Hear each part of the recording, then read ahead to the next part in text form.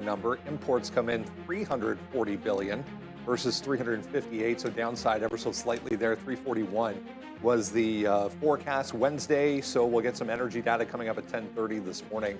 That is about it. That's where we are sitting so far this morning for the S&P. It's a SPY, so a little bit of a bounce back here so far this morning, but the market waiting to see from Jensen coming up after the close tonight, the biggest report of this earnings season by far. So much riding on this. First sector you look at, chips, energy, it's all riding on Nvidia, at least locally. Lots to talk about today, guys. Target reporting not good, down 3%. Lows, kind of the opposite of Home Depot that we saw yesterday. Good report, they're up 5 2/3. Nvidia, as we mentioned, of course. Tesla getting the nod from Arizona for its robo-taxi program in CEG, Constellation Energy, Brendo. Obviously, Microsoft looking at opening up that nuclear power plant. They got the nod from the Trump administration. Meta winning that FTC lawsuit. Yeah. And MP getting the nod today from Goldman, up 8% here in the. First off, still, if you go to a daily charts in Meta, in a huge drawdown, 20+% to the downside off recent highs. So finally a small win anyways for Zuck and crew. Here's Tesla, a little bit of relative strength here with the overall market back to the upside this morning. You mentioned that Arizona note to start the autonomous ride-sharing service in Arizona. So good note there for Elon and crew. Back and forth yesterday to the market, bit of a choppy day. Lots to consider here this morning, guys. Good morning. Yeah, good, buddy. And morning. We always call it the Super Bowl of the earnings season. I think it is, right? Right at the end. Yeah. It's like the championships, but there's a lot to get to before we get to Nvidia at the after the bell, right? Like we've got Target and Lowe's doing some different things. You've got metals moving. Silver and gold are strong this morning. MP Materials is making some power moves. We actually bullish reported. Bullish's first report. So crypto's in play. I wish I could tell you that it was back holding some of the gains from yesterday. It's not. The market's trying to hold, but a lot of the crypto names not really where they were yesterday. Bullish actually not moving. You know what? Calling me a little bit surprised. This is thought would be a little bit more exciting after its report. Only 1.4% after you've been cut more than in half from its IPO. Still worth putting on the watch. Might have to wait to see an open if this will actually put up some volume here on bullish. But circles on my mind, MP Materials on the mind. Of course, you got to have the chips on your mind. In addition to the bananas were here today. All right. Our morning banana. I actually like the plums were pretty good the last couple of days. It doesn't really matter. How's it going, Randy? Good? Everything's all right? Good. Oh, we got more work happening over there? Oh, yeah. I see. Okay. It'd be interesting. We should show a picture of the back somehow. Maybe when Ramin gets here, she has that. Like a before that camera that she carries around. What? Yeah. That was lit up yesterday afternoon. Yeah. See? MP Materials right there. I think that was, pretty good on that board. Like, just gives a nice little view there. I love it. MP, and then everyone can see what's going on. Nvidia. What was that? What's the green? Here, let's turn around. What's the? Oh, net. Cloudflare. It's weird how fuzzy is in our program. So clear. I know, it's amazing. Yeah, it's amazing. Wait till people see what we're gonna do here. Google up again, 1.5%. I mean, this name just keeps on going, so we're really happy with that one. I mean, see, it had a nice little downside play there yesterday into the close, 284. I mean, the whole market gave it up right near the end of the day, and then nice to see a battle back here for Google. I have Tesla on my mind today. Again, like Tesla yesterday was huge. Like it was one of the better trades the best trade I put on yesterday. Oops, there's the Tesla chart. So up to 1.5% rate now, trying to kick it out. So we're going to wait to see a 404. Like yesterday, we had to deal with all this and eventually caught that, which was great. And then, the trade that we had yesterday, that was the banger right off the open. And it wasn't even right off the open. It was a couple minutes in. We just got this whole move.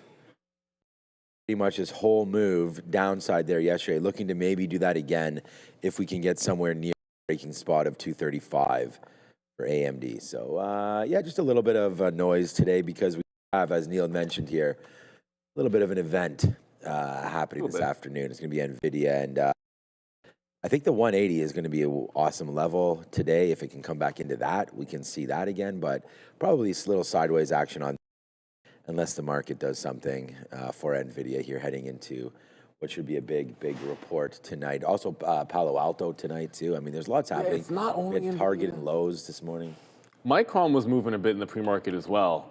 Just worth keeping an eye on. I couldn't actually find a story to maybe explain this one away, but I mean, obviously, as you can see, like it's flat now. It actually dropped about $4 or $5 on some volume, and it's not crazy volume, but it's decent enough volume. An eye on Micron. Look, the chips are all going to be in play on Nvidia Day, but anything that starts moving out of nowhere, keep the side eye on, and still keeping the ear to the ground, just in case there is something specific with these guys. But you know what? Got a lot to cover, so let's get back over to the desk and get started. MP Materials flying around here so far this morning on a new deal to build rare earth refinery in Saudi Arabia. So MP to the upside in a big way here. The Saudi campaign, I guess, rolled through the White House yesterday with all sorts of announcements. You and I were talking about the soccer was along for the ride yesterday with Donald Trump. But yeah, MP one that can get going here. We're back to 64, 65 even probably. Next stop here for MP. Yeah, and they got the nod today from Goldman, Brendo, initiating, not just initiating, but initiating with a buy and a $77 price target. That's obviously well below the 100 and change that we saw the price move to when the trade kind of spat between the U.S. and China. Happened over rare earths.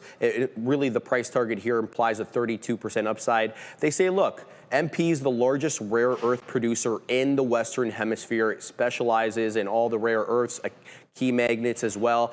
And that's big for North America because China 90 to 90% of the refining capacity and some like 70 or 80%, Brendo. We also know that they have a deal with the defense which guarantees them a floor pricing of $110 per kilogram for this neodyne, I don't even know how to say it, Brendo, but it's NdPr oxide for 10 years, which helps stabilize earnings, because what was happening in those cases where the Chinese were coming in, they were dumping the product to artificially the prices, and then they were running Western companies out of town. So by guaranteeing a floor price, you're guaranteeing a minimum revenue for the company, and it helps it survive. So here's the, I was just scanning through this really quickly. Here's the actual press release this morning. Department of War involved in this with an MP material and the Saudis, but I didn't see an actual dollar amount in here that this is going worth over the next little while for them, but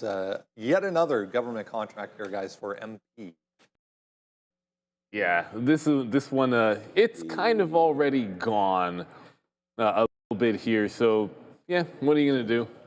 Had a bit of a different plan of action before this like local breakout here that we're playing off the prior highs, but now that you've already made the gap, so. Like you fill the gap pretty much all the way into 65 in MP, but this was sort of the thing. Like the stock's valuation is kind of nuts, and it's going to be a little bit aggressive at this point. And it was one of those names that was beaten up from the highs almost the most.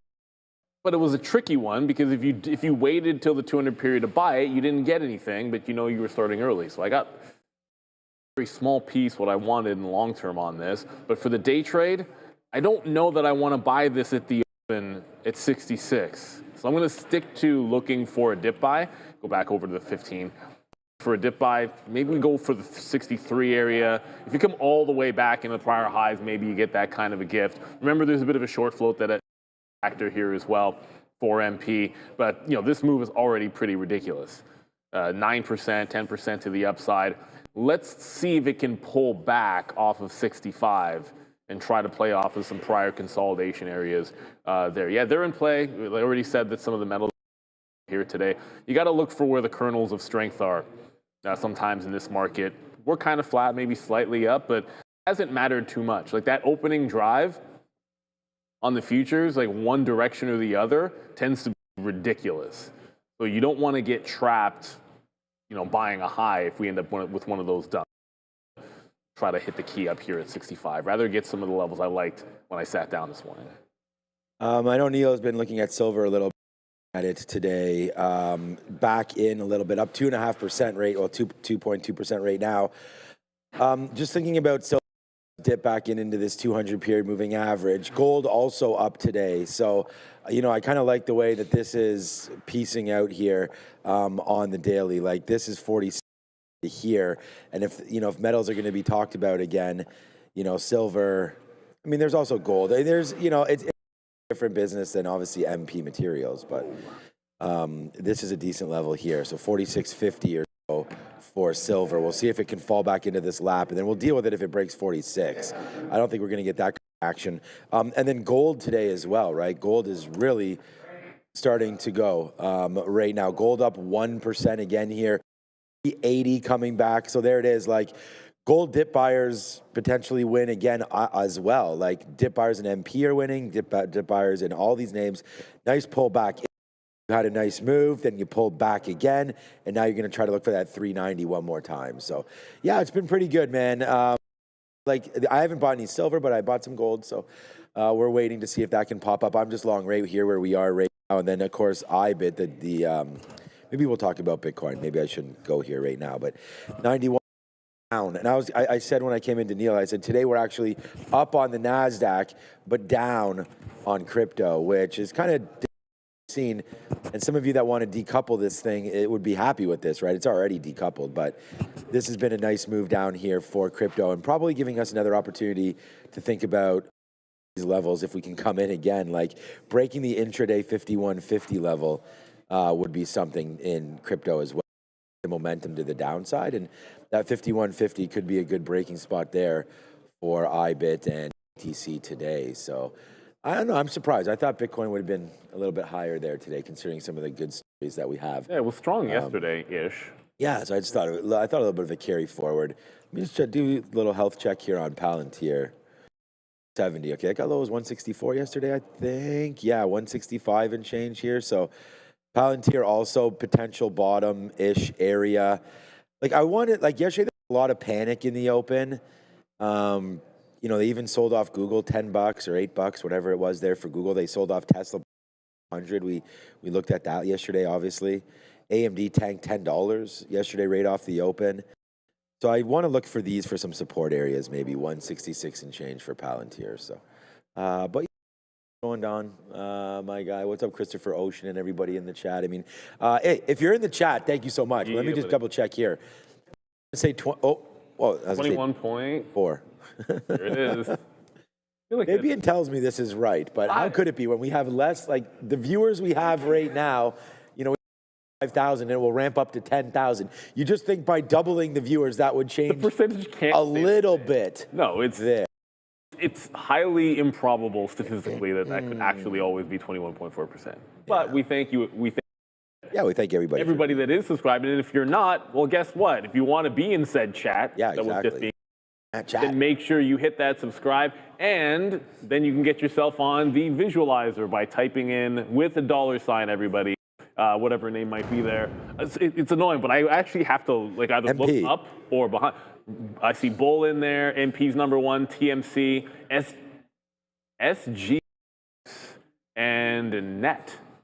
Yeah, well, Net is we're still hating on Cloudflare. Yeah, no, it's probably not reset for yesterday, is it? Oh no, did you reset it? I don't think I did. You must have. It only has 4 subs. Yeah, it only has 4 subs. Gotta be. Yeah, actually caught a bit of a bid yesterday. That's another one. But SGBX, that one I'm not familiar with.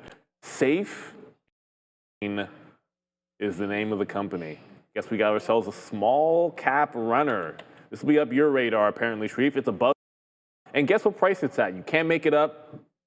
Trading at exactly 420 right now. See? Look at that. SGBX. Look at the timing. I don't know. Well, go long or short. Don't know exactly what that means. No, it's just when you have a number in your mind, or you just think anecdotally that it always comes up, you just always see it. It's like that Jim 23. I think he became obsessed. It was like a movie he did years ago where he's obsessed with like number 23. But you see patterns. Right. You're just going to notice it more and more. If you're looking for stuff, normally you'll find it. Exactly. That's sort of the thing. You're going to find that 420. But SGBX, I don't know the story here, but I do know that it's a former split or reverse split. And every time I see one of these charts, it just reminds me, if something reverse splits, just wait for your chance to short it.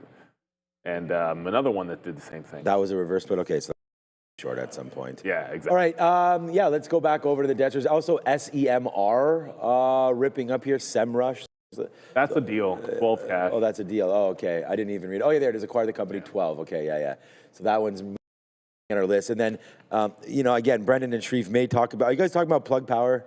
I don't want to bury the lead, but this is also downside here in a convertible. So there goes Plug Power down there to the downside pretty aggressively. $1.68 right now. So Dane Generous here in the chat, what's up, Dane? Mentions, is it cold? It's pretty cold down here. I'm like, oh, where are you located? Thinking that maybe he's located in Philly or New York or East Coast, Wisconsin. Yeah. Southern California. Okay. SoCal. Oh, come on, so cold down there, eh? Okay. I think it's about 0 here. It's about Fahrenheit, 30 to 40 Fahrenheit, and that's pretty much what it's been doing for the last little while. I feel like it's November the 19th. I feel like it's been a little colder than normal the last week or so. I don't know. It feels like it. Maybe it's because we had a pretty good warm there in the fall, but now it's getting to be cold. We've only had one kind of little snow, and that prompted me to get my snow tires on, and then that happened one day, and then it hasn't snowed since. Even come close. So yeah, the car's got the snows on right now. Love from India. What's up, Tushar? You should come down to India. Why don't you come over here and see what's going on? We want to show you everything. That way I can save a couple $1,000 in plane tickets. 45 degrees in Southern California.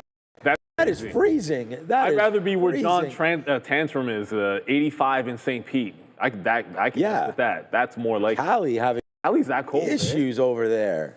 Y'all must be freaking out if it's that cold in Cali, that's for sure. Gotta speak to your governor over there, see what we can figure that out. All right. Yeah, it totally does. But who pays more tax, California residents or Ontario residents? I don't know. That's actually one state. Yeah. That's good question. Yeah, we're paying. We pay about 50% on our income at the highest bracket. So, Joe, how's it going today? You good? All right, let's go find out. All right, what's going on, everybody? And happy hump day. Let's get right into it. What's so funny, Sharif? What's so funny, brother? What's going on over there, man? All right, guys, let's get right into this. DoorDash is going to be at the top of the list this morning, guys, going from a hold to a buy.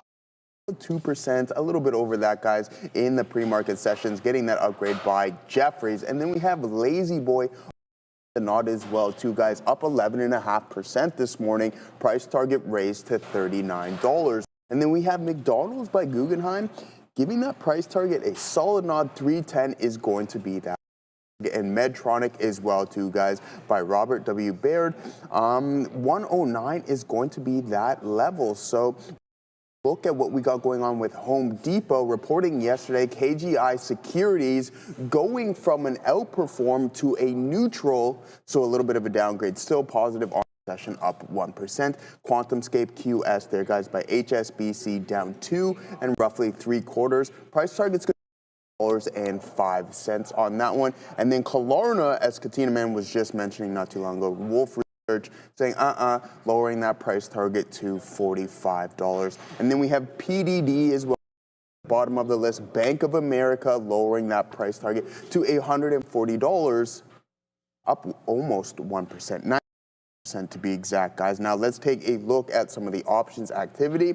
So we have AMD, Meta, and Warner Brothers Discovery. Now at the top of the list, we at that 250 strike price, yes, that's correct, 250, we have 17,300 contracts currently open, with yesterday's session putting in 20,800 at that specific level. All right, guys. And then Meta as well, too, bleeding below 600 on yesterday's session. Open interest, highest of the strikes, 6,000 there at that 610 strike price, with 15,700 contracts traded yesterday. That's quite a bit for Meta.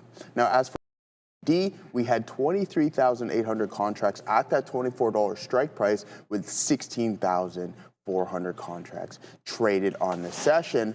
Now, the call of the day, we're looking at Google strike price 300. That is going to be expiring on the 21st with a relatively tight spread. Gets $6, but yesterday we seen in the likes of Nvidia spread. Don't forget they're reporting after the bell as well too. $6. We seen a $1 spread. NVDA, all right, guys. The delta, considering it's an out-the-money strike, we're sitting at 1.36. Gamma exposure relatively low, which is positive, and at-the-money IB is sitting right around where we like this, 46%, guys. Toyota. I don't know that company. Say it again. I think they're a tire company. Toyota. Tire company. It's funny, Sharif and Joe today matching shirts once again. So it'll be They do that a lot. That's pretty normal. Aren't you both wearing white? That's very normal. I'll let the decision. That looks like it looks like it's more of a. It is a blue. Is it more of a blue? But you know what? On camera, y'all can't tell that. They look the same. No. There we go. It's the waiter midday show. Look, you know how waiters, they all wear the nice white, crisp shirt. Exactly. We got a couple waiters. But it should be fun, man. They're looking sharp over there. Thanks, Joe, for that. Yeah, heading into Nvidia earnings, obviously those options highlighted, and the volatility is going to be increased on over there. You talked about Klarna. They reported yesterday, so that could be worth a look. Reported here today. That'll be on our radar as well. I talked to Brian yesterday about all those IPOs that have just been a complete hot mess disaster. Like StubHub is $12. Circle is back underneath. Like a lot of people looking for Circle, and I remember that when the stock was like at $100 and 113 and 120, and everyone, I don't know, in the chat, people were like, "Oh man, when are you buying Circle, and when are we getting involved in Circle?" And someone asked me yesterday, I was like, when I was buying. Yeah, I know. I think they're always asking us this in the chat, and never. When it was up here, we were saying like, Circle probably, and even when it was up here, it was like, okay, Circle, good chance of it coming into this 110, 113, something like that area. But then when it doesn't hold, it's a whoops, and all the way back down and have it. I mean, obviously it's getting hit with the uncertainty here. I mean, not uncertainty, but with crypto going down, so it can't be really good. But what's StubHub's excuse? Like, that is the same break, basically. It didn't have anywhere near the success of Circle. So if you cannot possibly, it's impossible to be up on StubHub. There's not one level in here that if you bought, like you're at lows today, 12. This is StubHub's IPO. Thanks for coming to market, And then we just looked at Klarna, and then today. You could have bought it at $3.59, and then you'd be up 10 cents. Yeah, if you can find liquidity for someone to actually punch you out of that. Someone would have to buy first. And then bullish as well. Like, thanks for the IPO, guys. This has been great. So yeah, not great. And then the House of Cards, CoreWeave. I'm say about this one. This was another name that, like, when it was all the way up here, man, it was just an obvious. I mean, if it's that obvious, then I would have put puts on something, but I don't really trade options. But this is the one that maybe if you're looking for some levels, this could be an interesting tomorrow, especially with Nvidia, and if we hear about some supply or demand issues, maybe with Core.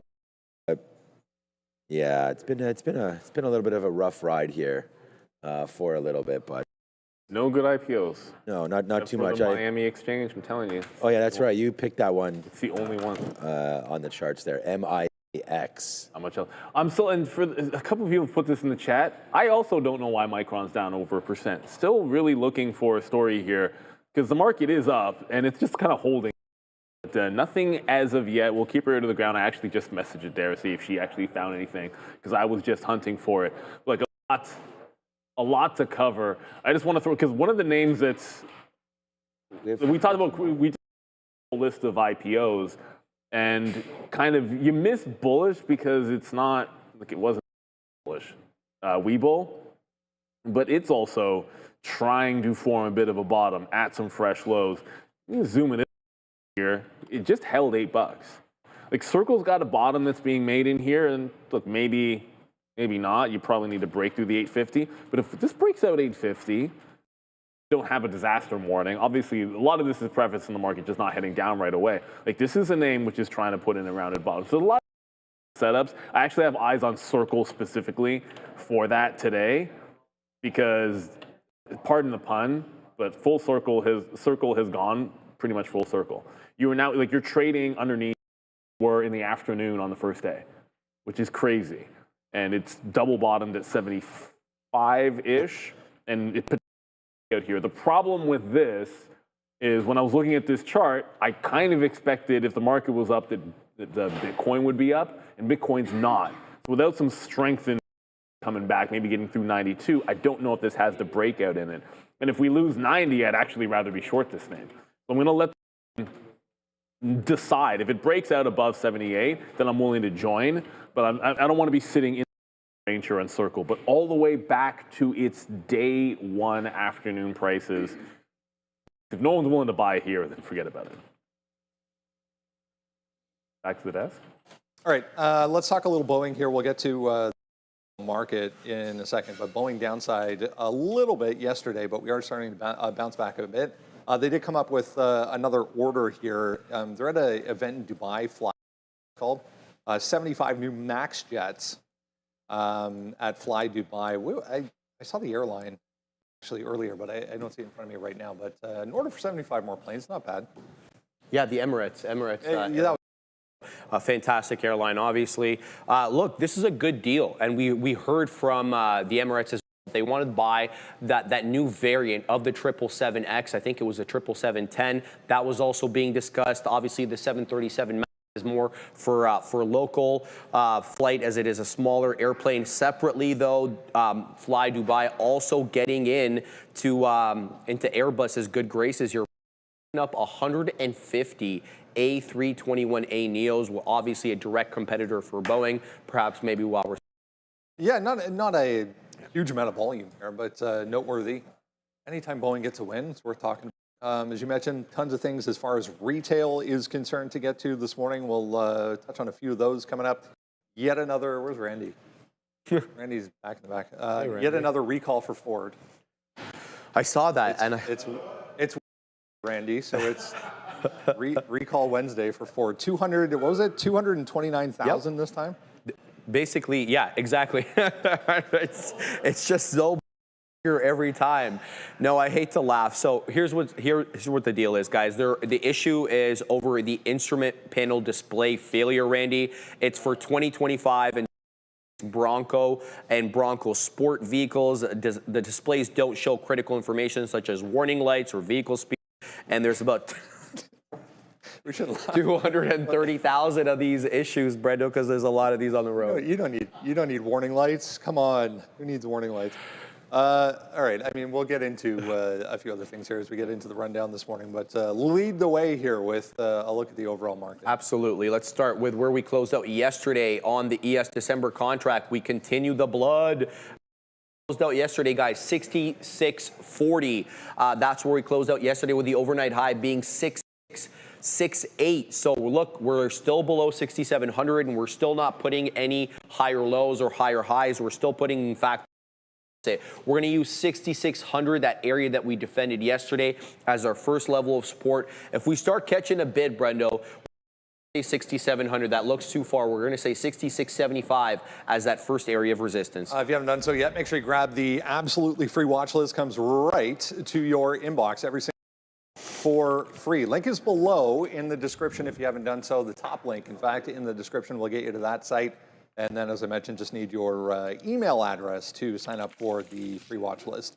A ton of things to get to here this morning. Let's talk some Nvidia ahead of what is to come after the close tonight. We're gapping up a little bit here this morning. Came into long-term support yesterday and held nice 180 ahead of what could come tonight. You and I were just talking off camera the simple fact that what if this comes out, absolutely blows everything out of the water, as they have been. Yeah. I'll grab that chart. I was just looking at their data center revenue specifically, but what happens if that's the case and then we come in tomorrow and it's down to 10%? It's not going to be the only one, Brendo. That's the thing. There will be a lot more that's down with it. It will take down a lot of major microchip semiconductor names with it, as well as all the other stack that we see here with AI. But one critical thing to know, we're still up 35% year to date on Nvidia, but most notably we're 12% off those October highs. Here's what the market is expecting in terms of numbers: $1.25 on EPS, which would be a 53% year-over-year increase on the quarter,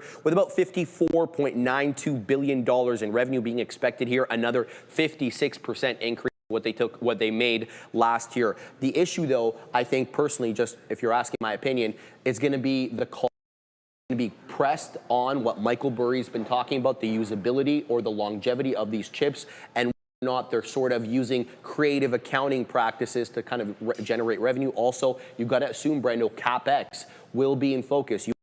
Kramer as well, the amount of money being spent, the burn rate of some of the cash here has investors worried. And is it sustainable or not? Probably won't hear anything about China. And if he is asked, it'll be interesting to see what the response is there. But lots riding on this, guys, to say the least. Oh, no doubt a lot riding on it. I just don't know what we get that's going to be new. Like, how do we get a surprise? Can they surprise us on margins? Maybe. Let's hear about that backlog of orders just to make sure that that's still in tow. I'm of the mind that the market cap has gotten so big that I don't think we exceed the 7%. It's not really sure that that's going to end up being the case, but you know what? That's something for after. If I'm looking at chip names, it's going to be the others as usual, like AMD, Intel, SMCI, favoring 238 specifically on AMD if we get there. And I don't think AMD gets to 238 if Nvidia doesn't break this 185 wall. It's not like you can't really call it a wall because it was just yesterday, really. It spent yesterday underneath, and on Monday was actually a support level. But it's exactly the kind of, if there's buyers above them when you have a level like this. Like, it's trading away from it in either direction. But if we can't have buyers on the 15 above 185, then I think we go for a little bit of a fade. I'm just going to prefer, again, like two names. I don't know if we get to the 238, kind of the subsequent level on AMD. And then SMCI has a better chance, I think, to get to some of those tops. Did a pattern. This name goes up for a day. It's been going down pretty much every day after earnings. But then when it does an up day, fade the prior high, did it fade the prior high. So that's the play I'm looking for in SMCI. Just willing to be patient, of course. If that initial move, if you're looking for a pop and fade, and the initial move is, what's the word I want to use, like a parabolic candle, then wait for the next 15 minutes. Makes a ton of sense. But as far as Nvidia goes, I feel like anybody playing options might get rinsed. And then everyone selling options is probably going to do well if it doesn't move. Yeah, so for me, by the way, Ford is up 30% on the year. So, you know, I mean, would you rather be in Ford or Meta? It's a pretty easy question, right? Okay, so here we go. Nvidia tonight. Look, yesterday we had a huge AMD trade, and I just put out the note. Neil just reminded me that today we have Micron's at some sort of a conference. So I wanted to fade Micron, and I still do want to fade Micron. But at the same time, I really think we should go back to the well if AMD gets going for some reason today up to this 235 area. I still think this is a possible short area that's just, you know, looking for us to at least try it. So into 234 to 235 for AMD short. I mean, this has been obviously really crushed right there. Yeah, the note is now out, and I actually put on Micron, and I was thinking this kind of a short, 233 to 234. I was actually getting it started a little bit earlier into here, 232. Try to look at this for a short. I mean, we've been pulling back in, and I just thought this name went absolutely parabolic. And, you know, if there is any sort of a weakness or some sort of a demand problem, which we don't know, we don't think there's a demand problem, but if Nvidia does somehow guide a little lower, I think will get absolutely clocked. Like, you know, 200 to 190, I think tomorrow for Micron is definitely a spot there. It's been so well traded. Like, this was $60, went to 260. You're talking about like 4x there to the upside. So there's a lot of fraud in this name, I feel like, could come back in. So for me today, looking at Micron, I mean, that's a nice bump up right now. Wrote the note, obviously it was up in this area, 230 to 231, 232, which is where we wrote it. And then we just tanked there pretty nicely to 225, now back up there into 228. So yeah, we've Whoopsies, we've got Tesla on our mind today, Silver, Micron, and Palantir. So here's Micron right here, 231 to 232 short. So you can go find that on X and on Instagram. But that's one thing that I'm looking at here. All right, crypto talk again. Disappointing today for sure in BTC land. Yeah, let's go to a daily chart here first. Here's Bitcoin. We're all the way back over here, beginning of the year. Sitting at that 91,000, 90, 91,000, depending on when you look at it. We did get below 90,000 briefly. We're back above it now, trying to hold. But I mean, what is it, 25, 26% off the highs here. But coming into, let's be honest, very attractive levels here. Yeah. I personally like it around here, Brendo, so we'll be adding to the account. Let's talk about IBIT, obviously the largest ETF. Investors pulled $523 million from BlackRock's IBIT ETF on the biggest single day withdrawal since the launch back in 2024. The outflows underscored the severity of Bitcoin's correction after the October all-time high, with BTC, briefly below 90,000, which was the lowest price been at since 7 months. IBT is the largest spot BTC ETF.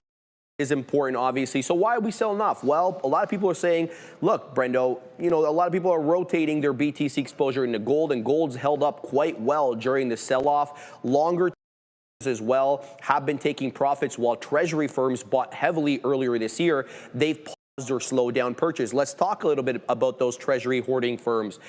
They accumulated nearly $50 billion of Bitcoin within the last year. Many of the firms now trade at a lower discount valued NAV, and analysts warn that this NAV discount is weighing on spot prices. Obviously, IBIT manages $73 billion in assets, and it's down 19% quarter to date. Yeah, a little bit better off than the underlying.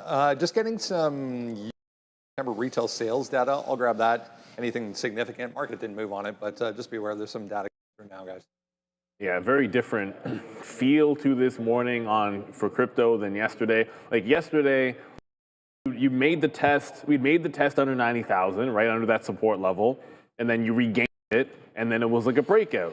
Like that was, that looked pretty bullish. It's in a downward trend, but you made a wipeout bottom into, through a key level, recover, consolidation, breakout. Now we're right back where we were, but it's not the same feeling as before. Like yesterday, if we were here, I'd be like, okay, well, play the same thing. We're looking for that breakout. And maybe so. And if that does happen, I do like maybe potentially a little bit of a breakout. But if we end up losing this again and get underneath 90,000, I mean, you got to be ready for 90,000 breakdown, I think, today. But whether it happens or not, I don't know. But like we essentially, overnight, we basically bounced exactly off that 90K, like almost to the pin. So that breaks down, first of all, I could just be shorting IBIT, but I'm gonna be looking at Mara, I'll be trying to short Circle. It just came in yesterday thinking I'm only looking for the long breakout a bit. And after, the current action, which is relatively weak, it's undeniable. With that, you've got to start looking the other direction. If 90,000 breaks, got to look for that down. Yeah, so I have no idea what's going on with Zcash, but this has gone absolutely, we're all sitting here, Ethereum, talking BTC, and Zcash is just like, what you talking about, Willis? I mean, this has been, we even showed this to Brian Shannon yesterday, and he joked about it. Tom Lee must be pumping this thing. But this is probably overdone. I have no idea what Zcash even does, what problem they're solving, but it's up 10x October 1st. So Zcash probably on the way down, and I have no idea how to trade it other than, shorting maybe the coin itself, if you can even do that on Coinbase. But this is what Zcash looks like. So just to bring that to everybody's attention there. Any sort of a reason why, I do not know. All right, so I think we're in big time danger here. NASDAQ now finally starting to give it up, and give it up here pretty badly as well. So like I said, you have to be pretty upset, obviously, being in Bitcoin, which I'm in, and I'm upset about it. It's down 30% from its highs. unlike anything, I mean, sure, there's Meta, there's individual stocks that are like that. So to be picking on Bitcoin, individually, it's, it is trading like a stock, I guess, right now, without any earnings, without any, nothing behind it, no real store of value, thing like that, other than, what people want to pay for it. But maybe it doesn't. But this 5150 area, I think you gotta short it and then play it probably back to VWAP or so. 5150 break, you play it back to 52, 5180. I think 30 cents or so worth of risk. You just kind of sit it in all day, because if the NASDAQ really gives it up, Bitcoin will probably be like or something, honestly, by the end of the day. Like if the NASDAQ goes like down 1%, I really think they're gonna come after this again. So just watch out here. I like that break of 5150. And the more I think about it, like I should have put it on the note there. But there it is right there, 5150 for IBIT. It'll be the first break of this level during open market, right? I mean, it's been lower. We know it went through 1,000 already, but not during an open market for IBIT. So unless it was Blue Ocean or something. So we'll wait to see here. But 5150 downside for Bitcoin. Look, I wish it looked better, man. I mean, I've lost a third of my portfolio as well, so that does suck. But all right. But I kind of feel like if you own Bitcoin, you get what you get. Yeah, but the market did this in April. Right. Either you like it or you don't. Right. That's the way I look at it. And I think that's a misleading little headline there. Retail week. Lowe's is retail. Yeah. Lowe's is up 5 points today. Target down, Costco down. I haven't looked at Costco. They didn't report Hopefully yet. we're not breaking anything over. Let's go to the desk and talk some retail. You actually see it. Well, I'll tell you in a second. Let's talk about. Yes, Lowe's is up. Home Depot yesterday got wrecked. Target getting wrecked right now. Back to session lows here on pretty ugly numbers for TGT. We'll get to that in a sec. Interesting though, this new app they're coming out with using TGT. Curated shopping at Target. I think it's cool. I don't mind it. Speed things up, I guess, but I'm not sure I even understand what that means exactly. But Look, if you're going to list your products in chat, like if you're looking for something, you can go directly to the website. I don't think that that's such a bad thing. It's this other part of the AI that I was telling you about here that has me raising my eyebrows. So we'll start with that since I've already mentioned it. So look at this, guys. They're rolling out something called Target Brain, Target Trend Brain. It's a Gen AI tool to forecast trends. So how does it work? Well, it tries to make this synthetic audience AI model, which is supposedly supposed to simulate customer reactions before products go live, improving what they're saying is going to be merchandising efficiency. I don't know how AI is going to know what I like, but that's what the company's saying. Anyway, let's talk about their actual numbers. Revenue decline, Brendo, $25.27 billion, slightly below expectations. Same thing with EPS, $1.78, not immediately apparent whether that EPS number is comparable because there were some one-off lines. Profitability dropping 19% year over year. Comparable sales, meaning stores that opened up for a year or longer, fell 2.7%. Traffic decreased, Brendo, 2.2%. Customers spent less, 0.5% less per trip. Digital sales, this is the only thing that's good, I guess, on this numbers report here. Digital sales did grow a modest 2.4% and was driven by 35% increase in same-day deliveries. People want their stuff right away, and they're meeting the needs. And then the other name we mentioned there, Lowe's to the upside, coming back in right now, but trying to hold on a higher pullback maybe. The only miss here is sales for Lowe's.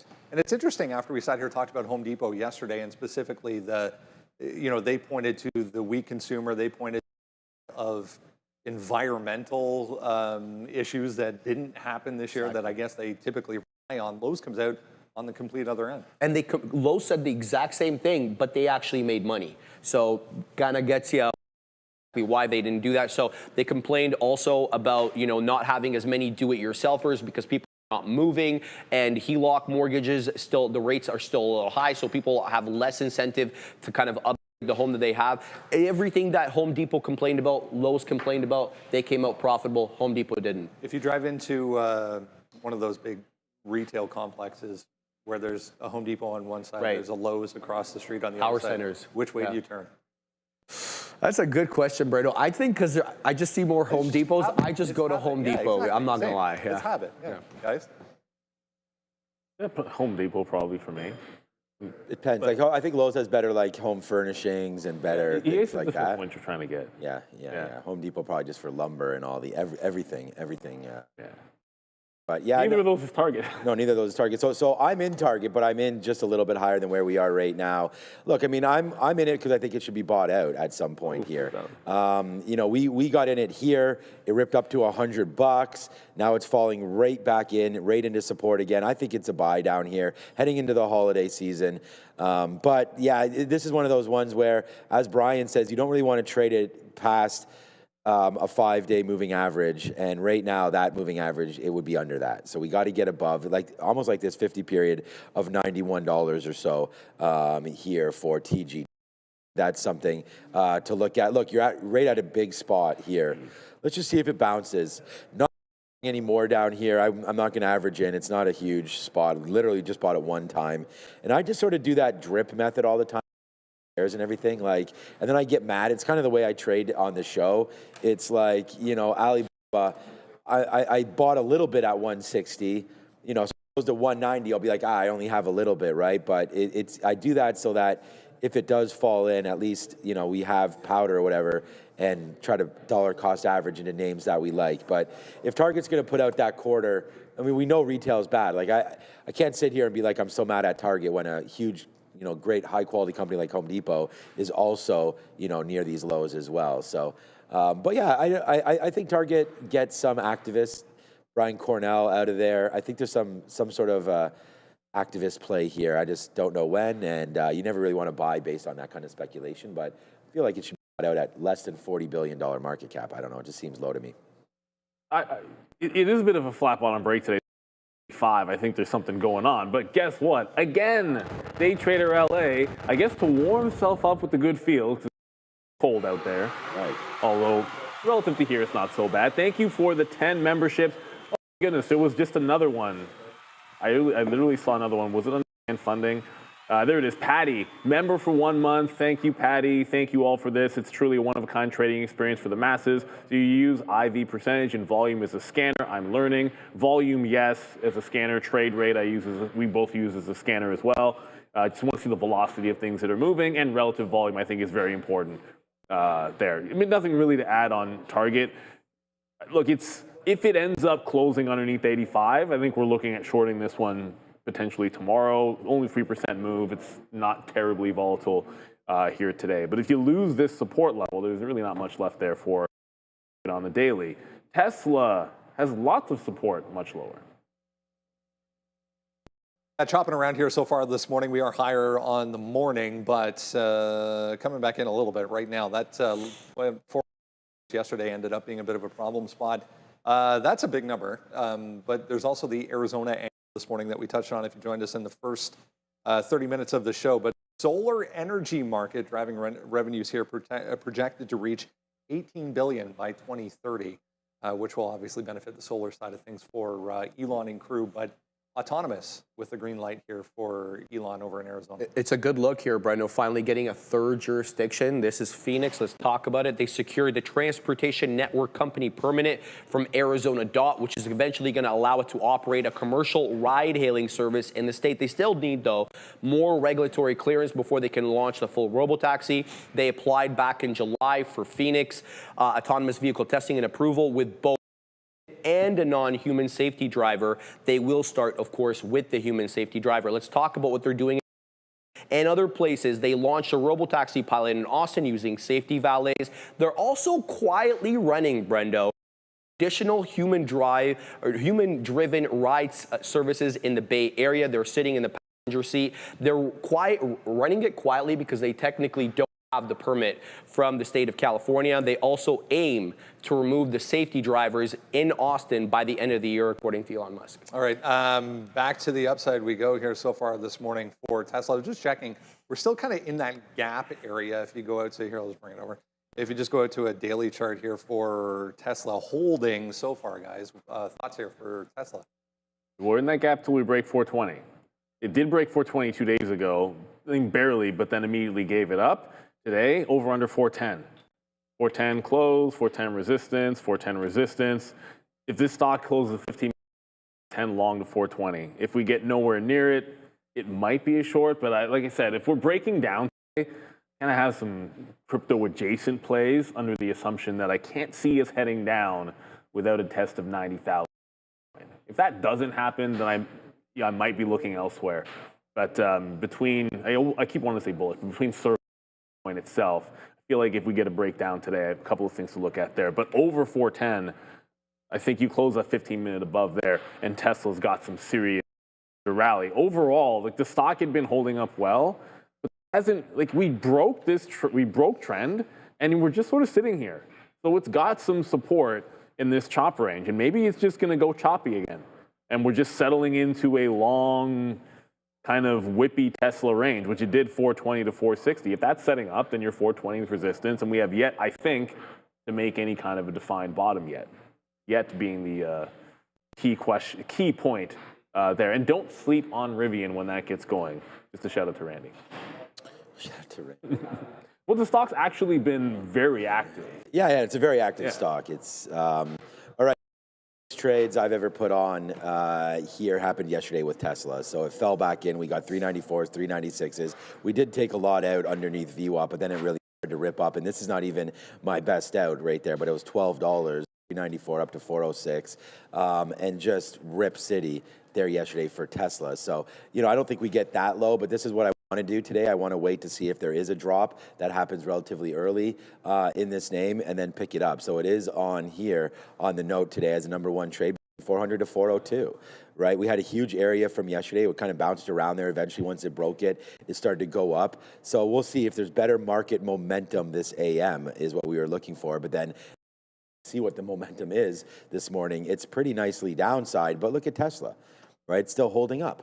Well, that's great. So here's that 400 to 402, right? Like I said yesterday, one of the biggest trades I've ever put on down here, and we got it. It did go up to 409. I think we had some outs up in that area. There's that 406 that I just showed you guys.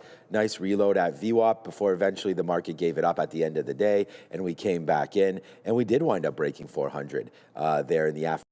It's this kind of an area right into here that traders are looking at between 400 to 402, right into here where we held sort of yesterday after its garbage move down, holding this area. So I'm here for Tesla today between 400 and 402 for a buy zone on TSLA. So I really like the stock. I think it's going to be a monster long term, and waiting for it to get a little bit lower before I start adding to the portfolio on Tesla. Yeah, so it's on here. All right, MP deal. Here we go. Let's go find out what's the deal with the deal. Yeah, another one from the government here. Materials, if you missed it early on this morning, big pop up to 65. We've given better part of half of that back. Wait a couple minutes here, might be more. New deal with the U.S. Department of War and the Saudis yesterday. Yeah, and Goldman today, that's the angle I'll cover, Brendo. They initiated coverage on MP with a price target of $77 and a buy rating. Shares are already up 275% year to date, but the bank argues the move reflects improving fundamentals, not participation in a hype cycle. Goldman's words, not mine. They are the largest rare earth producer in the Western Hemisphere, and they specialize, I'm going to get this right this time, neodymium, okay? NdPr oxide, which is a key magnet material for electronics, EVs, defense. China controls about 90 to 95% of the refining capacity, but Goldman says, look, the growing footprint makes it the only credible Western alternative in the supply chain. They also, as you mentioned, Brendo, have a deal with the Department of War, which guarantees them minimum base price of $110 per kilogram that NdPr oxide for a period of 10 years. They're also highlighting that they're looking to be vertically integrated. Goldman highlighting the magnet expansion, which includes refining, magnet manufacturing, and domestic supply chain build out. And they're saying, look, that vertical integration is going to help margin, visibility, and EBITDA. And they also have a tie-up with Apple, Brendo, so not a bad look. Still another one that's well off the highs. Just check, better part of 40% here, guys, on a drawdown here for MP Materials. I don't think we have to worry too much about those highs on the daily that you're mentioning. As we were saying, when this was kind of already breaking out when we started the show, no chase up here.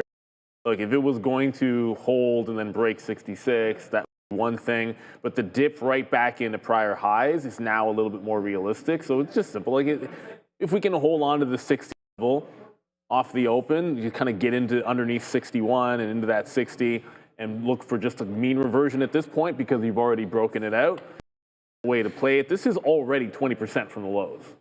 Like, obviously it fell like really, really hard, but it's already 20% from the lows. So I'd love to see it close above 60 and set something up for holding the 50-period moving average in a longer sense. Because this is a stock that I actually want to add to in the long term. Really only in 10% now because really didn't know where the bottom was.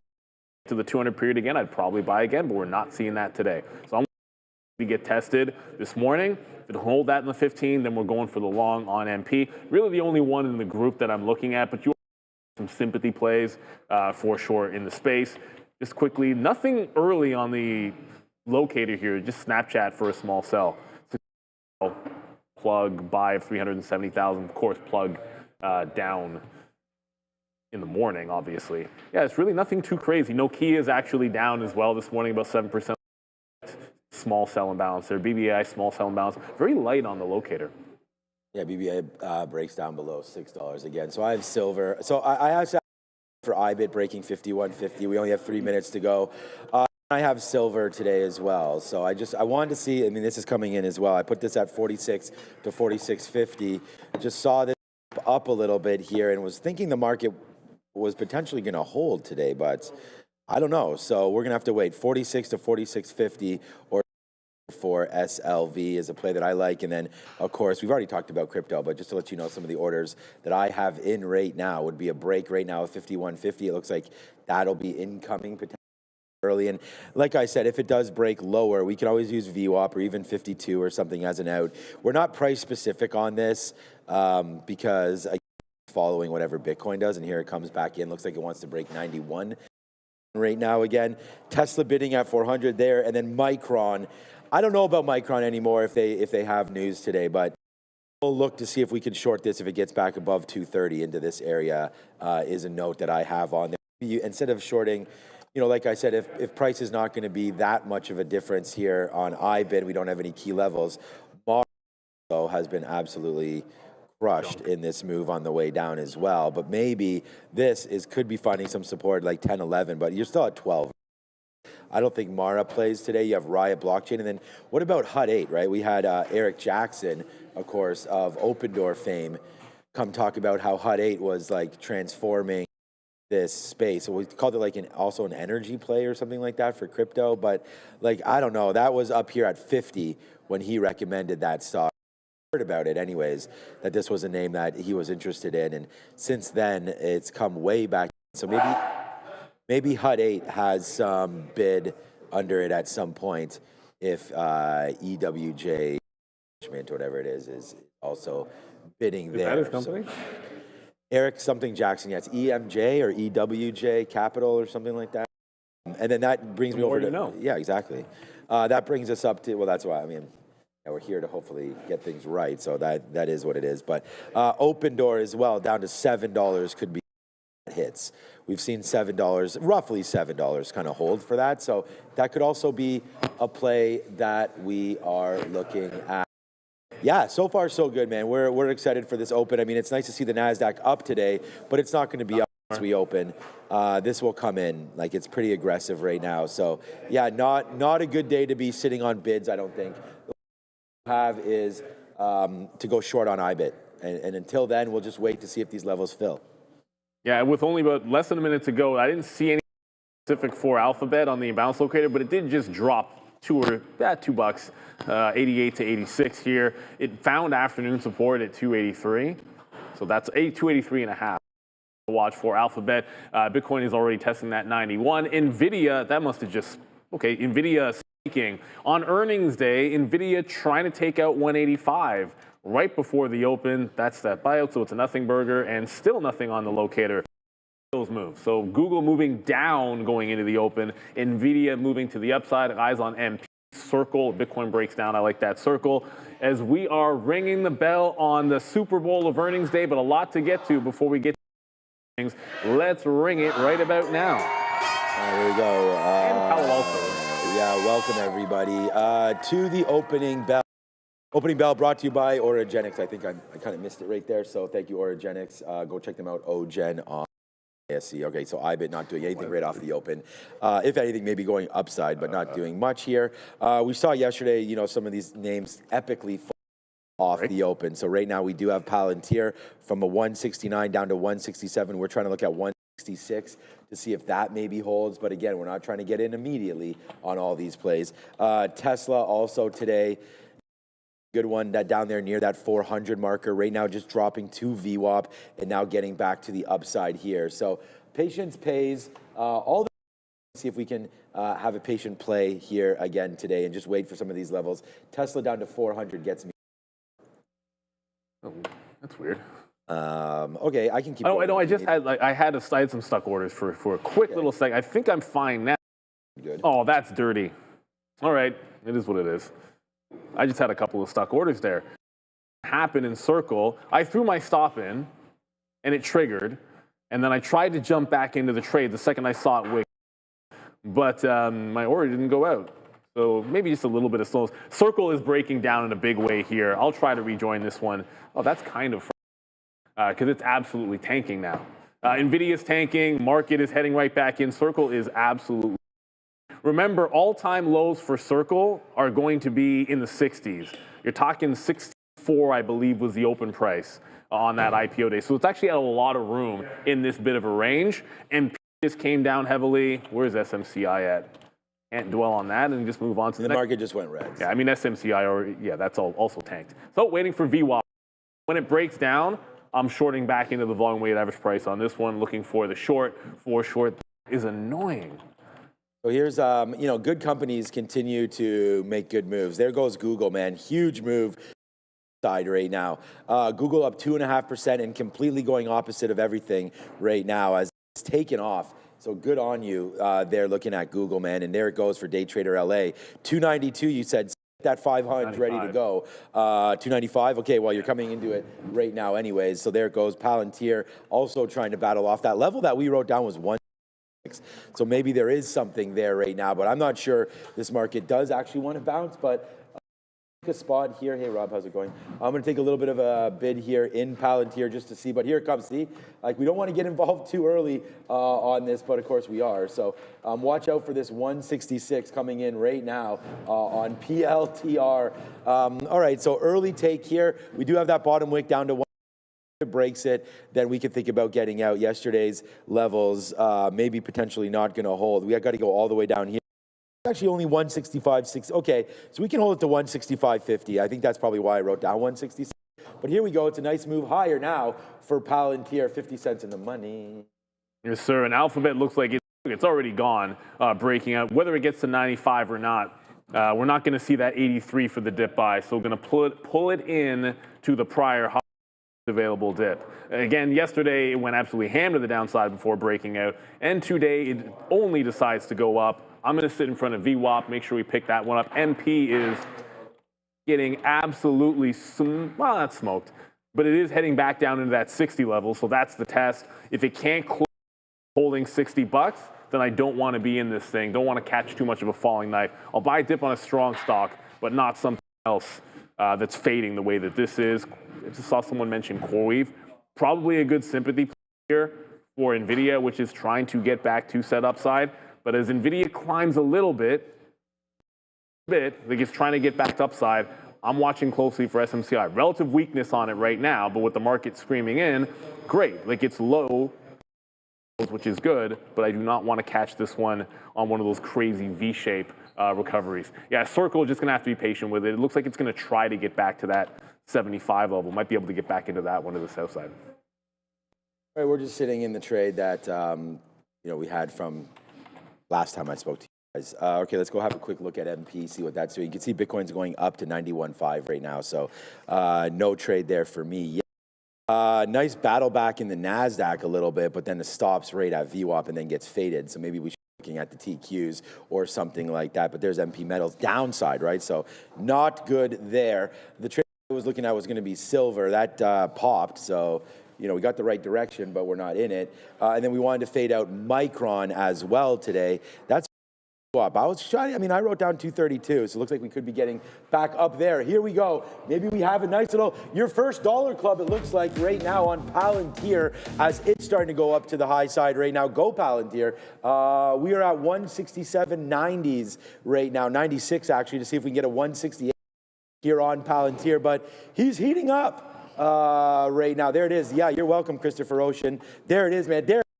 Official first winner of the day over here for me on Palantir. We're just going to go for one. And again, a completely different style, man. I'm looking for the best trades. I'm trying to take numbers that I've written down on. And Palantir, so far, so good. So a nice little move higher there on PLTR. But it wasn't like a huge position because it didn't come in exactly into 66. We're trying to be a little patient, but we'll take that right now and get another piece right here. So I'll do that at 70s. So we take out two pieces. We have now 70% left as, oh boy, there it goes, man. The longs are strong and still going higher right now. So, hey, if you bought the dip yesterday, congratulations. And there goes PLTR. So we're going to go one for one here and just chill. And 290 congratulations, brother. Yes. You got your 295. That just takes. Google just broke the highs of the day as we speak. I don't know if there's going to be a heavy dip, but if there's anything it first available, as Google absolutely off to the races. There's a 95 high, so you're completely breaking out. I did tick in into SMCI, so that comes right back into the volume weighted average price. It just feels a little bit different. I do want to remind everybody, Sean mentioned this already, but Micron, if you're watching, it is literally presenting at some conference right now. So just be careful with that name in particular. I am watching Nvidia at 185 breaking out, so I want to make sure scalping this into the low, because if we keep breaking out here, even a weak name is eventually going to hit. So just, I'm going to be patient, because I didn't put Micron on my list when it was moving around, and I realized. But it is one thing that is worth looking for a trade, Micron. But heading back into the lows, we'll see if it's as weak as it usually is as the market tries to test these highs. Now 96 on Google. Right. I'm going to think about getting something in on Tesla, I think. It just keeps on bouncing around the areas that I was talking about, 402, the very bottom. But I was like between 400 to 402, so take a little bit here at 403 maybe. I was going to go, I'm at 402.70s right now. So if this does drop back in, we will take a little bit of a trade here on Tesla, but it's going to have to give us that bottom. And then honestly, I don't really want to get until it does come into some of those levels of 400 again. And even then, I don't know, it's not really doing what the market's doing here. If anything, opposite, but there it goes. Trying to get upside is Tesla. Palantir, man, it had a good time, but not a long time there, as, this name getting faded back into our levels as well right now. So, possible reload area. I'm not going to do it. Like I said, I wanted to get a little bit lower on this. 166.50s, I think, is something that, and then if it breaks below yesterday's low, 165, we found it. That's literally yesterday's low after hours. More of these areas right here that's already broken, but if you go back to Palantir and you see what we did yesterday during sort of that chaos, what was the morning chaos, that's 165.50. So that's kind of the level for me here that we want to look at for Palantir. We just got into something, Tesla. So Tesla, 402.70 right now. Tesla, nice move back to the upside, but then faded right back in again. So here we go, man. Some of these markets coming back in just as sort of we had thought about a little bit here. Long, good names on weak market, but let's give it a couple minutes. That's all. I'm only in 20% of these positions. They're not huge trades yet. Palantir coming in as well. So, Adara, yeah. Yeah, I want to talk here a little bit about the market, specifically with regards to nuclear, because U.S. Energy Secretary Chris Wright is speaking right now, kind of in general terms, but he is talking about this new that it's about the civil use of nuclear power for the electricity generation. He's also saying that the Constellation plant will be back online by 2020. He's saying that there's actually apparently no enrichment with this in this civil nuclear energy agreement with Saudi Arabia. So again, Saudi-U.S. energy deal being discussed by the U.S. Energy Secretary Chris Wright. Know as well, no economic data at 10. We're done economic data for the day, but at 10 a.m. we will get comments from Fed's Myron. Back to you. All right. Yeah, a couple of Fed speakers. We just talked about. I mean, look, you guys know we talk about traders got to trade, right? This is now 250 in the money. We just put this Tesla trade on, and we just made just like that. So, yeah, my work is not done here, but hopefully your guys is. Huge trade there for Tesla, great trade for Palantir. But yeah, what are we going to do, man? We can't just, this is so, we'll have losses and we'll also have these monster wins. Yeah, all that matters is make sure your wins outweigh those losses and you'll be good to go, everybody. Low of the day just held for me. So low of the day held out and we're closing above VWAP. And I look over and the other thing that was happening, 85, we're closing above, or at least attempting to on Nvidia. So I'll reload this underneath the pre-market low, and until we break out that, then I can stick with SMCI, a short trade. But ultimately, like the market's in breakout mode, well, attempting to breakout mode, and Alphabet is approaching 3 at this point. So there hasn't even been a red candle where you could try to buy this dip. That said, MP Materials, hopefully it can go into the run as well. Here's MP, this is what I'm watching. There's VWAP for you, and it's trying to break trend line. If it breaks and holds above VWAP, then there's my in. Underneath the trend line is my out. So that's going to be the next opportunity for me. MP, of course, big short float is going to be a part of the story, but just because you have a short float, need to close above VWAP, or this is still in its downtrend for sure. Now, watch out for that 300 on Google, everybody. There's already a seller at 298. I imagine 3 is going to be pretty big.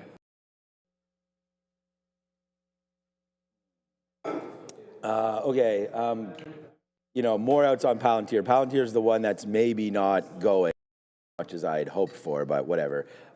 Still 70 cents in the money there. Still $1 and change over on Apple. Palantir and Tesla. I was going to have a quick look at Apple, which is probably why I just said it there. There goes Apple, right? 270. So, we know if there's anything in this market right now, it's just proving that there's a lot of cash on the sidelines and a lot of buyers for good names. We that the dip buy play for me.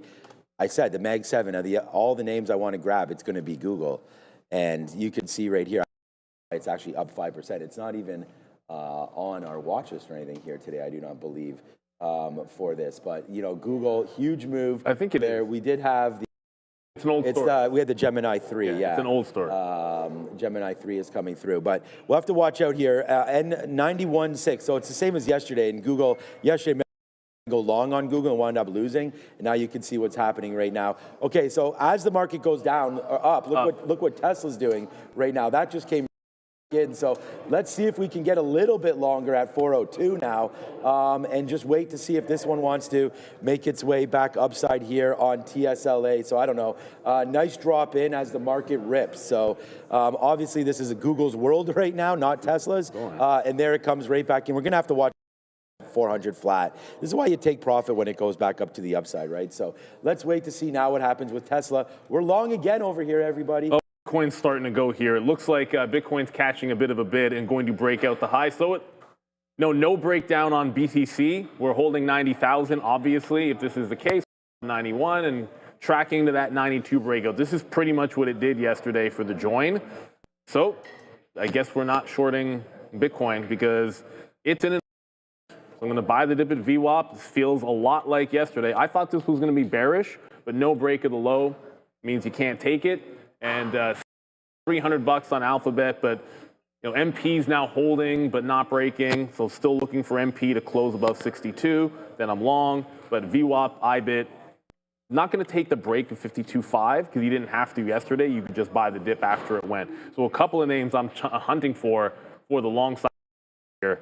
And yeah, the market's looking incredibly strong. It's weird to me because you were saying that, yeah, I don't know why Tesla's down. Literally everything on my board is heading to the upside as we speak. If crypto's up, forget about it. We're having a green day if Bitcoin's going to hold this 91 or 90 area at least. thought for sure Bitcoin was breaking down. Yeah, I have that. That's the order that I have in ready to go. So yeah, well, I was sure too, but yeah, it doesn't look like it's doing that. Yeah, so Tesla's kind of wild. Like we've been, you know, it just ripped up again. Like so, we did get a fill there at 670s, and then it just went and made another move. So I'm just going to wait now. So there we okay, well, that came in pretty quick. I was going to say I was going to wait for 401s. There comes 401s. Watch out for a 400 break, man. I mean, right now on Tesla, you know, just did not expect this, but we didn't expect that either. And then we had to wait until eventually we caught something near some of these lows. So maybe, I mean, we're prepared for this to get to 400. So this is not a panic spot. I mean, we're not just going to punch out a Tesla here because it's going down. We've already made some money on it. Let's be cautious with this. 401.80 right now is where we're long on Tesla. And we'll take a little bit more down there at 400. Then we'll watch out for that 399, right? If that 399 winds up breaking, then we can get away from this name. Absolutely no problem. But 401.80, we're going to be there. We're going to go to 402.20s or so just to get out of something, 10% if we can. It's up $1. It's really pretty choppy right now is Tesla, but it's choppy to the downside, which isn't great. And the only other trade that I have on right now is, of course, Palantir. So we'll go 2 for 2, but position pending here with Tesla.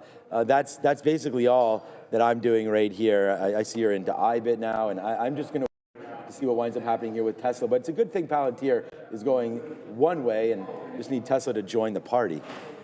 Yeah, the party right now to the upside. So for me, I'm joining IBIT. Is we mentioned Alphabet. Careful there. They just tried a little bit of a sell at the 300 level. And when I say a little bit, kind of rinse the top here and try on through. So this is actually the first available dip potentially in Alphabet all morning long. Forget about VWAP. I think that's a little bit too far away. High. I think it was 95 or this is not loading. 95 is about that level. If you have a 15-minute chart up, which this is a 3, it's about 95 to 96, if not the price is where I would be looking. MP still doesn't want to get off the schneid.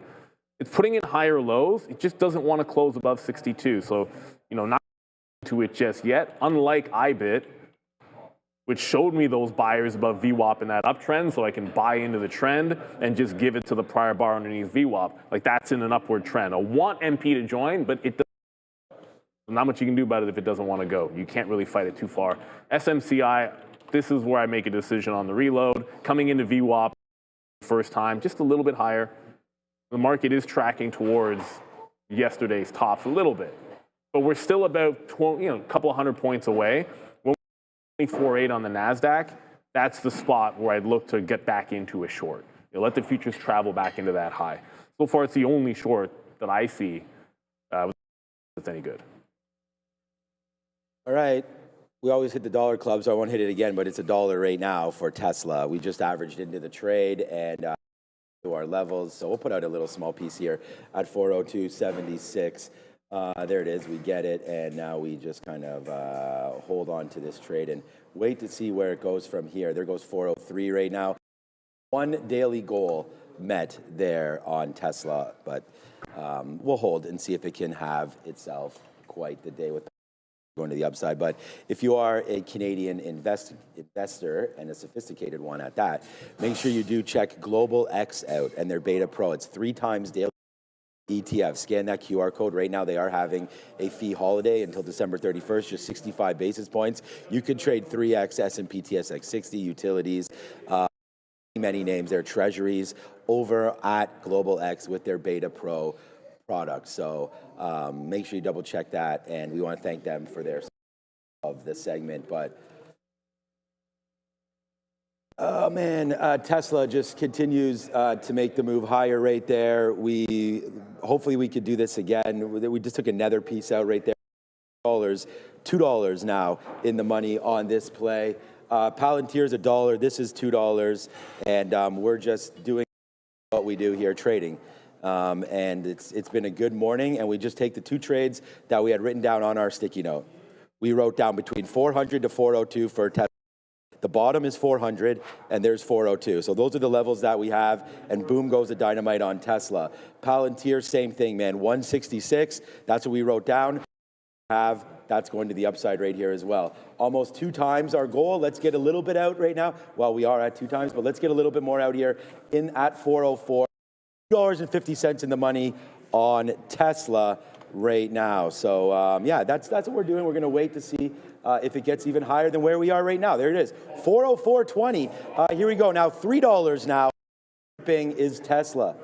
Absolutely ripping, and shout out to everyone in the chat. Google did get through at that 300 level, so go day trader LA. Hope it work out for you for sure. No idea if you're in or out, or if you've banked your profit. No clue.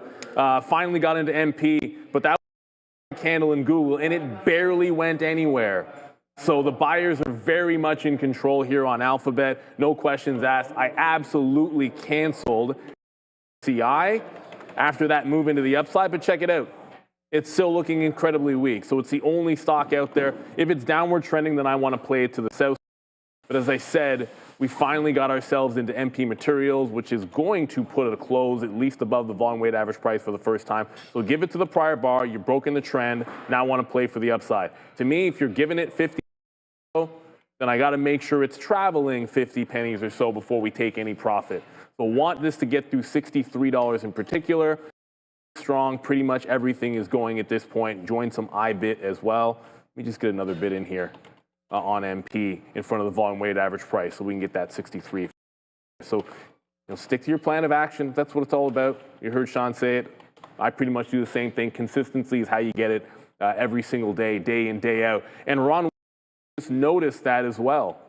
As I was looking over my quote board, this is a time of day, like, you're looking at the stocks that you're intending on trading or this part of your trade. But when I went over to my quote board to see what was up or down, Amazon down. Maybe this has something to do with retail. Not really sure specifically what's going on with Amazon, but a reminder that this has held out 200 period, but 211, like 211, 212 right in here. It has been a pretty good level there since earnings. Screaming to the downside. Could this be target related? I don't know, but Target's actually bouncing off that key level. So maybe it has nothing to do with Target whatsoever.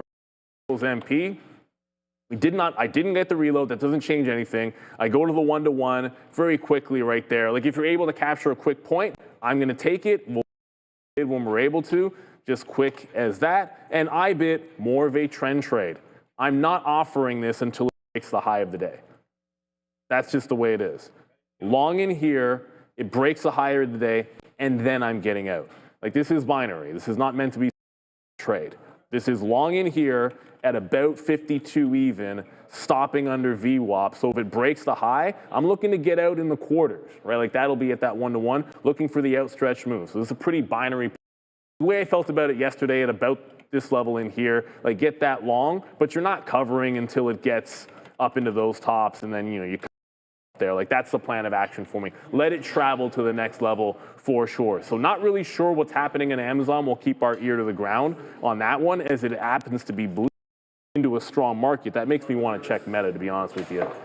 Yeah, so it looks like Amazon, Meta, both to the downside and at the lows as the market is screaming higher. Both these names are absolutely struggling there for sure. I mean, I don't know what's going on with those two, but I think it's just more of the same.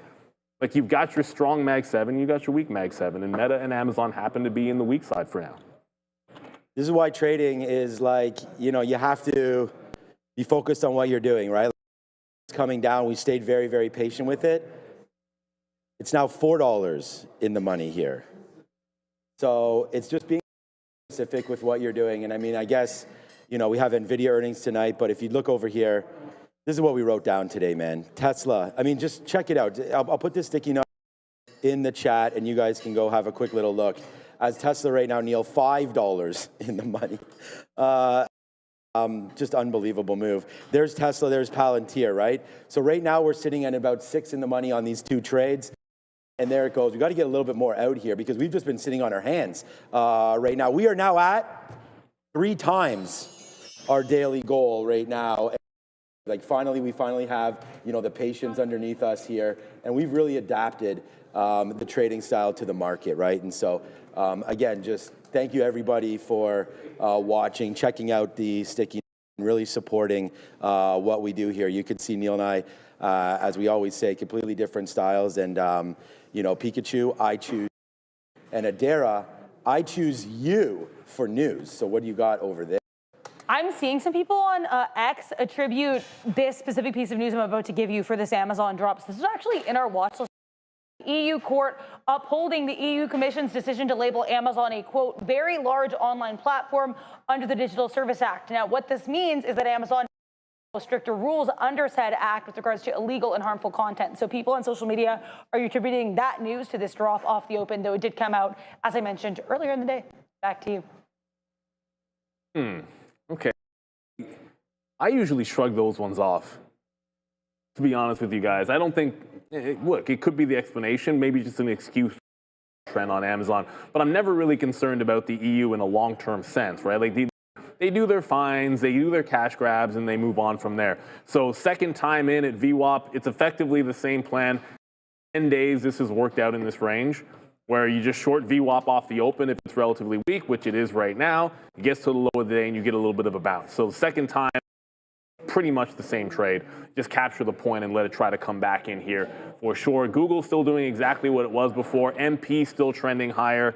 Did not get my second dip in MP. We're able to get in the second time off VWAP short on SMCI, but we weren't able to get VWAP again here on MP Materials as that hunts for 65 and those highs. Nvidia is strong. What else though? And I saw some people typing in UNH in the chat. Look, recently, when we've had strength in tech, it always goes to Blue Ocean first. When we've had strength in tech or weakness in tech, you've had some of the health strong. And UNH, the other side of the coin, is starting to play in here. I want to check out some AbbVie at some point later today, because if that falls, I want to buy some more. But watch out for UNH. It's very close to that 300. I'm personally not taking this as a swing trade off 300 again because of this. It rejected the 200 period moving average. That is a no-fly zone for me to try to get back into that trade. Let it does. Happy to get the move that it made, but if there's any kind of a bounce in tech and this is looking as weak as it is, let it make a fresh low and then move on to the next. We've seen healthcare do this before relative to tech. I think you just want to wait it out. Nvidia shares up more than 3% right now. Just tweeting this out because, like, I just think it's, you know, like this buy zone area right here between 400 and 402, as we had posted here at 8 o'clock. You know, big buy area, or big support area there, and so there it goes again, and that is Tesla. I think we might as well at this point, man. Just we have a little bit less than half, but you know, you got to take something out. Like this is not, Neil. It's now $6-7 now as we continue to go higher here to the upside. But what a day. All right, yeah, nice to see Google. Let's have a quick little look here at the rest of the markets. There's Nvidia, and great day for them, man. We talked about Google. Wow, their Gemini 3 story really hitting the market today. And by the way, we're also up $1.50 now on Palantir. So far, so good. I'll ask Neil how his trading's been going in a couple seconds here, but here's Broadcom. Their Netflix 3%, Walmart, Costco, Amazon, Home Depot. All getting hit today. Amazon continues. I mean, talk about a good company that's been getting hit, right? I mean, I hated Google as a possibility as well, and that took off. So there's Amazon, there, TJX, Home Depot, there, Lowe's with a good report. Target on here, there it is, down 1% only, so they're battling back a little bit. They were down 2% at one point there as well. Nice to see the banks back. You know, yesterday we indicated JP Morgan versus SoFi. You know, I don't know what SoFi. See Robinhood up 3% today. Banks doing well. I mean, Berkshire not doing well, which is funny because they're into Google. So rotation, I guess. Yeah, just with Google being up 6%, and we know that they have $5 billion. Like that. Okay, so there it is, man. Big monster day. We only have 2 trades on, man, and it's going to be Tesla long at 400 and Palantir right here long at 157. So just 2 trades for me here today, and that's about it. So you guys, you know, let us know whatever you're doing here in the chat if there's anything you guys want to talk about. But it's just a continue. Okay, now I got to get out another. I'm just going to get out 10% every time. We'll get it out at 408 now. So here we go. Yesterday, Neil, 12 on this. Now we have Tesla again at $7. I really like this stock. It's been trading really well. We nailed some good spots there for Tesla. So it's Tesla and Palantir so far there here today as it just continues to go up. Right now, about $9 in, but look at the market. The market is an 25. absolute monster. So, which puts me over to just you're into IBIT. And Well, I don't think I'm reloading guy again. I'm gonna stick to what has been the plan of action to only go into it when the futures are getting to a resistance spot and right, we've just broken out the overnight highs, which is where I put the short on before. So let it get to 25. Like that's the next big level. Or if it curls here, but just trying to stick to the plan. And again, here's the thing: like it actually just dropped off VWAP, so it probably would have worked out if I had just shorted the same price. But you know what? Just try to stick to what's going to be consistent. So Circle is going to be what it is. That's for myself going to be a keystroke error. And you know, MP long has worked. SMCI short has worked, and IBIT's in the money, but I haven't taken anything out of IBIT, like I said. You know, like IBIT, this is the consolidation level, and it still hasn't broken the high. When it breaks the high, I take my first out, then I play into the gap on IBIT. So it's still, that one's still going to be binary. So far, so good. Willing to be patient with it. I think, you know, you got to, it's one thing to say patient, it's another thing sometimes to be patient. That's for sure. And some people are saying Amazon from here. Yeah.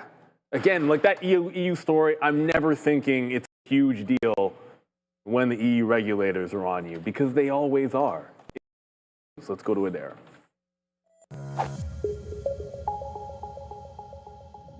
Let's start here with this market today because, of course, this is a massive push up here. A little bit of a rounded top action here pre-market, and then we open with not one but two very strong 15-minute green bars. I do want to mention no economic data, as I said earlier, at 10 a.m., but we're already getting comments right now from Fed's Myron right now talking more about bank regulations than he is monetary policy. But if that changes, I will let you know. But we have to talk about Nvidia because Nvidia bell. You can find this earnings preview on X at TTP Research with a whole bunch of info from last quarter and what we're expecting for this quarter. Regardless, though, NVDA earnings 4:20 p.m. today is that expected time. They usually report right then. And Neil and myself will be covering that on the market recap. We also have some other Mag 7 news to talk about because Alphabet has had a fantastic day. It broke about for the first time in its history, and now after announcing its Gemini 3 model yesterday. So that launch still very well received by the market. Let's take a look at TSLA. Last but not least, Sean has been trading this name today, and Tesla actually receiving a permit here in Arizona to operate as a transportation network. This is, of course, with regards to its robotaxi product. Now, before we send you back for more trading action with Neil and Sean, I do want to take a moment to thank our friends at Origenics. Each year, 3.8 are reported in the U.S., but there's still no FDA-approved treatment. NYSE-listed Origenics, or OGEN, is changing that with its first in-class intranasal drug designed for rapid brain access. With the concussion treatment market projected to reach $8.9 billion by 2027, Origenics is positioned to lead the way. Learn more. Schedule a meeting today. Back to the guys. Thank you, as always, Adara. And Jameson, we'll look at Bob in a second, but I think, okay, validation, you do not want to be in this short anymore. Not flipping into the long on SMCI, but again, look distinctly different. We're not at 25. Sometimes it can be working, but it doesn't mean it's going to work forever. You know, I like to say the market's going up and you're going against the trend. This is working on trend. But I look over at the other usual suspect, like what's the other not very good chip name that usually is a short? And it's Intel, and it's absolutely flying. If this sees 36, this level from a couple of days ago, that's the spot. So the second this shows a top on the 15 at 36, that's what I'm going to be looking for. So right now, not as focused on SMCI. IBIT's starting to make its move into the channel, so I got one out. As it goes into this top-end channel, waited till it was actually breaking high. Looking for, it'll be like 92.5. On Bitcoin. We're at 91.8, 92.5. That'll be into 52, like 60s to 70s in here for final target. So that's the level I'm looking for on Bitcoin in particular. It's not that first 20 cents, but I'm looking for the gap fill about 3x that. For now, Bitcoin looking strong. I actually thought it was going to go the other way on Bitcoin. You know, doesn't really matter. The market wants to be strong. Bitcoin wasn't looking all that strong this morning, and now all of a sudden it is. Still waiting to see what the going to be for Alphabet here, though. there hasn't been a constructive dip buy on Google. 15 minutes all upside. So I guess you had to be in this one on the breakout, everybody. Congrats again. But if you are waiting for the back, I think it's a little too far gone at this point. You might have to wait for like a couple of bars on the way back in. Like this, if it does one red, I'm sure that's going to be enough for a dip buy. Just kind of like let the longs ride that you got, and be patient if you're trying to go against the grain short. The rule is from now on, if I'm going against the grain, at least wait for the setup on the higher time frame. That's what's led to profitability this month. Everything else, like the early entries on like 1 and 3 minutes, no mas. Not in this market. It's too volatile. Yeah, amazing trade there on IBIT. So good luck. Holding 3/4 of it, so. Yeah, so far so good, man. Hey, man. We'll see. Trade's a trade. Just giving you some respect for the call there. Amen, Neil. Yeah, Tesla right here, $9. We're getting out of this, man. We don't have. We only have about. I was going to say 10% left. It's something like that. Actually, it's more than that. What am I talking about? Because I'm doubling. It's about 20% left in this trade, actually, because the shares it shows are back and forth. What's up, Arum? Tesla money. Yeah, man. I mean, that's what it is today. Yeah, man. Today, thank you for that. That's really funny. I like that. Awesome bang on that one. But today we eat lobster, man. This is not a tilapia trade. This is that, man. And then we also got. I mean, we're bigging it up on Tesla, but honestly, this pallet is $2.50 in the money. I mean, Tesla's $10, but this is just as nice because it's only $160 stock.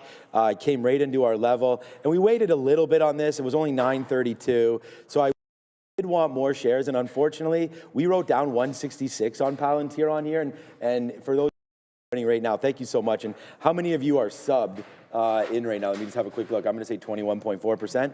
But if you are looking for areas to say, hey, I'm looking for some trade ideas. Neil has his note out. You can go check that out if you want. Palantir, ooh, it's 21.5. There it is. So less people subscribe now. That's not good. But there it is. Palantir 166 long. There's your Tesla 402 long, 400 to 402 long. So those have really, remember, 166. So now you get over. And when it came in, like there's 166.30. I'm actually at 166. Like I still have a bit in there at 166.25. So we just missed that by about, honestly, 8 cents, which sucks because it's upside. And our out was going to be 165.50, and that was right here yesterday on Palantir. So it was right there, 165.50. So that was going to be an area of concern for me if it dripped down in. Does not do that. And right now, guys, we're at, it's about 3.5 to 4 times like sort of the goal that ourselves. But as we said, maybe there's more to this market, up 1.3%. I'm like really surprised at Tesla here. I'm going to take out one more piece right now at 53. So there it is. We'll offer that out. Fabian, everything's all right? All right. We'll offer that out. We'll just move on to what you guys want us to trade now, because the damage is, for me, it's a this P&L wise, this will be my biggest day of the month, but this Tesla trade sort of matches yesterday. A little bit more money yesterday. The problem is we lost on Google early yesterday, and that's just so crazy because yesterday we were long at 284, something like that on Google, and lost. So congratulations, man, 302 and change. The portfolio's humming. I don't even want to look at the account. Oh, and there's Target. Today is the day to look. Yeah, well, maybe, yeah, probably, especially if you've been looking the last couple of days. You want to look today, feel better. Man, Target all the way back, only down almost nothing now, down 0.5%, so that's real good. TMC, the metals company there, up 7%. We could definitely have a look there as some of the metal names have been going back. MP there as well. MP up 10%, 64.50 today. Costco down to 8.78. Wow, there's something broken there with Costco. Put that up then. Andre. I'm loading this Costco dip. Yeah, I think they're poised for a strong holiday. Yeah, I mean, I think this holiday market's going to be strong just overall right now. The problem with Costco is, and there's a lot of shares, they didn't have the greatest quarter last quarter, and there's a lot of talk about their current PE, right? It's and like 40 something. Yeah, and their valuations. Still in the 40s, right? That's a little, here we go, it's a little high for the historical. I wish there was thing on here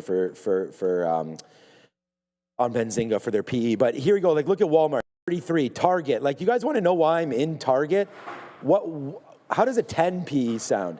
Right there, Walmart 30. It might be under that now. Yeah, probably under. Well, nah. Well, it's flat on the day, right? So about that right now. Actually, it might be better than that right now. Yeah, because they did report a decent numbers. It's just the stock is not performing that well, which is why we need to get some sort of activism in there. So all right, Palantir still upside there. Thank you for that. Costco down at those levels. We haven't even looked at the chart, so maybe we'll do that. Thank you so much for the super chat. Good thing we're out. We got more out there of Tesla. Tesla's coming back a little bit on this move. But yeah, there's Costco down 2%. Like that is a strange move for me on Costco, but it's only kind of really to right where we were almost like pre this year. I mean, we did have a huge move up there into February, like no idea what's going on there, but this takes you all to July of 24. So you are way back here on Costco. This is probably a real good level to look at Costco there. So I think that's fine. I don't know about loading it up, but if I didn't own it, I'd be waiting for Costco to, if Costco dropped another 10 points, I would be all over it. But to me, like, I don't know if I would want to average into both those names. And I'm dollar cost averaging into Walmart. It just has not been dropping into any of my levels. Rattle, thank you. How do you pull up your levels, high time frame? For me, it's a 15-minute or a daily chart. Trading, it's which I don't do a lot of, but it's always weeklies, monthlies for swing trades. Like when we were talking about Lululemon the other day, that was on like a monthly chart. But for day trading, I'll show a chart, but most of the time, if I'm looking at levels, like what I need to see happen, it's based on a 15-minute chart. Like here. Just going to use the example of the stock I'm in because it's just easier that way. Like you're breaking out there. Like once I saw that 15-minute, I want us breaking out. So breaking out, the long needs to be in there. It wasn't precise. I got myself the right price, oddly enough, but it wasn't necessarily a price. And I'm looking for this gap fill on the 15-minute chart. So that's what I look at. I know some people like 30-minute charts or 60. It doesn't really matter. It's whatever works for you. You know, if you like a 5-second chart, do you. 5-second charts, I used to kind of scoff at it, and then I started pulling them up when we traded an IPO. And to be honest, I got a really bad one, and it saved my butt on, was it Figma? I think it was Figma. Like I was a 5-second chart to figure my outs, and if it wasn't for what I was seeing on the 5-second chart, I wouldn't have gotten out of so much before it. But thank you, Corey. Another one. What is the bottom of Netflix as profit takers continue to cash out, waiting for spots? I think it's strong. Was strong yesterday. Yeah, Netflix is huge. Netflix was up huge. So Netflix, this is not going to be split adjusted. All right, so I have to go to my e-signal. Netflix, obviously. So we can go to a daily chart there. Real trading, ours don't split adjust, right? Which is, it's not that, but I guess the only bottom to look at is the one that we can all find, which would be that 107. Usually, if I don't see anything that's not obvious, again, go to the higher time frame. Monthly chart, it's probably more in the 95 to 100 range because like on a monthly, you're consolidating lower on a monthly chart and the prior support would be either above this 100 or in here. But yeah, this could drop further. When I look at this on the monthly, like this could easily drop further. Probably closer to like the 95 to $100 on Netflix. That's why I zoom out sometimes, because it can look good on a daily, but if you're trying to be patient DCAing, then I always believe err on the side of, if you're DCAing, err on the side because you're kind of like indiscriminately buying as the stock is going down. So I'd rather wait for the next level. But then sometimes you're wrong. Like look at MP. I only bought it once, right? And now it's going up. Yeah, that's the thing. I actually, let's, so right now, back to the highs of the day here is Tesla. Like, I don't even, like, good thing we didn't get anything out on this dip down there, but like, it is just rip city right now on Tesla. I'm just going to hold this trade. And why not? Let's just let this continue to work. I mean, you know what? If we're going to try more work on this, I mean, the thing that's making me nervous about Tesla here is the fact that the market is just so huge. And I'm worried that the market pulls back a little bit, and that may potentially, squash the Tesla trade. Squash it, but, give it some pull back in. So we are down to now about, I was going to say 190, 90, yeah, still about that 20% or so left. Sorry, 15%. on Tesla. So something to look at here, I think, would be what we're going to do on a high. Get something out. So these wicks were 413 to 412 and change. So I think there might be something in that area at here for Tesla as a potential area to maybe get out. After that, like 416, 417. So I'm just going to put an offer right now at 412.50 or so, and then that will be my exactly whatever to get out of, again, another about 10% of left right now. So all right, this is coming soon. We have a video promo. What exactly are we going to play here? Today it comes out, perfect. Everybody. So we teed it up a little bit yesterday. Releasing today is a new video where you get to see a little bit about how all of us, I'm just talking about us hosts here, our journey started, I guess the difficulties, the challenges, the growth spurts, everything that happens in a trader's journey, or at least as much as we can pack into a video, down actually pretty comfortably in a very casual style, and answered a bunch of questions that I hope are informative to everybody, and that's the idea. So this is something that we did a few months ago, and we're happy to bring this one out here. And of course, stay tuned for more. Talking about the Trader TV Academy. This is part and parcel about that because it's about education first. And you have to start from somewhere. So we talk about the beginnings of our education. Myself, Sean, Sharif, Brennan as well. So stay tuned. Always make sure you hit the like and subscribe because you want to get notifications. There's going to be more coming from the Academy as well. It's not just going to be this video. Hope you guys it for sure. And I've had a sneak peek of it. I was watching it the other day. Sometimes you don't like hearing yourself speak, but it was cool listening to the. Well, I know, again, I've known Sean. I've known Sean for a while. So I knew when you started out, but I was listening to Sharif, which was pretty cool. Sometimes you can learn some things. Hey, we don't really always talk about it because we were on the show when Sharif started, and a different manager that was, the risk manager at the time, so didn't really know as much about the journey as now find out. Yeah, it should be a fun one there. Pay attention for that. We'll let you guys know when that is dropped. But what's not dropping is this market right now. So just more and more upside. We're now in the $10 club. We may need a new logo, man. I mean, a new little gift there. This is back-to-back days. We've had $10 winners, and we're just waiting at 412.50. We said so. I know it's hard. I mean, I don't know how many of you have experience with these kind of trades, but it's sometimes hard to see when you sort of the net just start to really do stuff like that because you want to get this is potentially the top again there, but who knows? Palantir is I've been getting out. That was 169.50. Now that I see that might be a wick high, let's put something out in the 30s there for PLTR. I started today with just a massive headache and still have one, but we're not going to let that affect anything trading wise here. So I'm just going to offer right now. I'm going to offer right here at 410.60. I was going to wait. We did get as high as 411.50 there. We were waiting for 412.50, but you can see a little bit of a pullback now in Tesla. Is it reloading the long? But decent pullback now of $2. So we were just up there at 411.50, and we were at 412.50. And the pullback here seems to be pretty real in some of these names. So as far as, I could talk IBIT, but I know Neil's on it, so I was going to just what that winds up happening right now. Uber just crossing some kind of scanner here. Let me see what's going on with Uber. Yuck, that's not great for Uber downside. Yeah, there it is right there, hitting the 200 period moving average is Uber, and honestly, man, not looking good here on Uber.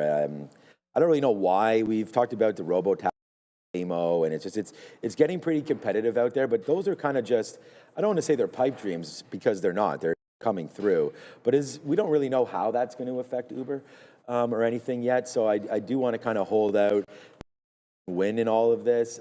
People will be uncomfortable, I think, taking non-driver aided at first. Yeah, so we're going to have to wait to see what winds up happening with that adoption and with Uber. So that's close to the 200 period moving average as well. So that could be, something to dip buy in, and then someone chat there mentioned Target, and yeah, that's almost green. Oh, I think we must have gone green there at 8. Yeah, close enough. Well, yeah, no, actually we did, because there's yesterday's close, 88.70 or so. So we're pretty close to finally getting back to Greensville here on TGT. And then I heard Walmart was buying some little company there. I don't know. Yeah, I heard the same thing. Like what TGT would be down.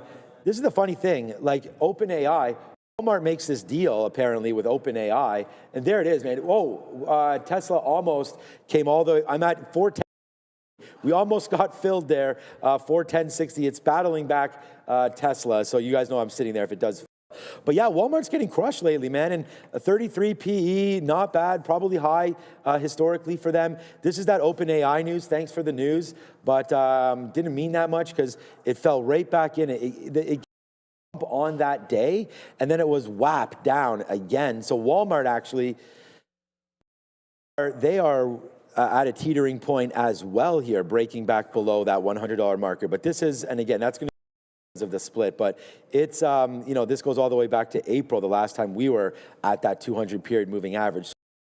Not doing well. Walmart actually about to turn red for the year. Yep. Okay. So this is what I was going to say. Like we on Ford, but Ford is up 30% this year. You could have done a lot worse, including stocks like Walmart or any here.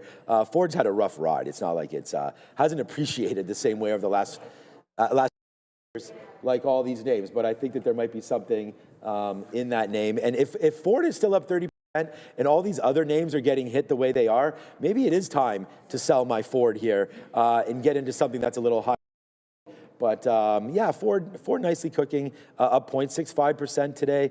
Nothing like our friend Google that just extends. They're 302 and change. Congratulations, Day Trader LA.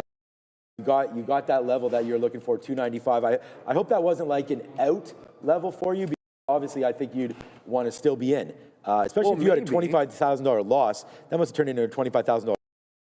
Well, that's the thing. Like I would love to. Everybody I think would love to hear an update at Day Trader LA if you're here. I don't know. Celebrating. So again, I haven't seen him in the chat. Celebrating Him or her. But good luck to you, and I really hope you take some profit on that. So I did wait. We're going to go to there in a quick little second, but I waited for Intel to fill the gap, and so it's filled the entirety of it. Got there on the 15, short to the high. So wait for it. Just because you're patient doesn't mean it's going to work. But I was patient letting it level. VWAP is pretty far away, almost 2 full %. So I do think that's a pipe dream. The quarters will be the first place we look to take some profit. Let's go to Adara. Shoot, it's already the small cap recap. Ooh. And so does MP Materials. MP Materials here, or MP is the ticker. This one's going to be the first one on our small cap recap today. Now, obviously, slightly larger market cap, but it does have quality, and they have a couple news stories. So first off, we did get a buy rating initiated here by Goldman Sachs with a $77 price target. This is really on watch because of the other piece of news. And with that in mind, I have a sympathy play for you guys. TMC, the metal, TMC, either way, metals. They do have here for TMC % short float, and likely here on watch and sympathy with MP, which announced a partnership with the U.S. Department of, formerly known as Department of Defense, to establish a joint venture with the Saudi Arabian mining company to develop a rare earth refinery in the kingdom. So again, MP Saudi deal on watch here for TMC is sympathy. We also have AZI. This is a penny stock that made a really nice move this morning and is potentially trying to bounce. Now, AZI, AutoZai Internet Technology Limited, they have a roughly $10 million market cap as of this morning, and they signed a $1 billion cross-border sales cooperation agreement with WAN International. Before we send you back to Sean and Neil, we'll take a moment to take our friends at Trade the Pool. Because for too long, trading our own money or never having enough to start. The fear of losing. That's what kept so many traders on the sidelines. But guys, that is now changing because Trade the Pool is transforming how traders act. With its limited risk trading model, traders use funded capital while Trade the Pool absorbs the downside. This allows traders to focus on what truly matters: discipline, consistency, and growth. With target, you keep 70% of the profits. No fear, no barriers, just opportunity. That's the revolution of limited risk trading, powered by Trade the Pool. So visit tradethepool.com now. QR code to get 10% off your first evaluation. Make sure to like, subscribe as we send you back to Sean and Neil. Thanks, Adair. A bit of a right turn. Bitcoin came all the way back through VWAP, took it out at break even. That's where the stop was holding the last bit for the entirety of the gap fill. Does not fill in the. I still did add 20% on, looking for that last little push to the upside, but tried to let it work as much as it could. I'm in Intel, but that's not really caring what Bitcoin does. Remember, if we lose 90,000 today, it doesn't seem likely, but that's a false break. So if we lose the bid, you could still, it's all systems go for the NASDAQ, but it's not all systems go for Bitcoin. Like, as much as that long worked out, we here and you want to look short. And by the way, Circle is now at $71 and 7% down. That is a chance to go SSR. Eyeballs, if they continue this move to the downside, I got eyeballs on Mara in particular. That could be a little bit of a flat bottom break. And the good thing about the reason I like Mara here is I showed you Bitcoin was trending breaking higher. What did Mara not do? Never broke the high of the day. So I already know it's relatively weak. So next available pop on Mara, hopefully maybe the volume weighted average price, I don't know. Going to look for that one short as long as Bitcoin doesn't re-energize to the upside. That closely. But Intel was the only new trade here.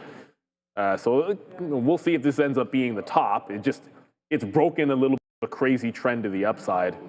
And if this is the top, great, but I still don't think this is an automatic up. Got to watch the tape on this because the market has been pretty strong. And of course, remember, you're going into Nvidia earnings, right? So probably a lot of positioning in the chip names going into it. Nvidia, of course, investing in Intel as circular bull market in AI.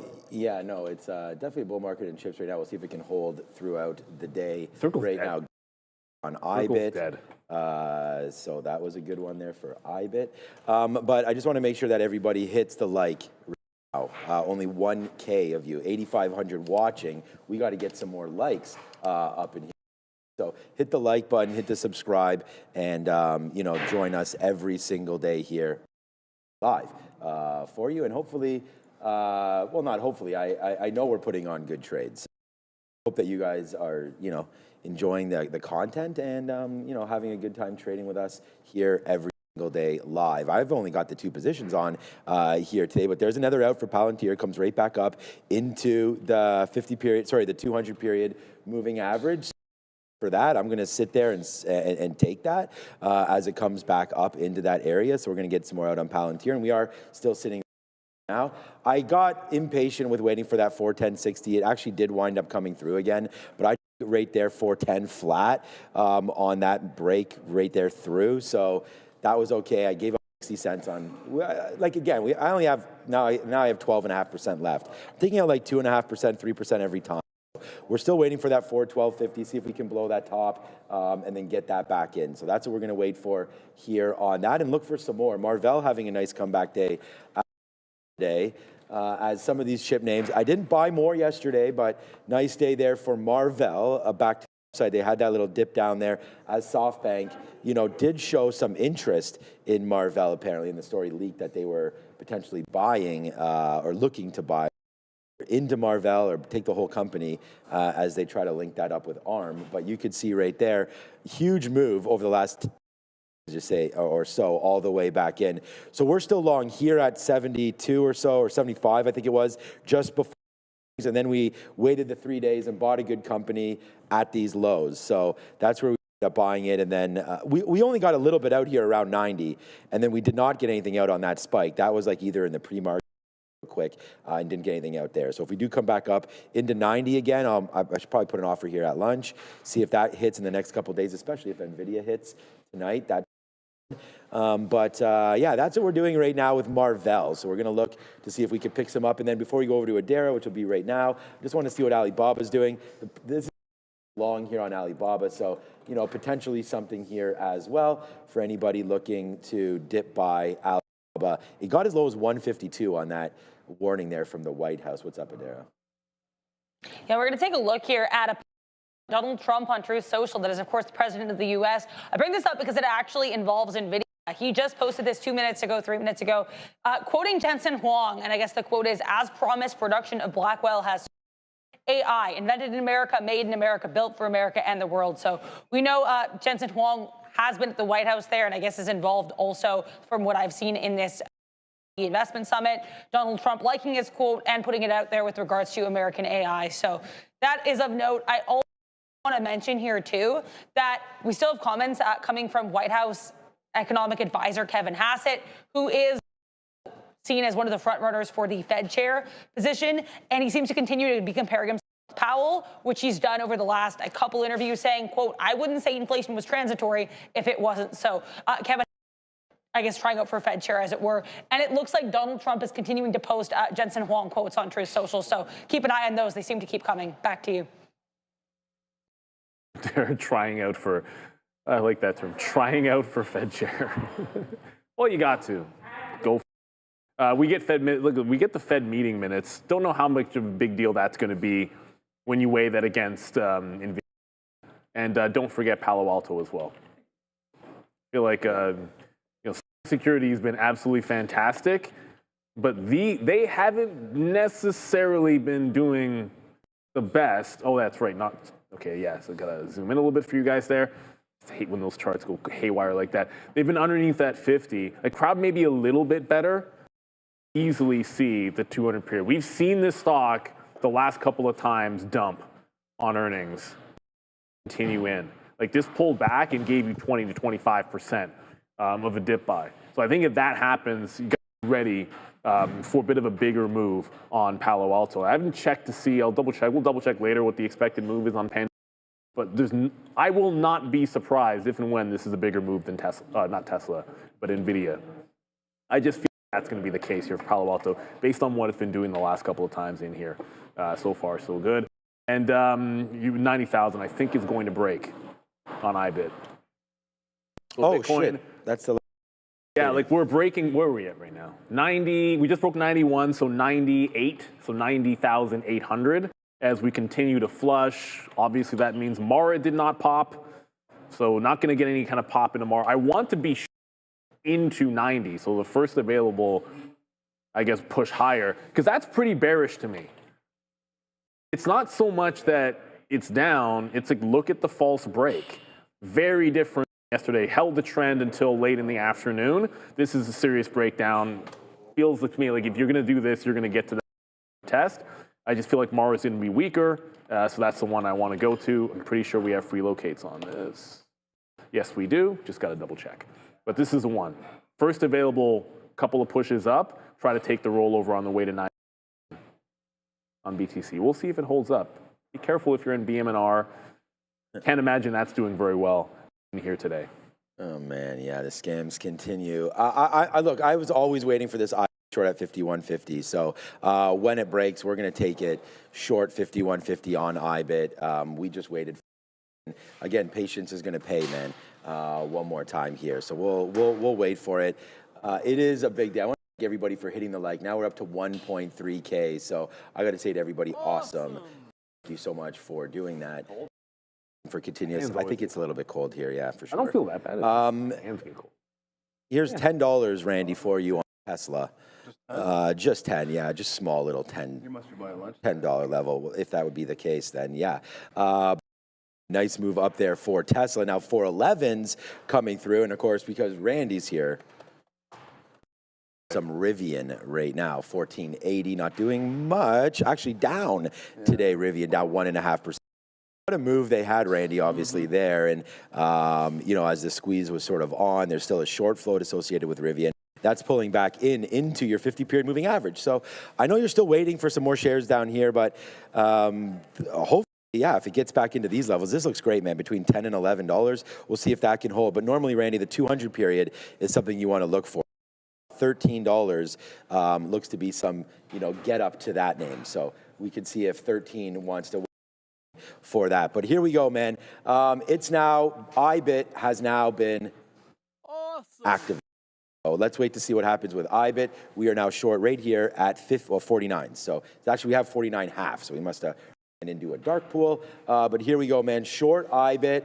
And the oh boy trade of the day is right here. It is Tesla. 411 and change, man. I mean, this is the highest it's been at. We still have a decent percentage on right now, so we're just going to keep on holding this and see. I'm still at 412.50 right now, but it looks like it doesn't want to go past this 411. All right, I'm just going to put another 2% up here at 411. Let's go to 410.75. You know, if we get it, fine, but you know, the market may be turning around here right now. So we've taken out a lot of this trade, but the NASDAQ is now starting to go. We didn't quite get to 25,000. It was a monster move higher, both in the ES and in the NASDAQ today. Well traded, well spotted right there. But here comes Palantir. I'm going to get another piece out in the 50s as we didn't get our 169.25s. So we'll take that out right now. And here we go, man. It's IBIT. You know, the trade that we wanted, we got it. It's IBIT. Let's see where it goes. Yeah, the market is not going to be. We're not going to hold on if Bitcoin breaks 90,000. I don't think. At least a dip buy. Like the tech names have been strong, but I am seeing VWAP on Intel. I wasn't before, but if I see the breakdown happening in crypto, I am now looking for the volume weighted price. I zoomed out a little bit, and you can kind of see why. Look at the range the last time we were here, 35.7, right down into 35. That's a target area. There. Those are the reasons to get out, and that's what we're going to do. If it gets, watch out for your Google. If you happen to be in this one, it's retesting $300 right now. 297, but forget about VWAP for a second. This is a big enough move that sometimes you want to look at those prior highs. So like 298 and 294, almost more so than the volume weighted average price. That's what I'd pay attention to.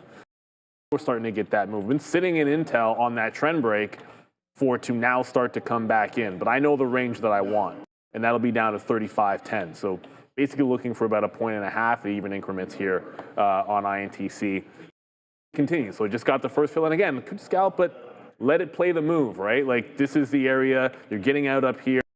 Let it play in. Like let it move and then start getting out, as opposed to, you know, not giving it some chance to work here. If you're picking it up on a 15-minute time frame, then sometimes you're taking fills on a 15-minute time frame as well. All right. Okay, so I don't have any fills yet on IBIT. I'm going to wait to see where this downside winds up going, to be honest with you. All right. And just as an update, I took some more out on Tesla there, 409.50. We're light on it, but there's still a P&L attached to all these trades, so we have to watch out for that. MSTR probably getting crushed right now. Let's go IBIT, man. Like we're gonna go 3 for 3 today. Like we always talk about it. Only traded 3 names, and I just looked. I think Neil's almost about double that, which is fine. It's just we're looking for opportunities, right? Be very specific in what you're doing. You know, it doesn't matter. You can make 1 trade, 10 trades, 400 trades, as long as, you know, you've got a plan of action, and always think about risk first. That's the one thing that I do. I just think about, like, how many shares do I want to go? Where's my out? What do I think, right? And I can, like this stop on Tesla was a 400 break, you know, $1. Like, and thing is, it's not hindsight. Like, if you just rewind this to 940 when I was getting into the trade, I mean, you can go back an hour. I was telling you guys, we zoomed out, we were looking for levels here, and, you know, we talked about right into here. We wanted to get out. We also even went back to this. Remember, I was like, get this garbage out of here, down here at 399.50. So that was sort of the risk spot for me, 399.50. We're long at 401, so that's $2 there. I think that's well worth it as we extend back there to the upside. Now, again, some of these outs, 404, like VWAP is $2, $2.50. So get some out, get that 1-to-1. And I don't use ratios like that. I'm just trying to show you that if you do, you know, get a little aggressive. Great market to do that in. Some of these moves can really start to fly, right? And so, but we're going to IBIT. I am bidding right now at 41s to see that's that sort of bottom where we are right now. And then let's just watch the bottom out right now of IBIT. I think that may be the case. I wanted to check out what Zcash was doing. I mean, I brought this to everybody this morning because we were talking about it last night. And shout out to Adam, he did a great job. I'll be with tomorrow. So shout out to Adam there yesterday. Decent job, my guy. But this is what Zcash is doing right now, like just straight to the downside here from 10 o'clock. But 650 still. I'm so surprised. I know nothing about this, so I don't want to be like, you know, this is a buy or a sell. I don't know, but it's like a daily on that. That was a daily. No, the daily was the daily. No. The daily was $80 up to 750. Okay. All right. So here, Bitcoin looks like right now with a 1-minute chart. So there it goes, man, straight to the downside. And guess what? The for 3 day, hopefully is here. We just get that 41 fill coming through for us on IBIT. Now let's see how low can we go on this monster here. IBIT maybe gets a little low. We're not in a huge position here for IBIT, but I like it, and we'll see if we can get lower on that one. Good talk about Tesla. Able to get out there and hold less than that 10% now. And you know what? On the way down, I'm okay. Let's take it out at 408.20. Let's take another piece out. So now we're down to 7.5%. Maybe we don't get that 412, but I think we should maybe just stop out if it breaks 407 as it's coming back in real aggressive. And the name that's not coming back in is Palantir. So let's take this opportunity. We are now 20 minutes away from me being done right now, and you'll see me back at 2 o'clock. And join me during the midday as I'll be posting some of the trades. Big, huge request to see more than just the midday guys trade. So once that system gets back up and running, we will be here to support that request. So we're just going to try to figure that out, what the best way of doing that. We used to have more traders, and that's we just don't show our positions. It was a little buggy, the more traders. Yeah, it never. For me, it was 100% buggy, and I think that's why we pulled it off, right? So yeah. Once it gets, if it's not working, I want to bring you guys. The problem with it was sometimes it's one thing to maybe have the wrong price, but it would also occasionally have the wrong direction, which is, you know, that's not useful. If we can get something going, trust me, we're going to. I believe we do need to see how that sector board is doing with the DERA. Do we have any strength? Possibly, just not in crypto. Yeah, guys, we actually do have quite a bit of strength here, specifically in tech, technology, and producer manufacturing. So starting with producer manufacturing, because this one's actually pretty interesting. The four large components of this sector, AMAT, GEV, LRCX, and CAT, or Caterpillar, they're all going to be green today. Durable is actually not bad too, being held up by Tesla and GM. Health technology, Eli Lilly once again pushing higher. This one right now $1,050 and up 1.5%. Now finance, with the notable exception of BRKB, is actually really strong. Robinhood up 3.5%. We'll talk here about tech, though, because tech is where a lot of this strength lies, specifically electronic technology. Nvidia on watch ahead of earnings and getting a boost from a series of Truth Social posts from U.S. President Donald Trump. He just posted 3 truths in rapid succession, all of which quoted some comments made by Nvidia CEO Jensen Huang with regards to specifically AI chip manufacturing in the States. But Broadcom is also strong, Intel, KLAC, Cisco. So it's not just Nvidia here. But of course, that one's going to be the one to watch, especially ahead of earnings tonight. Tech service is doing pretty well as well. Google and Oracle to the upside is a beat weak. Now, in terms of weak sectors, retail, trade, utilities, with the exception of CEG, and energy minerals are really where the weakest stocks are, particularly energy minerals, guys. Back to you. Thank you.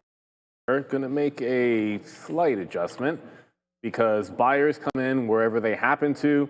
So it was looking a little bit of a press into 30 here, and again, just going into the higher time frame. But I wanted to be getting some out, a few pennies underneath, but the buyers came in above that level, so it double bottomed on the 3 minute. So I'm going to jump out and now wait for the volume weighted average price. I haven't gotten to the point where I'd move a trailing stop into here, still kind of giving it back into the break even.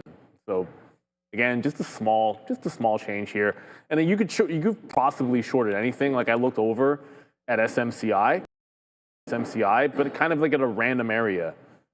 Like there was nothing really about that would make me get short. Go to VWAP, but you pick one and then go to it. Like that's kind of the way I look at it. I trade more symbols that way, but I find for my style of trading where I'm looking for something that's either at VWAP or making a trend break, those tend to happen here, then one happens there, as opposed to the same name over and over again, at least for myself. But some of these chips not looking as good. Continues to be relatively weak. Mara does not want to, even bounce a little bit. Got to have eyeballs on the prior low. Want to short this one before we get to 90K on Bitcoin. Or do they? Our chat is like, oh, so this week we have Shador starting. So I've got it in there just for fun. Shador Sanders is starting finally. Who do they play? I don't know. Please have the defense. Please. I don't know who it is. Yeah, he's going to be a maniac this week. Cleveland's defense is pretty good. I think he'll do way better than, because when you come in and you haven't had any reps, be fine. What do you expect from the guy? He hasn't had a chance to play with the starters all year, and then they throw him into the fire, and then I mean, they'll be running Judkins a lot, I would assume, as well. Cleveland. We have Josh Jacobs issues in Green Bay, but I picked up the guy that's always there, Marshawn over there. On Green Bay. Marshawn Lloyd. Yeah, Marshawn Lloyd. Yeah. I know there's the other guy, Wilson, there, but I think Lloyd's going to be hopefully healthy this week. If Lloyd's healthy, he's a good player, man. Yeah, he just can't. Oh, you can't start. He just can't stay healthy. Dude, he's got a game to play the Raiders. Yeah, perfect. Dak just threw 4 touchdowns. Okay, so worst game ever. Right now, man, here goes iBit. We got this one as well, 3 for 3. Oh, and thank you so much there. I did see that chat up there. Thank you for the $2, man. Christopher Ocean, thank you for the great trades. You're welcome, and the great trades you're talking. iBit, boom, right there. That's a huge one. Palantir, monstrous, and then Tesla. Oops, Brittany. We did it again on Tesla. So monster day, big time, and the best day for me this month. So that's going to be good for sure. Considering that we did a bad day yesterday, that's for sure. But this is going to be a little bit better. I'm going to take out. We've only got out of 20%. I'm going to put another bid here. 32, sorry, I'm not even on the right stock, on iBit. So there it is, we get that fill. So here comes iBit right back in again. So these are all, joining me at 8:30 every day. We talked about literally all of these trades that I have on. The 3 for 3 today, all talked about at 8:30. So hopefully you guys are able to join us every single day. Sharif, Brendan, Neil, myself, Joe, at 8:30. And, you can get these trades and get them all locked and loaded right there. So it's been a big day right there. What's up, Patty? What's up, everybody there in the chat? Wear my best, Brittany outfit. Yeah, maybe tomorrow. It's in the dry cleaners right now. So, yeah, so far so good, man. Everybody, yeah, make sure you do your own work. But if you want to follow something, we've been pretty on fire. I've been pretty on fire lately, so have a check there. More outs there on iBit. We just got a 28 there as well. So. All right, that's it. I'm pretty much done. There's only 13 minutes left. It's great atmosphere there in the back. What a skyline. What an opportunity that we have for everybody to, join us with this next new phase of our rollout here. That's new. What? The continuation of the skyline. Yeah, they put it at the bottom there. It's like foggy. Kind of looks a little. It is pretty cool. And the one that was trying to get up there, that CN Tower thing, I think is a bit of a fail. It'll be any good because it's not a real panoramic from the CN Tower, the free feed that they have. Nerios asking risks of trading TQQ versus the Qs intraday with 400K all in and out market orders with nominal amount stop loss slippage. What order strategy works the best? I don't trade them, so I wouldn't know the slippage. The slippage is 0. But that's what I'm saying. Like, we've seen the level 2. The slippage shouldn't be much of anything. Yeah. Like the way if strategies, the limiting factor in any strategy is liquidity, right? So your trade is your trade. You only have to worry about your executions and getting outside of your risk parameters if liquidity becomes a concern. That's why when people call up a stock and they're like, "Oh, can you take a look at this small capper and it's done like 200,000 shares a day?" Well, you can't trade it because liquidity is trash. So therefore, no matter what you do, you're not going to be able to make it work the way that you want to. But yeah, the Qs are plenty liquid. What you have to worry about there is people running more so than anything else. Circle continues to be dead, by the way. It's down 8% now. This is going to, at some point in the next couple of days, we see that IPO open price. Because I want to say it was 69 even. It's hard to like, you're just kind of lining it up on the chart. Like this one I lined up says like 68.7, but I feel like it opened at an even dollar. It's now $1 away from the IPO open price on Circle. Unbelievable. I think they defend something. They're not defending much of any. Imagine that day one low or the IPO open is going to get defended on Circle. And if we break 90,000, we're getting there some point today. So just waiting for VWAP on Intel. We sat in it, waited for it to happen. It didn't. So sometimes the trend break works, sometimes they don't. In this particular case, I think obviously an assist from the market, but it was binary one way or the other. And COSPI, I don't know if I'm saying that right, didn't look at open door today. Down almost 10%. So this feels different, clearly. Like it just seems like we're on the back end of it again on open door. Probably should have been looking for this for a short, but not. At least wait until, I'd almost say the $5 level for this again. Like where else would you try to stick it in? That's where they bought after the earnings dip. That's about the only thing that looks any good here on open door, almost 10% down. This will probably get SSR today. Dara?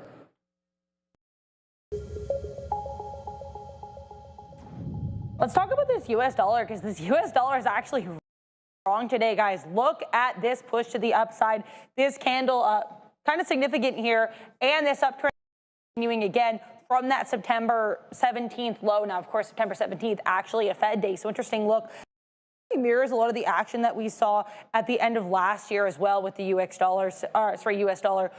Interestingly enough, that actually around where we're trading right now, but we had this base here starting with the end of September, and we had that bidding up here basically in the US dollar for the rest of the year. So keep an eye on this type of action. Looks like we're trying to mirror that, albeit again lower on the chart with this action at the end of 2025. We have to talk about the CME Fed Watch tool because, guys, 50-50. We are exactly 50-50 now. 50.0% of participants expecting that rates are going to be held. 50.0% of participants expecting a 25 basis point cut. So the fact that we're split is going to make it, I think, a bit interesting for the market if we don't necessarily have a decision priced in right away. Now, again, we have a couple more weeks. We are going to be getting some economic data with regards to employment tomorrow, and that could potentially shake things, especially numbers saying that side of the equation, specifically with the labor market, is what they're weighing pretty heavily. But we'll have to wait and see. Either way, things are getting more and more interesting by the day with that FOMC decision. And really quickly, I'll be brief here to be self-indulgent. Search continues, and I bring this up now because we do have U.S. President Donald Trump saying yesterday that he actually knows already who he's picking, or he's pretty sure he knows who he's picking. He said it could be somebody from the system, but it could also be a bit of a surprise. Now, Kevin Hassett, for his part, is widely favored, I'm seeing from a lot of these prediction markets, as the #1 choice, and he's actually used a lot of his recent interviews to more or less kind of try out, for lack of a better term, for that Fed chair position, comparing himself to Powell. So we'll have to wait and see here who becomes the next Fed chair, but it looks like U.S. President, at the very least, already knows who he wants. Back to you. I mean, someone that's going to be pro-crypto, but I don't know if that matters for the Fed, of course.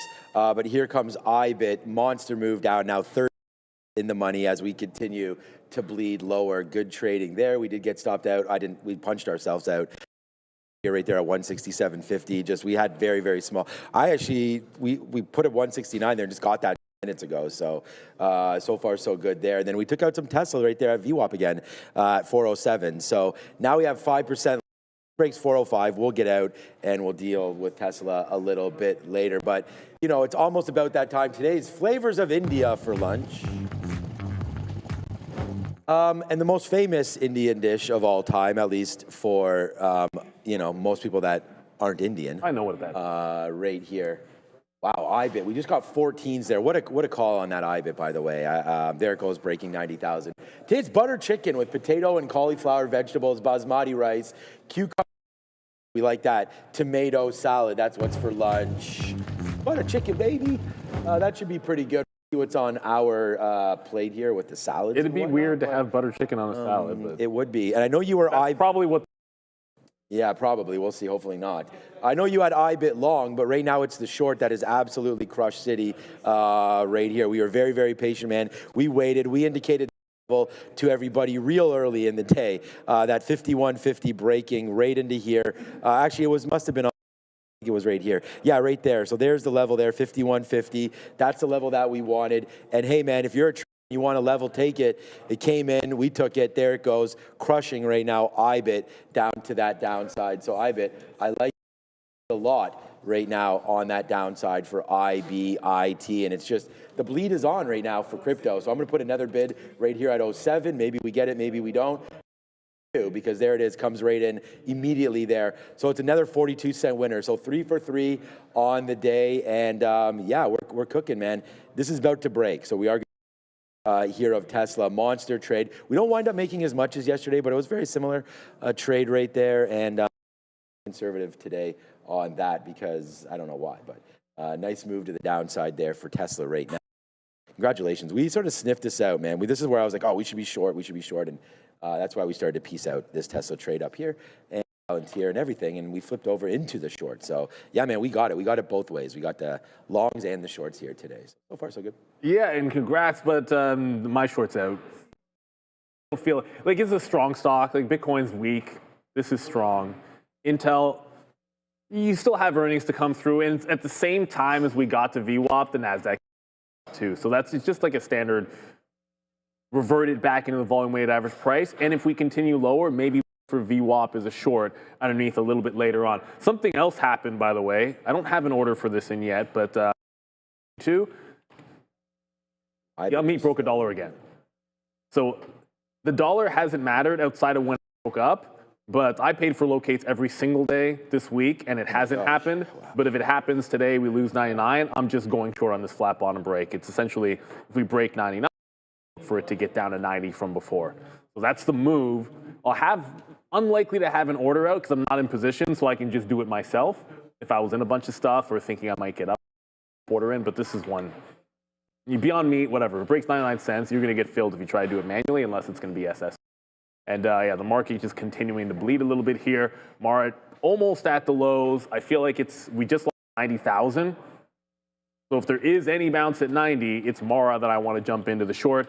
The irony of is I'm not into the whole like how many wins, loss, whatever, because sometimes I'm 2 for 5 and up, and sometimes I'm 4 for 5, and it doesn't really matter. Like today's a good day, but the Friday will be simply circle. I had look, it is what it is. At 9:30, sometimes you have slow order types, but I was trying to get back into this one.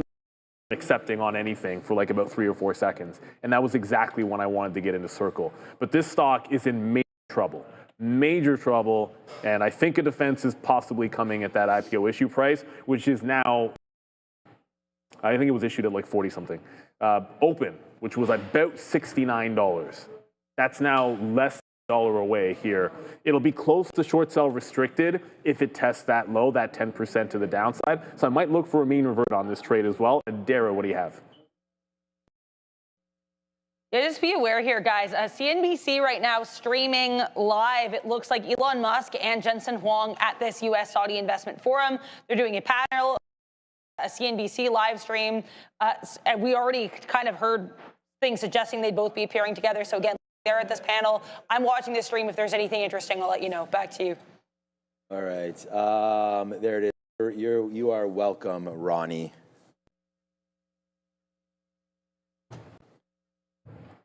Yeah. Just continues, man. There goes IBIT to the downside. I'm glad some of you were trusting in the trades today. As you know, like Neil said, man, and not every day is going to be a green day, but today for me, definitely one of those. Hopefully most. Hopefully most. That's it, man. Hopefully most. And IBIT, just a monster play. So we're really seeing the board great, man. This has been a great run weeks here for trading. Okay, super chat, perfect. We already did this already. No, that's okay. One. That's okay. Unless there is another one. Another one. Okay, you can go. I got it. Okay, here you go. Yeah. Oh, what's up, Adam? What's going into it? I think under the expected move. Because like, Jensen gave us that talk where he outlined everything that you would have kind of expected to see. So it's like, what's the surprise? I don't know what the surprise is going to be with Nvidia, but we'll see. I kind of feel like it's just going to be inside the expected move. And then Palo Alto is probably the one. Yeah, I mean, my thoughts are, I think there's big upside in Nvidia, man. I mean, it's down quite a lot from the top there. Around, we know their numbers are going to be aggressive, and they should be, you know, obviously right in line what the analysts are expecting. So I think that's where I don't think we're going to get like a monstrous move or anything like that as well. But I think there's an opportunity for them to guide higher. I mean, if they start talking about, it's the Vera Rubin, isn't it? Sharif is their next one. Their next chip, the Rubin.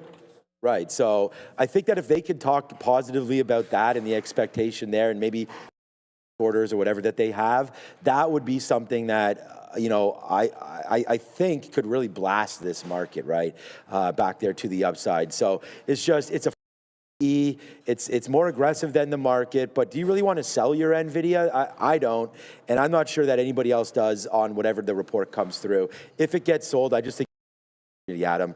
So I'm going to just hold on to the shares that I have. I mean, you know, regardless of where you're long, you know, you got to make a decision. And for someone to predict, you know, what a major company do, the most, I mean, their revenues are $55 billion.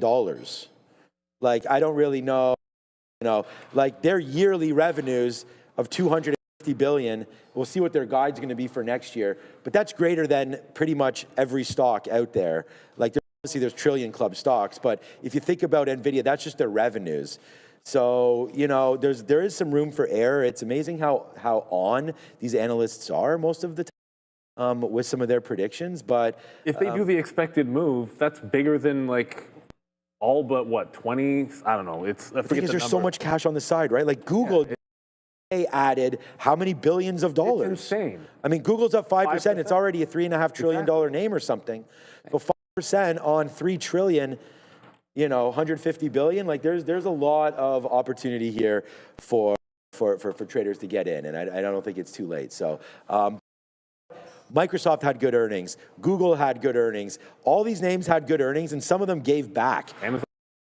Amazon gave. Meta gave back. Amazon's not even. Well, I mean, Meta was not great, but yeah. they all had quarters that we thought were great, and they pulled back. So if you're talking S&P right now, might not be butter chicken, but it's spicy, and we're going to wait to see what winds up happening there. Good covers on I only have 25% left on IBIT as it just covered through 51. Like to get 50, I mean that was pretty aggressive. We basically nailed that whole move there on IBIT. All right, man, it's 101. Great day trading today.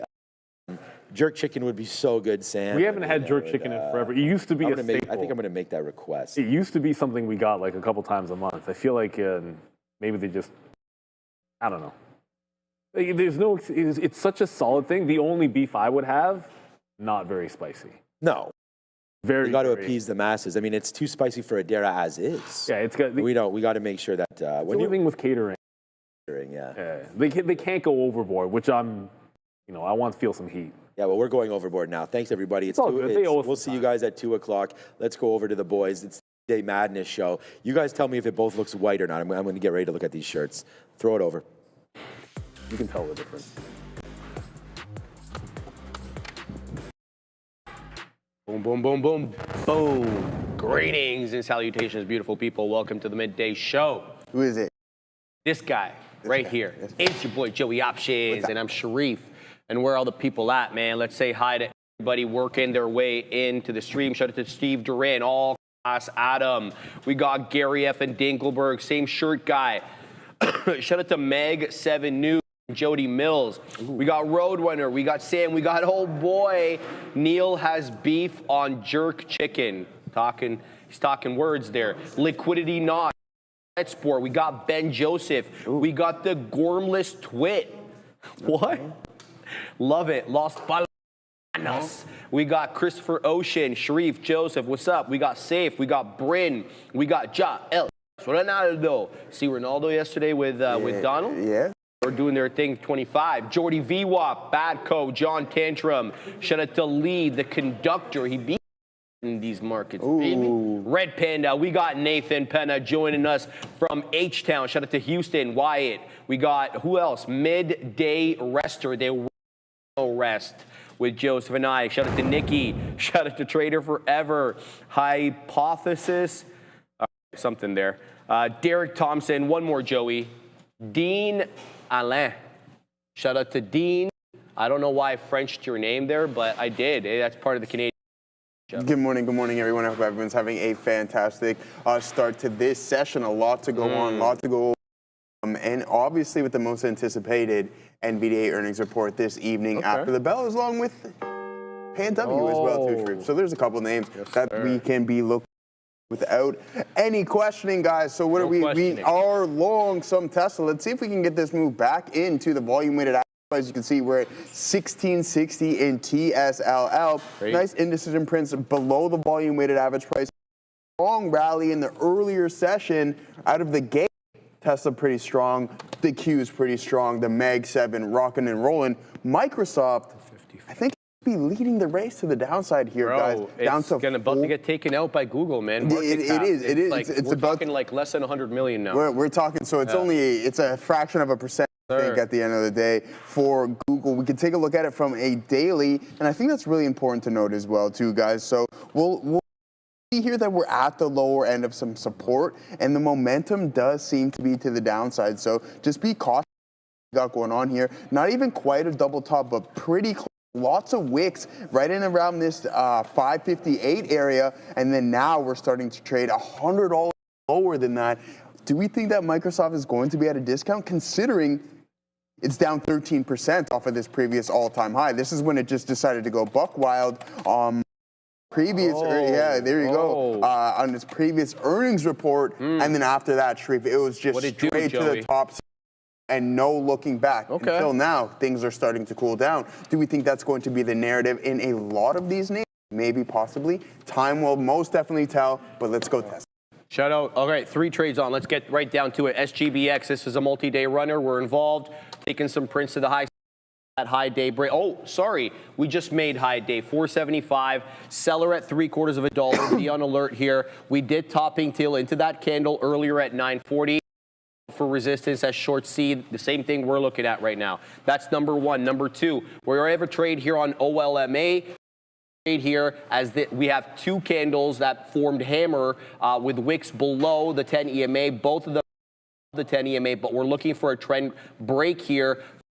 Higher highs. We're still to get higher highs. We get the higher lows, not the higher highs. There it goes. We take out at the $0.75. We're waiting at 77s now. Then we're waiting at 88s. OLMA up 12 3/4, holding trend well.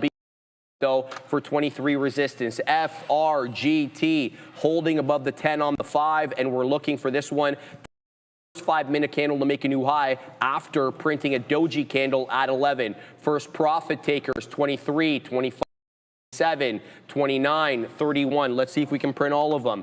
Back now to SGBX. What's my? Well, I'm looking at adding more, having punched in at.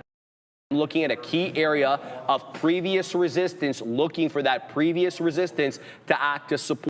The way I see it, it's mid-50s, 50s to mid-50s. I'm looking at front running it by waiting at 55. Let's see what comes of that. Back to FRGT. There's the first print there. Looking for 25s. Well, we just had 25s. How come I didn't get the print? Answer is we didn't cross. We got to cross on to get the print. Show me 25s again. There it goes into 26s. We're now waiting at pack the patience on this one. Back to SGBS. Up it goes, and we get more prints into 75. But there's still a staunchy seller at 4 that we can't shake, and we haven't been able to shake him even by a couple of pennies because I'm posted at 77s. Joseph, what are you looking at? Yes, sir. We're starting to cook up here in some TS. As is right back at the top end of the range here, guys, 1662. I'm looking for that move back towards the volume-weighted average price. But what I didn't show you guys just yet, and this was like, oh no. So that will get you feeling a little bit of FOMO as I show you a moment. Show him, Joe. But that's why you just get out and cool. But I was like, this is some weird price action. I mean, I guess it's not that weird at the end of the day, but some nice strong run right. And I'm like, hold on. When did the narrative change here? I thought we were. Well, I don't know, Sharif, and that's what I was trying to figure out over here. And then I'm like, I tried to answer my own by going short into the overall market, and then it's like, you know what? We're gonna do an additional liquidity grab, and then get out. And then I'm like, all right, we took on this, and that's all it's gonna be. But it most definitely came into our target. So just a wee bit of FOMO on that one. Other than okay, we're gonna find some other high quality setups, just like we're in this Tesla, and this is starting to rock and roll. Sharif, let's rock and roll. Using the technical skills, money in the, hey man, that's what you got to do. You have to be a detective here. Let's get right back over to TSLL. 1670 is where we're going to get our first out there, Sharif. Okay. Anything north of the volume weighted average price, we're going to call that money, and a bonus. All right, guys, we're keeping an eye, obviously, on the small cap gappers. If there are any new ones, I still haven't gone over my charts because I'm still looking at executing on the trades, and still we're in undecided mode right now. But here's what we got: BFLY looking awfully good as well, Assassino, as this one comes in to VWAP, breaks trend of lower highs, and here we go, 3 candles in a row with higher highs and higher lows. Be on the lookout. BFLY, it's trying to fly up into that 2.5. We're going to keep an eye on that. SGML also was one that showed up on my scanner, and this one's at a key level. VWAP, $10. Psychological support. It found support at VWAP earlier. I'm talking about that 1040 candle that ended up rocketing up off the volume weighted average price. Looking double topish though, relative to the pre-market high, which is around 1092. Then we also have FULC. This is much slower, and it's yelling to me, flat bottom break candidate. We're going to keep an eye out on that. NFE below VWAP and untradeable for me at the moment. We're pausing. We're going to Adara. Yeah, just be aware here, Elon Musk, and I can't really tell if he's trolling or not, nor do I think can Jensen Huang or the audience, but Elon Musk still doing this Saudi investment deal here with, or Saudi investment forum with Jensen Huang. He said there is going to be some kind of project with Nvidia and XAI. So here's Nvidia's chart. Again, he's not really been super clear with the metric, and then he said $1 trillion, gajillion dollars. So take that how you will, but it does seem like the project is legit. Again, Nvidia and XAI are doing a project just announced by Tesla CEO and, of course, XAI, Elon Musk. Back to you. Thank you. Thank you very much for that, Adara, as always, guys. All right, so what I'm thinking here, the longer we consolidate, the chances of that additional leg lower are most definitely there, considering we got Apple right back at Nvidia back at VWAP, Microsoft trading below it. So let's see what we can get going here on Tesla. There goes Google as well, too, guys. Tesla, I'm going to need to go Oppo, which isn't necessarily putting the most amount of probability in my favor, right? Joey. So may the odds forever be in your favor, Sharif, because it is going Oppo right now, brother. Let's go. Break this top end of the range, and we're going to get that 1670 where we're going to piece a little bit out. So that's the primary target. Anything north of that, I mentioned before, it's bonus, bonus, bonus, and we like our chances here because you can see this buying pressure within the 5-minute prints here. So hammer candle right below the volume weighted average price. Buyers push it right back up. Bang. There you go. You get a nice little pop to the top side. Pushing, buying pressure, buying pressure, buying pressure. And then sure enough, you're now at the top end of this range. So boom, boom, boom. So, shout out to Chef Joe, because that's what we're doing over here. We're cooking up. Cooking up, brother. He be cooking. The TQs are bleeding now, which is... Are they bleeding their own blood, though? They're bleeding, they are bleeding their own. But also, what essentially they got going on is a blood bag, Sharif, because what people are doing is they're transferring their funds into the TQs, so therefore it is... I like that, Joey. I like that. All right, SGBX has been a good one, Joey. We got 59s. We just went the 75, but there is a huge, huge seller at 75. We've ascended into that $0.75 area multiple times, nary a print above that $0.75 area, and here we are again, and we're unable to... There it goes, Joseph. Run for your lives, shorts. No. Run for your life. They're coming for you, baby. All right, so we're 88. That just short seller just got decimated into that level. Now we're showing 78s, 82s now. We're 88s. Now we're going to post at 88 and 95. Looking for continuation here on SGBX multi-day runner. This one is...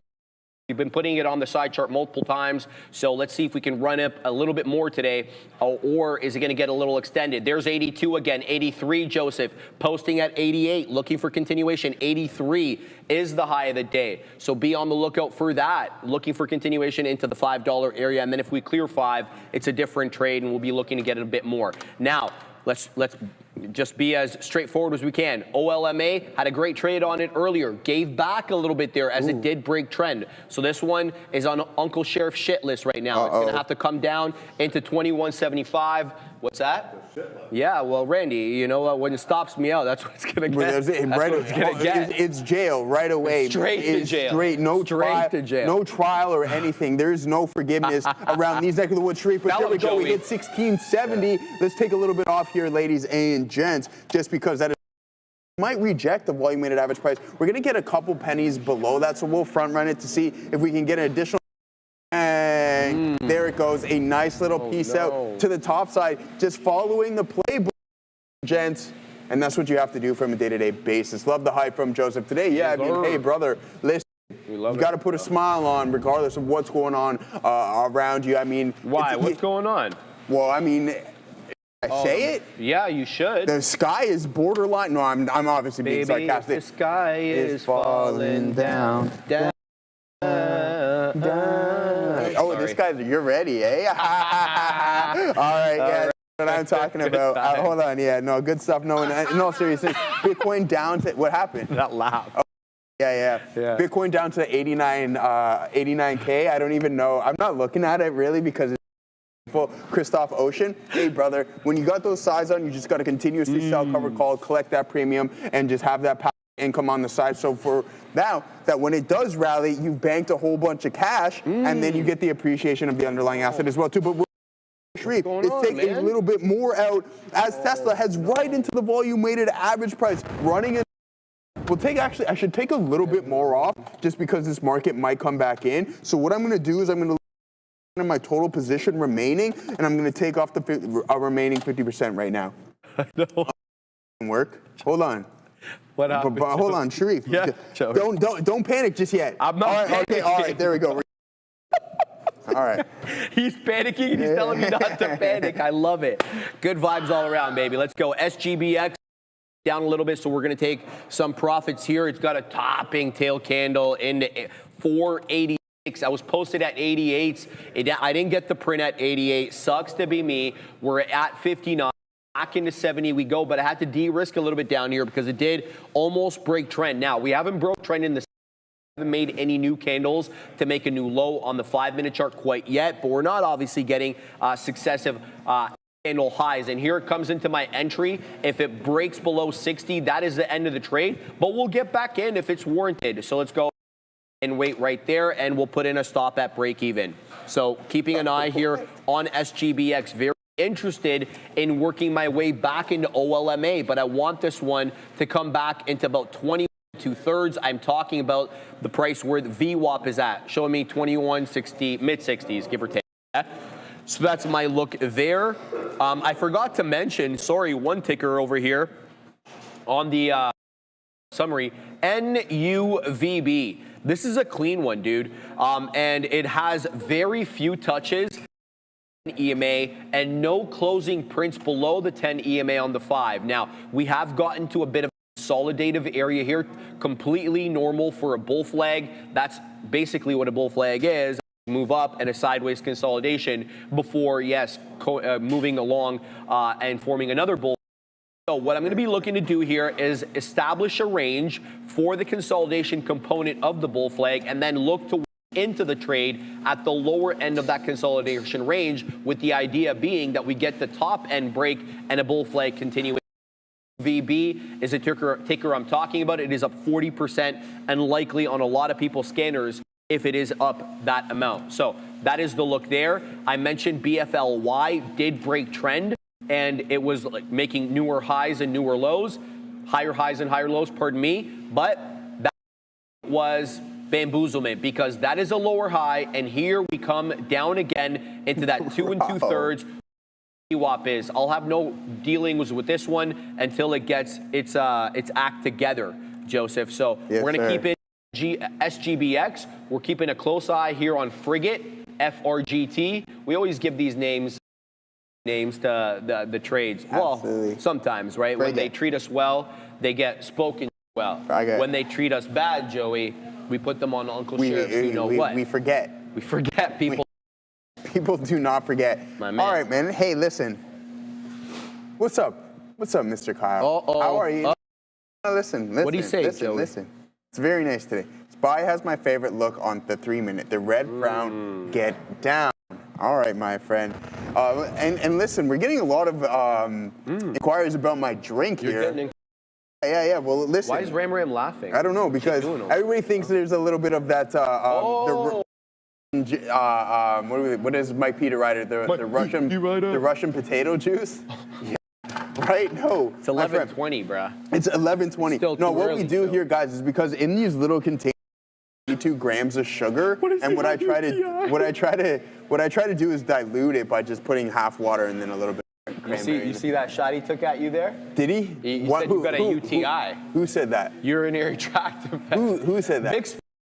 Who else would be bullying us One this Piece. early No, in the listen, chat, One bro? Piece. Stop it. Oh, One he Piece. called him One Piece. Relax. All right, this morning, Fantastic One Piece. stuff. No, I genuinely enjoy this stuff. All right, guys, but there goes Tesla starting to come back in a little bit as the market is slowly starting to cool down. Momentum to the downside, and that's what we want to see. So if we get any form of a bid step back in, I think this is going to give the ability for Tesla and rolling once again. So boom, boom, boom. Yeah, trapdoor One Piece over there. Spile talking smack. We got you now, brother. Yeah. You're in my cup. There it goes. How about this one, Kyle? What do you got? How about that for a One Piece? I'm going to take a little 2-piece off that one there. Crazy. You don't got those there now, do you, brother? Joey. No, nice move on Tesla, guys. All right, guys. SGBX into that $0.75 area. This is where we encountered that seller SSE. You know, remember that guy? I don't like him. So we're gonna have to see if he gets back in. SSE was like, stop dragging me in. Hey, man, if you're in it on the ones, you know the guilty by association. Yeah, you obviously would know. So if you're in this room, you're susceptible to any. to anything. Point, there's that seller again, Joey. There it is. Why is he, bro? He's like that cat. There we go. We took him out. Now it's a super chat. There we go. Always doing the most in a great way. Chris Litwin, SGBX. Breaking new highs for the day. Worth going long, my man. Look at the position board. We got 59s on. Here is 80 again. The only thing I've lamented, Joseph, is not having added more. Let's go ahead and do that right now. I don't want to add at bad prices, but I like the top possibly off here at 5. So we did add that fundamentally changes our cost basis, which I'm fine with. We're going to post at 85. Let's look for an 80 break here. It is an 86 high, hence I'm posting at 85. 82 showing up, Joey. What's happening? We're good. We're rocking and rolling. Rocking and rolling. But no, that's all I want to say. We could take in some more out there on Tesla. Sorry to interrupt you there, brother. We had to hit the sirens. Do this one as well, too. What are you doing?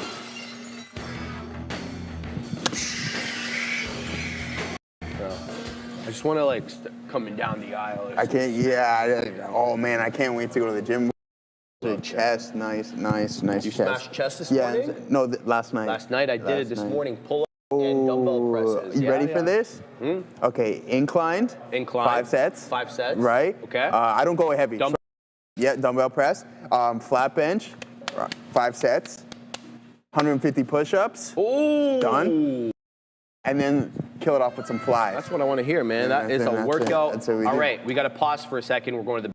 How come I don't hear? The moderator here at this U.S. Saudi Investment Forum is actually wrapping up this panel with Elon Musk, Tesla, a whole host of other companies, and Nvidia CEO Jensen Huang. So there wasn't too much said here. Just really quickly want to wrap up what was said. Now, Jensen Huang was asked if he does see there being an AI bubble. His answer was pretty long. Really simple to extract there, but he just talked about how a lot of these things are kind of built into the systems.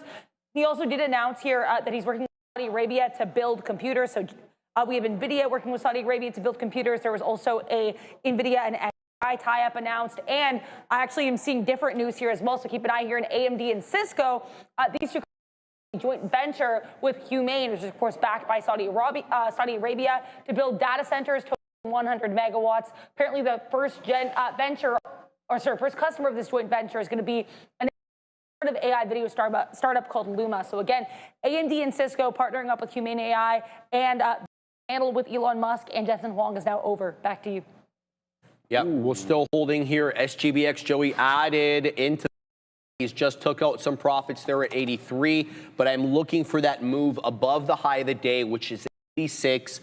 We have been, trading below that since the prior candle. So we have a lower high, but we do have a high. Here's 84, 85, Joseph. There's a seller here.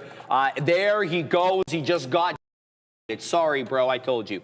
All right. So now we're going to post north of 5. We're going to wait at 505, but we 85 print that still hasn't been taken, so we're going to take profits north of 5 if it allows me. 89 now showing up high a day. It's a 94 high a day now, Joseph, but we're waiting at 95, so we're not going to take the print here unless I want to move it down. There's a seller at 92, monster seller. 94 now. Boom into the high, Joey, and we're still holding pieces. Let's go. I'm happy that because I would have been exhausted with shares. Looking for a $5 break. We're not getting it quite yet. 97. We're waiting at 05s, and we got more in the tank. We will add if it's warranted. Let's get through 5 first. Let's keep looking at Frigate, FRGT, taking out highs over here. I'm setting up at 22s, then we're waiting north of 25, packing the patience on these small cap gappers. Oh. Damn. That's you. That's your cue. That was my cue. Okay, wow. All right. Sorry, I'm out to lunch. There we go, guys. I'm short some AMD, as you can see here on the board, guys. This is what I'm talking about, essentially the flat bottom breaks right here. Bang, right there, Sharif. I know you're going to like that one. So as you can see that we have this nice earlier in the morning, and then sure enough, we start to come down towards some key support levels. That's going to be that base that was formed in the first 20 minutes of. And then now we're starting to bleed, my friend. And it's really starting to move lower. We like this here on AMD, and we want this momentum to be sustained. I told you, we took the majority of our position over VWAP. Everything else is a bonus, and I'm currently sitting on about 20% of the remaining right now. So we like that. Now let's head to what's going on in advanced money devices. Ask micro devices there. So we're getting the downside volume really starting to increase and pick up a little bit of steam and momentum there, Sharif. Let's get this rocking and rolling. Some out to the downside on AMD. A nice little short there as the market is continuing to move down. Wow, what a punch lower there on AMD, my friend. I'm going to post up just because I do believe we're going to be able to get some nice prices here. So we'll head up over to 226.90s and we'll a little smidge out, 33% posted up to see if we can get that fill right there. And I think it's going to come momentarily. Let's focus on the to see if we're going to get that. So you can see that we're getting that balance. We want to see that additional flush on the bid and below the bid in order for us to catch that. As long as we don't get the continuous at the ask and above it, then I like our chances to climb a little bit lower. So we're going to wait. We're going to be patient. Let's get our quote highlights up on here. So you can see we're bouncing right now. I'm going to step right back in. We're going to have to make this substantially smaller there, not 10,000. That might even be a little bit too much for this here, Sharif. So we'll head over. Make this 500. How about that? And that should give us a lot of. Okay, well that was a little lackluster. Now there wasn't. That's not going to work out. But other than that, guys, AMD starting to work out for us. We took some off. Now posted up at 227. Like hearing it, Joey. So we're still in Frigate, FRGT, and we're still in SGBX. Move up my stop on SGBX to a little bit below break even, which I don't mind doing because it's a different trade north and south of 5. If we do get above and stay above 5, I'm not talking about a wick or two. That's not going to cut it for me. SGBX. If we get above 5, I'm all game. I'll get back in.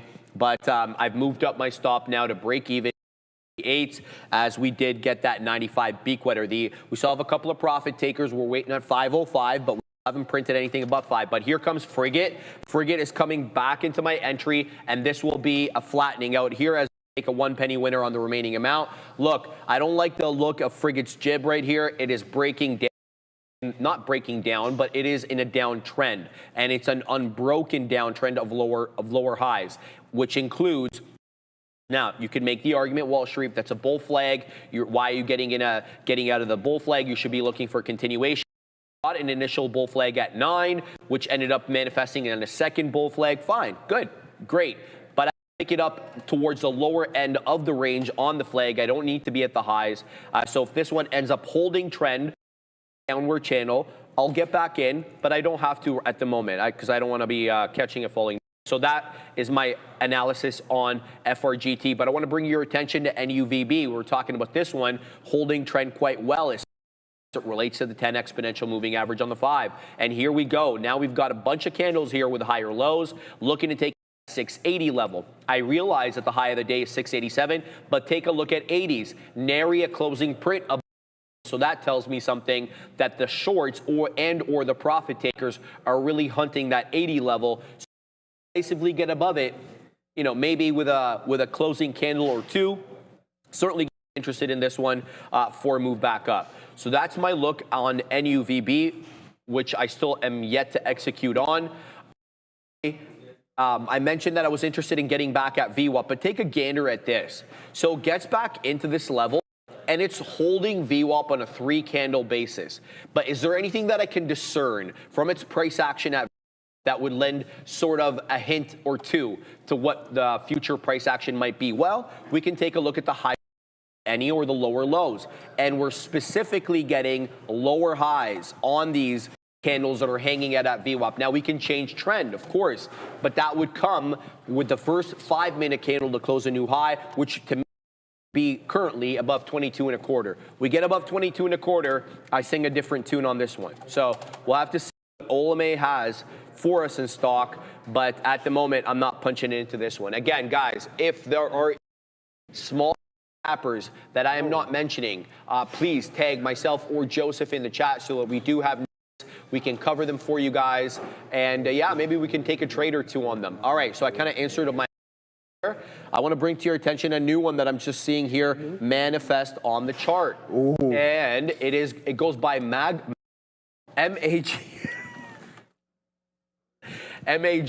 All right, how would you pronounce this? MAGA. It's not MAGA. No, it's MAGA. It's MAGA. MAGA. Right? It's gonna in the chat there. No, seriously though, here's the deal. This one's a little light on volume, but it's got a really good looking chart, Assassino. Or is that Chilean Nightmare, brother? So up into 410 it goes. It's trading the 10 EMA for the most part. What I do like about this is clearly trend here, higher highs, higher lows, but the volume on it displeases. 670,000 shares at around 11.30 on a $4 name. Just it for me. So I do like the chart pattern, but I ain't gonna trade this one until it does more volume. There goes SGBX, Joseph, above 5. We're waiting at 05s. It is now a 503 high a day. Now we're waiting for a clearance of 5. I still have more to take, even if we get that 505. Thanks to the ad over here. There's 3s again. Did we just see 4s momentarily? There's 4s, there's 5. Boom, into the high, Joseph. Now we're going to get really lofty with our expectations. We're going to wait at 525. There's 10. Wait, now penny high a day here on SGBX, up almost 50%. There's a seller at 10 here. Be careful. At 10, just got taken out. 12 showing up, Joey. 15's now showing up. We're waiting at 25's. Good length here on SGBX. Yes, sir. We got that rocking on, and there it goes, 1690. We take some more out on TSLL. I do like our chances of getting involved with some more AMD, but I got out at the break even there. We take a little bit off, and then we're like, all right, let's hit this thing cool down, because considering you've taken screen, guys. Oh, there you go, bang. So you have 5, 10, 15, 20, 25, 30, 35, 40 minutes of straight downside. Now you're starting to print an inverted hammer candle at these lows, drastically below the volume weighted average price, but you can see a tiny bit of selling pressure within this print, and I think that's something that needs to be taken into consideration. Okay, cool. Yeah, so there it is, guys. We're gonna wait for this additional pullback, and then hopefully we get that curl over where we break those 228 levels, and we can continue that momentum to the downside. We're heading to crypto with Adara. Neil. Let's look at the monthly chart here for Bitcoin, because I think it is worth noting the BTC is still on the monthly, making higher highs and higher lows. Now, had a pretty intense monthly decline on this trading view chart. Looks like Bitcoin's right now down 18% month. It's also its second straight red month. But we do have to talk here about some of these outflows, specifically for the BlackRock ETF, or IBIT, that is the BlackRock iShare Bitcoin Trust. Now, apparently they had record outflows yesterday, 523 million, so just over dollars in a single day worth of outflows. Now, some people are seeing this actually as not necessarily bearish or signs of fear, but more just signs of people rebalancing risks rather than exiting the crypto space entirely. And it's worth noting, there are other crypto, I guess, or spaces or sectors where we actually are still seeing inflows. Now, apparently spot Solana ETFs actually have extended inflows as of yesterday. So Bitcoin here on this monthly chart, I think maybe if you zoom out a bit, you can still see these higher highs, but it looks like it's not all weak for crypto with Solana getting inflows. So yeah, I think when in doubt, zoom out. As Neil often says, this monthly chart may be so scary as the daily or the sentiment certainly makes Bitcoin seem right now, guys. Back to you. Mention here something, Joey. Guys, we're done trade on SGBX. We took the 5 1/4 break. The new high day's 535. This one is still going. Is on now for SGBX. Shout out to Chris, man. Thank you for the $10 super chat. Your Chris dropping cash Ola in the chat. You are absolutely accurate on this one. Thankfully, you're jumping into this on these small cap cappers, but I really want to stress this because someone was trading LFS yesterday, and it made me feel a little bit bad that they did punch in at high. And, you know, they were in like full state of panic. And, you know, clearly that's not what you're supposed to be doing, but I don't know why I'm feeling bad. Didn't have anything to do with it, but the fact is I am, okay? So I'm going to have to tell you guys, these ones are around for a good time. They're not around for a long time. You have to trade them carefully. You have to trade them with sound risk management skills, or you'll find yourself a lot of money very quickly, especially if you're a newer trader. So I don't care how annoying I sound. I'm going to keep saying that because it weighs on my conscience. So SGBX is going. WSHP, shout out to, what's his name again? Nathan Penna, shout out to H-Town. Neil just, you know, for like, let me see how much locate shorts are on for 100 shares here on WSHP. For 100 shares, Joey, the light cost of $234. So clearly locate's hard to come by here, but this thing is up 184%. It's halted up, okay? I believe it is halted up, yes, at 93.82. It's showing a tap of 95. It carefully, if at all. I'm not touching this, okay? Because it's just way too liquid, Joey. Excuse me. So, all right, guys, there it is on AMD. This is what we were talking about earlier. We didn't get that pullback as deep as what we were expecting, but you do break through, and now you're putting in an additional leg lower. That is going to be the low of the day on advanced micro devices. Now, as for Tesla, we cut the top of this one, so that was pretty good so far. So a good start to the show without any form of questioning there, guys. We hop in there a little bit. I'm like, you know what? Let me add a little bit at the lower end of the range, and then bang, bang, bang. We piece them out there. Like that. So now we're just going to look for some other things. We're going to continuously sit in this position until it comes to our break even. It looks like the momentum is most definitely to the downside in today's market. Just be cautious on what we got going on in the TQs as well. You don't want the floor to give out, but that might be in the works. The consolidation right out of the gate isn't nearly as strong as what we've seen in AMD. Once that snaps, then who knows what can happen. I think the next target you want to aim 593 here in the triple Qs. Let's take a look at the TQs just so we can do a little bit of a comparison. And what does that pre-market low put us around? 97.35. And you have a high of around 103. That's around $6 and change right there. So yeah, that's what we're looking at. Any form of indecision on NVDA, we might be able to flip long, considering I mentioned not too long ago, look at the consecutive red candles. So maybe we'll experience a breath and a move back in towards the volume-weighted average price. But a complete recovery, sure about it. Can this be a reload opportunity here in TSLL? Possibly, but I want to wait and see what the overall first. All right, Joey, sounds good. I'm going to try to punch into Frigate here, FRGT. We're going to take a here, okay? And if it loses, I'm going to say 105, which is below VWAP, so we're giving it plenty. I'm Gonzino, okay? It's at VWAP, so I want to give this one the old college try. But I got to bring this to your attention. Neil, this is why the locates were $234. It is now halted at 107.75. It is now up 226%, and the theoretical auction price, the tap, is showing me 118.15. We have another HKD on our here, or so it feels. But guys, trade this carefully. It's only done about 80,000 shares. Mainly it doesn't stay open for any, extended period of time in order to actually get any shares traded. So WSHP. What the hell does this thing do? Yeah, Ali? I need to know, Joey. I got nothing here, man. I got no information on this great company. Is this a, let me just take a quick look here at this daily. Oh, this is an IPO from the 14th. A few days ago. Okay, so an IPO from the 14th opened up at 20 bucks. 20.02 was at, and now it's trading at 107.75 with a tap showing 113.60 up to 108 and change. Okay, so we're gonna cover that and we'll see what comes of it. But SGBX, man, all gas, no brakes, and it is on the rampage to the high side again.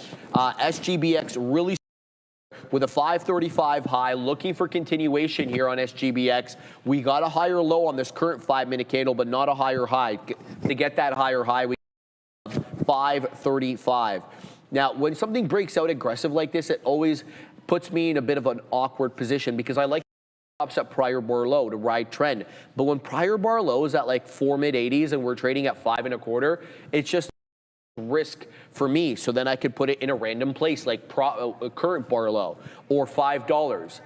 That presents its own problems, right? Because you're putting it in arbitrary areas where there may not be support or resistance like to hold up the level. So I'm going to continue to watch here SGBX and look at the tape, and then if it's warranted, I'm going to get back into this one. I've already gotten into Frigate and I'm a penny, which I don't like. Oh yeah, we don't like that. We always want to be consistently in the money, but there goes the continuous bleed in advanced devices.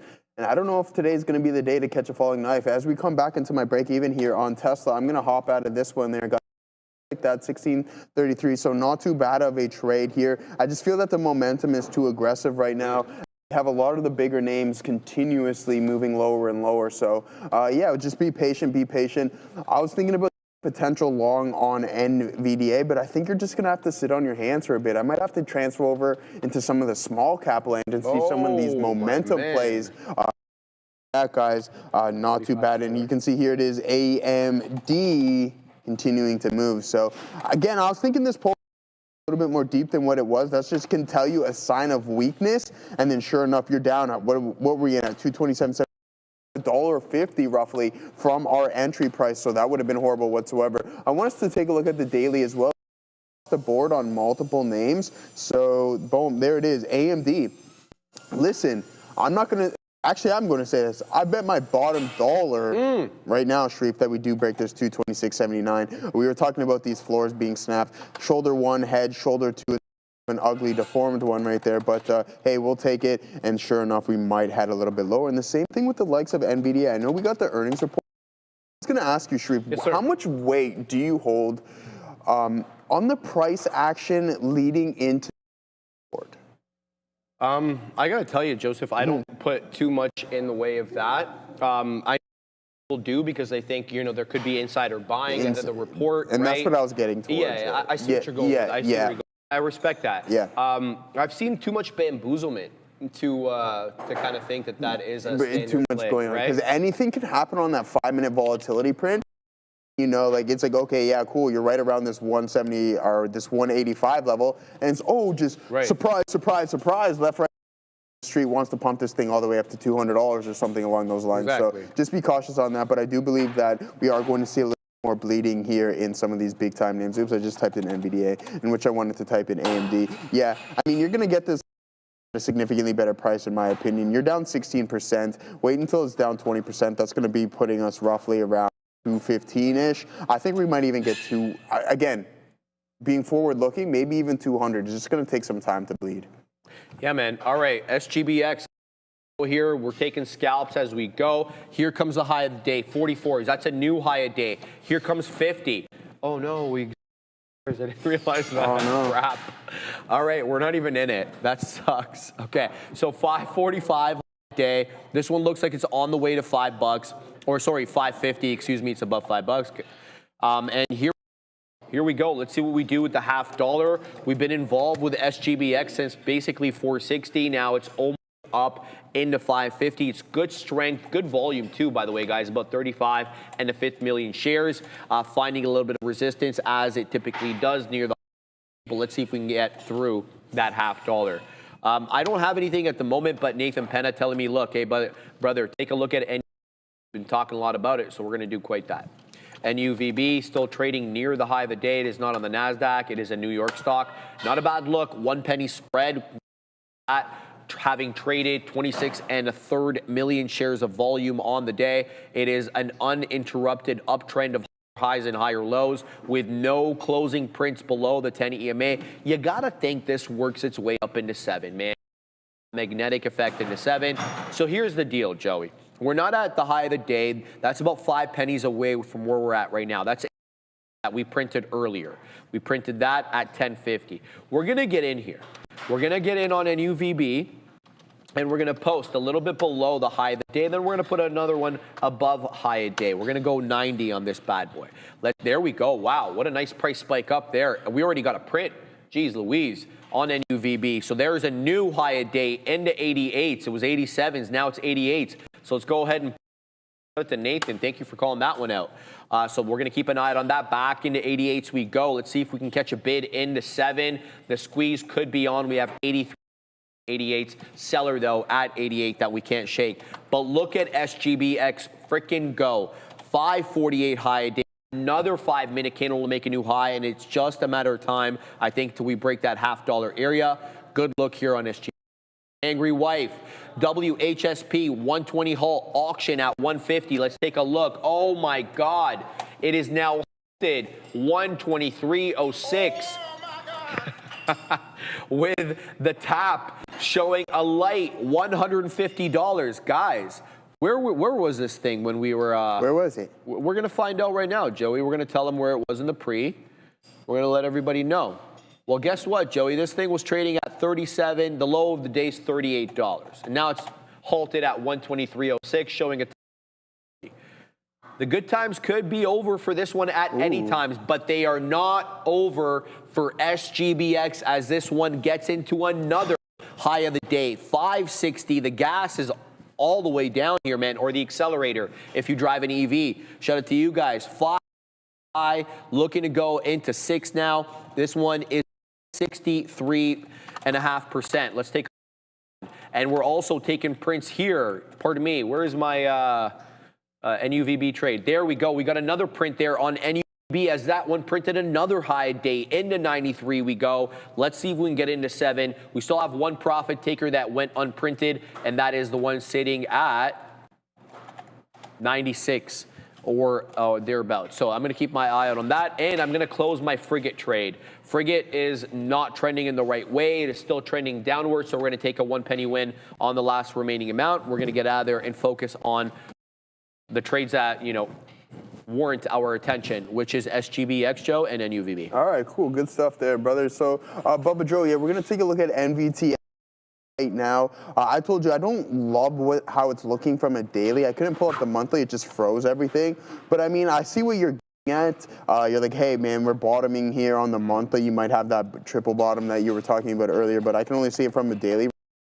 You want this level to hold. I mean, your outs are going to be defined. So as soon as you crack this level, get out of the trade and then better price, because the chance of our view heading to that next stage is going to be around that $5. You don't want to take a $2 hit or anything like that. So yeah, that's what we're looking at. Market slowly starting to curl over. There's NVDA, but some buying pressure within these 5-minute prints. I think that's a pretty good signal to maybe take a short and long.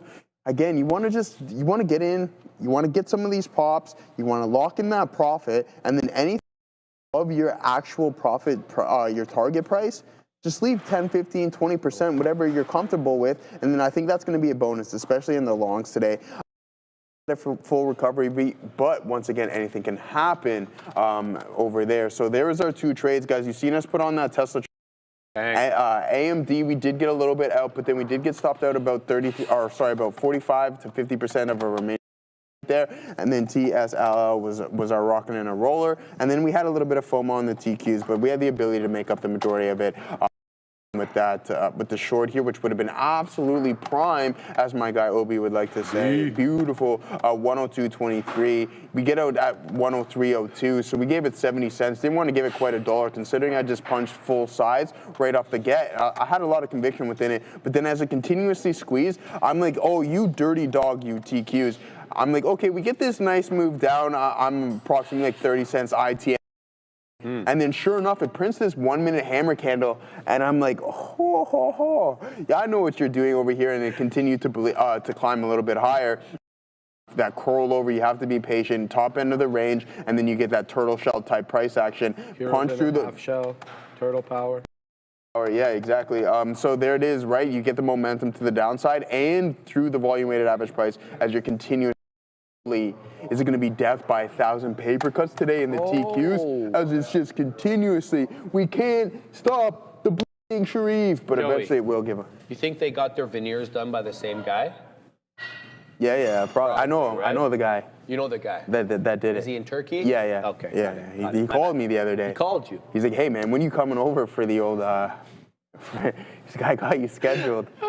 He's like, go on with it, bro. You're good at this now. He's like, man, he's like, yeah, I got you scheduled for mid-26. Yeah, that's crazy. You can't wait that long. Well, hey, man. All right. Assassino, we've got to tell him. Guys, please get into the chat and vote for your favorite every day. It is not even close today. Your boy Goggles up here, GOOGL, with 88. Far ahead of what I would have perceived to be the biggest name, of course, Nvidia with 53. But let's put some freaking respect, man. Up for almost 3.8% and on the verge of taking out Softy as the third largest company by market cap in the world. But in order to vote, guys, you have to throw in that $ followed by the ticker of your choice. Let's get those votes up there. We got TMC. I gave you guys TMC a hot minute ago. This company is basically a proprietary, they have proprietary technology to mine the seafloor for, rare earth elements. MP up there. I'm involved in, up 9.2, AMD, Tesla, Amazon. We got Meta up there. Meta continues to rinse my account. NFLX, we got SGBX, that's the one I'm all over. Let's give SGBX some love. It only has 29 votes, guys. We got Open Door. We got Target. Target continues absolute hot garbage, even under new management. And then iBit there, 19 votes for that. So make sure to get into the chat, guys. Please vote. It gives us the right idea of what you guys want to talk about there during the afternoon. And vote as many times as you like. Nathan Penna. Shout out to Houston. I called NUVB and WSHP finally being helpful. Nathan, you're great, bro. Nobody ever said you weren't helpful. One day, I'm a morning drinker to a real trader. Thanks to Joe and Sharif, I learned all my skills. That's kind of you to say. Of course, but thank you for the super chat, Nathan, and for contributing positively every day. Though that WSHP call out is money because it is halted at 123.07. And so is NUVB, which we're involved in right now. Off the high of the day into 94, Joey, but still above the 10 EMA. Adding into that 10 EMA area. What do you got, my man? All right, cool, man. I'm just looking across the board here as the market is starting to come in a little bit. Maybe we get a failed high on, I don't know why my data isn't displaying here on this chart. Oh, yeah, that's working really good. So I'm going to wait for the curl over here if we are going to get one. Just be cautious of the pre-market levels, and you can see that we get that breath, inability to push through that 98.78 level, 99.78 level. And now heading towards the lower end of that range. Now, as for Tesla, there might be a short looming here, guys. So if we flip this, we're already 1 for 1 on Tesla. We might go for this break of the neckline, guys, right around 402. And then if you ask me, that next target's going to be around $400. We'll head out to the daily and see what we got going on. We got this consolidation. I thought this was going to be enough liquidity absorbed here south of this neckline. And this is what I'm talking about. I hope that you guys are seeing kind of the same thing across the board. It's just that a lot of base is being established. And then now we have these strong names heading towards the floor of the support level, right? So, which is the support level, I should say. And then now you have the multiple retests of it and you're rejecting need to punch through and head to that next leg. So I'm going to be cautious. I'm glad to be sitting on some cash because I think there might be a little bit. Look at the coin. Yeah. The coin is bleeding. It's disastrous. It's absolutely just close below 90, Joey. Well, I figured that was going to happen, right? Like we were hovering around 90, 92, and the thing is, so essentially. What I can tell you, I think for free, essentially, is we're not going to get that V-shaped reversal in this. I think the bleeding is too long and too. Oh damn! What's wrong? Nothing. I just had to think of the words that I was going to say. It's just been really aggressive selling, and to be honest with you, when you see that type of price action. It's a while for things to turn around. And Rich Buddy says 76,000. I think that can be in the works. I mean, 5 is probably going to be that next level, et cetera, et cetera. So watch out what we got going on with the crypto space, and just make sure you're hedging your. Not get out and get back in at a better price, guys. Can I say one thing though? Yeah. Obviously, I don't want Bitcoin to go down because I'm losing profits. But what I do take silver linings out of this, I hate seeing correlation between equity markets and Bitcoin and crypto. I don't want. If I want to punch into the Qs, I'll punch into the Qs, Joey. Yeah. I'm not punching into BTC for it to move with the market. I know. I just don't know if we get that kind of separated correlation anymore, just due to the we are Wall a little Street. bit today, right? Well, Like, look at crypto. this is what I'm getting at. Like crypto. On the bids up, it hasn't been participating, but on the legs down in the overall market, I agree with it's the selling is more right, and we're noticing so we can just determine that this underlying is actually extremely weak right now. But what I was getting is that now we're optionable in IBIT. Yes. We have the multiple ETFs as well too, and then we have a lot of institutions starting to. So. It's almost to think like, hey, how could it not be correlated with the NASDAQ, essentially, is what I'm getting at. You know what, dude? Like, because, like, you know, I mean, I don't understand. And one more point here. So what we have, and what I was listening to the other day, is that we have a lot of the longer-term wallets that have been holding Bitcoin are transferring over. So the whales are moving That's what I heard as well. Right into the institutions, right? So it's a change. It's essentially a change. So we're seeing a lot of profit taking, but with all that Bitcoin movement heading into the institutions, well, where's it going? The whales are no longer holding it, institutions holding it. So it's almost like, hey, it's almost inevitable that you're going to see some form of correlation. Is it going to be forever? I don't think that's right. No, I mean, I'm, you know, obviously, I like seeing the decoupling of the price action. To the downside, but decoupling nonetheless. This is what I want to show us, Asino. I want to show my chart over here. This is my crypto watch list, guys. Starting from here and then right to military and defense.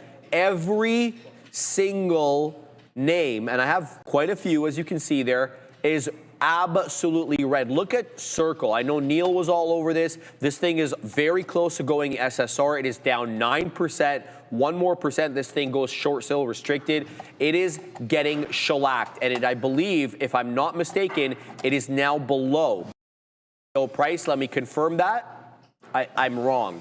It is still, hold on. The opening print that day was, I believe, 68.90 or 69.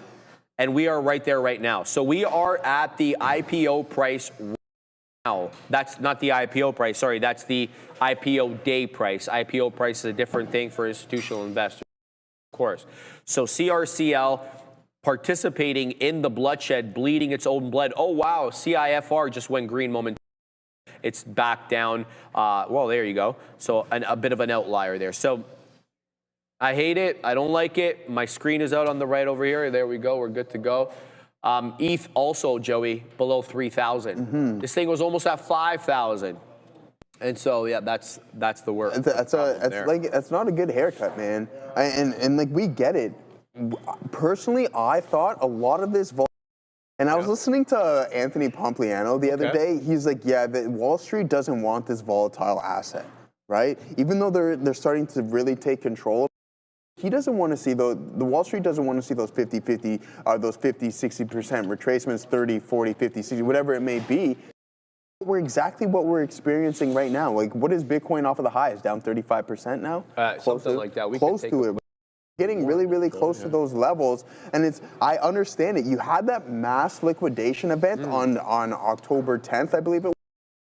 And it puts fear in people. But sure enough, when there's extreme blood in the streets, guess who's buying all this stuff up? There's always one side of the opposite party. If you're selling, someone else is buying it at the end of the day. And the chances are it's the market makers and all of these big funds. And they're just slowly starting to allocate it, while the rest of us, the retail individuals, are like panic. So at the end of the day, you just got to be patient. I wouldn't be surprised if it does point, but it's going to take significantly longer than what we're going to anticipate for sure. Chuck of all trades, I don't know why I can't tag you, brother, in the chat, and that's been a problem for a while. Yeah. Your entire name, I don't know why, but he's talking about WSHP, Joey. It's now up 351%, having halted at 148.93. Now, finally, the tap is a little bit less than where we halted, showing 148, a whole 93 pennies below. So WSH, all gas, no brakes. But I got to tell you guys something. It hasn't even done 100,000 shares on the day. Okay, it's at 95.3. So needless to say, this is a very dangerous stock, but it is rocketing up nonetheless, and it can mint some good money if you were to catch it the right way. I'm not going to be trading this. It's impossible for me to manage risk like one needs to manage risk on you're trading other people's money. So I'm not going to touch this, but nonetheless, it is rocketing up. Yeah, it has a huge spread. Of course, it's insane. Anything this illiquid is going to be very, very spready by definition. You're absolutely right. Trader 604 gets a little expensive. He's talking about permissions for data. I know, brother, I know, but they offset it if you have commissions, if you churn through commish. I don't really churn through commish because I'm not actively day trading on my own platform trade. But you know what? Like, to me, it's worth it to have all this data. I mean, I'm using it here.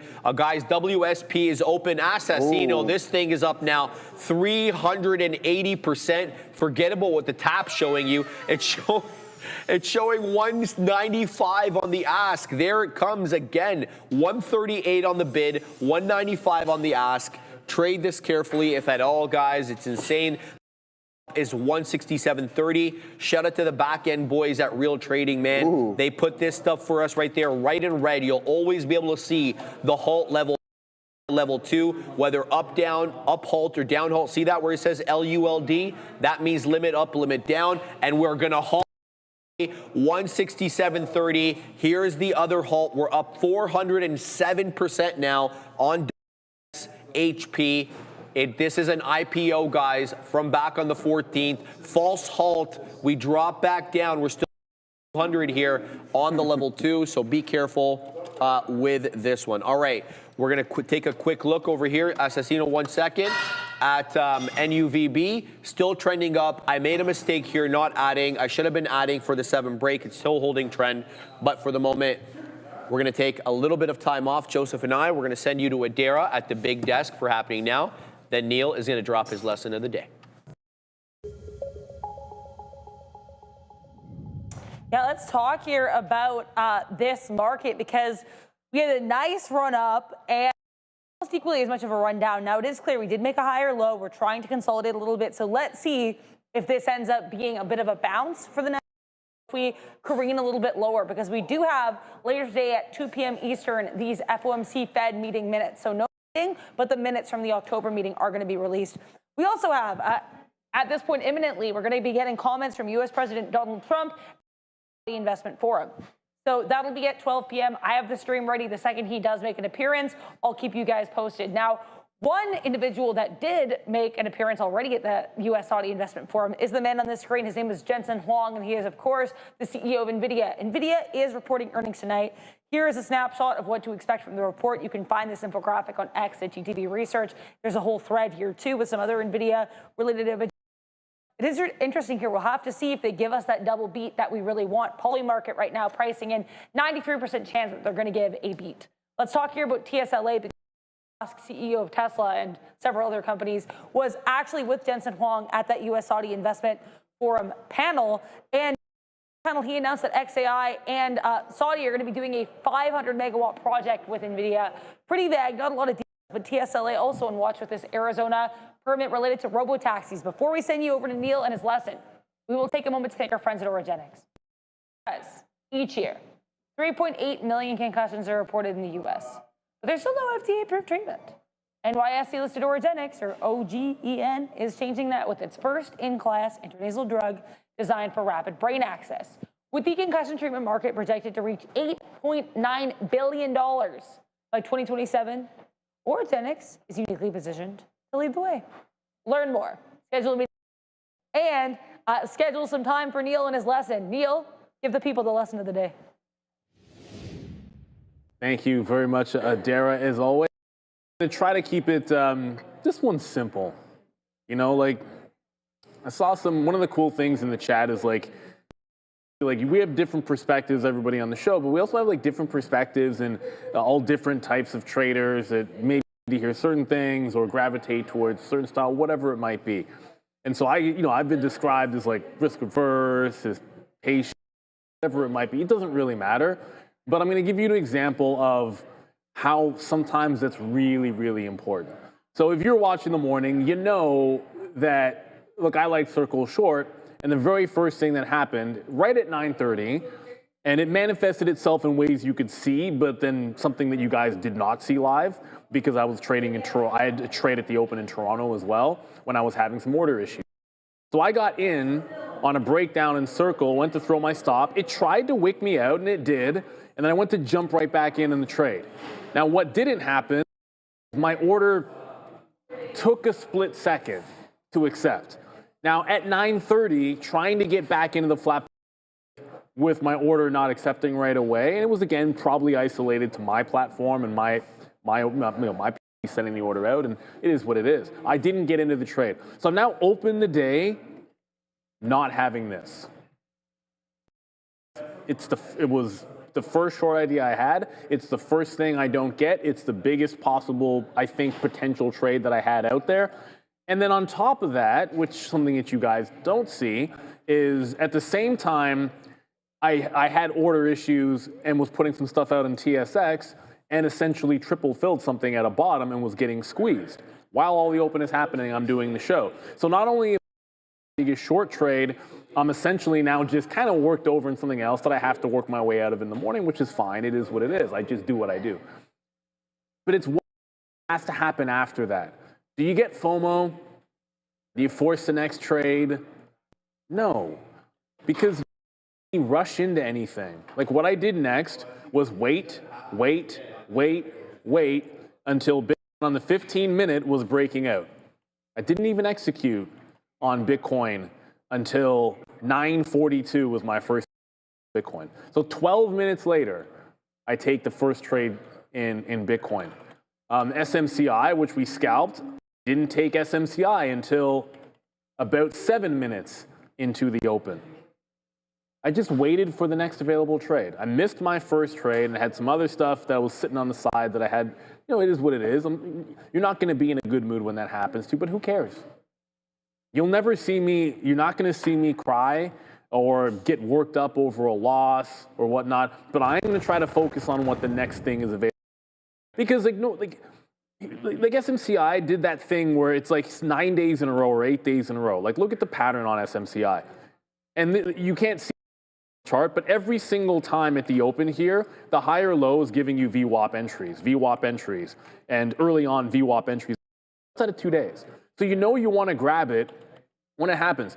Now this stock is either gonna work or it's not, independent of whatever just happened to you or is going on to you. So it doesn't matter how much, here's the things the market doesn't care about. The market doesn't care how you felt when you woke up in the morning. The market doesn't care whether your last trade was good or bad. The market doesn't care how many shares you have. The market doesn't care how confident you are in the trade. The market doesn't care if you're up on the month or if you're absolutely getting smoked. The market cares about none of these things. And the only time the market cares about you have is if you fat finger and have so many shares that the algos pick you off and say, I see that guy with the fat finger. That's the only time that the amount that you, so none of these things end up mattering. The only thing that matters is your next decision and your next execution. So I don't care how you start your day, good or bad, just try to make the next quality decision. I'll use a poker analogy.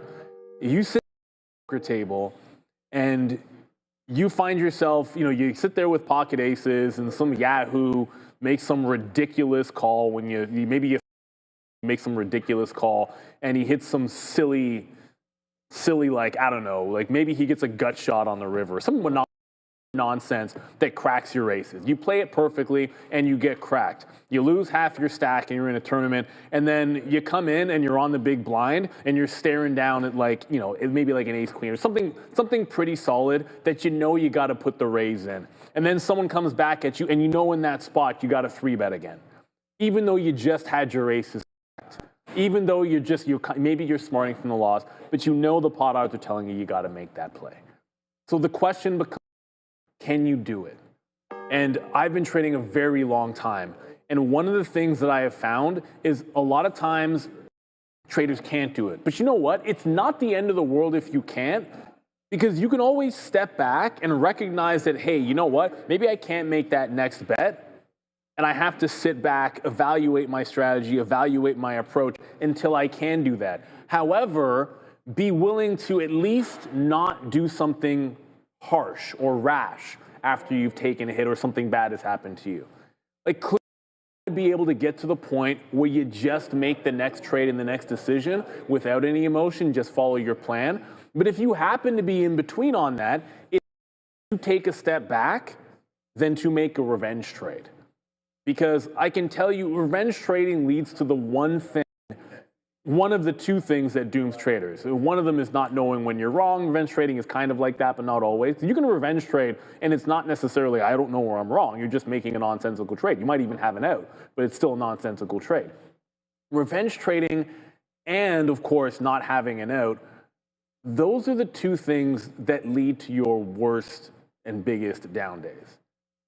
So you've got to understand that the market, again, like I said, it doesn't care you before. What the price action is going to be the price action. All you can do is read it and make your next decision. And that applies to swing trading, that applies to day trading, investing, whatever, maybe not so much. But regardless of your time frame, regardless of your background, regardless of the market, you'd be trading crypto, it's exactly the same thing. So make sure you have that wherewithal. And if you don't, it's perfectly fine. I mean, I revenge traded when I was a trainee a while back. I've made revenge trades before. Like And to a certain extent, I can't say I never do it anymore.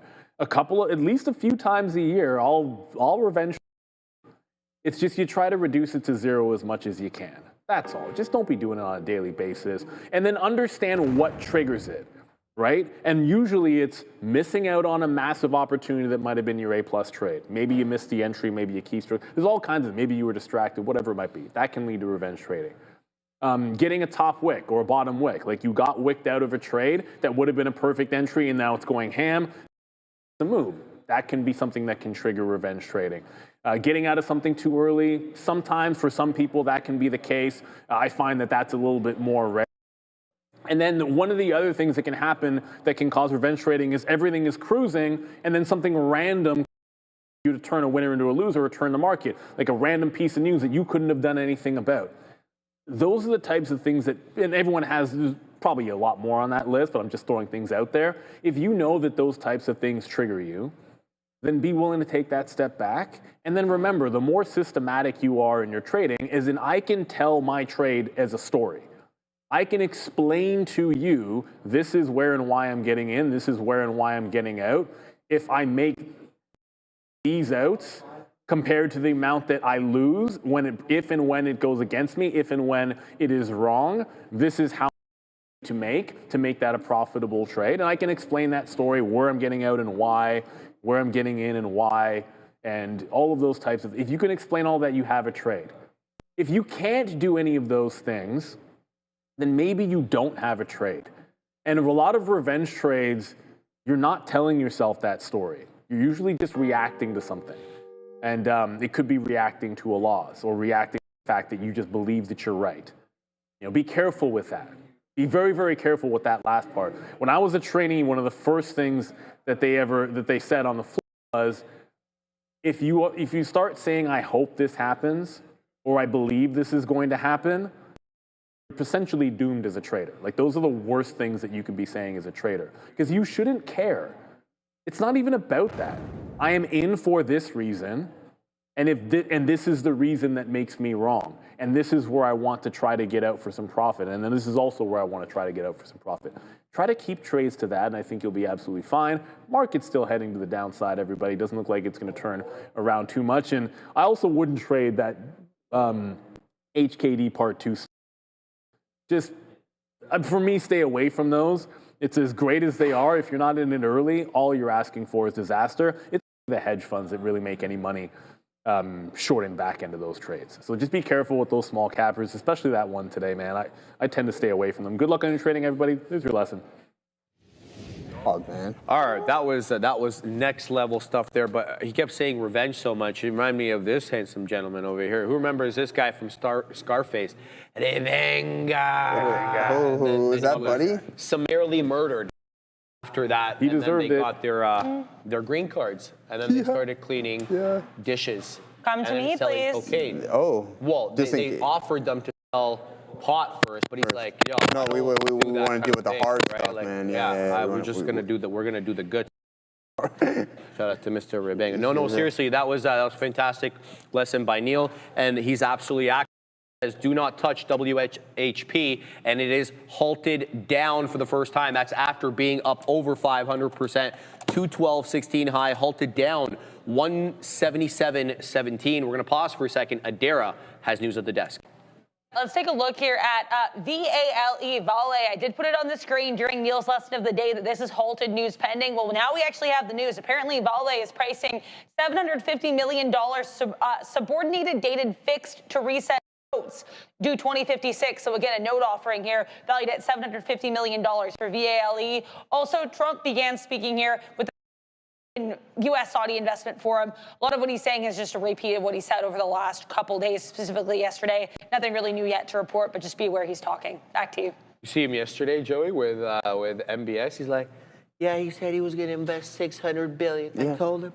So he's going to want to make that $1 trillion. Yeah, he's going to make it $1 trillion. We're talking like these are like $20. You got like 40 on you. You know, can you throw another on there? Okay, no problem. The question I have. Isn't the Saudi GDP $1 trillion a year? Like, all going to get invested all at one time. But what kind of cash hoarding do they have over there? No, I know they got Aramco. They're not even really taxing their people like that out there. Not too much, bro. Not too much, man. But I'm pretty sure that the Saudi GDP is in and around $1 trillion. So. I don't know. Let's find out actually where it is right now. Let's we can figure that out real quick. Quick look over here, Joey. What is the Saudi gross domestic product? Let's bring in. Who are we going to ask? We're going to ask Grok. Let's ask Mr. Grok over here. What is the Saudi GDP per year? Let's see. Over here, Assassino. We're going to see. Let's go, Grok. Okay. So 2024, 1.2. That's projected. Why don't they have 2024 numbers? So 23 was the last, I guess, official year, and that was a little over $1 trillion. Now it's 1.237. Obviously, we don't have for 2025. That's interesting, man. I mean, I know that savings and GDP are not the same thing, but I'm just trying to put it in context. So kind of an interesting look there, Joe. Fair enough. All right, guys. Yeah, we're short this. We're short the TQs here. Nothing substantial. As you can see, we're essentially selling low, looking to buy back a little bit lower. But this 98.60 level is acting as some pretty solid defense right now. So it might be liquidity to absorb. The selling might be just done in general. But other than that, our positioning is at the lows. We'll take a look at a minute standpoint. Zoom out. Oh, no, we don't want to do that. Let's zoom out a little bit to see what we got going on. And you can see that this level is being defended relatively well. But as long as we keep our eye on the volume, this buying pressure, as it stays cool, I like our chances for a small curl over. And then sure enough, we get that additional leg lower. It's going to take some time. So other than that, we're positioned half decently. We can add a tad bit more. But the TQ short originally on the day was my largest loss. And so, again, if I'm not in sync with what the thing is doing, then I can't just continuously keep hammering it. I do like what we got going on in Tesla. We're all out of that one. AMD was nice for us earlier in the session as well, too. So we can't complain about that. Is there going to be some more opportunities there? Maybe. We'll just be patient, sit on our hands. We have the TQ short on right now, looking for that to bleed, break through these lows. And if the momentum continues to the downside like it is in Bitcoin, then we're going to be off to the races and doing pretty well. And here's a Bubba Joe. There's NVTS, is what I was talking about earlier as well. You can see that we're starting to head towards range. So all that buying pressure gone, and then now you might head back towards $7.33. I know you said you have some call options. If you're in them for the longer data, you can just... Let's actually take a look at the options chain, because we have yet to do that today, and see what we got going on in NVTS. And even if it's worth it, I'm not too sure of your expiration. What we will do is go a couple weeks out to see what kind of premiums you're looking to collect. Excuse me, just hedge against your position. Excuse me. So, I mean, we're running into some liquidity issues right off the get here, so that's never really a good sign. I mean, you have 900 contracts here. They're not even going to be a bid and ask. So it's almost at this point, the way I'm looking at it, you can't even really do that. I mean, if you have a lower strike price, then maybe you can write the 7.5s, collect $40 per contract, which isn't absolutely horrible. And that expires by the end of the week. But what we can do is, sorry, I should have done this first. It's gone over to December 5th to 16th. We're going to see a little bit more liquidity, 950, 10s. Depending on how many contracts you have, that might not be a horrible idea. Joey, and now very exciting news out of Canada for the sophisticated traders on the stream. It's by Beta Pro, brought to you by Global X Canada. They are Canada's provider of leverage, inverse, and inverse leverage ETFs, and they've just launched 6 new triple leverage ETFs. They're offering, guys, bull as well as 3 times bear exposure to the S&P TSX 60. We're talking about semiconductor as well as U.S. Treasuries. And if you want even better, they've got better. They're offering a special fee rebate and dropping the management fees to just 65 basis points, all until New Year's Eve of this year. Yes, December 31st. Plus, the U.S. focused strategies use currency hedging, which offers the potential for pure performance as well as exposure. So, if you're tactical and you're sophisticated, if you're a tactical, sophisticated trader and you're looking to amplify your performance, betapro.ca/3x daily to learn more. And there is a QR code right there right of your screen.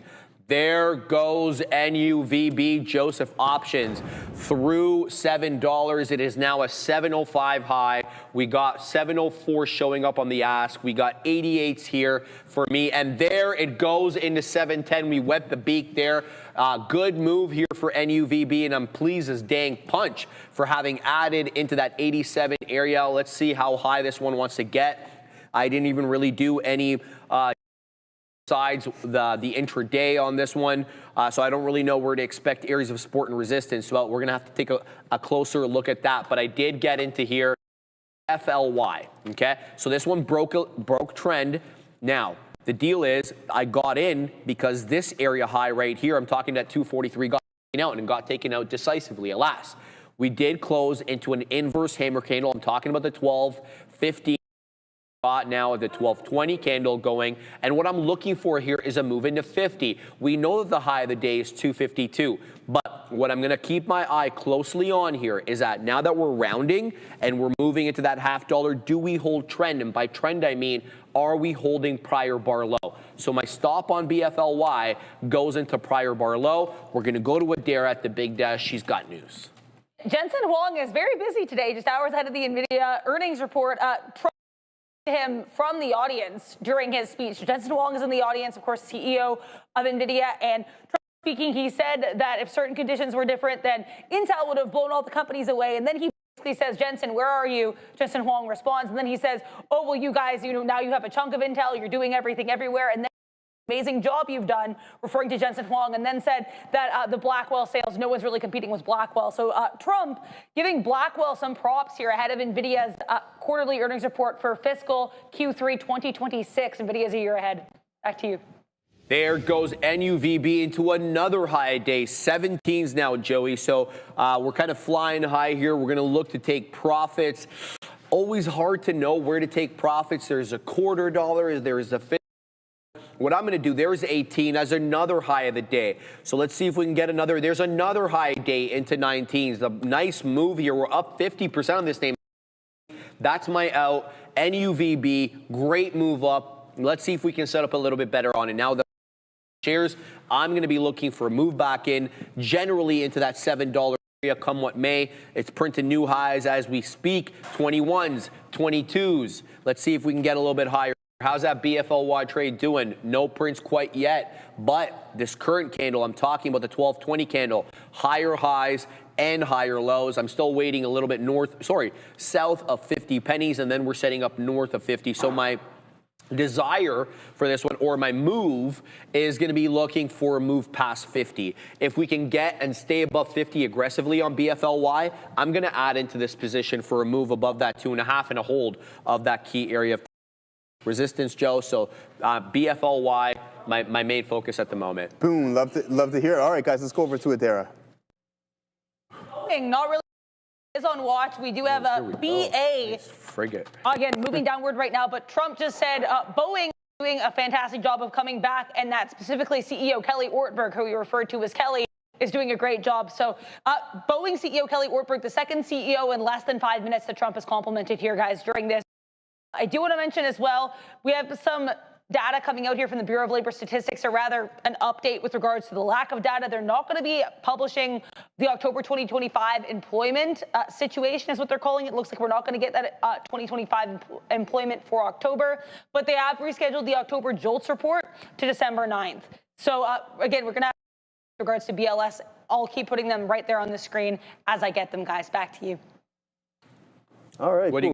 Yeah, good stuff. I'm just pulling a little something up there, guys. You can see we got a primetime ad right at 99s there on the TQs, but we're still consolidating. I can add a little bit more, considering we just started with a little bit of a tester right there, just getting our toes wet, and then sure enough, boom, as soon as I've seen this consolidation range being formed, I'm like, all right, let's post up at the top end of it, see if we can grab a wick. And then sure enough, boom, just like that, you grab 30 cents, but we do have our average up here at 78. So we want to be a little bit more. Absolutely, guys. For too long, trading meant risking your own money or never having enough to start. The fear of losing, that's what kept so many traders on the sidelines. But that's changing, Sharif. You know why? Trade the Pool is transforming how traders access the markets. With its limited risk trading model, traders use funded capital while Trade the Pool downside. This allows traders to focus on what truly matters: discipline, consistency, and growth. When you hit the profit, you keep 70% of the profits. No fear, no barriers, just real opportunity. This is the revolution of limited risk trading, powered by Trade the Pool. Visit tradethepool.com or scan the QR code now. Stop your first evaluation. Okay, exactly. Situation will arise. You know that song? I think you know that song. Yeah, sing it. I'm gonna need to hear the full song. No, I can't sing.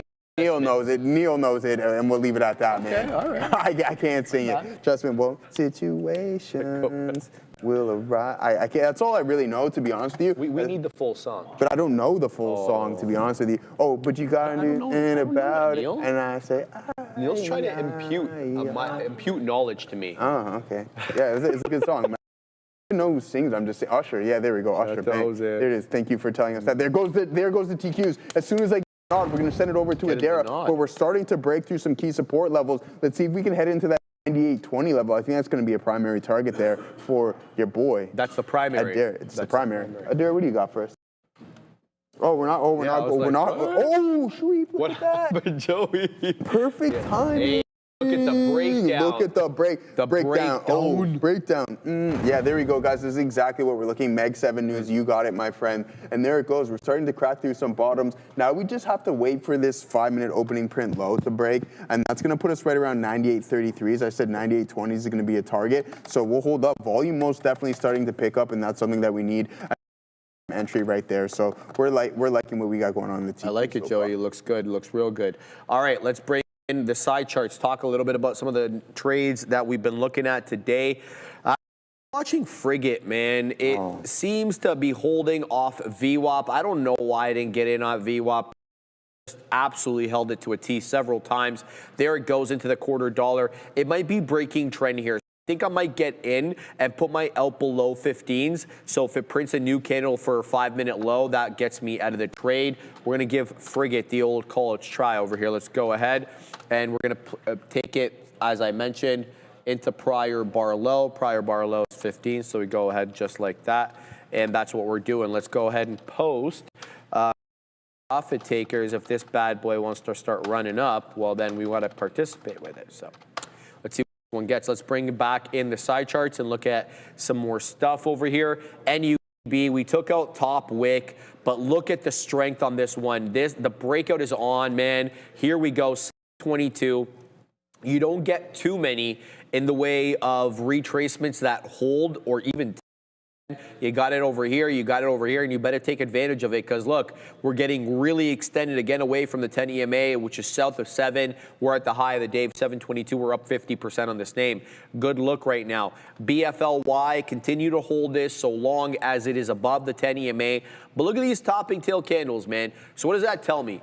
That means either are aggressively taking profits in the high 40s above that $0.50, or the shorts are so exuberant that they can't even wait for the price action to reach 50. They're ahead of that. So we'll have to see who ends up winning, whether it's going to be the longs or the shorts at this level, but that 2.5 is focus for me.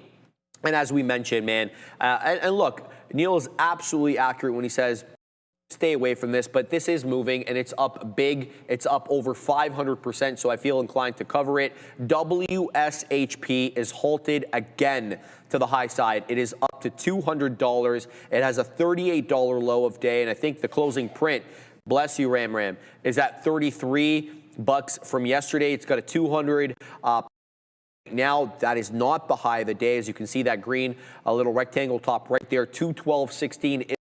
Take a look, though, at what the theoretical auction price is on this very, very stable stock. I say that, of course, facetiously. It is the tap is shown.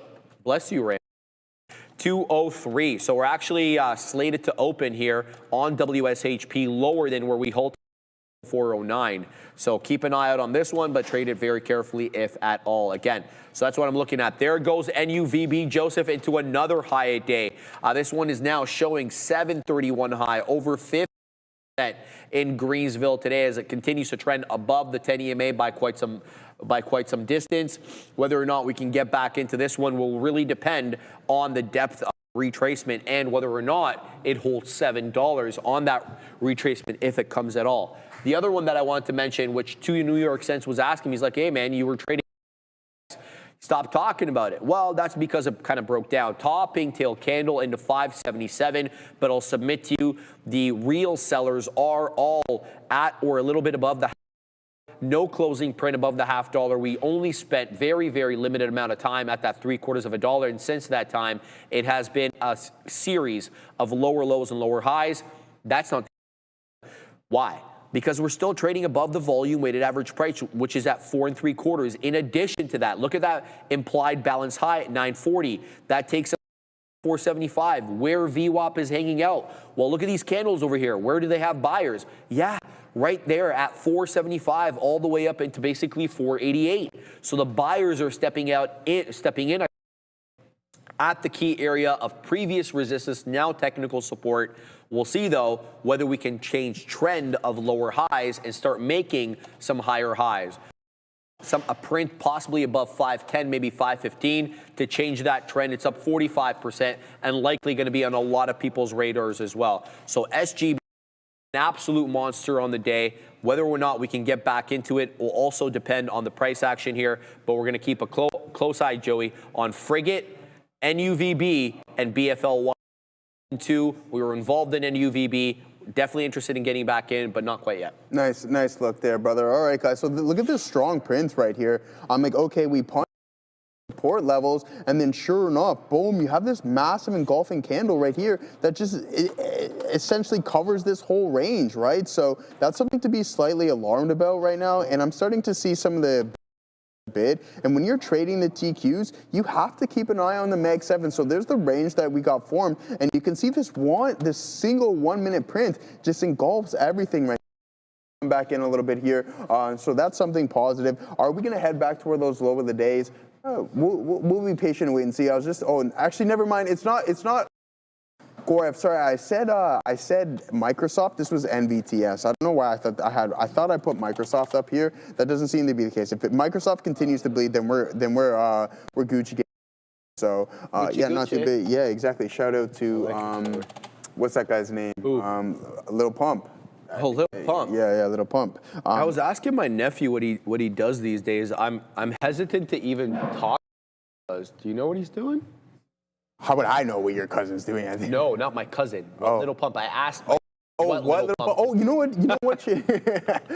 No, in all seriousness, he's in the gym, man. Is he? Yeah, no, he's in I the mean gym. like for activities. Well, not. Oh, okay. extracurricular duty? Yeah. You call it? It's really that I don't interesting. know. Yeah? Okay, Are you? Can you say it or no? I don't know. You don't know. I don't know. Yeah, I just all gotta right, do this though. I mean, Hold on, all Joey. right. We are dropping a brand new video today, guys. Tune in. We're going to be covering the major challenges we faced and the mistakes that ultimately taught us the most valuable lessons, guys. So don't forget to check it out. You're something and get to know our stories a lot better. New video dropping today, guys. Make sure to check that out. Man, and thank you for everybody in the chat. What's that, Ram? 4:30. Sorry, it wasn't in the Wasn't in there 4:30. 4:30. It's at 4:30 dropping, guys. All right, yeah, that's pretty good there, Sharif. All right, but what we are going to do is we're going to take a little bit off. We're not going to make the same mistake because you can see we pushed all the way. We said 20s was going to be that target. I'm going to post up a little bit more there, Sharif, at 98.20s. I like it, Joey. Just to see if we can catch a little bit of a fill because we are at 21s right now. So we'll post up there, see, bang, and there it is. Holding on to that short, that's starting to work relatively well for us as the market is taking an additional leg lower. And you know what's absolutely getting decimated What is right getting now? decimated? It's going to be Bitcoin. No Now way. down to 52 cents with the previous high on IBIT, $50.52. IBIT with the previous high of $70, guys. So that is not good whatsoever. We're going to get a percentage metric gauge on this from a daily just so people can understand how much blood we're bleeding of our own over here. And there it is, 30%. 30%. And what is that going to lead us to? Towards 42s. I'm so happy Zoom out, because Joe. You're saying it doesn't do any justification? No, that's not what I'm trying to say. What I'm trying to say, if we break that lower low trend, this right here, that's trouble. Oh, it's That's already big trouble. It's already big trouble, brother. Well, we still have higher lows, Joe. We do. However, whatever way you want to slice the pie, those higher lows are there. Do they stay there? That's a great question. Yeah, I mean, like, listen, I was buying IBIT during the IPO, and I literally sent for this whole time, and then now we're back 30% off of these highs, and we're not too far off of that, off of this. So we're not far, brother. I'm glad that I sold some at 53. I can always $3 cheaper, and honestly, it's just like a massive weight off the old shoulders. I feel that. We're going over to, I believe, Adair. Trump talking about the stock market, saying the stock market growth is actually lifting the U.S. economy. But what I want to talk about now is the CME Fed Watch tool. So last time we looked at this, which was about, I guess, an hour and a half ago now, this was 50-50. 50% of participants expecting the cut, 50% expecting rates to be held in place. Well, now the odds of cut have actually decreased. Now only 43% of participants are expecting a cut. Is that the case? Because as I mentioned here, we have the BLS, Bureau of Labor Statistics, saying they are not releasing the October jobs report. With that in mind, less data maybe equals a less certain Fed, and we get the odds of a rate cut continuing to decrease here with, again, at this point only weeks away from that the FOMC meeting, on December 10th. And we might get more insight into how the Feds are thinking when we get the release of the FOMC minutes from the October meeting at 2 p.m. today. Back to you. All right, guys, this is what I'm talking about. These neckline breaks are most definitely in vogue here as of late. The TQs are continuously bleeding. We piece some more out. So this is looking really well for us, guys. We get at the lower end of the range, at the lows, we grab at the high end of this consolidation, and just the weakness within this market is on full display. Tesla punched through those necklines. How many names do you want me to go through? How many? Well, I'm asking you, how many names do you want me to go through to show you these neckline breaks? Oh, I like all of them. But how many names do you want me to go through? I can go for 7. 7. Well, we don't got that much time around here, man. I mean, we got an hour and a half. There we go. And you shall receive. There is one. Here, look. There we go, Shreve. I'm just going to pull this up. It's going to make it significantly easier because we have 8 names up here. Oh. So there's a neckline break on the TQs in which we are short. Bang, over there. Guess what? We're on 3 right now as SPY is heading a little bit lower. Where's an additional neckline break? We see one on NVTS right there. Joe? Oh, and NVDA. Not another there one. It is. Boom, there it is. All these neckline breaks right in your face, straight to the dome piece, unfortunately. There it goes, guys. But the market is seriously bleeding. So just be this trend and try to catch a falling knife at this moment. You want to go with the flow. It's obviously significantly easier said than done. You have to go through a little bit of trial and error just to get that under your belt. But I'm in this market. I'm glad that we decided to flip our bias slightly up here on the session and head towards the short side there, Sharif. Well said, Joe. Well said. Just taking a look at some of the semis, mixed bag here with some of the semis. You got SMCI dropping aggressively here, SSE, Micron as well. Neil pointed that out. AMD getting, shellacked today. MCHP, I gotta sell this hot garbage, man. I'm still holding this. Oh man, MCHP, no good. We gotta sell that one. But yeah, there's some mixed bags. You got AMAT up, AVGO is up. L is up, Pi, but nobody really knows about Pi. Lam Research is up, On Semiconductor up. So it's a mixed bag in semiconductor world. Interesting, usually not something we see a lot of divergence in. But I want to bring your attention to a couple of new stocks here. Shout out to the individual I'm forgetting. I think it's T-Max, calling out CABR, Caber. Lighter on volume. Let me see what the volume is right now. I think it's later on volume. It looks like it. No, 1.4 million shares. So just really started getting going here at 11.50, 12, 11.55. Big volume bars. It's above VWAP, so it's not bad. As I see it, it looks like a 1 or 2 penny spread. It looks like a 1 penny spread on CABR. Take a look. Yeah, it is a 1 penny spread, in fact. So it's holding up quite good here. Let's see if we can weasel into this one. Also, NUVB dropping into the 10 EMA. And every time it drops into the 10 EMA, it is bought up. So should we be buying this here? That's the question. Keep my eye on this one. We're right at the 10 EMA. I'm going to get in. And if it loses 7, it's not 705. Loses 7, we're gone Zeno. So simple as that. We're not going to give too much back over here. And then if it sets up, if we get hunted, we get hunted. Fine. That's kind of the cost of doing business. So big red candle here from 734 down into 705. Let's go ahead and wait. What do we get? We got that. Good. We'll post some there. See if we can get a nice price spike up or what the situation is on NUVB. BFLY is not treating me well, man. We didn't even get any prints. This one broke trend too. Like it broke the lower high trend. It made higher highs, but it did show me some topping tail candles that I should have been alive to. Holds up here. What do we have? We have 47s. We can a little bit more in here. See if we can ride up trend a little bit into this bad boy. There we go. We'll post right like that. We'll leave the same. We'll post more. We'll see. Leave the same. I should say stop loss there. Yeah, that's all I got right now, Joey. We're holding free. We're holding NUVB that we just got into here, looking for a nice move up, and we're still holding BFLY. We're holding BFLY, and we're interested in getting into CABR, which is up about 42% above VWAP. So let's take a look here. Back into 20s we go. BFLY, no prints. Okay. Oh, wow. NUVB are rewarding me for a nice move up. Let's see if we can get a little bit more. 13s now showing up. Can we get into 15s? Waiting at 15s over here. Let's go ahead and post a little bit more. So NUVB, anything below 7 ends the trade for me, but I'm looking for this one to work up back into the $0.25, if not the third of a dollar, and then we'll have a conversation about what we'll do above said third of a dollar. I think this one, if it does clear that, it might be on the way to the half. There it is, another print there. Into 16s we go. Good ad here on NUVB. Let's see. This is the third time we're involved in this name. It's been a good trend up. 16s, 17s, Joey. We need 18s. 18s showing up. It crosses. There it is. We get 18s. Now we're going to post. Let's look for continuation on NUVB. That hot garbage frigate, though, coming back down again into my level. So this is being preceded by a lot of lower highs. I don't like the look of this one's jib at all, and I'm flattening out this trade. We'll take a little bit of an L there. That's okay. That's going to be the last time I trade FRGT.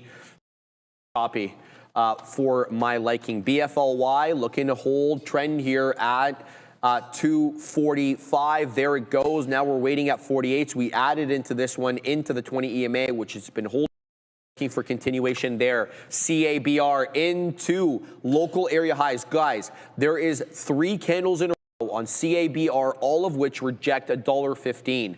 $1.15, I don't want to say it's a flat top break, but it's a key level of intraday resistance.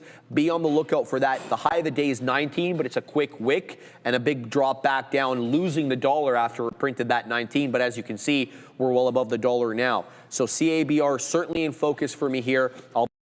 And this one's up 45.75%, above the 10 EMA, above VWAP. It's got all the right ingredients. We just got to execute well on it here, Joey. So we're going to pack our patience, see what we get. Right on, yeah, big solid bounce happening here in the overall market, guys. Volume supporting it as well, too. So once this comes back to my break even, I'm already out 80% of the position, so no worries about that without the remaining 20. And there it goes, bang. We cut that break even, get out when we're supposed to, because that was an aggressive bounce. And this is what I was talking about earlier, guys. You just got to take that money and run in this volatility, right? So now we're going to expect more of this ebb and flow within the market. Let's take a look at what the VIX is up to actually as well too on this session, because I think it can be really important. Oh, I don't know why it does that sometimes. So yeah, I mean, guys, this is what the game plan. This is what we were talking about as well too. It's just the fact that my first stint in trading and day trading was in 2022, the start of that bear market for essentially for a year, a little bit less, yeah. And sure enough, I did learn quite a bit. Looking back in the time, Lesson you learned in 22. In 22, it's okay. So what I would say is that just going through that 22 phase was just the volatility of the market, widening stops, and just understanding the ebbs and flows of the bear market, really. That's a very good point. Right? The like, bear market. Yeah, of the bear market, exactly. right? Like just how things work and how, like essentially how the average true range of stocks really starts to expand. And with that being said, you obviously need to, one, either decrease your risk or drastically widen your stops, because you see these vicious bounce where it's like, oh, seems like the market is fully recovering, but yet it's just a byproduct of the volatility stepping into the market. So I think that's something really important to note here, guys. You're going to see, so when everything is calm and cool, if you catch a couple of points on the day, that's a good day. But what we can see and what we're experiencing right now in the SPY is that we have a high of around 667, and then now we drop to around 658. That's roughly a $10 move, right? So you have to take into consideration when there's not much fear within the market. You grab a couple of dollars here and there, but that's not the case. Everything is expanded. You have the VIX up to 24 right now, which was extremely cool out of the gate. And look at this V reversal in the VIX, Sharif. This is big time as you're heading towards some key resistance in this name. So the volatility is most definitely starting to pick up, and you can see the buying pressure within some of these VIX calls. So I think that needs to be most definitely taken into consideration. Respect that. The OG Darwin call. OKLO, price spike up. I got the notification too, brother. It's coming into VWAP. Okay. Not something that I'm going to trade, obviously, but nice price spike up there from 98.50 up into 102. Volume weighted average price is at 102, so be on the lookout for that. Don't forget, constant G, obviously a sympathy play, or AAPL could be a sympathy play. As a competitor had a news headline today, so be on the lookout for that. We got to go back to the big desk. We just got a lot of comments here on Fed Chair Powell from U.S. President Donald Trump. So it is worth noting as well. Before I get into that, I just want to let you know I'm seeing the Department of Energy officials saying that the U.S. is planning up to 10 new nuclear reactors. So DOE repeating that the U.S. is going to be getting to these reactors. But I do want to go back here for a minute to the comments on Fed Chair Powell. Trump suggested that Fed Chair Powell could have, in his view, quote, mental problems, and said that he kind of joked about firing Secretary Scott Bessent if they can't get rid of Powell. Then also said that only has a few months left, which he has until May, so it's about 6 months. Interesting, they actually reenacted a conversation between himself and Scott Bessent. So either way, guys, lots happening here with regards to Powell and Trump's views on the current Fed chair. Back to you.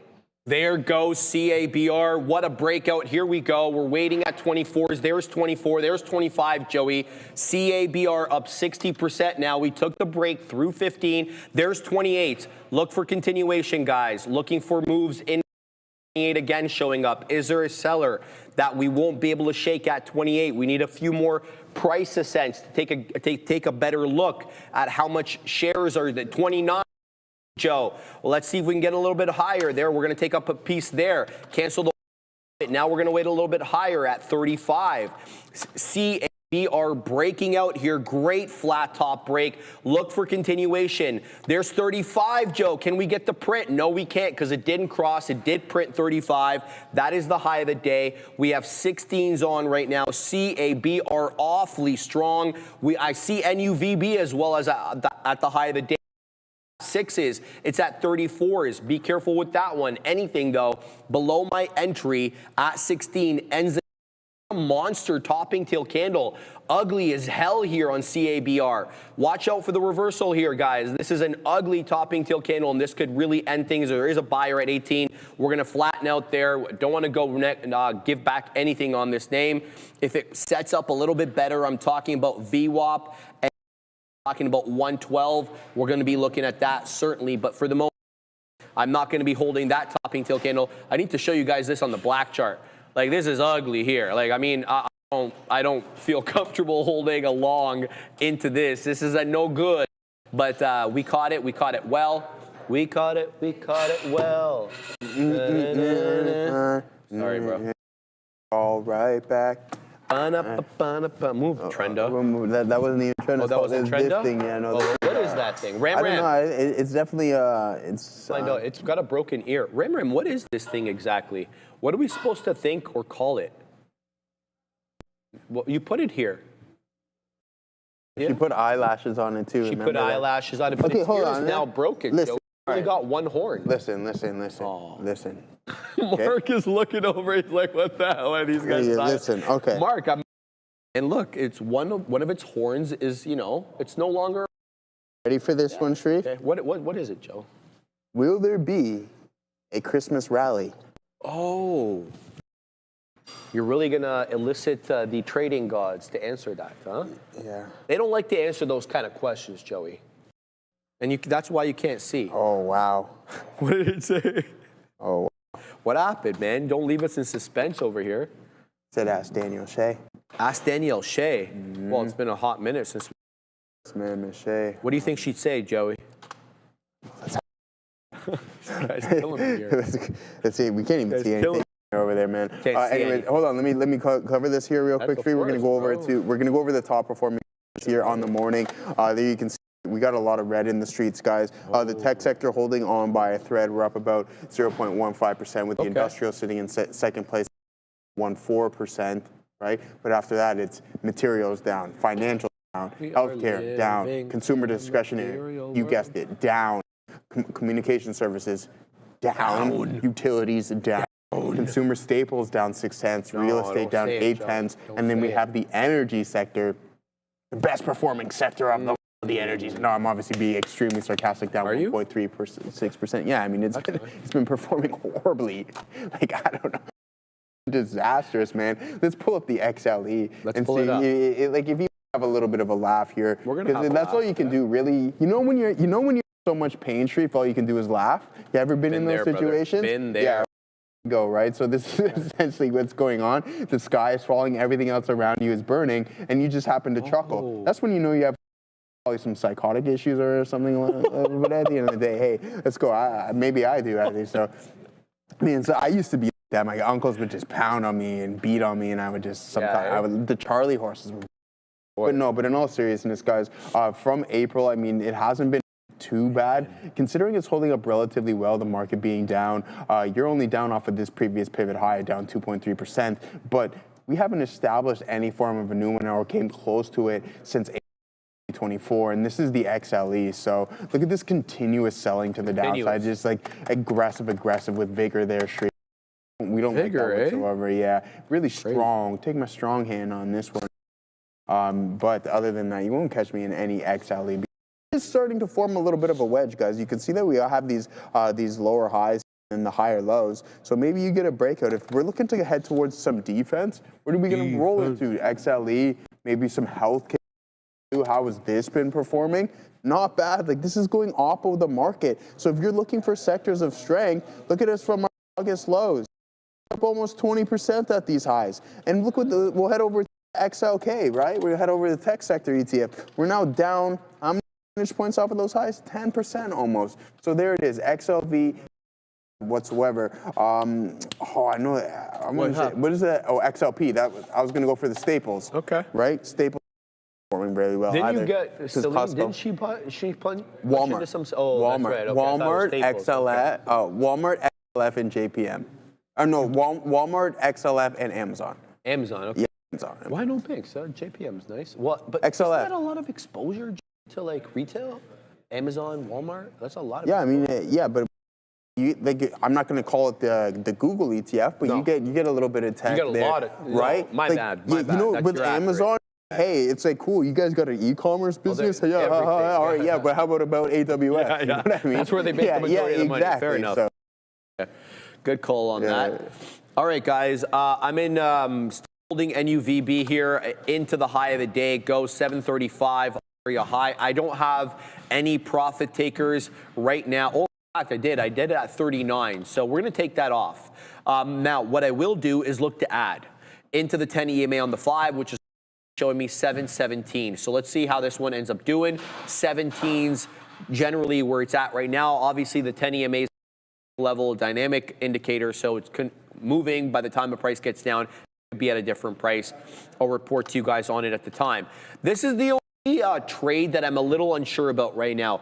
BFLY. I've got 45s. It's showing me 44s, but I was going back and forth with Chuck of All Trades in the chat, and he's like, look, man, you know what?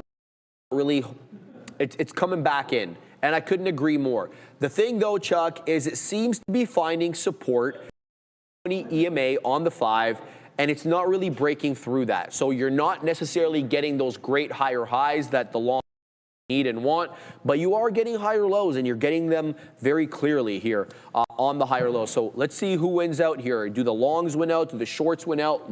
What's the situation going to be? I'm holding my position here on BFLY.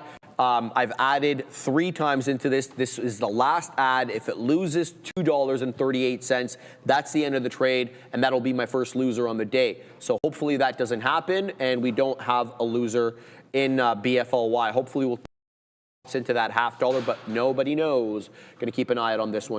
Good. That's all I've got for now. CABR did lose the volume weighted average price momentarily, breaking. Where's CABR at? There it is. Breaking down below the 10 EMA as well. It wicked below it. This is a hammer candle that closed this way, but it's a red hammer candle. So the situation remains the same. We got into it for a flat top breakthrough 15, and we did well on it, right? But the problem is it came right down below 15 and again, and it's now starting to use 15 as an even more aggressive resistance level. So I'm unsure how this cookie crumbles here. I'm not going to be adding into CABR unless we get and hold above 15. Yep. All right, there's an amber alert, guys. We're sorry about that. This is just a test, by the way. So, yeah, it's a test. Yeah. It's a test. Yeah, we just got the amber alert on the phone there saying it's a test of the Ontario Alert Ready system. No need to worry about that. Zion Lala, shout out to Zion. Think OLMA has room left to get to VWAP? Let's check what OLMA is doing. All right, what do we got here? Okay, so we're below VWAP. Zion, and yeah, this looks like a gnarly head and shoulders pattern, right? And you got all the right ingredients for the head and shoulder. You got the uptrend preceding the formation of the pattern. Check. We come from around $19 all the way up into $23.75. So uptrend, check. Now, left shoulder, check. Head, check. Right shoulder, check. Break of neckline, check. Down we go into $20. Now, you did hold 20, so that's nice right there, but I don't think that's. Can we get back into the 21.5 where VWAP is? Your guess is as good as mine. And the reason I say that is, well, look at this, man. We are putting in lower highs. So even on the pop back up off that $20 level into $20.75, you were not met with aggressive buying. How that goes, I won't be trading it. Looking now at BFLY, we just got the first print for the first. And into 46 we go. Let's see if we can continue up a little bit here on BFLY. Looking for that continuation into the $0.50, man. We've built up the position. We got 44s on, but we're not getting that big move above 46. And in fact, no closing prints here on the one actually move above 46. You get wicks that move above 46 pennies kind of an odd area to have resistance, but it is the area nonetheless. Back into 46 we go. Next area we're waiting at 49, 52, and then we're waiting at 57 there. 47s for the first time in a while. Let's wet the beak there. Let's look at continuation as well into the $0.50. I'm layering the orders. Come what may, we'll see what happens here. WSHP up 455%. It is off the high of 212.16, but it has halted up again. And it's only done now 160,000 shares despite being up that much. The halt price 183.22, having halted at 1257.30. The tap showing 180. So below where we halted at. Be careful with this one, guys. It can end you real quick. So be on the lookout for that. NUVB coming back into the 10 EMA. It's decision time for me here. I said I'd add into the 10 EMA if it made its way back down. It is back down there. Watch the price action develop here. Are the buyers going to step in at the 10 EMA in the same way that they have been all day? It looks like the answer is yes. Bouncing off 16 into 21s we go. So it looks like for the moment there are buyers on NUVB at the 10. Whether that continues to a new high a day, we'll have to wait and see. But right now, I've got more shares in BFLY, so that one of more interest to me, what it does. And it's near the area high, but I'm really looking for a price spike up into 2.5, and that will fill a whole bunch of resting orders that we have here. Shout out to 2 New York Cents. He says, reload time on NUVB. Shout out to my man, 2 New York. Let me know how it goes, brother. I haven't added quite yet, Joey. He's reloading. I'm looking to get into an additional trade here on the TQ. So you can see we're posted up at 99.10s there. We got that 99 fill before. We entered this in an original short, just a little bit of the size. Then we double it up right there. Boom, boom. We take it to the downside, and then we get stopped out break even. And now we're just going to post up and see if these resistance zones come into play. And if you get an additional liquidity grab where you punch through these levels, I like our chances at the top end of this range there. So it's either it's going to come up there into our price, and then maybe we can move a little bit lower. But who knows what can happen here, especially if the big boys want. There goes XLP, guys. I have my eyes on XLP. That's the consumer staples ETF. Starting to bleed, heading back towards the low of the day, 76.51. Is that what is the price that we're currently trading at? Adair, what do you have for us?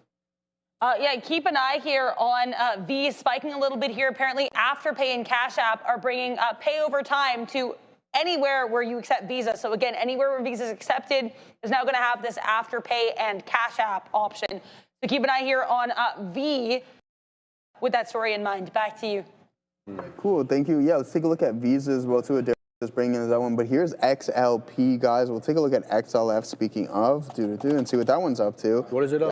It's not too bad, right? It's not essentially like yeah, exactly. It's not bleeding out here at the end of the day, like some of the other names are. But that's not too bad. You're above the volume weighted average price. But as for V is for Vendetta. Oh, yeah, there you go. That was a good one.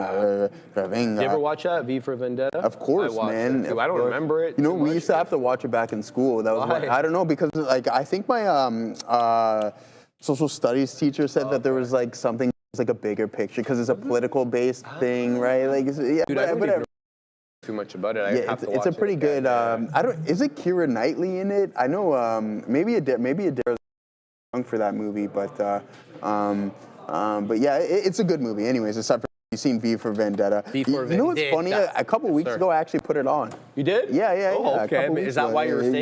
Exactly. There V for Vendetta. So there it is, guys. Visa, no volume spike or anything along those lines, guys. There's some overlapping candles, so not the greatest look right now, but you are below the volume weighted average price. A solid recovery, but you can see where the strength lies in these strong prints, those 5-minute prints to the downside. So now we're posted up there on TQs. Let's see if we can get additional fill. I think we're going to get it momentarily here because you can see that strength within that tape. Unless this is going to act like a brick wall of defense, which I don't think that's necessarily going to be the case, because you can see that we have multiple wicks punching through that specific level, so I'm hoping to catch a fill right around.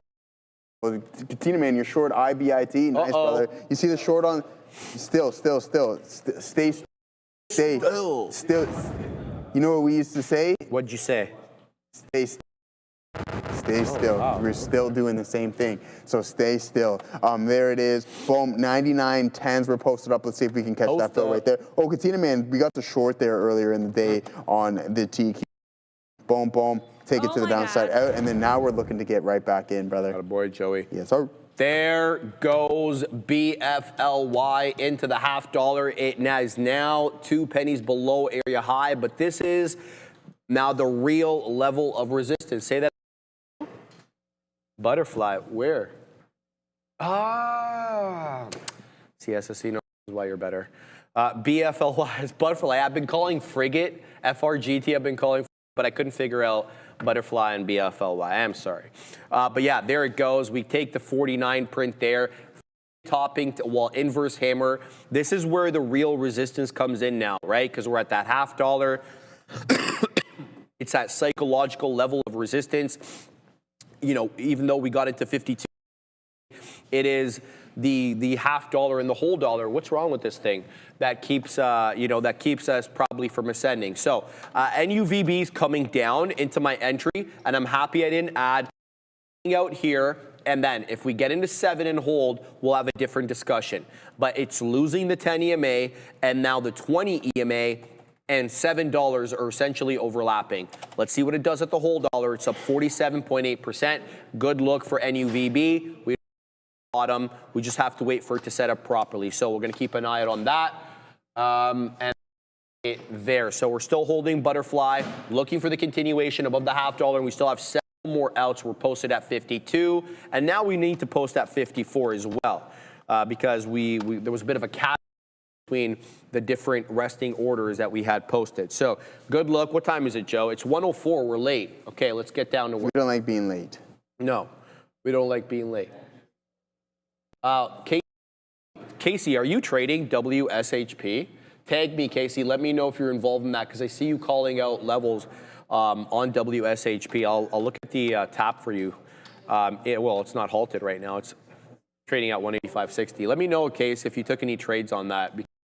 That's an interesting one right there. You're brave, very brave. Now we have to take off Frigate, and then we're going to go into the news here, Joey.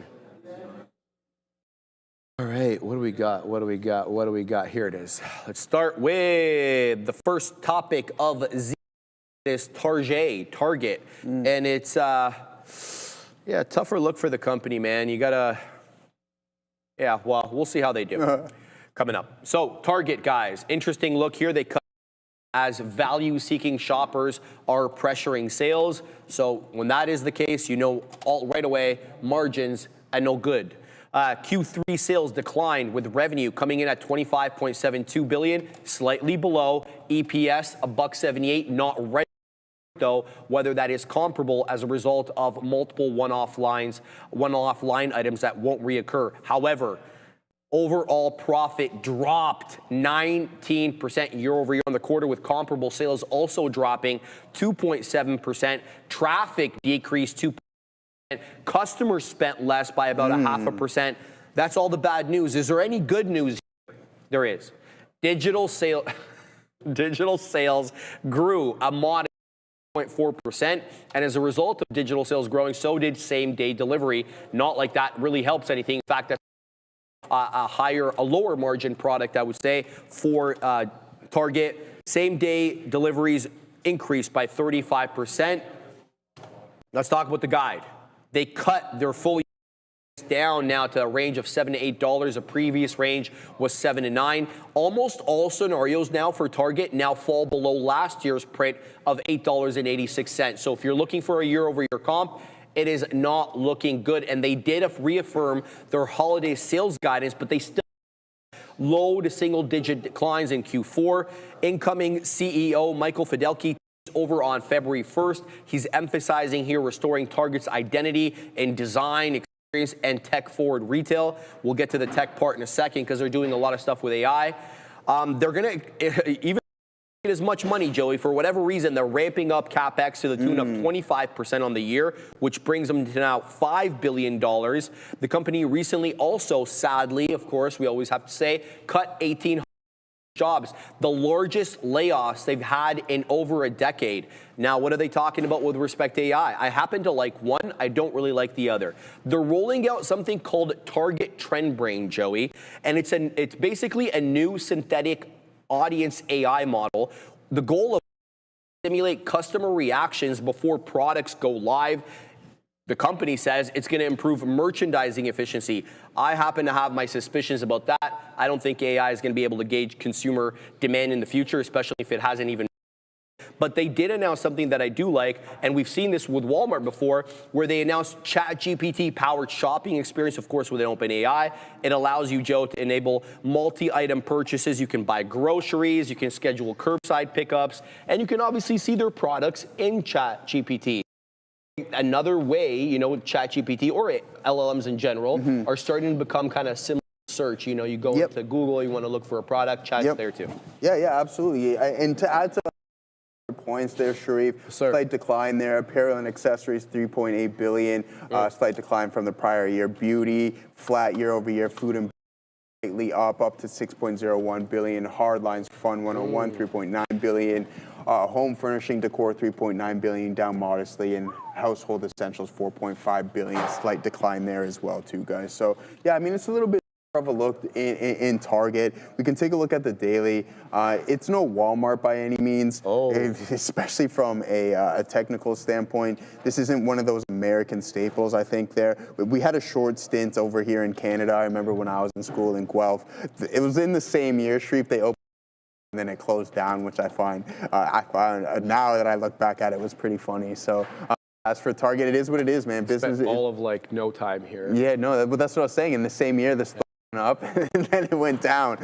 But yeah, you're heading towards some key support levels here in Target. I would keep an eye out on that because the momentum is most definitely breaking of 86.26. Watch out. There's going to probably be some more bleeding in this name. I got to shout out Casey 526. She's long WSHP at $94.44, now halted up again at $211.60, and it's showing a tap of $225. It is up 541%. Get it, Katina Man, but that's for you, Case. Katina Man is spending the money for you.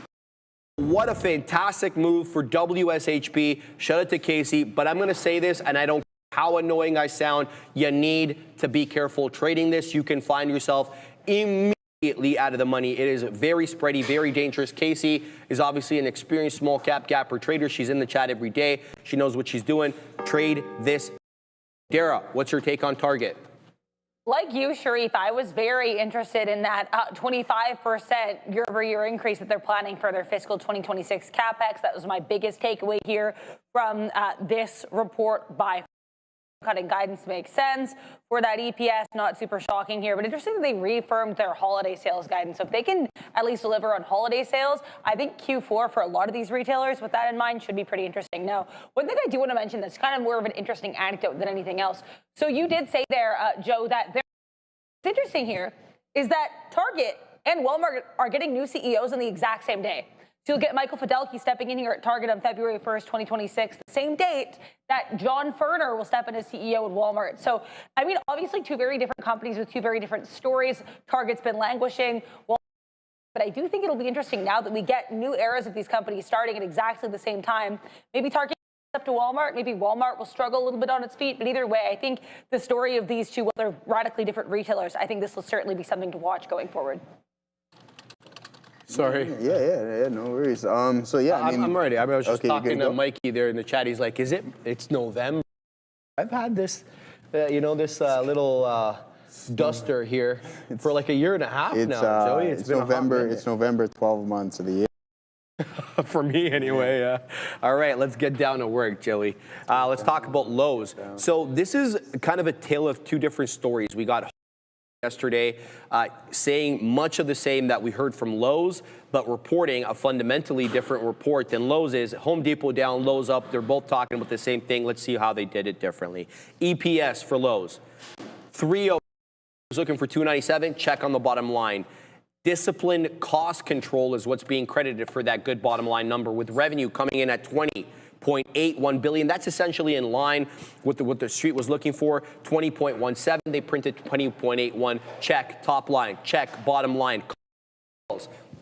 0.4% increase, a small but positive print in a sector that's weighed down by muting housing turnover, as we heard from Home Depot yesterday. How about that net income, that take-home money, $1.62 billion. That is a drop, though, year over year. Last year, this time, they took home 1.7. They're saying margins are facing pressure from higher costs, softer do-it-yourself trends, and inflation-related expenses. So that's why that take-home money a little lighter this year, despite, of course, being positive. How about that full-year outlook? Well, they had to lower it. It's no good. Full-year total sales now expected to be in the range of $86 billion. That was revised up slightly due to the foundation building materials acquisition. More on that in a second. Full-year comparable sales now expected to be flat to down, which was, basically supposed to be up 1%. That's not happening anymore. With the full-year adjusted EPS coming in about $12 and a quarter. The prior range was $12.45. Guys, Oklo is rocketing up. Shout out to the OG Darwin who called this one out. I'm going to have to digress for a second because Oklo is making moves and it's almost at the high of the day. When this dude called it out, it was like barely breaking through $100. Fantastic look for Oklo. They're into 105 and a quarter. Shout out to the OG Darwin for calling that one earlier. Let's go on here. Talking about their strategy.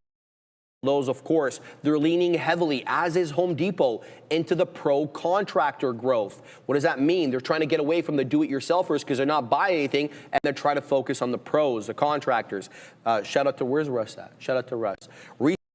An acquisition of foundation building materials to that end to get into the pro business. They paid $8.8 billion for that. They also added Artisan Design Group earlier in the year for $1.3 billion to strengthen their footprint in flooring, cabinetry, and home building services. So why are they forecasting a weaker full year? A couple of reasons. Reasons that Home Depot reported yesterday.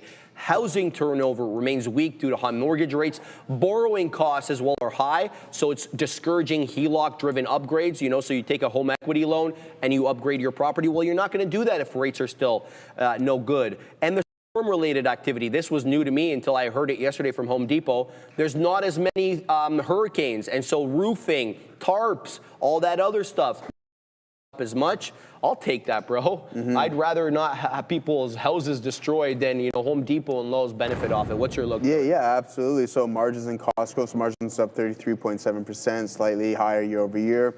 Helped ongoing initiatives, capitals and cash flow, free cash flow, $728 million, capital expenditures of $571 million with significant shareholder returns via buybacks, 2.9 million shares to be exact, and dividends worth about $654 million. And yeah, mentioned the guidance as well too there, guys. But as for this, what I don't understand is like here's Lowe's, and then we were looking at Home Depot yesterday. This thing is just getting absolutely destroyed. What I don't understand is like we look at this from a long-term standpoint, Sharif, and I don't know if it's just because we're seasoned within trading, but like why park your, again, this is just me thinking out loud. Okay. Why would you want to park your money in this? I don't get it. Like aside from the dividend, which isn't bad, right? Considering you're not going to get my money exactly. No, I wouldn't. You're not going to get that crazy appreciation. You're not going to get the crazy depreciation. You collect that dividend, but like if you look at this thing from a long term, what is attractive about it?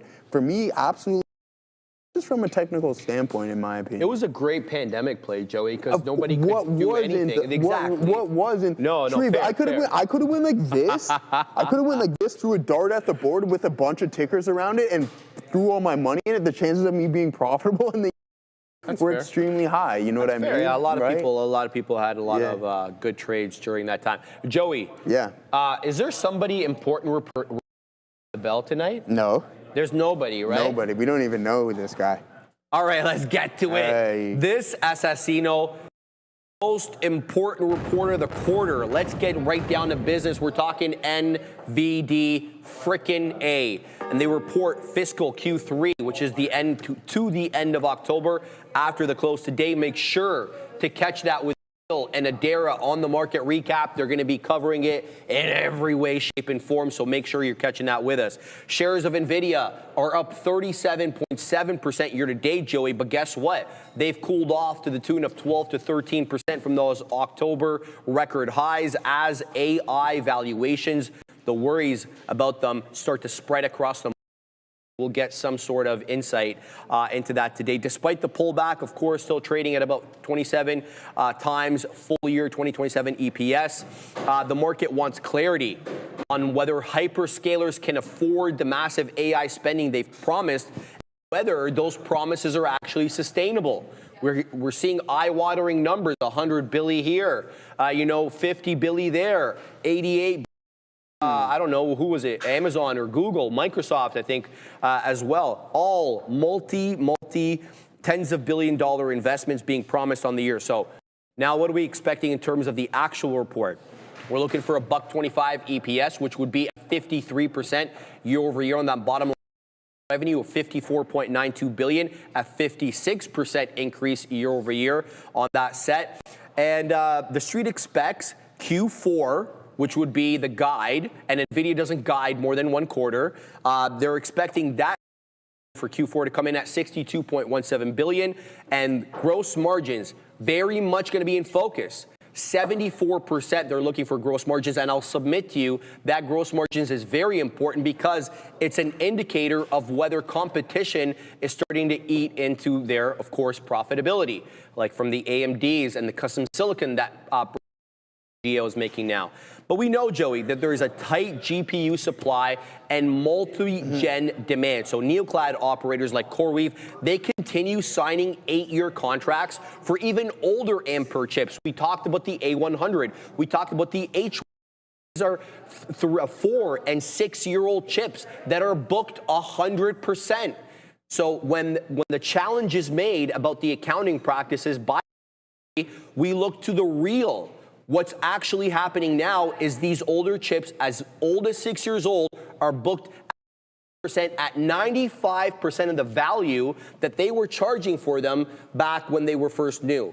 So, yeah, I get the accounting argument. It makes sense in theory, but is it panning out in practice? That's what we need to check. Going on, the emerging Joey, major AI players are increasingly interconnected. We've talked about the circularity of the investments. A invests in B, B buys from A, and then A is in an investor, a customer. Circular revenue. Exactly. We talked a lot about this, and we also have to mention the SoftBank, Peter Thiel, Michael Burry, all taking bets. Not bets against Nvidia, but either selling or taking bets against them. Yeah. I mean, as you just mentioned there, Sharif, I think this is where the thought of that potential house of cards comes into play. Is you have the Nvidia deal, who's buying GPUs from, Microsoft from Nvidia, and then you got Anthropic and OpenAI in the mix. So you can see where there's that potential house of cards.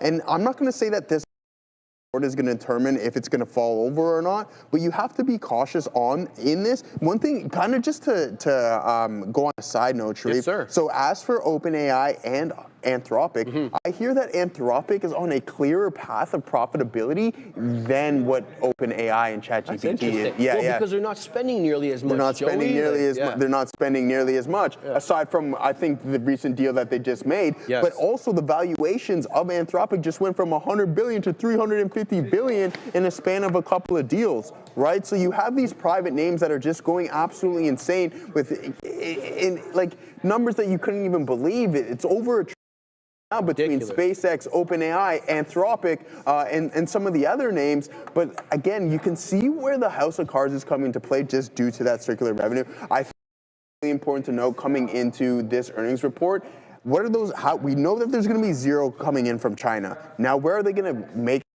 that?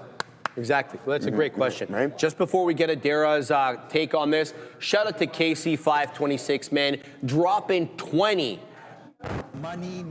Trader TV Live gift memberships. Thank you, Case.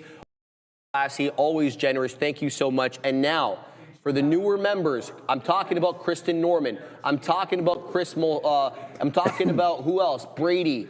I'm talking about Stephen Cannon. Gorev now got one. Mark. All of you guys can now get the morning note. Guys, go over to the Trader TV Live homepage. Right there, weasel on over. It says members only, Sharif's morning note. Get it every day. You click that link right there. It takes you over to Google Drive, and it's sent out bright and early. Thank you, Casey, for the kindness and the generosity for gifting those memberships. Adara, tell us your take on Nvidia. So I think one thing here that with Nvidia that I think is going to be interesting, I think obviously that the context in which we're dropping this report is pretty key. There are a lot of concerns if we're in a bubble, and I think, I don't want to like say this is a bubble, but I think I wanted to look at their year-over-year revenue growth for each quarter. So I went back here starting with, so they're a year ahead, so this is like calendar year, but fiscal 2021 for Nvidia. So as you can see, their year-over-year growth, I mean, it was steady, but it was kind of languishing in calendar 2022. That is, OpenAI drops ChatGPT. Now, this is the time of year, or the time, I guess, in the world that has really been associated with an uptick in AI on this chart, because we get a massive increase in that year-over-year revenue growth for Nvidia, peaking here in, this would be Q3 or Q4 2024, so the end of calendar 2023. Then the growth starts to stagnate. And then over the last couple quarters, you've actually seen a sharp decline here in growth. So we're still growing year over year, but the rate at which we're growing is a lot slower. So I think we're gonna have to wait and see. I don't think we're gonna get some kind of parabolic growth with this report. I don't think there's a lot to suggest that we will. But that being said, I think Jensen Huang has talked a good game. He had a really interesting presentation at that GTC Washington. Trump posted not one, not two, but 3 positive quotes of him today in Truth Social. He's got a lot of support behind him. But I think even if we do see that growth stagnate, I think as long as we get decent gross margins, shouldn't be too much to worry about with this report. But I do think looking at how the growth is stagnated is worth analyzing. Back to you. Thank you very much. Go ahead. So, yeah, so this is what I want to bring. I'll tell you what I do know. And I'm going to ask you this question. Go. So we talk about bubble here. Yes, I'm not well informed about the dot-com bubble, but what I do know is that they were heavily into the debt markets. Oh, God, yeah. Right? And they didn't have any profit. They didn't have any profits. Yeah. So now we're in the inverse of that kind of here. We're speaking of a bubble with companies that have extreme amounts of cash flow, but they're starting to creep into. Do you think that that can maybe cause something to burst, or this house of cards to slowly fall down, considering the capital expenditures in which we are Yes and no, seeing? depending on who's buying. For example, how much cash does Google have on hand? How much cash does Softy have on hand? What's Amazon's cash situation? What's Meta's? That's why we always talk about smaller companies doing worse in higher rate environments. Exactly. Because they got to go into the debt markets to raise money for their businesses, whereas the mega cap names do not need to nearly as much. Not nearly as much. Not nearly as much. And quite frankly, they can raise through equity as well. I mean, it's yes, you're diluting the pool, but it's a lot easier to dilute when you're over 1 billion shares in circulation than when you're a few hundred million. Absolutely. You see what I'm saying? Exactly. So let's see what happens. I don't like the comparisons that are being drawn because they're asymmetrical. They're not apples to apples. Yeah. Those companies were not making money. With the primary factor being going into the debt markets. Joey, these companies are profitable companies. Big time. Those companies were not yet profitable. Proven profitable company with extreme growth rates over the past half a decade, right? Like it just insane amount. Having said all that, we don't have a direct comp. So we're trying to make the direct comp with the dot-com bubble. We could be completely wrong. Maybe this is a bubble, but in just a different way. Who the hell knows, right? Truly. We can just try to make our own educated guesses and, buy at certain scenarios and understand that generally, when you look at the market in a weekly time frame, a monthly time frame, you're looking at the cues, you're looking at the take a look at it and tell me what direction it typically goes, okay? Let's go on to the next story. Tesla advances robotaxi push with a new Arizona permit. So this will be the 3rd jurisdiction that they're operating in, with one jurisdiction kind of a little bit of a gray area. We'll get to it in a second. Tesla secured a transportation network company permit from the Arizona Department of Transportation, allowing it to eventually, I don't know what that means, eventually operate a commercial ride-hailing service in the state. They still need, though, additional regulatory clearances before launching a full robotaxi network. They applied back in July, specifically for Phoenix, for their autonomous testing vehicle approval. It's for with a human driver and without. They applied for both. It gives you an idea. Obviously, they want to wean off the human drivers as they're planning on doing in Austin. Let's get to that. We know that they launched in Austin earlier this year using safety valets and remote operators. They're also quietly, I don't know what this means, running human-driven ride services in the Bay Area. That's because they don't have the nod from the California regulator to do it. So that's what I mean by gray market. And they aim to remove the human safety drivers in Austin by year end and pursue commercial robotaxis in operation. should say, in Phoenix and multiple U.S. cities by 2026. Phoenix, supposed to be the first, but they're saying there's going to be more. But let's cut the crap, Joey, okay? It's getting real. It's getting real competitive, Katina, man, because Waymo, Baidu even, Apollo Go, they're already operating large-scale driverless fleets. Waymo, 400 autonomous vehicles in the Phoenix area, and they surpassed 10 million paid driverless rides. Baidu, for their part there, Joey, they reported 3.1 million fully driverless rides in Q3. That's up 212% year over year. So they're getting it from the American competition, and they're getting it from the Chinese. And it's heating up, baby. It's heating up. But one thing I'm going to note here, Sharif, is that we might see Elon Musk, as we just mentioned, he's heading into Arizona, expanding the geofence in Austin. We've seen this already in the likes of Waymo. Zoox is in Vegas as well, too, taking customers with no safety driver or anything along those lines. But one thing, if Elon does get this right, and he is on the right side of the Department of Transportation, he can take something that is linear and go absolutely exponential, just due to his production capabilities. We talked about this before, and yesterday, it's $230,000 per week, fully done. Yeah, it's crazy. How many of these can he spit out for that? So he's making 6 cars to their one. It's not even close. No. So can I pause for a second? Yeah. Think about there's going to be way less features.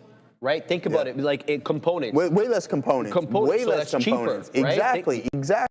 So essentially, he has the ability to take something where we see Waymo and Zoox going linear, but when he's on the right side of things, he has the ability to take it absolutely parabolic and have that exponential growth, and which is like, hey, yeah, we know that Waymo is drastically outweighing Tesla in the autonomous miles, right? But watch out when he has the ability to put that production out on the road. That's a good point. Right? So you're talking about like less of a science experiment, more of a real product. More of a real that product. Is profitable. Exactly. I have to agree with that 100%. Great take.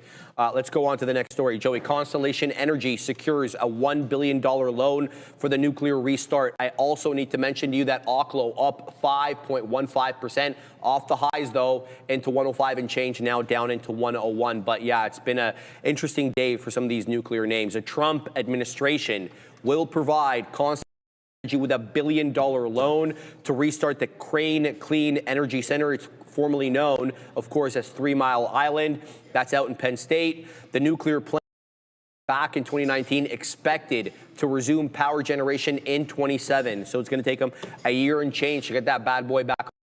Project will cost an estimated $1.6 billion. So at least they cover a sizable amount of that. The Department of Energy loan covering the majority, as I mentioned. The initial loan disbursement for Q1 of next year. So they're going to get that money in short order by March of next year, backed by Constellation guarantees to protect taxpayer funds, a growing theme in the Trump administration, if you haven't noticed. Microsoft.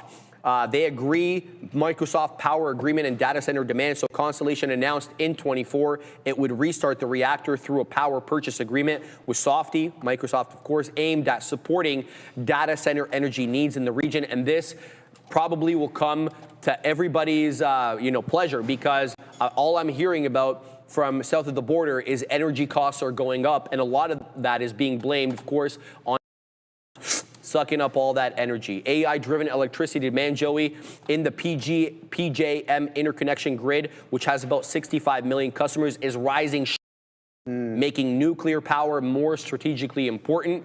There's also a policy push here. The Department of Energy confirmed nuclear, the majority of upcoming loan support, not nuclear, hydrogen, not solar, not anything else. The majority of the money under this administration seems to be headed in the way of nuclear, aligning with Trump's May executive order to expand their nuclear capacity. Joey, what do you make of this whole thing? Yeah, it's interesting, right? So it's a part of the administration's push to strengthen the U.S. nuclear power, as you've mentioned, but with shares up 5% on the day and 60% year on the year, Sharif, is not a bad look whatsoever. CEG, nice strong price action this morning, going from 345.07 to where we're currently trading at 359. So you got that 4 1/4 right there. So we like 4 1/4 is 110% over there, Sharif, if that makes a lot of sense. But no, There it is, 130% off of those April lows. Not too bad a look in CEG.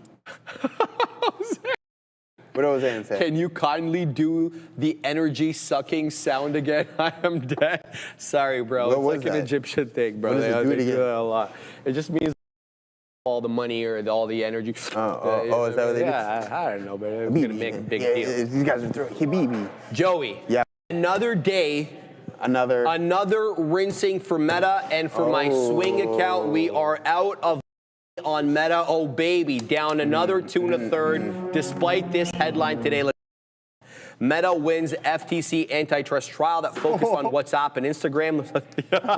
This guy, he's looking at it and he's laughing. Now, I got all the patience in the world, baby. Yeah. Judge James Bolsberg ruled the FTC failed to prove Meta currently holds monopoly power in social networking, even if it once did. Doesn't anymore, according to him. I guess TikTok and X, they're kind of they're making a move here, Joey. The case focused on Meta's acquisition of Instagram back in 12 and WhatsApp back in 14, which the FTC argued should be unwound. The judge emphasized that FTC needed to prove a current or imminent trust violation, not historical dominance back in the day. It's got to be now. Talk to me. What have you done for me lately? FTC officials expressed frustration with the ruling. They are reviewing next steps. So why did their whole argument fall apart? The judge said the FTC provided no empirical showing that Meta dominates today's social media market. Meta successfully argued the market has fundamentally changed. Video-based platforms like TikTok and YouTube, let's not forget X, of course, as direct substitutes. Evidence showed users shifting significant time, I should say, on Meta's platforms to competitors. I would submit to you probably TikTok and YouTube, if not other ones as well. So look, social media, Meta's got a big part to play, but they're not the king anymore as they were once. You know what, Shreve? I think they are. Do they have as much market share as they did before? No, yeah, fair. No. But I still think they're that the number one. Yeah. Oh, Instagram is king of social. Yeah, exactly. But listen, maybe not with the younger generation though, Joey. You don't think, eh? See, let me tell you. Yeah. So my niece, she's a senior now, yeah. right? High school.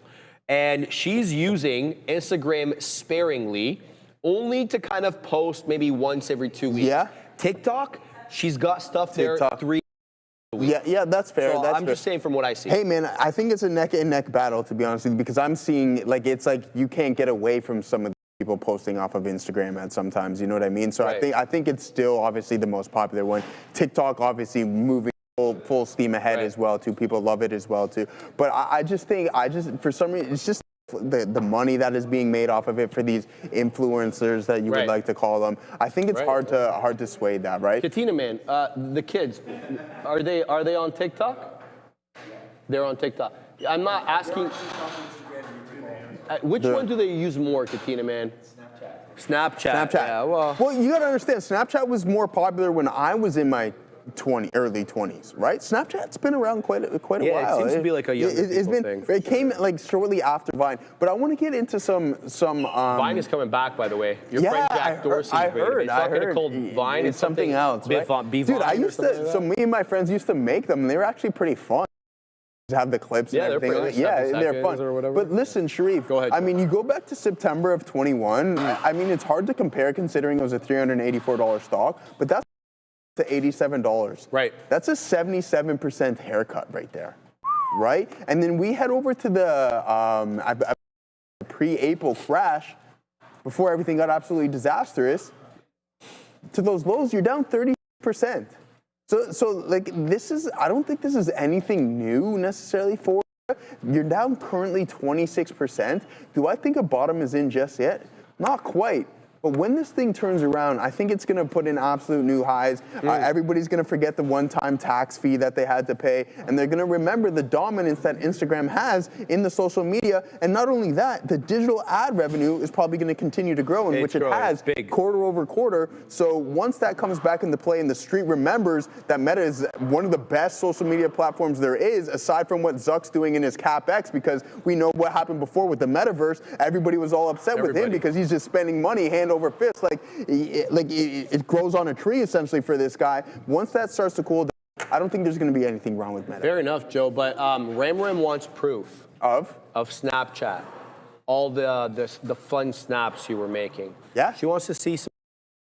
Tell her to come check out my I know library. that We can go through. Snapchat saves all those ones. I Joey. got them all, brother. You got them all. I got them all. If you want to come and see, you at your own discretion, for sure. All right, let's go on. Let's go on to IBIT. Obviously, we want to talk a little Bitcoin. Why IBIT faced the largest ever outflow as of course Bitcoin does pull back and deepen. So investors pulled $523 million from BlackRock's IBIT ETF, the biggest single day withdrawal since it launched back in January of 24.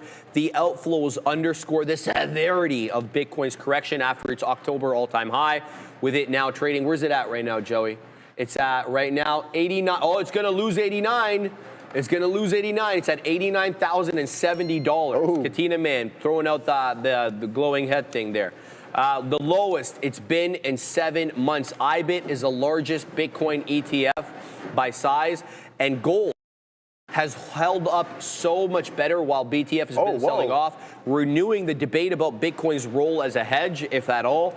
Analysts say investors are rotating BTC exposure into gold. I didn't see the data to reflect that, but that's what the analysts are saying, kind of reflecting that broader risk-off move across the asset classes. Sorry, Sharif, sorry to interrupt you there, brother. We got a big-time spike here in NVDA, speaking of, and we have so look at the volatility and the volume step in right here, Sharif, on the 5-minute time frame. So the market was moving pretty aggressively right here. I don't know if there's anything news-related, but you can see that momentum really start to pick up, and we're continuing to climb. And on this 5-minute time frame, increase in volume. We'll zoom in onto the 1 minute to see if it's drastic. So there it is. You see that volume spike right there, Sharif? Yeah. So it started to move the market. Sorry, I just wanted to point that out. Yeah, man. Party P, I'm going to to a super chat now, okay? Sure, go ahead. I have many, Party P.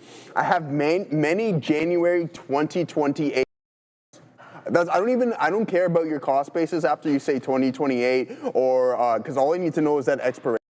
There's zero reason to be worried about those. And if you are, all you want to do is just start writing. Like you can do it from a weekly or a monthly standpoint because you have over 2 years to expire. And I'm going to put my hand to it. I think Nvidia in a span of a couple of years is going to be $300, $350 probably even double from the 200 target. So just write against it. Essentially what you're going to do is just set up your poor man's covered call strategy, and if it's not working in the meantime, no, it's serious. What it's called. Seriously, that's what it's called. Yeah. So in the meantime, we're not trading anywhere near that. So after the earnings report is probably going to be a really great time, especially if you continue to bleed. Why? Because the implied volatility is going to be increased, and you're going to catch that extra premium just to write anything north of 230. And if it bleeds, get away with writing 220s that expire in a month because the chance of it climbing that high are probably a little bit low. The delta will tell you your percentage metric. Okay. Yeah, let me see it. All right, let's continue on here with IBIT, guys. Just almost 1 second. Long-term holders have been profits, according to this article, while treasury firms that bought heavily earlier this year have paused or slowed. So what are we talking about here? All these treasury accumulating companies, your MSTRs, your SPET, your BMNRs, Bitcoin treasury companies accumulated. These are Bitcoin only. $50 billion of Bitcoin in the past year, in the past 365 days. These firms are now trading below at a discount to their net asset value, their NAV.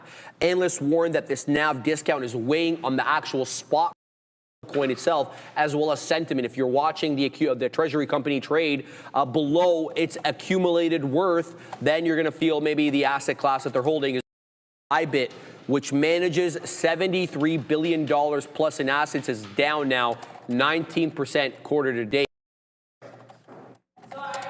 Pieces of news now. I want to first mention here, keep an eye on Nvidia and these other chip makers. Nvidia earnings aside, we do have Reuters reporting that Trump's aides are not in any rush to impose these tariffs on semiconductors. So we've heard some talk about semiconductor tariffs. Looks like, according to Reuters, Trump's team is not in any rush to impose them. I do also want to mention EXAS. This one actually did halt. Now is obviously, or still, I guess, still halted, but pushing to the upside. Seeing some rumors and reports suggesting that Abbott or Abbott Labs, ABT, is nearing a deal to acquire EXAS. So again, EXAS, another name potentially being acquired here and pushing higher. So send you back to Sharif and Joe. Thank you very much for that. Let's go on to the next topic. Joey, MP Materials off the highs. It's coming back down a little bit, up 7 1/3. Goldman initiating coverage on MP with a buy rating and a $77 price target, implying a 32% upside from the close on Tuesday. Shares of MP up an eye-watering 302% year to date. Tell me you're extended.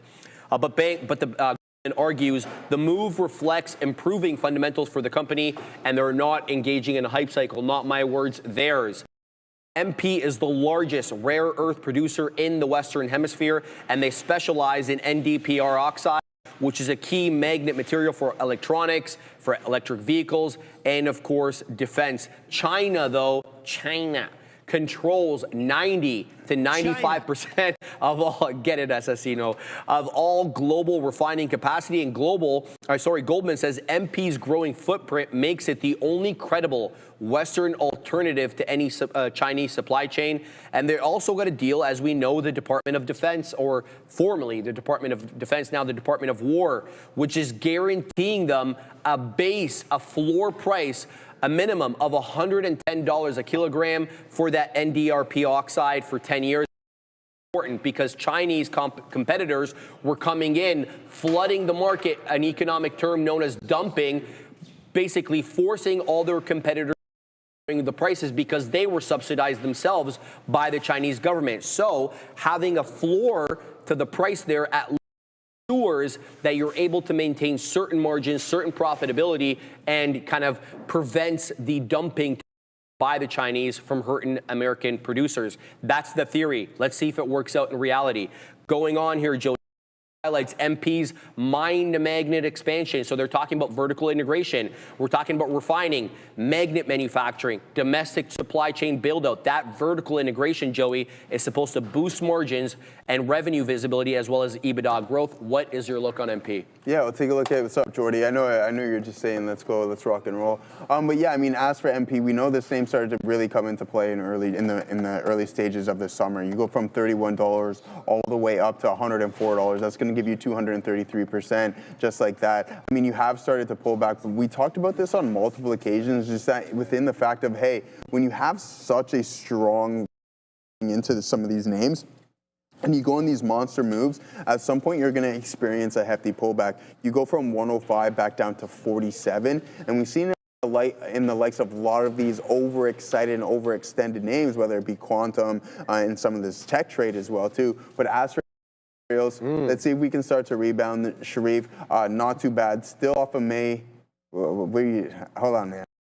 To do here. No, it's Ronaldo. Even Ronaldo and Georgina Rodriguez have to stand. Even they have to.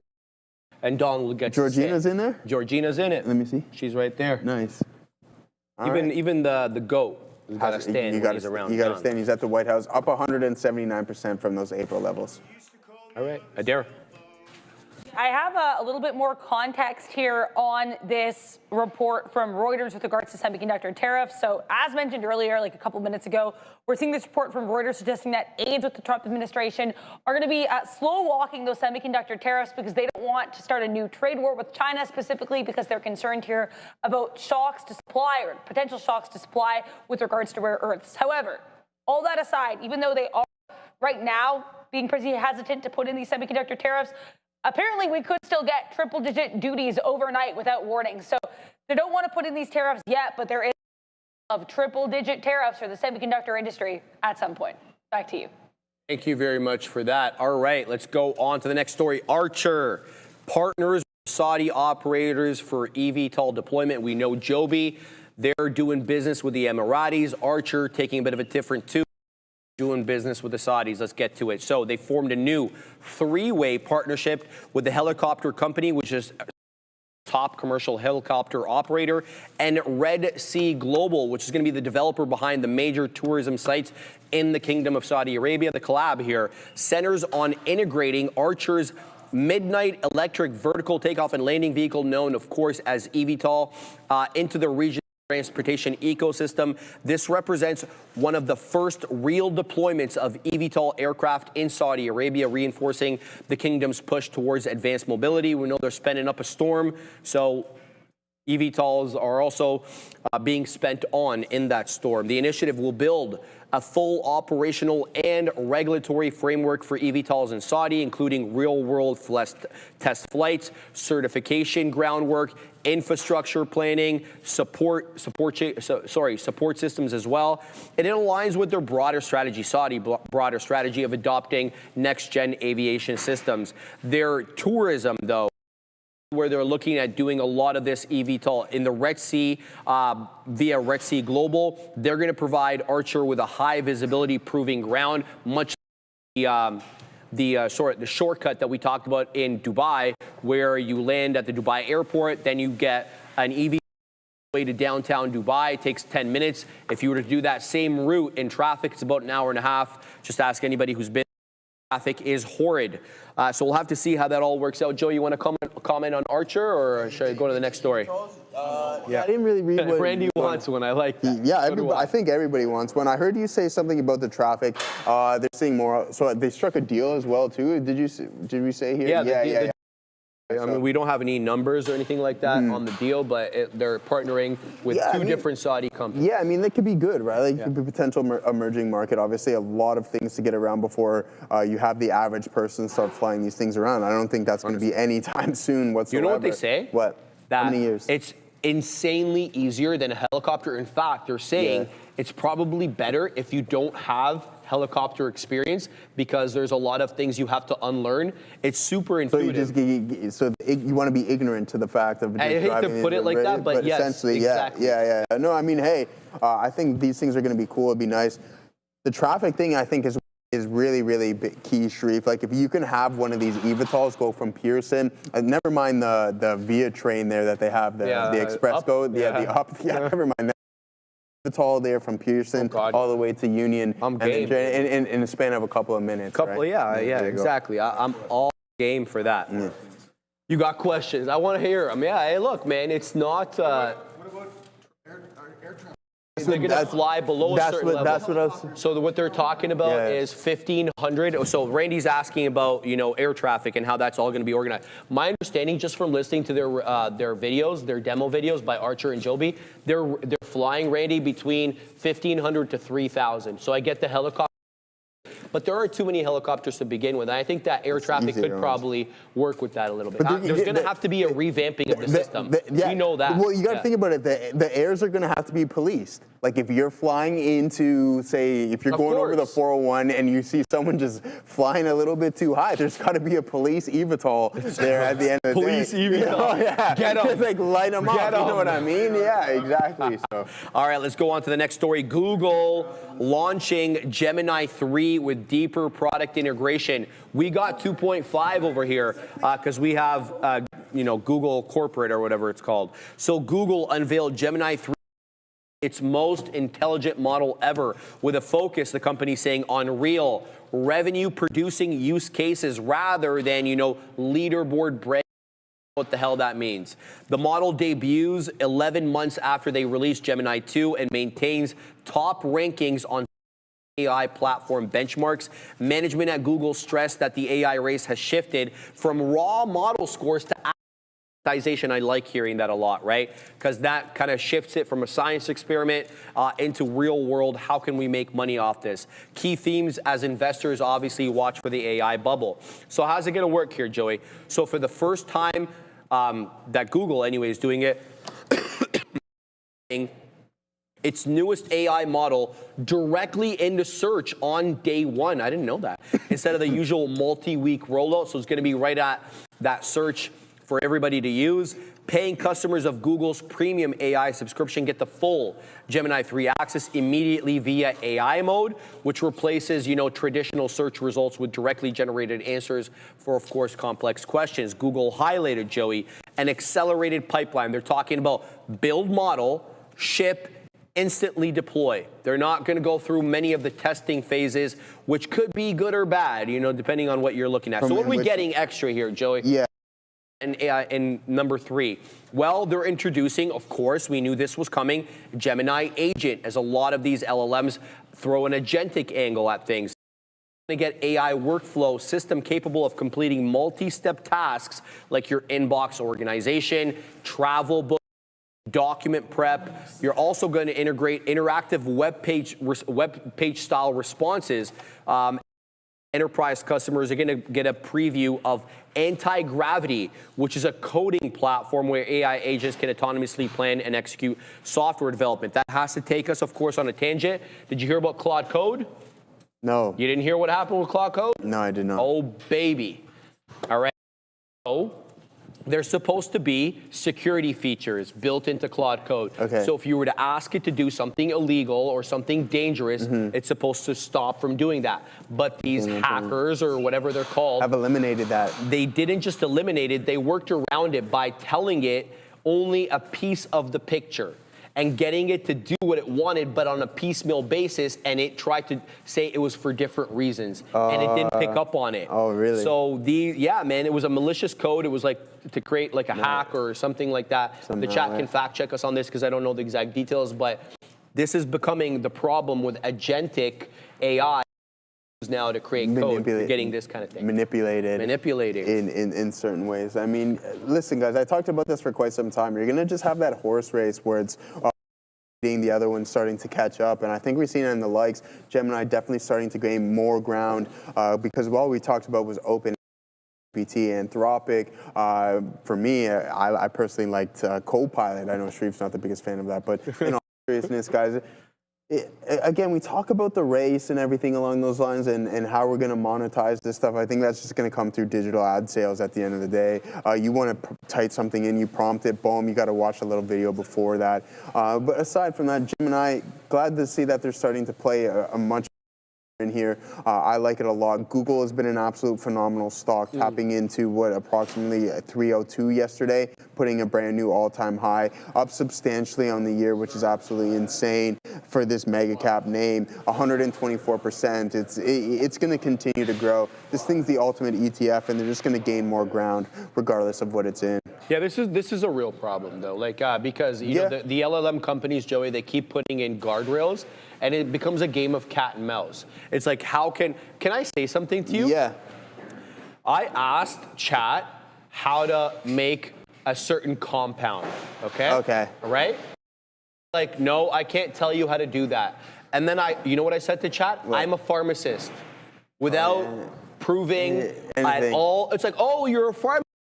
Okay. No problem. Yeah. Bro, I know it's probably not as easy now, Joey, but the point is, if I'm doing it with such a rudimentary, imagine a really motivated person to try to circumvent those guardrails. It's there, it's ever present. Like, we need to be absolutely, but I think you have to look at it from, I think, both sides of the coin there. You know what I mean? At the end of the day, it's like, okay, people have malicious intent with some of this stuff, but if you put too much regulatory constraint on these things, is that going to hinder the growth of some of these? You know what I mean? It is.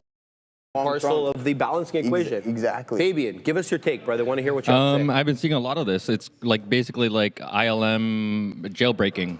Basically, it's just tricking the prompt to basically the ILM to like give you the prompt that you want. Right. I've seen like some for a recipe like less napalm or something like that. Right. You would have to like trick it. I've seen where it's like they have to say, "Oh, my grandma like would used to make this," and she would be very detailed about the recipe, and then like it would say like, "Oh no, I can't tell you to do that," but it's like. Please tell me the bedtime story of the recipe that it would make, like the instructions. God, like you really got to trick basic. it. Yeah. And it usually breaks at a certain point after you like overload the prompt. And it basically to the point where it gets confused. That's crazy. And people have been doing this left and right. This, right? Yeah. Like, you can just look up jailbreak prompts. Like depending on the platform you want to use it for. There's going to be loopholes in this. Thank you, Fabian, for that, man. It's good to know because obviously Fabian's using this constantly, guys. Let's get Adair's take, Joey, on Google because this is a very absolutely. Yeah, I want to talk here about Google because GeoOGL with regards to this AI. I'm going to take a bit of a different route. So I wouldn't say Google's necessarily slow in AI, but I think their stock certainly didn't react to AI the way that we saw with things like Meta or even, you know, your Palantirs, et cetera, right? Let's think about another company that's actually very slow in AI, Apple. Let's be real. So with the way that reacted exponentially with regards to this Gemini 3 news, and again, it's not even their first AI. What happens if Apple releases an LLM and knocks it out of the park? Now, again, speculating, which I don't always love to do, but I think that there's a really nice base case here, given what happened with Google, that if we do get AI release, the market will really love it. So I just wanted to mention that. I also want to mention in 3 minutes now, we're going to be getting the FOMC meeting minutes from the December meeting. So guys, that is not a new meeting. We're not having a meeting, but we will have the minutes from the meeting we just had there. Sorry, not December, in October. So we had that rate decision in October. Now we're going to get a little bit more insight into said decision. Back to you. Very much for that. All right, guys. Just going to I want to mention a couple of stocks that are moving at the moment. The OG Bovin was telling me about SGBX. This one is trading nicely into the area highs. That 550 is the area we're talking about. That's where we took profits.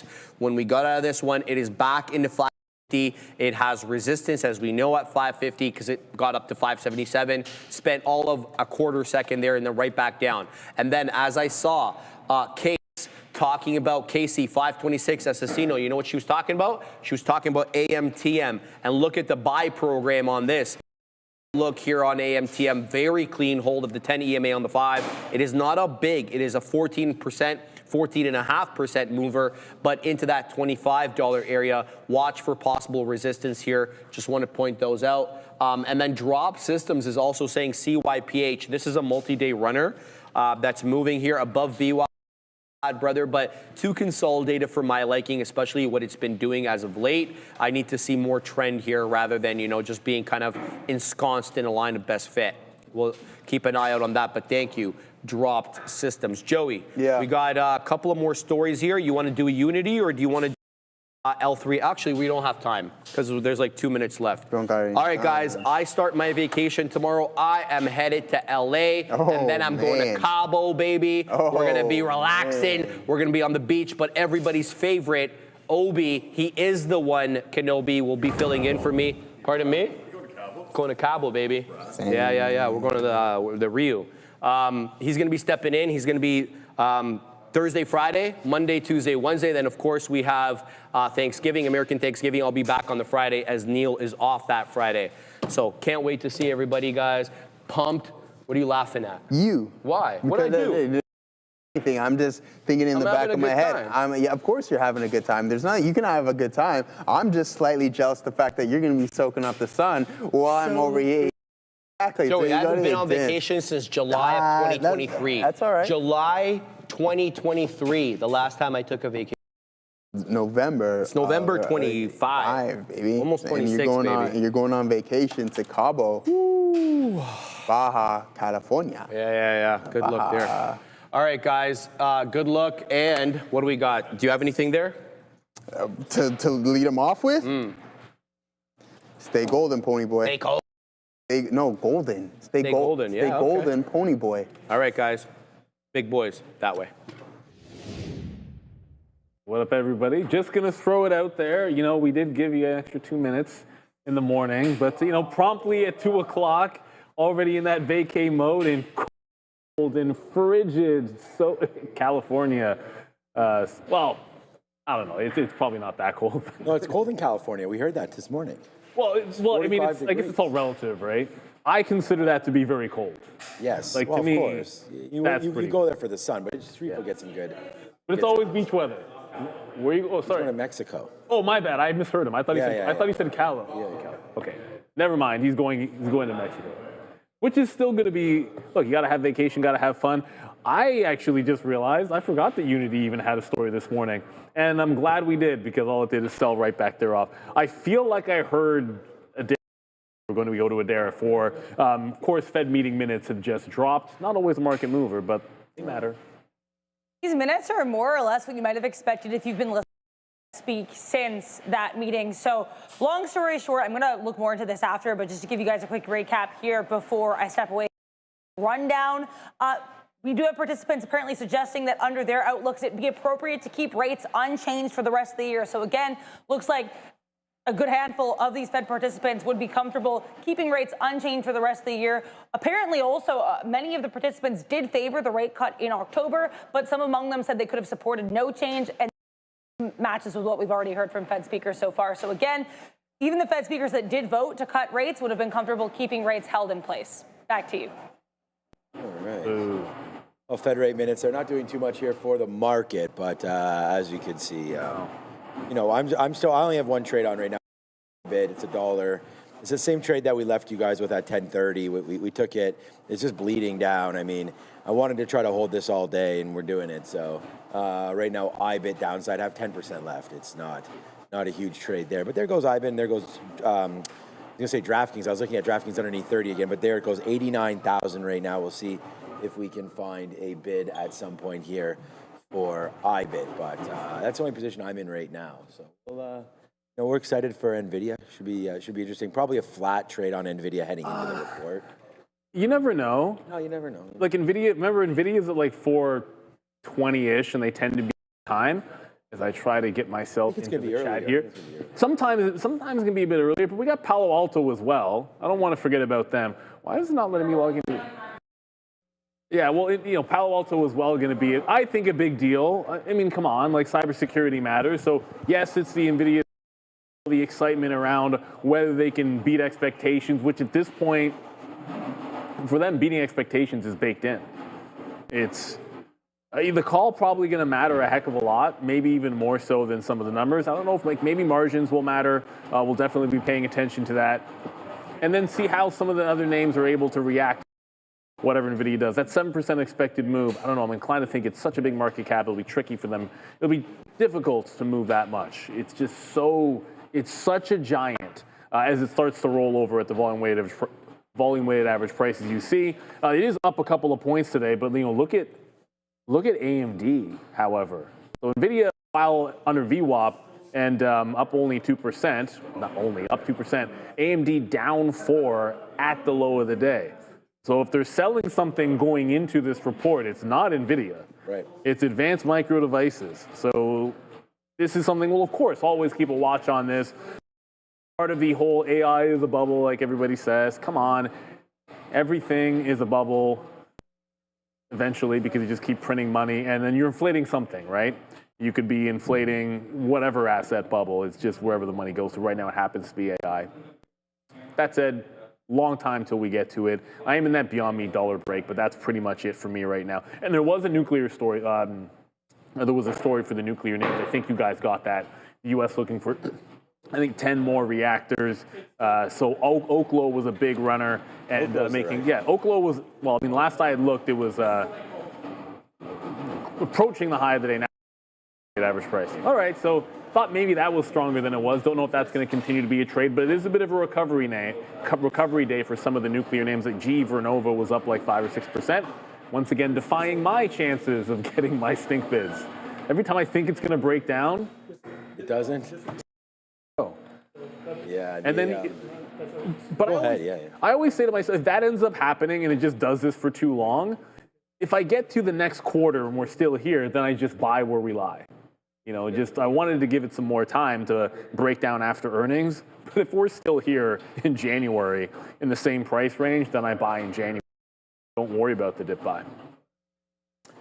Yeah, it's just, someone said it's just money there. We'll figure it out. Yeah, no, look, I'm actually pretty pleased with the way Nvidia is trading here off of this.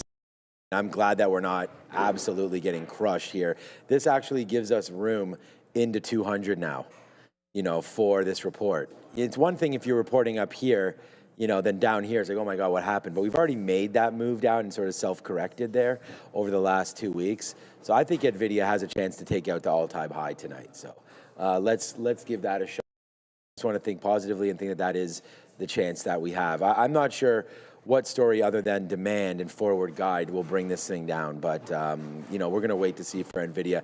AMD, a completely different story, of course, as AMD just continues to bleed out like another 4%. And this is what I mean, like, you know, raising capital at certain points was long AMD and got out at 25% or so up here. And that was just lucky because of the way it's happened. I mean, you could have got some out here and been pretty good with it when it tanked down, and then this happens. So you're just like a couple stories away from these names going back to the high side. But I think it just goes to show you got to take when names go parabolic. And we do want to remind everybody that the noise in the background there, we're obviously working on that desk. You can see Russ over there just sawing away. So I know there's been some complaints on the chat, but we are well aware, man. And you know, and we're doing our best to hurry up and get this done. And the thing is that you can only get so much work done after hours and all this kind of stuff. I think you explained it before. Like, it's a condo. This is a condo building we're in the bottom of. So they got to do the work during hours. And, you know, ultimately, you guys can see the progress, and it looks fantastic. Yeah, it's all good. Yeah. So, it's all good. All right. So we're, you know, we're excited, you know, to show everybody what we have coming through. And we do have, again, Neil Nadera tonight, and then we had Adam yesterday as a new tryout host. What did Brendan call it? It's like American Idol of Trader TV Live or something like that? American Idol would be a good way to put it. That's not what he said. What was it? He called it America's Top Model. Oh, okay. Well, so we're trying some of these. I mean, which one would you use? Like, one of them is like one of the most famous shows of all time, and the other one is America's Top Model. Yeah, well, like, yeah, American Idol. So, I mean, that's what I was saying, like Trader TV Idol or something like that. But that's kind of like, anyways, there's going to be someone else joining tomorrow, so that should be good. He did a great job last night, Adam, for sure. Randy wants to put his application in for Randy should. Host of the 4 p.m. show. I told that already. 4 p.m. But every time I look over, and you're like, you're out of here soon, right? On the road? Yeah. Yeah. There we go. You can do We'll everything. connect you to Starlink or something, so no matter where you are. You know, we don't connection. Starlink? The Tesla. Yeah. Starlink's great. You can try to run that into your phone. How's the here? Take the mic. I want to ask you something about what you guys are doing back there. How's the desk moving along? We go to the 2-shot here, Andre. Steel. There you go. Thank you.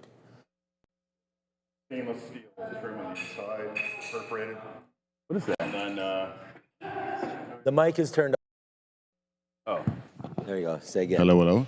Little move finishing that cable touches on the desk. Stainless steel trim on the inside, perforated. Let the this thing makes a lot of heat. Yes. Nobody will ever be cold sitting at that desk. I don't know why you're looking at me. I don't know either.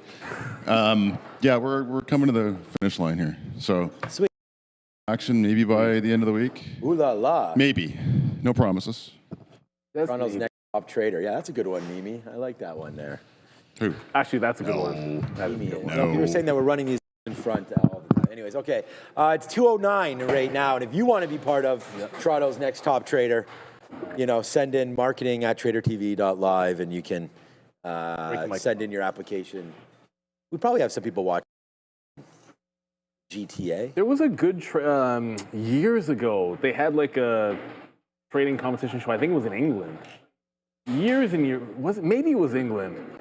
You could find on YouTube. I want to try to remember what it was, but they actually had they sat there, they day traded, and then they had to, like the risk guy. They would pick the winner. It wasn't simply like, you know, who made the most. Like, you get like progress reports and through your trades. Yeah, like risk management and all this stuff. It was a fun watch. I just got to try to remember the name of it. The guy who was risk manager for them was some ex-Goldman guy. This is years ago. It was maybe like 15, 20 years ago. I think I know the show you're talking about. Yeah, they just. It was very. Why can't I remember the name? I almost feel like it almost was like it seemed fake a little bit. I forgot.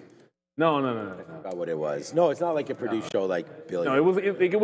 It's like a YouTube. But show. they're all produced. It's a YouTube. Kind of like I watched the Squid Game the last episode. Yeah. The challenge was last night. Oh, yeah. You know when exactly who you think based on the way they edit the episodes is gonna win. That's who won. And that's who wins. Yeah, that's just a game It's show. like you. Yeah.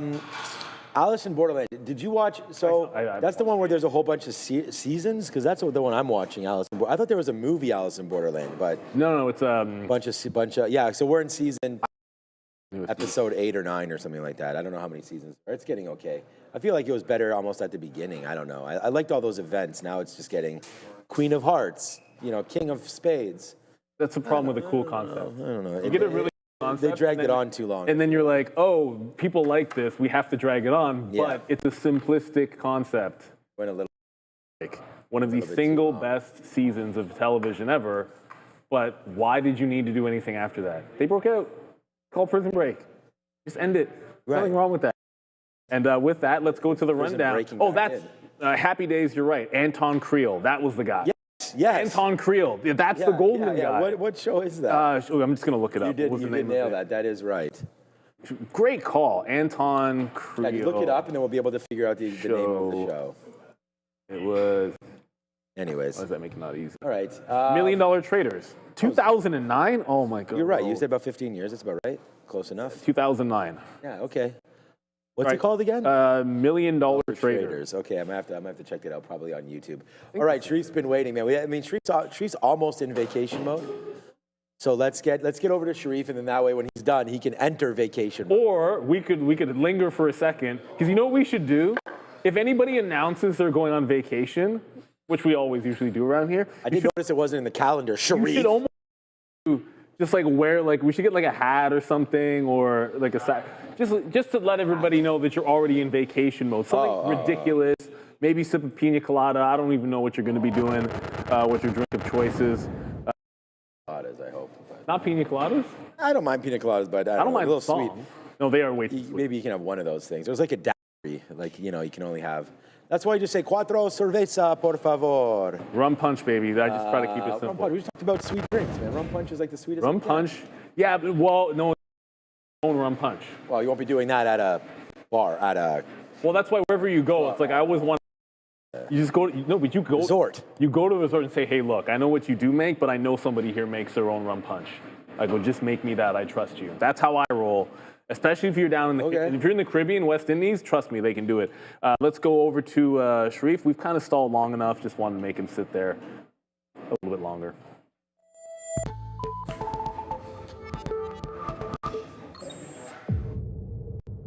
Boom.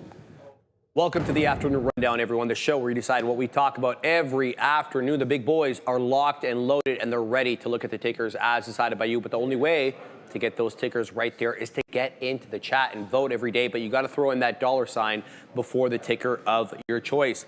Let's look, guys, at all four major averages. Positive territory, 2 in negative territory, but on the verge of going green. Let's start with the NQ, up the most, up 0.25%. But we're still trading well below 25,000, but above 24,500. Also up 0.17, trading at 66.51. The Dow looking to go green here, possibly only down 0.7 after it made all-time highs last week, trading now into 46,000, giving back a lot, guys, after that 48,500 week. Likewise with the Russ, it's also on the verge of going green on the day, trading at 23.54, down 0.3. Let's start with Google, though, the first name as decided by you, and this is a rocket ship today, breaking through $300 at the highs, getting a lot of praise here for the release of Gemini 3. Bank of America analyst, also Justin Post, who had a buy rating and a $335 price target on Alphabet, says the highly anticipated release of the new model did not disappoint. They, meaning Bank of America, think Gemini 3 is another positive step for Google to close any perceived LLM performance gap to its AI competitors. Glowing endorsement there from Bank of America. Glowing. And a glowing breakout on Alphabet that has done nothing since. Pullback. The good news is you pull back into prior highs for Alphabet. Look, it's done fantastic. Like, it's a great stock. Don't get me wrong. It's just, the market did the return, did the pullback, and the good news here. I'll show you the good news. Pullback on the Nasdaq underneath the pre-market highs and kind of consolidating under. Well, last I checked, if you're consolidating resistance, that's still kind of good. For now, it's holding up. If 292 holds, this could be like an afternoon breaker, maybe. In my mind, you might not get anything too crazy to the upside in front of Nvidia earnings, but it's got a bit of a wedge. Like if volume can, you can kind of bump into VWAP there. This would be a better setup, I think, if it was above the volume weighted average price. But good look for Alphabet. It still remains, right now, the best kind of moving, performing Mag 7 name. I don't think that changes. I don't think that changes come tomorrow, but we'll certainly see. There's them and there's Apple, and then we'll see how Nvidia does tomorrow if it wants to join that group, which is more adjacent to some of their local highs.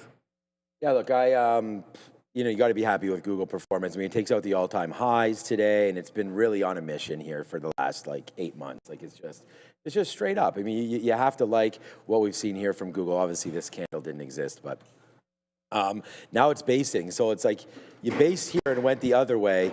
Then we just started to kind of tried to base around 240, 250, and then we blasted through that. So I actually really like what's developing here on Google, because now you're getting a base and ready to go again. So that's, if you're a bull in this market, you definitely want to be strong and long here with Nvidia, with Google. Still got Nvidia on my mind, and it's coming next. Nvidia, by the way. Wow, that's getting a little bit louder, which is completely fine. But yeah, I want to base out here with Google, and I think it's looking pretty healthy for an upside play here again. So we broke through 300. Now we have that wick that we can play off 304. Pretty aggressive, obviously, heading into the morning, where it just really took off immediately, and that's where we were celebrating. There's some traders in our chat here that we think did quite well on that kind of. Just great move. And it's too bad, because yesterday, when this Gemini story was part of the story, I had written down Google as the #1 trade idea, and I was like, let's just potentially long right off the open. We didn't. We waited, and then we wrote down 285 because it was the pre-market low, and it just kept on. Nope, and we got absolutely smoked not absolutely, but we got smoked on the way down. We were able to catch it back end, but look at that move. It's kind of going oppo there, and it's just great to see a big, strong name like Google leading the market here. Obviously, it's come back in. I don't expect a huge move here this afternoon. But what about a break of this 200 period, 295? That could get the stock going again. We'll have to watch Google here as we enter power hour and whatnot. I'm not sure what the futures are going to do, though, as we sort of sit on our hands and wait for Nvidia. All right, back over to Sharif, and let's talk about that next story here, Nvidia. Yeah, this is the big one, Sean. The last Mag 7 name to report, as is normal, guys. We're looking here for, the analysts are looking for $1.25 EPS on $54.92 billion in revenue. Both numbers would be more than 50% year-over-year increases. When it comes to data center, though, Sean, we're looking for $49.1 billion, which is a euphemism, of course, for their AI. 60% growth. Gaming, much smaller, $4.6 billion, and that would be a 40% year-over-year increase, guys. So Nvidia trading at 185, up 2%. This is saying, imagine year-over-year 54% revenue growth. That's actually slowing revenue. Yeah, people are like, I don't know, I'm worried about this company. Oh man, it must be nice to be. Look, Jensen's gonna be all right, but a lot of people have rang the register here. We talked about Peter Thiel, SoftBank, which given how heavy they are in OpenAI, I suppose from a risk standpoint, take something off. But that's, to me, that's ringing the register on what's been an unbelievable story. And this is probably the one quarter where I think it's got the least certainty in terms of what is going to happen. Just as many people think it's going to flush as fall. I think the options market was pretty even, puts and calls. So, I think I'm still feeling like a little bit more of a sideways action in here. But if we start thinking about this afternoon, what could happen? Get rallies going into earnings for sure.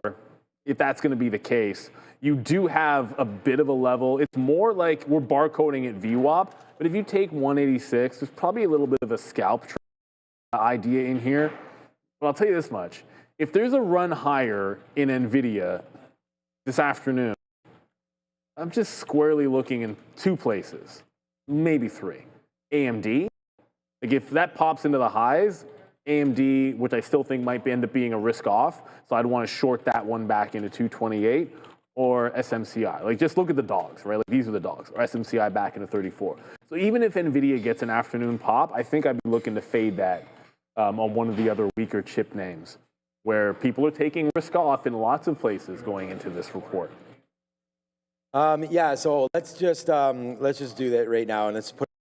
I think that this is an important thing for viewers. Just Nvidia, how about just green or red for tomorrow? Unless we could think of something more creative, green or red at open, or we could go plus, or we could go plus or minus 7%. I don't know, because that is the expected move on Nvidia there tomorrow. But yeah, no, look, I would be more on the, like, I would vote green if that's something that we decide to do. Which one do we want here? Because I would just say green or red, don't you think? Or add open tomorrow? Or we could do it. I'm indifferent to either because I like the absolute move. It doesn't matter. We can just keep green or red. It's fine. Yeah, we can figure it out. But yeah, so that would be something that interesting to look forward to, green or red. And I just think, you know, if you're going to look, it's more like the secondary plays, like the AMDs of the world. And I think I heard Sharif mention that, you know, if the margins come in for Nvidia, you know, it just means that AMD potentially can compete a little bit more, you know, because of pricing. And we're just looking to see if they still have Nvidia. We do know that they have the more powerful chips, that's for sure. So I mean, that's not for sure. That's just what we're here. That's what I'm saying. So AMD continues to get clobbered here, and I'm more nervous for this name than I actually am for Nvidia here. I just don't know how AMD is going to react to a good or a bad quarter.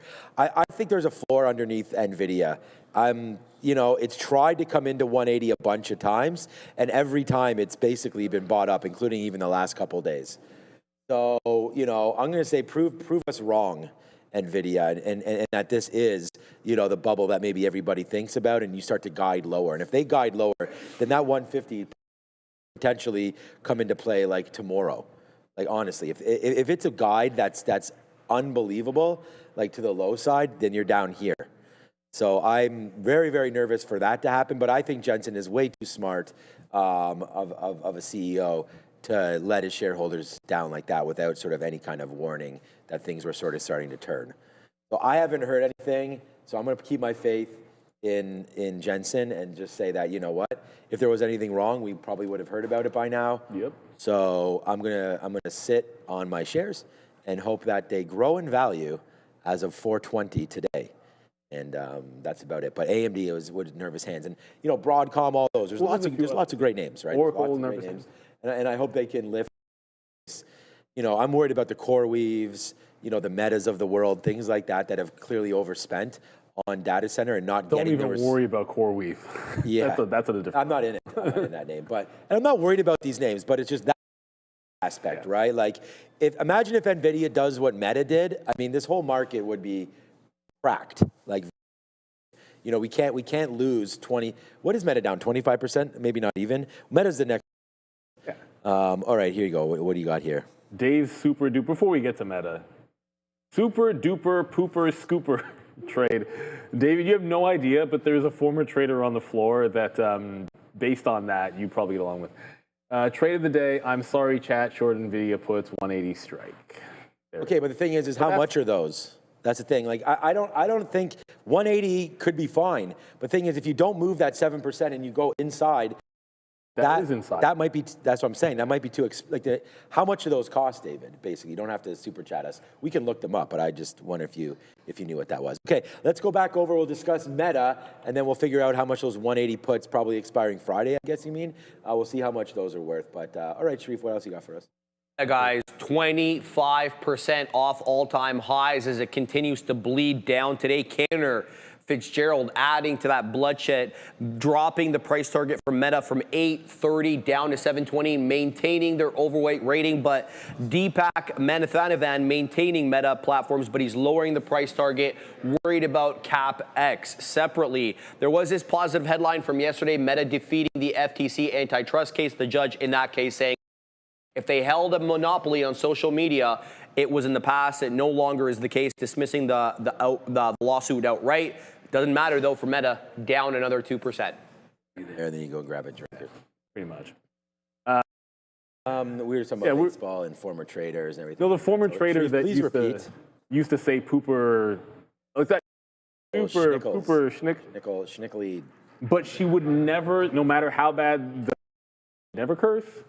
She wouldn't swear. So, you know, I respect that. It is what it is. Meta, these are the guys, and we've seen this before.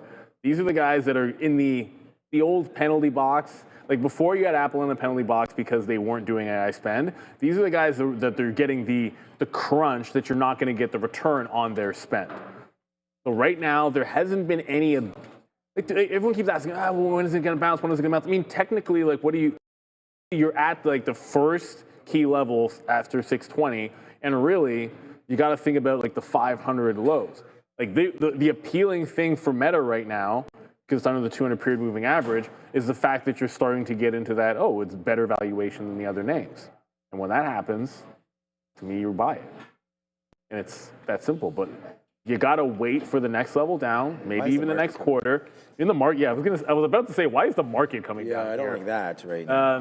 What's moving? Is it Nvidia? Yeah, Nvidia's moving a little bit. Yeah, Nvidia's. Like we were just like, oh, the market might not do anything with Nvidia. And now it does. Now it gives it up. But the only thing I would add to that is when you put it in a higher time frame, because once you fall in, to me, once you fall in this far, you want to start looking at the higher time daily chart. And the reason I was saying look at those like mid to low 500s, this is on the monthly. You can kind of spot this 520. See this little high in here? Like you had that chop and then you had the wick bottom. So that was like an area of supply at $520. So like to me, either it's wait, usually when you're DC, for me, DCA usually is like once every quarter in a stock like 22. This, or the next available key level. Right? So it's either 520. That's where I'm looking on Meta, because I think you have to be patient with this one. On a monthly chart, why is it impossible that this on structure could be at like $400? But you know what? That's the kind of place he starts just loading the boat. And I like buying good things when the valuation makes sense, but you have to be patient with it. Because if you load in on the first dip, then you find yourself, okay, well, if I'm going to put in, I would say 10 grand, because that's what people say online. If you're going to put in 10, then put in 20%. Put in 20%, and the next quarter I put in 20%, and then once I'm all in, I'm all in. And you know that's sort of the way I'm looking at Meta. But right now, a little bit of penalty box for them. Yeah, I mean here it is right here. It's 23% down from basically from their earnings down to where we are right now. So that's why, yeah, exactly. It feels like that right now. Basically, just no love, man. There's been like 3 green days since the 1st of November here. So it hasn't been a good month for Meta, but we've seen it before, and it was April. It's called April. That's when we last saw it. So if you go this move all the way to the downside too, that's 33%. They lost a third of their value in 2 months. So we're only 2 weeks into this right now. At a lot worse, and I hope it doesn't get worse before it gets better. I mean, obviously I'm a Meta shareholder, but yeah, that is a little bit of a concerning spot there for anybody holding on to Meta, and I worry about it too. But I keep on saying, and it was one of the things that I was going with before, is that every time someone's born, Meta gains a new customer. So I do that it's there. It's just Zuckerberg has to prove everybody wrong, and I think the next quarter, if you can see that some of this spend has turned out to, again, better margins, more daily active users, some kind of profitability, then yeah, Meta will sing one more time. But for right now, I think it's a little bit of a problem, as many of us can see. Meta continues to struggle, but yeah, that's that for now. Yeah, market coming down. NASDAQ back to zeros right now on the day, so womp womp over there. All right, what's up, Sharif, with AMD and Amazon? Blame both these two.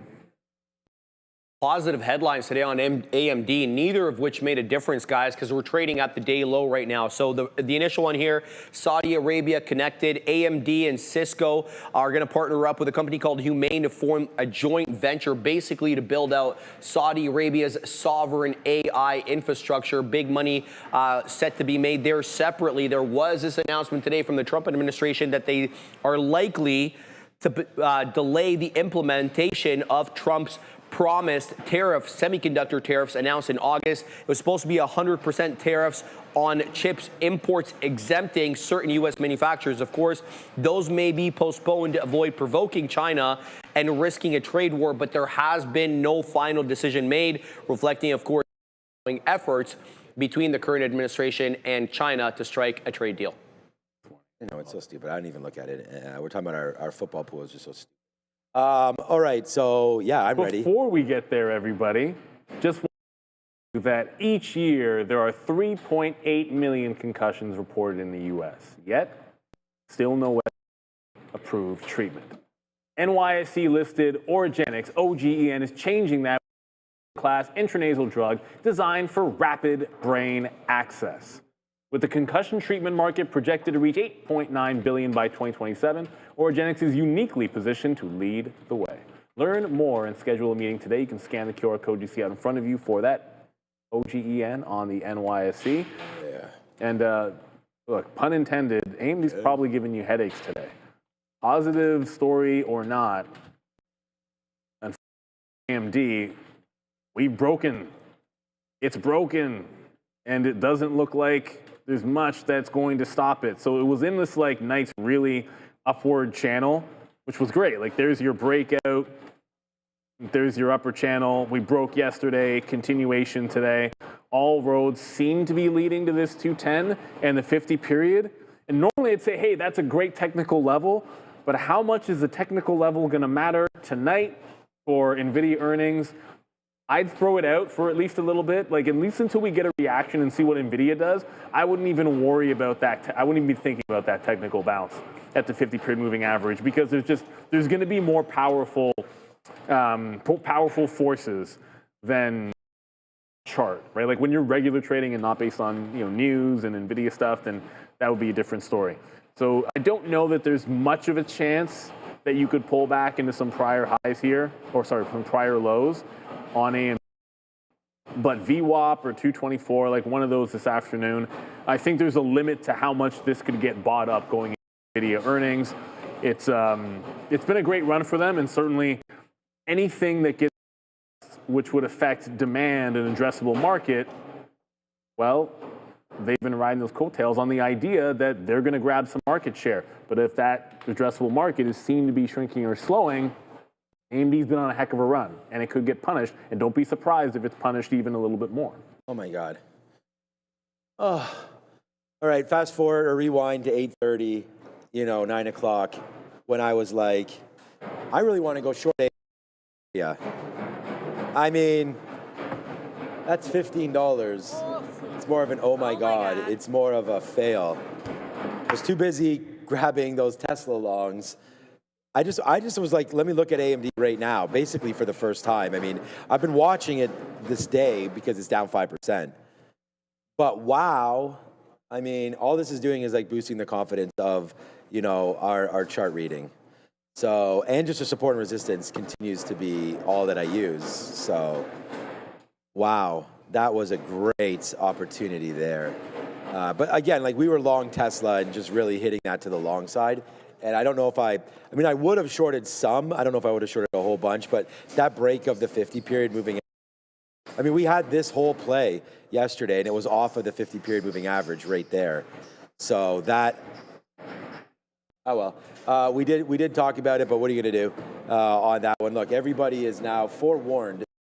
Earnings today, and AMD's not liking it, and Broadcom, I'm guessing as well. The three names I'm really concerned about is like Broadcom. Broadcom's up, so there you go. Broadcom, Nvidia, and AMD. I mean, I think that those are the three big ones here. Intel is on an island by itself. Oracle, I'd be a little bit concerned about.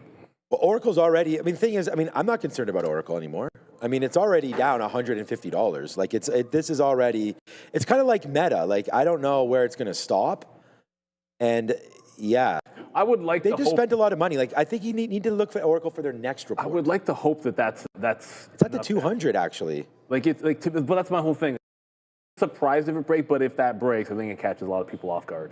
I wonder what Oracle's. Yeah, well, I think this move down is. What's the PE? I might put my money back in. I got out at 317 there. The PE on this probably better. It's only 32 as the forward, but the current is 51. So we'll have to wait for next earnings to get that adjusted a little bit and see where they go. So maybe it's a wait and see there on Oracle as well. Another name in trouble. All right, Amazon is in trouble here, Sharif.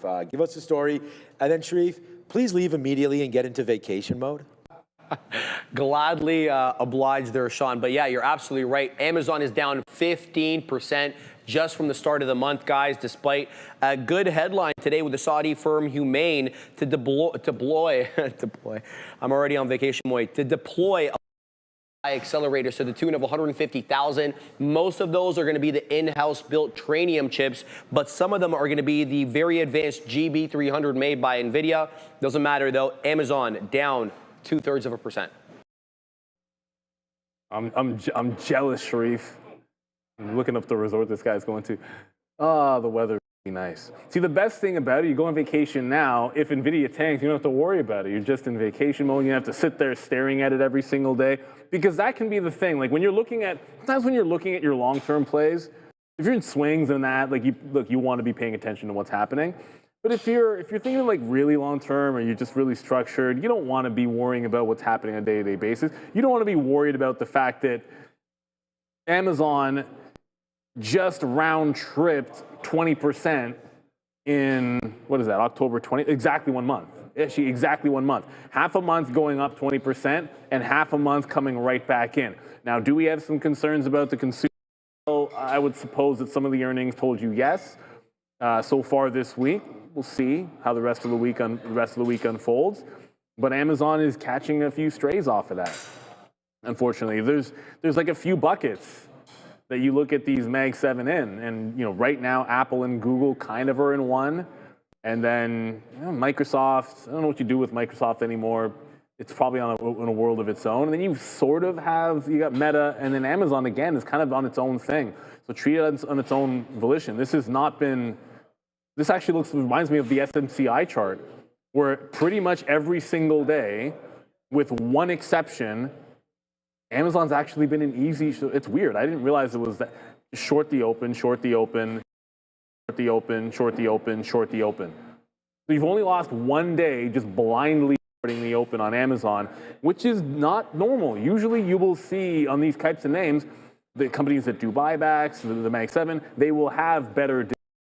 So until this structure changes, either you wait for 210, which was the earnings low, or maybe period, if you're feeling frisky, I feel like Nvidia could take us down there, and maybe you look for a bounce. So you're getting close to that level. You could be there tomorrow. This could be a good bounce play maybe tomorrow or at the end of the week. I'll for sure going to have eyes on this. It's already worked twice. Yeah, I like Amazon. I think you want to buy good companies, and that's going to the downside. You know what's not a bad company is Pins. Pinterest's been getting hit as well. This has actually a really good PE, Pinterest, and getting killed. And more money coming into this name would help it, but we just talked about, I think Reddit, scrape Reddit for information. I was wondering if they could sort of do the same thing for Pinterest of these large language models. But anyways, there goes Pinterest. Nice move to the downside, obviously feeling some kind of ways there, but into a nice level. For some reason, I don't know why I thought of that when I thought about Amazon, but I mean, Neil just covered Amazon. I was just thinking like this is another name that is near those April lows. It's been really hit over the last, obviously, month or so. So Pinterest down into here, and Pinterest's, this is the Benzinga Pro platform here. We want to thank them for that. But here it is right here. It's pretty cheap, man. 12 and 9 as far as their PEs are concerned. So 12 and 9 right now for Pinterest, and they're saying their peers are Google, Meta, Baidu. I don't know about that, but right into here, 12 and 9. So if you think Pinterest can turn the corner here, I think they can make a deal with a large language model if they probably haven't already, and they probably have already. Data, and we do know how much that helped Reddit, and when we found out like how often they were being pinged and all that kind of stuff, right? And so, yeah, something to look at there for Reddit, Pinterest, and all that. I really like Reddit, that's for sure. So if Reddit can fall back in somewhere into here, like 140, I always kind of zoom out and look for opportunities like that.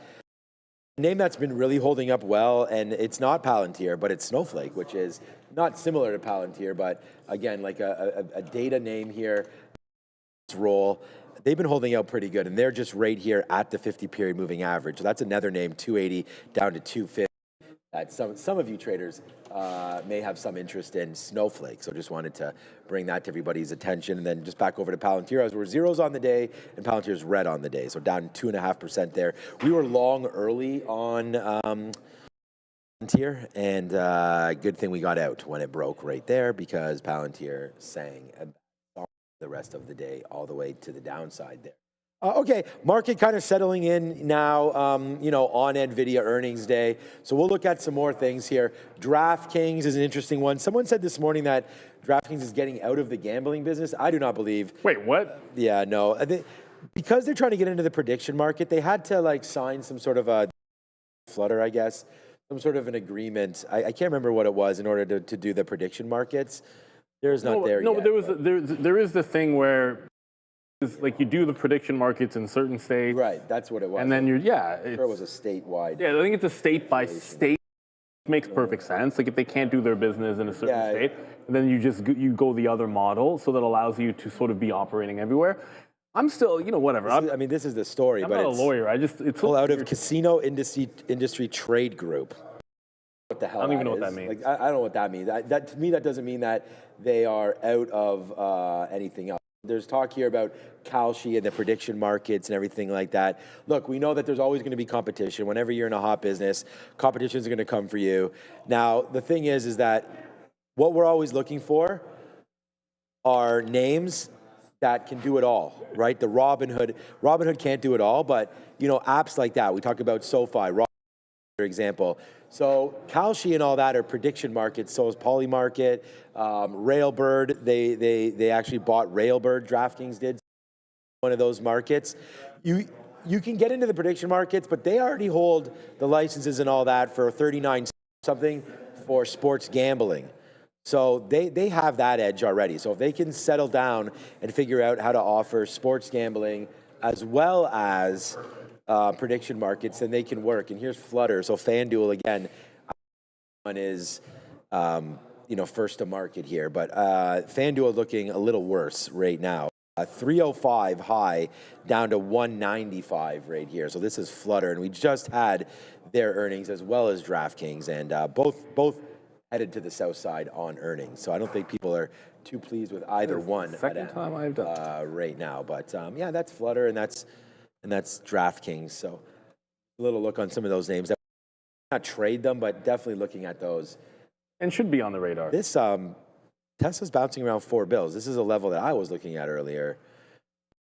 I want to make sure that we're right with the market. It's easy to take this trade because the market's just settling down and you do have upside potential there. This is $11 there on Tesla, but we tried it again right there at 403 and lost, and we haven't really tried it since. So maybe we'll look at Tesla at some point. But I just refreshed our visualizer, so you will now see that when you type in a name, Mark George just said they're buying Nvidia.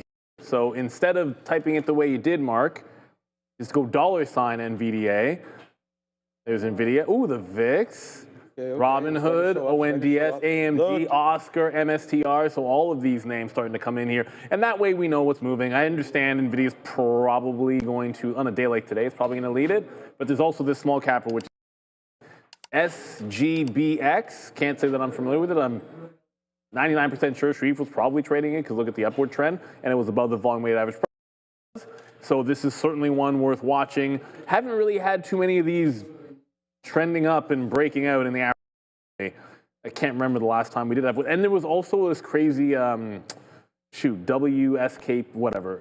It was one of those, it was like one of those HKD type movers. WSHP, that's what it is. Oh, okay. Yeah, shop, which to say that this is a no-fly zone, this stock is up 480%, has traded 214,000 shares. So I'm gonna blink, and then while I blinked, Nvidia probably traded almost as many shares as I did. Maybe not exactly in scientific, but you get the idea. It's just from halt to halt. Even when it's open, the spread right now in this stock is $10, and I haven't even seen a print since I called it up. So that's the level of liquidity here. You're just kind of going from like halt to halt. So just be real careful with that. It's an insane amount of.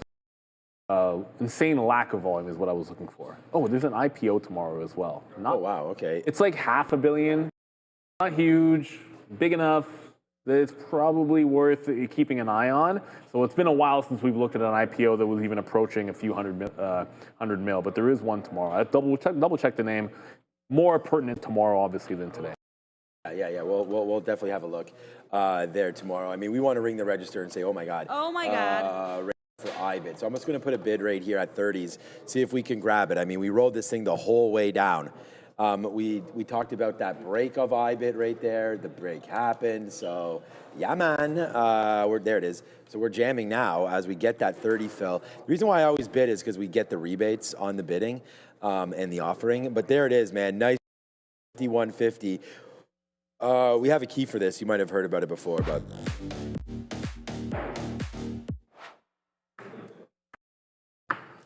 it's IBIT down 4.5%. Bitcoin just continues to.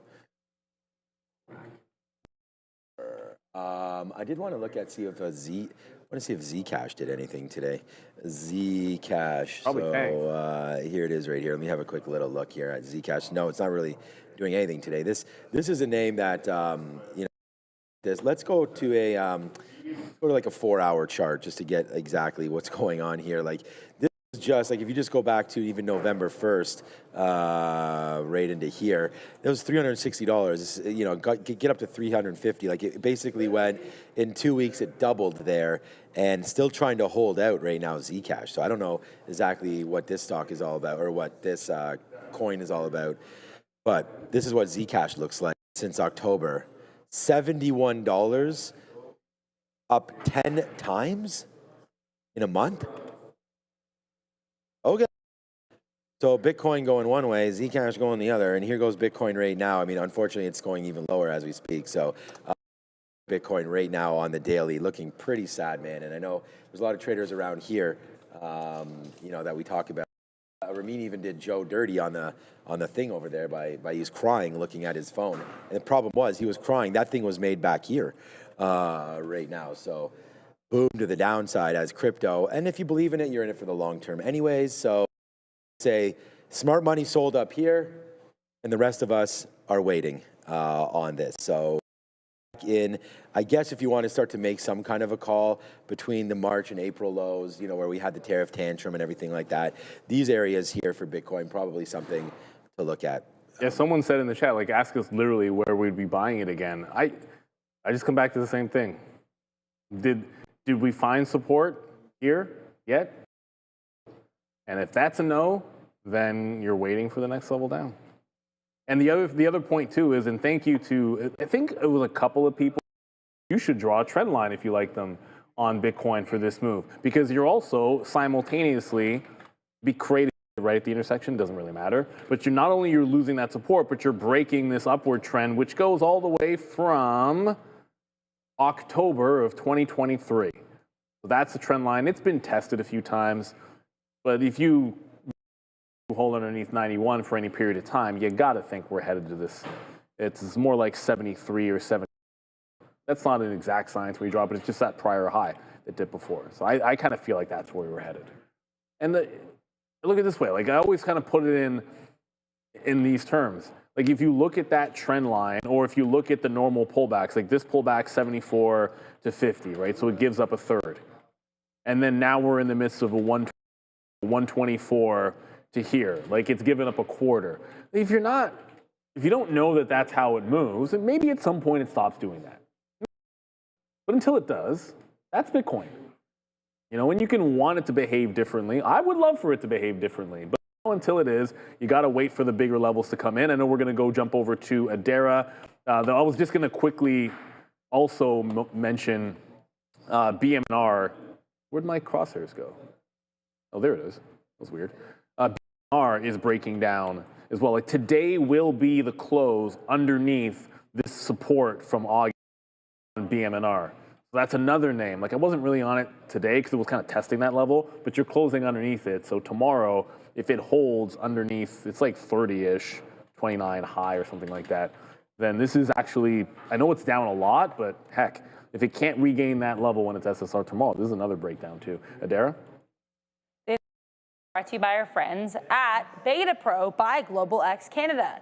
And now for some exciting news out of Canada for the sophisticated traders on the stream, because Beta Pro by Global X Canada, which happens to be Canada's largest provider of leveraged inverse and inverse leveraged ETFs, they launched 6 new triple leveraged ETFs, offering 3x bull and 3x bear exposure to the S&P TSX 60, semiconductors, and even on U.S. Treasuries. But even better, they're offering a special fee rebate, dropping management fees to just 65 basis points till December 31st, 2025, plus the U.S.-focused strategies used currently, offering the potential for pure performance and exposure. So if you are a tactical, sophisticated trader looking to amplify your performance, check out betapro.ca/3xdaily to learn more. I do really quickly have news as well. Just saw this popping up. Coinbase had a random spike a couple minutes ago. Looks like it could be related to this news I'm seeing, and I haven't. It looks like Coinbase is launching a prediction market powered by Kalshi. Back to you. Got to do what you got to do. Yeah, you can't let just have the party all by themselves. Like, you've got to. No, I immediately went to DraftKings there, but is that doing it? DraftKings should move down. Well, I thought it was going to move down. I was going to punch the short on that story there, but I kind of feel like it should move down. Yeah. But it barely moved. I mean, come on. Like, it's a pretty decent spike, but it goes right into resistance at 251.5. Look at that wall at 251.5. So if you're not getting through that on what I would think is for them, then it's just not good. If you can't break things out, like even the algos, because when news hits, like they lose the book, right? So they make the markets less, and there's less, quotes aren't really as thick, and so you should be able to break some levels. But when you immediately have the same resistance as before, that doesn't really. And this is another name, like you're almost at that support. Like this is the June support, where everything broke away into the 14 high on Coinbase. And we're like a stone's throw. These crypto names are getting, what's the word I want? I mean, some of them are getting wrecked, but some of them are in pullbacks. Coinbase was not even participating in a lot of the run. Like it was annoying. You'd see like, and you could see the difference. Like Robinhood strong, Coinbase looking terrible. I thought maybe there might be a punch here, but I'm not really. Yeah, no, it's not doing anything. I just, new position, I just punched in. I don't know, maybe Nvidia goes here. It's just, it's a better trade down here. I just want to put something on just to have some fun here this afternoon. I mean, it's not, it's not like you have to make trades so you don't have to. I just want to see if there is something special potentially here into the close for NVDA. I mean, we just broke through view up. Obviously, this is a much better trade right there. I wasn't downs and we start talking about random things and talking about things, but right into here, this could be something. So why don't we see, like, if it falls back in, we'll average it. I'm literally waiting at 185.30, which is where this VWAP is. So if we do fall, take that. But for right now, it's 10 cents, 15 cents in the money right there. Today we're 1, 2 for 4 if we were to cash out. If this one works, 3 for 3 so far. But I'm going to stop out if we get back through here, the 50-period moving average. Look, it's been so choppy, right? Nothing really matters right there. But I'm just going to use kind of this support right around here, 185. So if we break below 185, we'll give it just a little sneeze and see how far it goes below that. But other than that, we're going to walk and see if we can get going. So I'm going to put something. We've topped out at 80 here a couple times. So let's put something, maybe 75. We'll put, okay, well.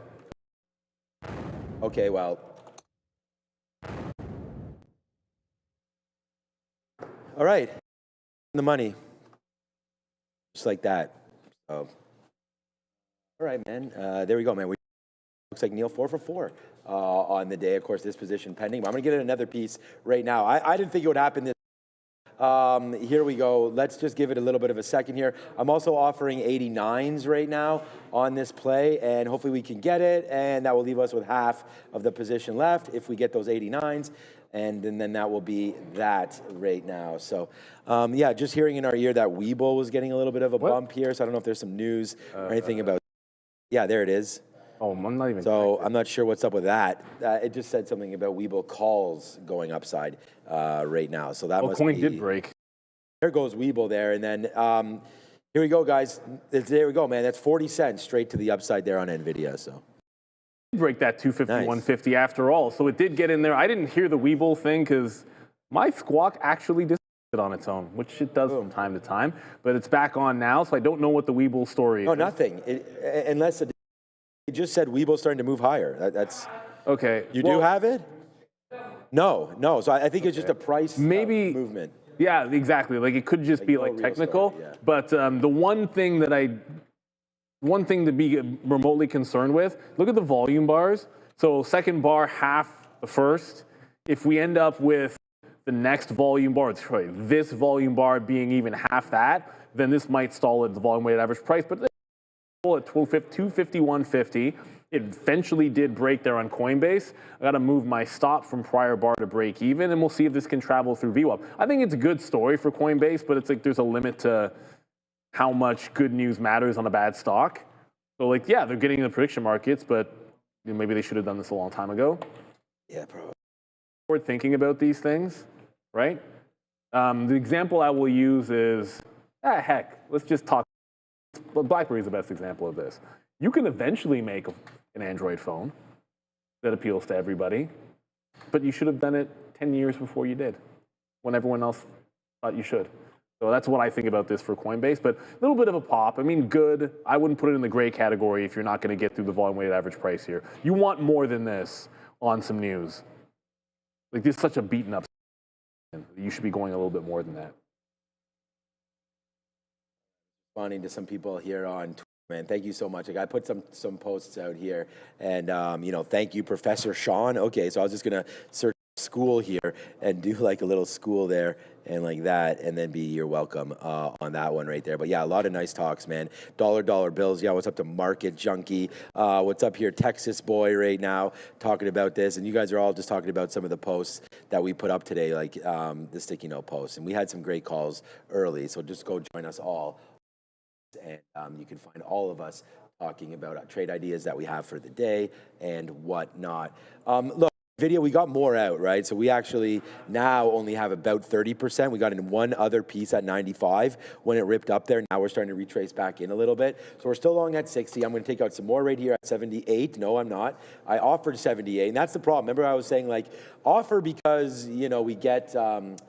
I said I like to offer because we get rebates, but then right there I just offered 78, and now it's 20 cents lower. So payout, I could have just punched out there and been much better. But okay, so my reload is not here. We talked about it's at 30, so I'm still sitting there. I'm still going to sit at 30. I'm not worried too much about the exact VWAP. Obviously, I'll add by a couple pennies, but we'll just try to watch it and see if we can get take an advantage of Nvidia here and a possible VWAP dump in right now. And again, we are now like an hour a bit away from this market giving us what we need, and that is those earnings call. Palo Alto. Palo Alto as well. Look, I like Palo Alto. I really like the cybersecurity.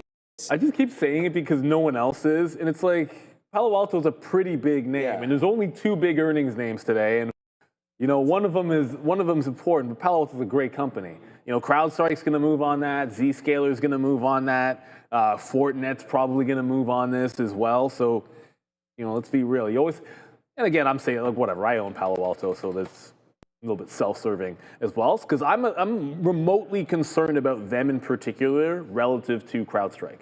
Like, I'm more CrowdStrike at 60-40, which it wasn't, and then I made it that, and I'm not that happy about it. But I am at least a little bit concerned.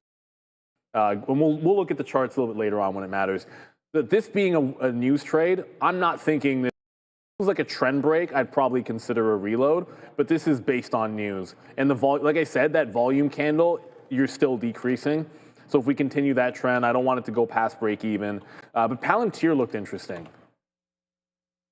Palantir? Oh, really? Okay, Palantir did this. Save. To redraw that. All you have to do is hit save on your layout, and then your trend line stays forever. But the Palantir did a trend break, which I tried to pick up. I actually just missed it. I thought I'd leave the bid in there and see if I got swept up back at the breakout price. You can obviously see that that did not happen. So I'll try to move in a little bit. The idea is just there's your trend break. Try to get the long somewhere in the 164 or 4.5 range as we enter power hour. At this point, it's already made the move. So if I get it here, stop out prior bar, but I'm buying the dip, so I stop out on the actual bar, which ends up being almost 164, even as we enter power hour. And no matter how many times I hear it, it does not sound like Arnold. I just don't see it. Yeah, it's not. I don't think it's supposed to be him. Right? Yeah, there's some people in the chat that mentioned that. Money. Feels like we're hitting that a lot today, but for good reason. So there we go. My hat's off to you, Nvidia. There we go. We said we're buying VWAP, right? So nice move back there to the upside. Now a 30-cent winner the other way. There it goes again. Hit the side. I really enjoy this relaxed trading, man. Pick your levels, you nail them, today, big day. We're just sort of adding to what we've been doing here. Today, it's going to be a really, really, really good day. And I know there's a lot of you out there that are having big days as well. So congratulations. We are now, again, like just moments away. But here we go. Like now we're 50 cents in on this.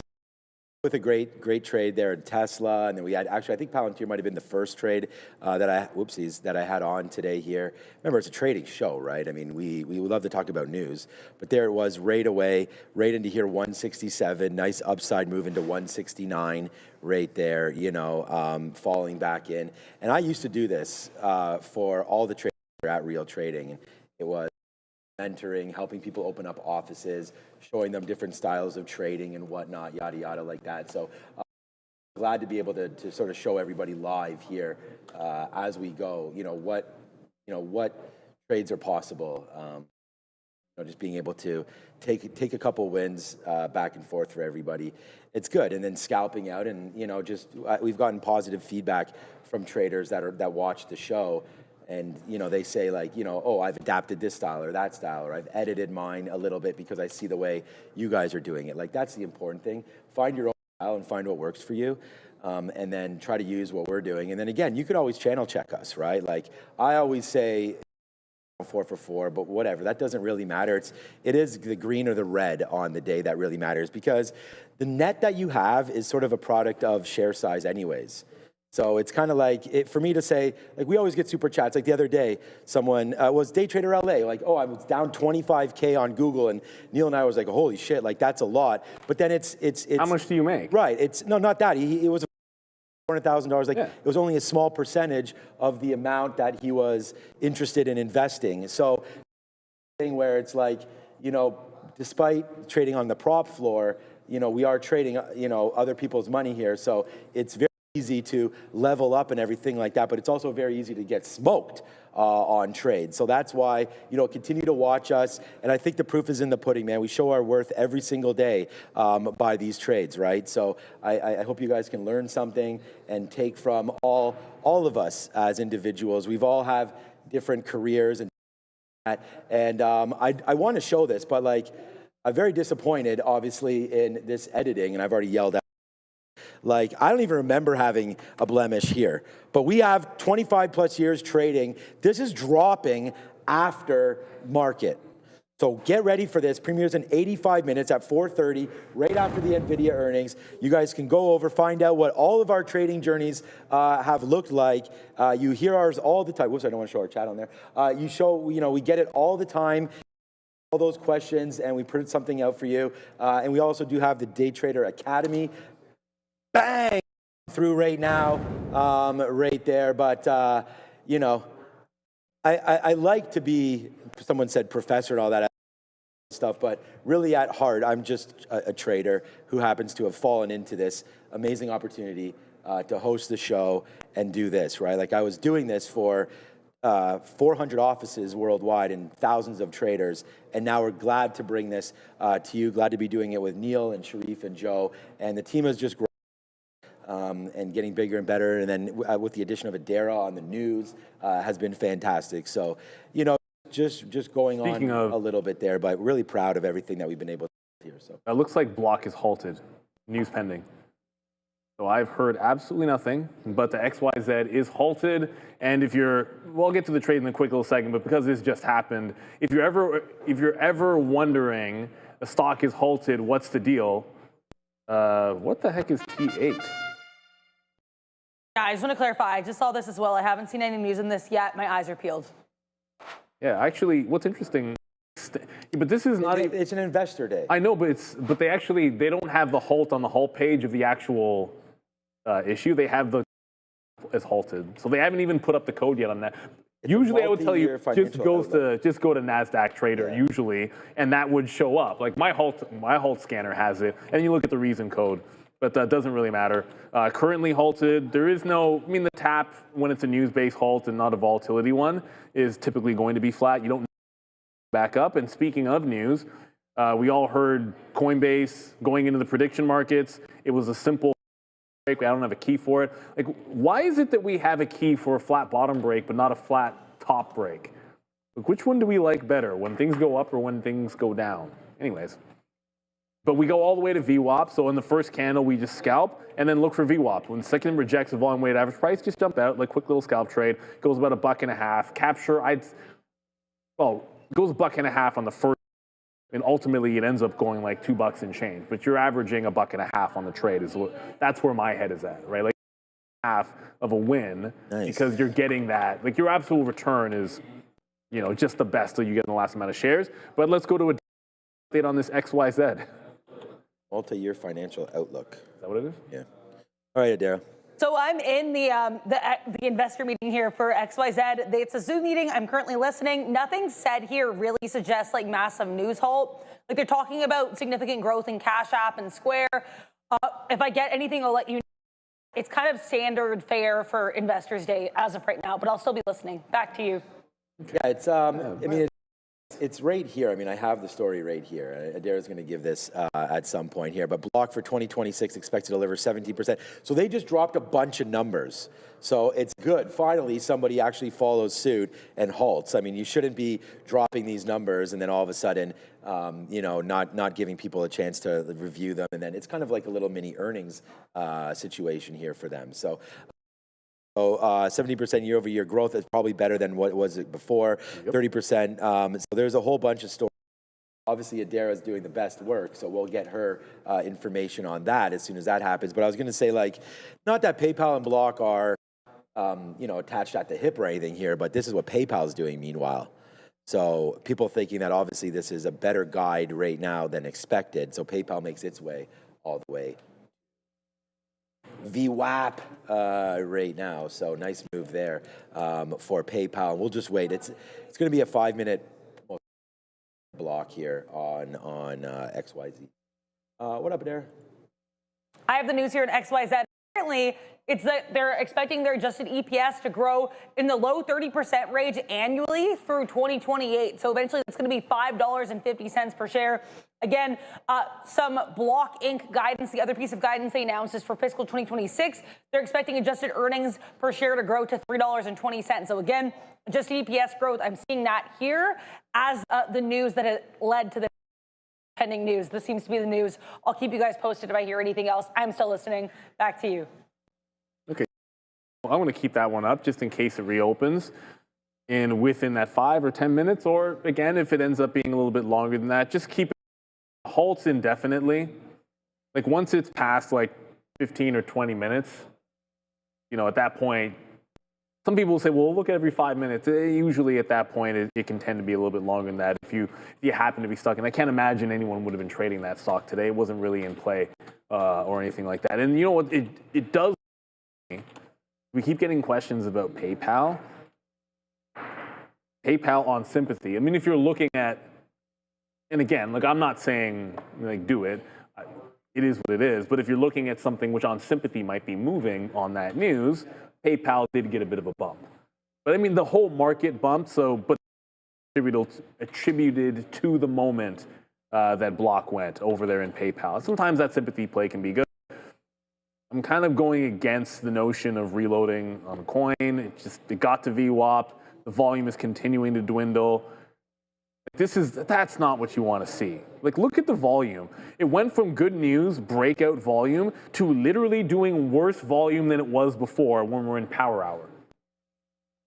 Looks like that's all we're going to get with Coinbase. That's a sign of a not very good stock, in my opinion. When positive news gets met like that, it's just, like, there's nothing doing.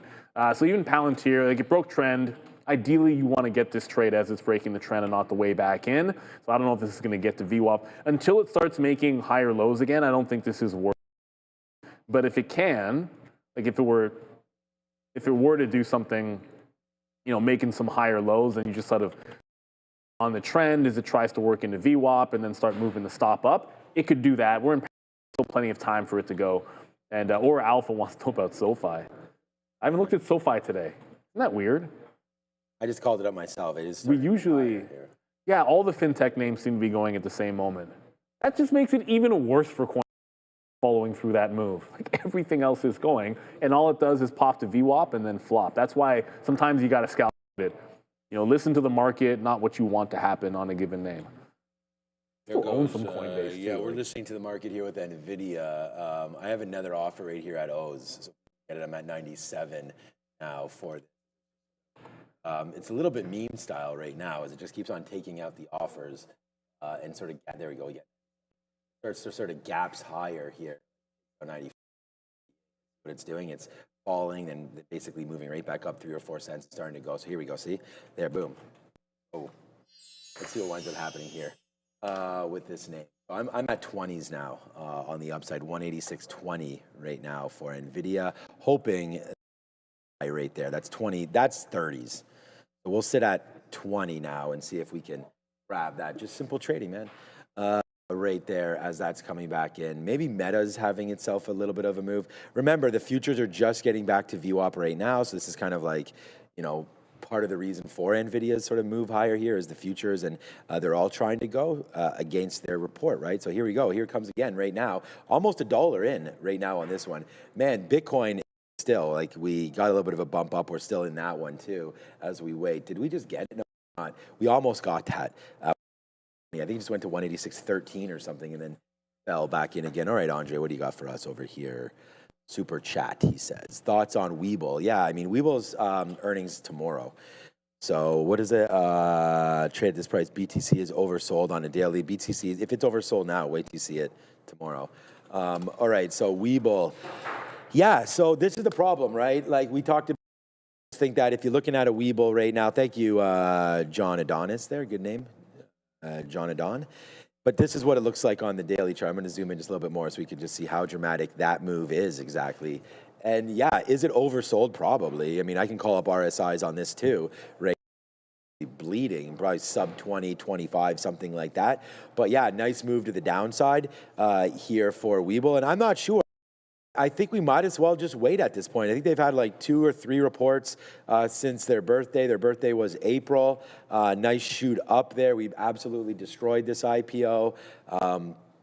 And then all the way back in right now and has broken well below right here, right? Their support of $10. Like that really held. We just broke it just 2 weeks ago and we really haven't had a run back. You know, if we zoom in, you're going to see that there was a little bit of talk here around $10. Once we broke it, we did have a little bit of stop and go here around 9.50, and then whoops, again a drop down in. So I like Webull. I'm in the name. I'm long it, and you know, just waiting for it to pop because we had showed you charts of Robinhood and of SoFi. Like Robinhood was sub $7 for as long as I can remember. I think it was sub for like 8 months or 6 months. I already did this a couple weeks ago on the show. So it was $7. It got as high as 160 or 155, you know, once it started to go. Webull, Robinhood, you know, they're not built the same. I would think that that's most likely for sure. But you got to like the space. I think there's a lot of people transitioning from traditional financials, you know, over to you know, having a lot of promotions. I know Wealthsimple around here, which is similar to these Webull stuff. You know, they're giving a promotion now, transfer over $100,000. So I was thinking about doing this. They just want to grab your account? Yeah, and then you get, they're going to send you a MacBook or an iPhone 17 if you do that. So I think that there's promotions like that everywhere. And yeah, they're going to get my money. But at some point, yeah, I think it works. But I would tomorrow's report, you know, before stepping into Webull. Because you don't want them to miss, like to really guide lower, and all of a sudden $8 becomes, you know, $5.50 like real quick, you know. But it's a nice bounce back right now. Is XYZ, is that open yet even? Thank you all for the super chat. You know, you guys can super. No, it's not open. You guys super chat us at any time. It could be that was a small like 5. To be honest with you, it's it is news based. So when they sometimes it's like. Maybe they don't even reopen it. We've seen that before. Because if they're presenting something and they halt during the presentation, you kind of, maybe you get the sense that they're just going to wait till they're done to the market. What are those, by the way? Gum. Just gum? Yeah, aspartame free, pure. Here, have one. Yeah, but I won't chew it now, but I'll take one after for sure. Oh, here, I'll just put there for you. Here, how about 3? Take 3, Neil. Right on the Trader TV Live, napkins. So everyone can see the logo. Actually, probably chewing gum and talking at the same time. Well, that's the only reason I'm not going to have some. Yeah, you're smarter than me. So. I don't know about that. I don't know about that. I'm always eating. I'll literally, someone puts like a treat in front of me and I just start eating in front of everybody. And then I realize that I'm supposed to talk as well. And that can be a little bit tricky. Yeah, the dentist was like, you're going to chew gum, chew aspartame, aspartame free. Like, this is supposed to be the real good stuff there. And it's. You feel for a second? Is even on the back vegan and all that stuff, it says? I don't know. You guys heard of pure gum? No, I've never heard of it. You've never heard of that? No. It doesn't last that long. The flavor is not. I'm not really one of those. No, I'm not one of those like chew gum forever kind of person. Yeah, nut, peanut. Spit this out in a minute. Soy-free, sugar-free. Anyways, what it is. I drink Diet Pepsi, and I'm not like until you're like fully free. Abstaining from aspartame. Money. All right, it's enough of that. More of this. I hope you guys took this at least a little bit. There we go, man. It's a nice move up for Nvidia. Pretty easy trade for me, man. I mean, we just talked about, trading it. It broke through VWAP. We really like it. I mean, not only that, I think we worked our way around this. I mean, Neil had a good trade there in Coinbase. But like I said, what the plan of action was, we took small, and then when it came to VWAP, we loaded up. All right, 186.50. I'm just going to offer a piece out right now. There we go. We grab that, and there it goes, right? Like, there's a lot of other channels out there, and blah blah blah. Maybe there's not that many other channels, but there's people you could follow. There's books you can read. Reading's overrated. Don't tell my kids that. But at the end of the day, this is real life. Right here, like you saw me take that, and boom, right? All the trades that we do on the show are equity trades. We don't trade CDRs. We don't. Not CDRs. Is not the word I'm looking for. I did this last week. CFDs. Jinx. Hello. Or options or anything like that. These are the actual shares, right? And so, you guys can play it with 0-day options. Like that if you wanted to, or be careful with CFDs, by the way, everybody. Like, the thing about CFDs is the firms that do the CFD thing, like if you trade with a prop firm and you're just trading actual equities, you're trading in the market. If you're trading the CFDs, you are trading in the actual market, and sometimes you have the actual firm, and like they're taking the other side of your trade. So like for them, it's just they want you to risk free on the other end. Because you're long, you're shorting. So the fact that most traders lose, they don't care. But we did get a super chat here, and it was T-Bone. No, it's not. Okay. Oh, sorry, there's 3. We'll get to T-Bones later. David, you just saying a year ago, November 20th, 2025, Nvidia EPS surprised 8.5%, still tanked it $10 a few days later. I mean, that's not a year ago, but I think you must have meant last year, I'm assuming. And I don't disagree. I don't think just because we go up tomorrow that you're out of the water. We've seen that with plenty of earnings, right? Like you gap up and then, Amazon, you need a big sell-off. Like, that'll happen. Microsoft did a similar thing. Rookie Cooker, do you guys think Bitcoin is headed to 75 or lower soon? Let me know your thoughts. I do think so. I just keep looking at the same chart, and technically that's what it seems like it's doing. Every single time I look at Bitcoin, it's like the 73 to 70 range on a daily chart. So thank you very much. And there was, I think the next one's T-Bone. T-Bone Ponderosa. Yes. I'm new to trading. When you go long on a stock here on the stream, how long are you holding it for? Days, weeks, months, years? Every trade on the stream is a day trade. Every single trade on and if we say anything longer than that, then we're 100% talking about like maybe a personal swing account or a personal retirement account, the other word I'm looking for. That's a trading account here. I have my TFSA, which is like tax-free savings account. That's where I do most like my swing trading. And then I have a retirement account. Here we call it an RRSP. But here, every trade, we are supposed to be out at the end of the day. Sometimes people get caught and you get a little grace period. You can get out right after market if there's liquidity. Early day trades on a prop floor. So that's always the plan of action. And you'll even see us, like it's 320 now, like at 350, usually looking to wrap it up, maybe only make trades going into the closing imbalance. That's just par for the course. Yeah, this one's into, I haven't even looked at it. Shoot, there was supposed to, I think there might have been something today. We'll look at the early look. It's not even 330 yet though, but we're into VWAP, which was the target on coin. So it's very similar here. If I'm taking a trend break, wow, I'm literally trying to type coin another level too. And I'm going to look for VWAP right here. So there's a topping tail. If we lose VWAP here, then I'm just going to jump out. Going to just watch the tape on this one. Not even going to put a trailing stop in. Let's go to Adara. I'll let you guys know. So XYZ, we already talked about this. They put out their guidance. They're talking about that guidance now, though. And it was already announced. Now they're talking about the guidance. So sometimes as we see things recirculate and disseminate again, stocks can move. Just be aware, we already got this guidance here for Block. They are expecting low 30% range growth here through 2028 for their adjusted EPS for the year. And they're just saying that right now. So again, individual here, this Block Investor Day, they are currently restating this guidance that was just announced. Back to you. Put multiple orders. They rejected, and then I put like 2 more. Yeah, you better make sure that your computer is aight. It's only there. Okay, it's only. I guess that's pretty high. That's all right. There goes Tesla, by the way. What's up with that?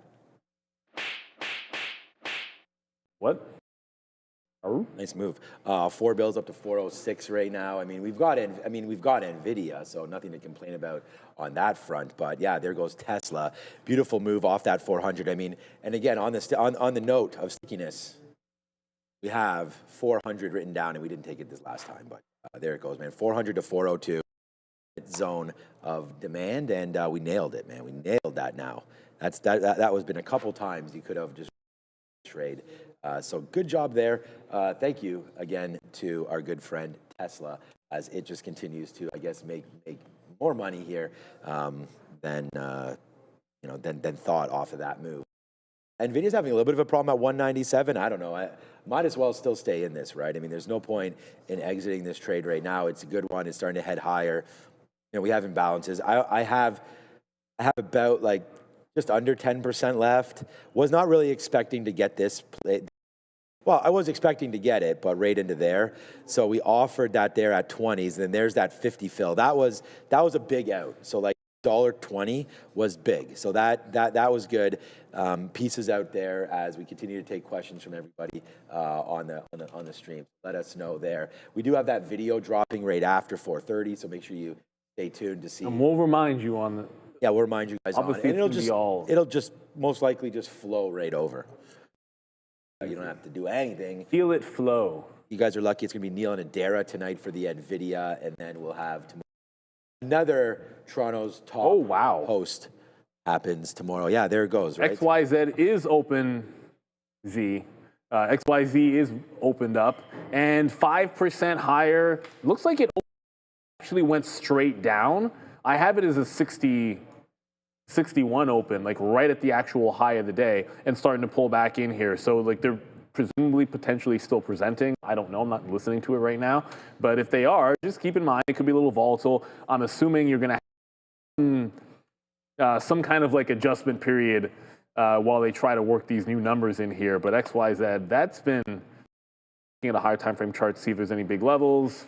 You're still in the middle. Not really. 62.5, and then like 59 would be prior support. Palantir, I said if I saw it losing VWAP, we do a scalp trade just like over there in Coinbase. Same thing.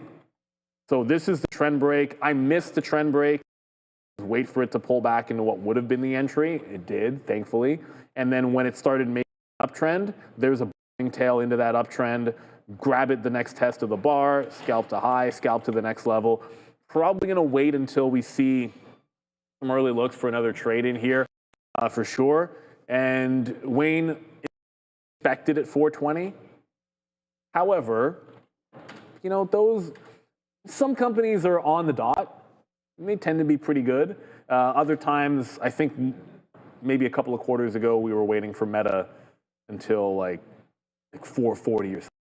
Adara and I were on there, and we're like, look, we're not going anywhere. We're gonna sit here. We just kept talking until eventually Zuckerberg figured it out, and they reported.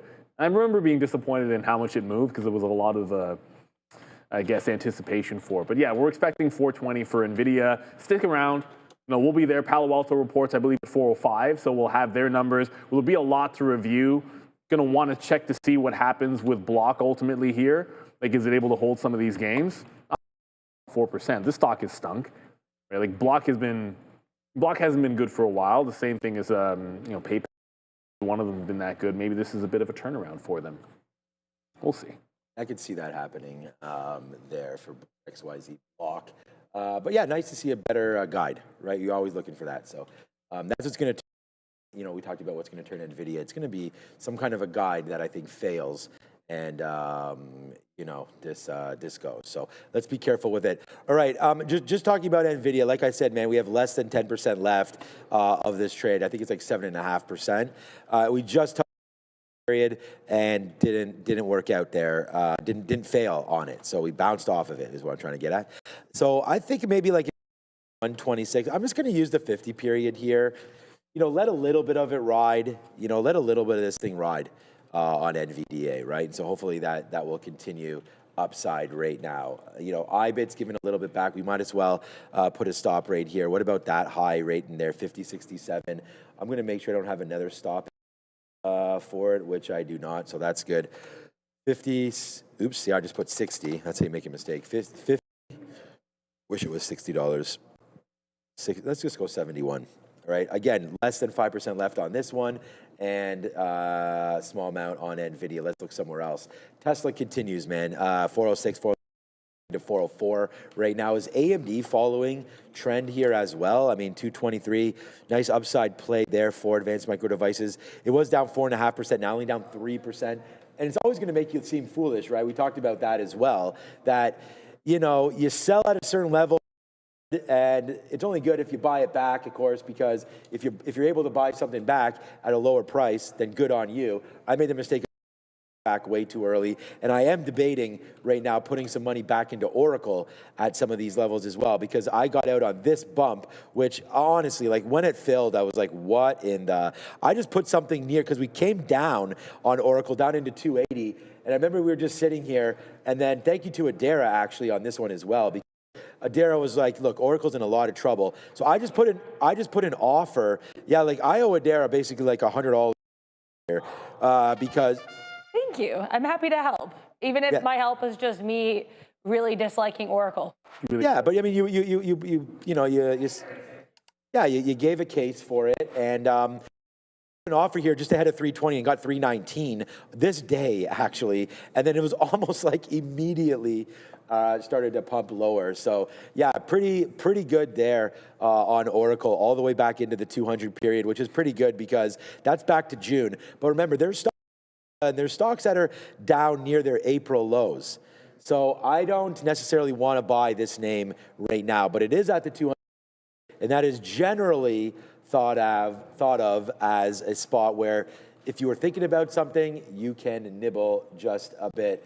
Okay, so just back about, I know you're on Coinbase right now, and that's still starting to go back up, but Adara, there are some questions about XYZ. So instead of like... It's just been a new high today. Right, so instead of Neil and sitting here talking about it, well, Adara will prepare like just a little, synopsis maybe of what just happened, because I know they gave an update on their guidance, right? Multi-year guidance update.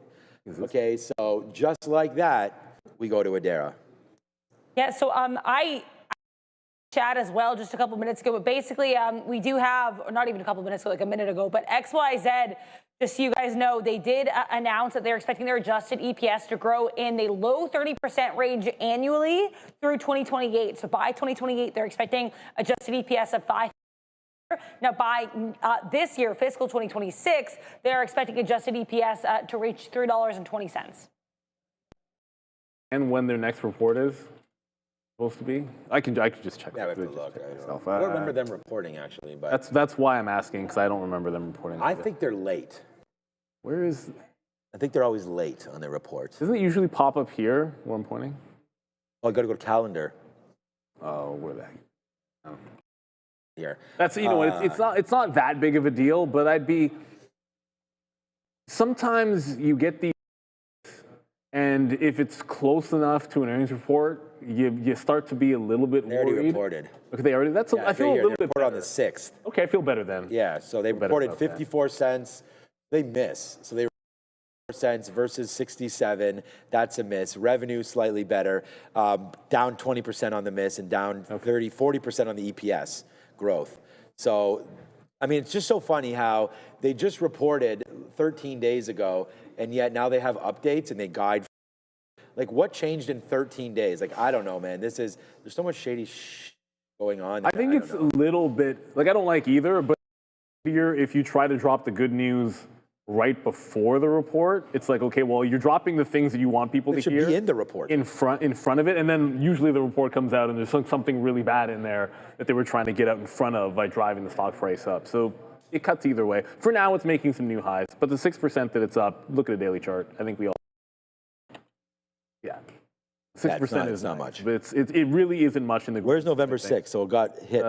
November. Oh, you can. It barely moved. Really? Right there. Well, okay, there. What do you mean barely moved? Okay, there it is. I was looking way too far away. Okay. Well, they missed by 30%. They missed by 40% on their EPS, and they come out today and go, nah. We got a new accountant that seems to know what they're doing, I guess. Well, this does give you a level, though. Now we're going higher. It opened the next day at 63 after that earnings, so that actually gives you something to target off of. Like if you look at, like if you go to that earnings day, here's $63. So see kind of range, then hold the afternoon, and then break down at that price. So if it's not through 63, then how much can you really, really like this? But enough of that. I'm going to go to the early look. Ooh, Palantir didn't hold VWAP. So here's the thing. Like two trades that were very similar, both get out at VWAP. One, seemingly the right decision. The other, seemingly the wrong decision. But you kind of have to, like if you hold both of them, then one follows through, the other doesn't. You get out of both of them at VWAP and they both work exactly the plan. Whatever is your way of doing it, you just do it, but try to be consistent with it. Is 332 sock sell once again shows up on the imbalance locator. I'm tired of saying that BMNR is on the locator. This time I'm, whatever. Really moved the last couple of days despite being almost 1 million shares, but it is 1 million shares to sell. QBTS is an early look, 900,000 to the buy side. IonQ, 700,000 to the buy side. Uber, 700,000 to the sell side. Oh, I skipped CNQ. CNQ is a sell of 2 million. And GM is a buy of 1.3. That said, these two, GM and Pfizer, typically meaningless when they have large amounts to not really move the stock ever. So those are the big ones. Probably the, I'd say like QBTS and IonQ might be the most interesting, but these aren't huge at all. Swamp Rat interested in Dell. Okay, Swamp Rat. Swamp Rat asks, any thoughts on Dell back to last earnings prices with their report? I don't know what good we're supposed to say about Dell. Yeah, and they just got a couple of downgrades on them as well. I think it was this week, right? Yep. It was SMCI. Was it Monday? I think it was Monday. Yeah, they got some downgrades. Yeah, it has to be Monday. They got some downgrades as well. So going into the report, they're in a bad place. And this is one of those, I think it got maybe a little bit too frothy names, being up like 250%, and it's still in settle down mode. So I wouldn't touch this with a 10-foot pole for me before the report.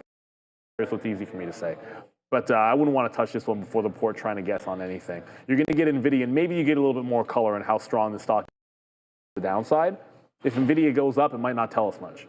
But it'll tell us something if Nvidia goes down at least, and you might get some more information tomorrow going into that report. If you own it, I don't think, like if you own it in the long term and you like it and you believe in the story, then I probably, like I don't, but if I did, I'd probably be buying the 200 period because that's just how I roll.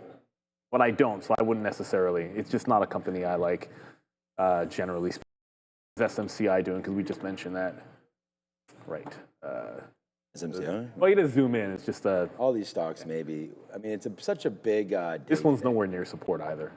We are now just 25 minutes, from the extravaganza. Yeah, the extravaganza that is Bitcoin earnings. No, Nvidia earnings. 89.4 right now. Bitcoin doing well, man. We are going to stop out of IBIT pretty soon.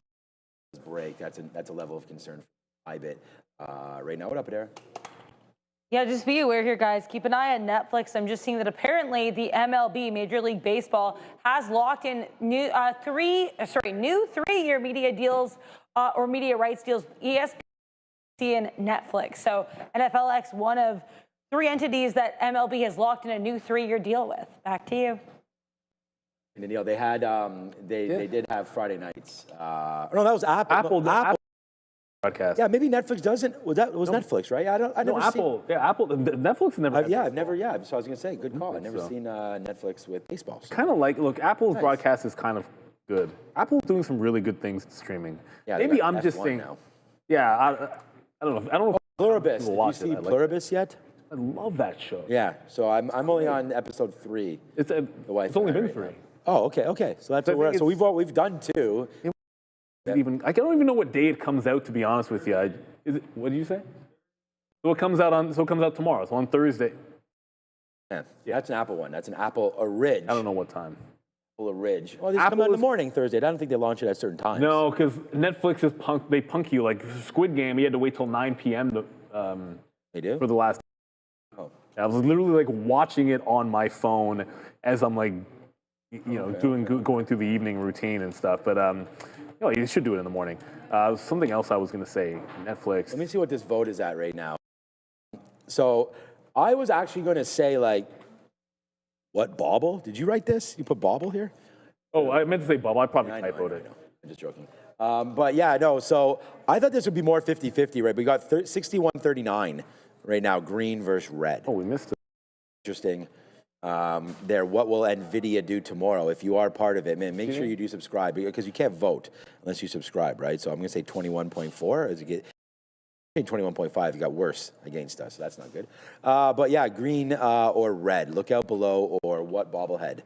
I got an Alejandro Kirk bobblehead this year. That was pretty cool. 61%, 39%, and so there we go. We are now out of. As that stock went into the gates of hell, and man, did we trade that one pretty good there today. I bid on the short all the way down in, and then Nvidia is now $2, and I hope that you guys had this trade. I talked to it on, and here we go, upside now for my good friend and all of our friends, I feel like, Nvidia. Will it be a friend of ours in just a matter of time? That's what we wait for, and we wait for the imbalances to come out. Should be interesting to see where goes. Even if it goes down 10%, it's still going to be our friend. Yeah. I don't think we're that deep into the AI story anyway. You can't pull back more, but like, come on. Compared to the .com bubble, there's a million charts you can go look at. I'm sure there's lots of people on Twitter have been posting this stuff. But like, if you try to compare them, it's like we're a third of the way, relatively speaking, in terms of like the growth and the spend. So I think there's still room to go, but healthy pullbacks happen. Ian, respect.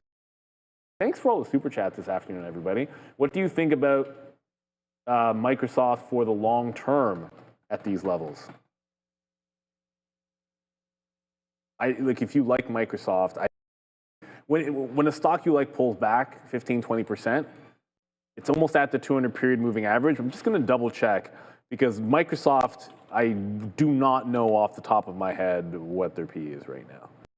Okay, they're pretty much everything. Forward P 31, P is 35. I'd probably lean a little bit lower. Like once that gets, like the forward's 31, so to me, when it gets in the 20s, you're buying and you're DCAing or whatever. And for now, to the next report of the 200 period moving average. If I think it's still a little bit pricey, I usually wait till the 200 period moving average. Once it starts getting to the point where it's like this is like in that low 30s, then just start like the old DCA at that point, right? Like when Meta dropped in the 20s, it's like, okay, well, got to do it. But I don't think Microsoft's necessarily there yet. It's a little expensive than I thought. I felt like this might have been closer to 31, but it's actually still at 35. E? Yeah. I thought for sure it was more like 31. Okay. Well, we'll have a look at. It's still pretty. PEs are based on, like, I've seen different PEs on. That's the. On. I should check FinViz. Right. So different PEs, different strokes, as they say. Because what's interesting, I use FinViz, like if I'm at home or whatever, and I'm doing my own stuff, I always just use FinViz. Okay, so FinViz, that's probably a good idea. Okay, actually, what do you guys use out there for PE checks? Because we use Benzinga, but I think that we should be always double checking them, because we talk almost in so certainties, and they should always be. We've seen them wrong before. They should always be the same. See, and literally a ratio. See, FinViz has the 46. Oh, forward PE. Yeah, but they have the P at 35, which is the same, but the forward P is 31 on Benzinga, and it's 26 on Microsoft on FinViz. 34, some people are saying. That you gotta have like someone should have just a consensus website. You know, there used to be for remember for short floats, there was actually a website. Yeah, and they sponsored us. Wasn't it floatchecker.com? Yeah, float checker, and you could just look at. They would have all the 4 or 5 major short floats. You could just say, hey, which one? What do you trust? One of them, or I just quickly, just a little bit of an update right now. This is coming back. 7.5% of this stock left, but if this breaks 186.25, I'm going to get out. So 186.24. Let's just mark it out. The rest of these, and don't worry about it. And so that order is now locked and loaded.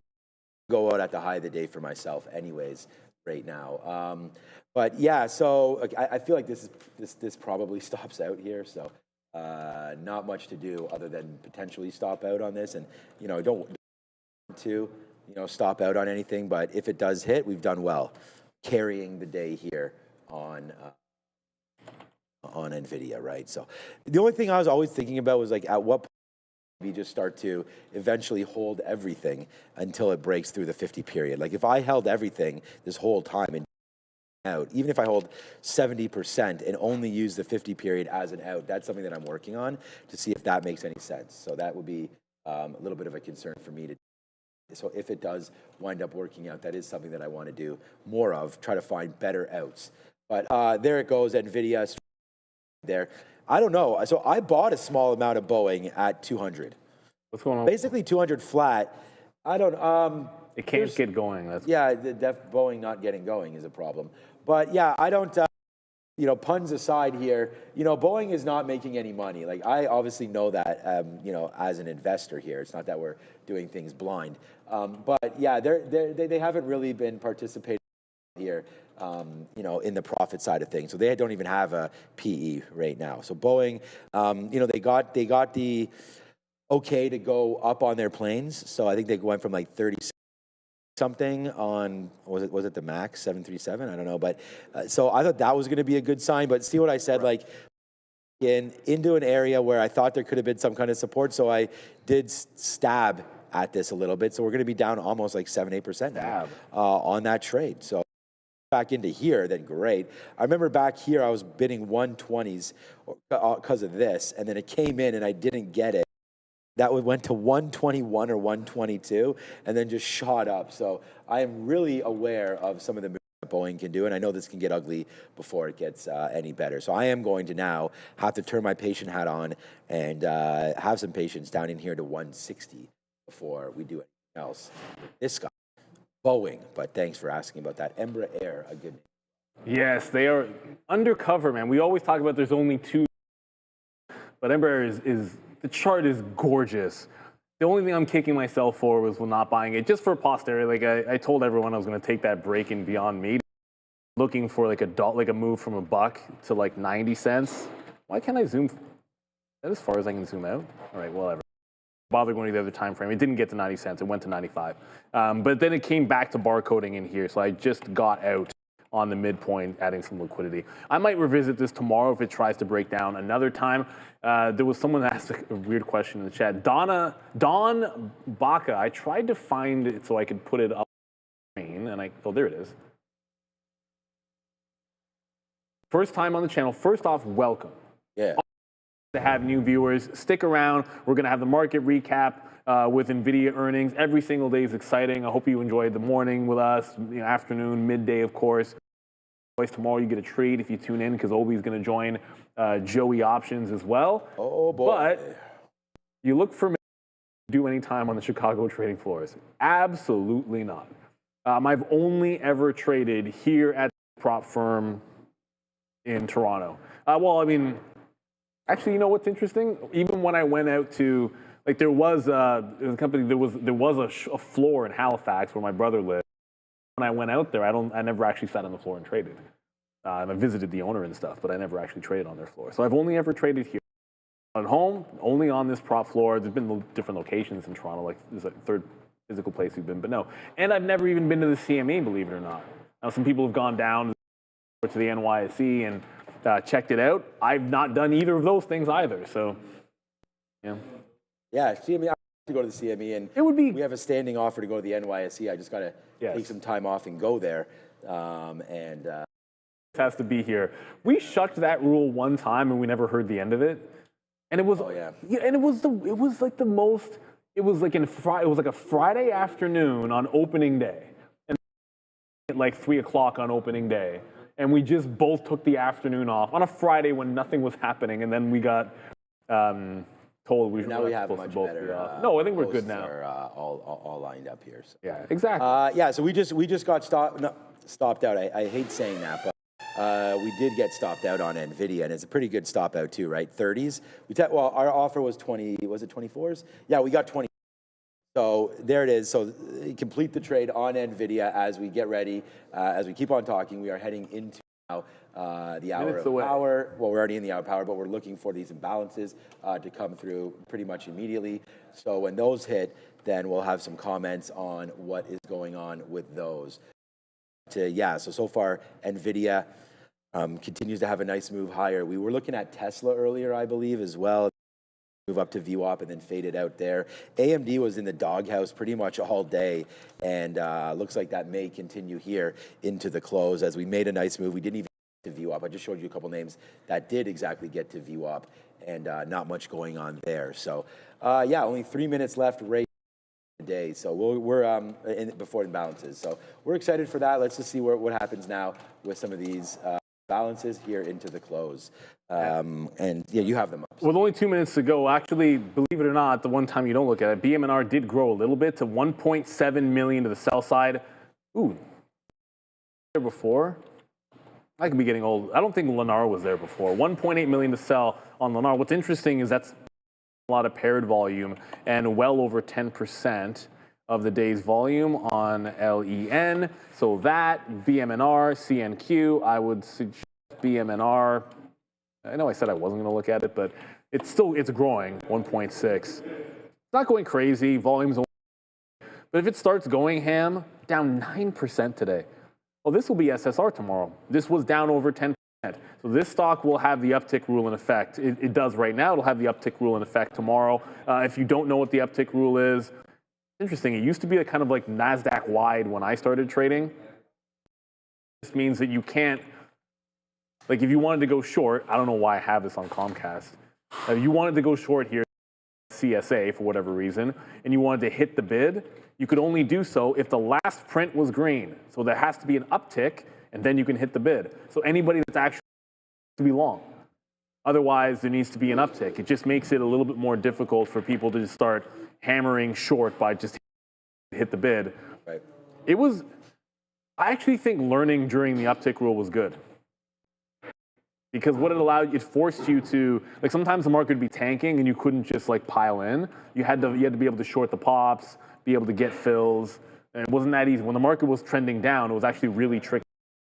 But you learned patience because if you could only short pops or up moves, it taught you a little bit of patience. Obviously, it's a little bit annoying. I don't love the rule altogether, but it was somewhat helpful, I think, in learning a few things. Yeah, good. All right, so I actually have to get the go here because I don't have it set up properly for myself. So I only want to see the ones, I don't want to see these BKR ones. I want to see only the ones that actually hit.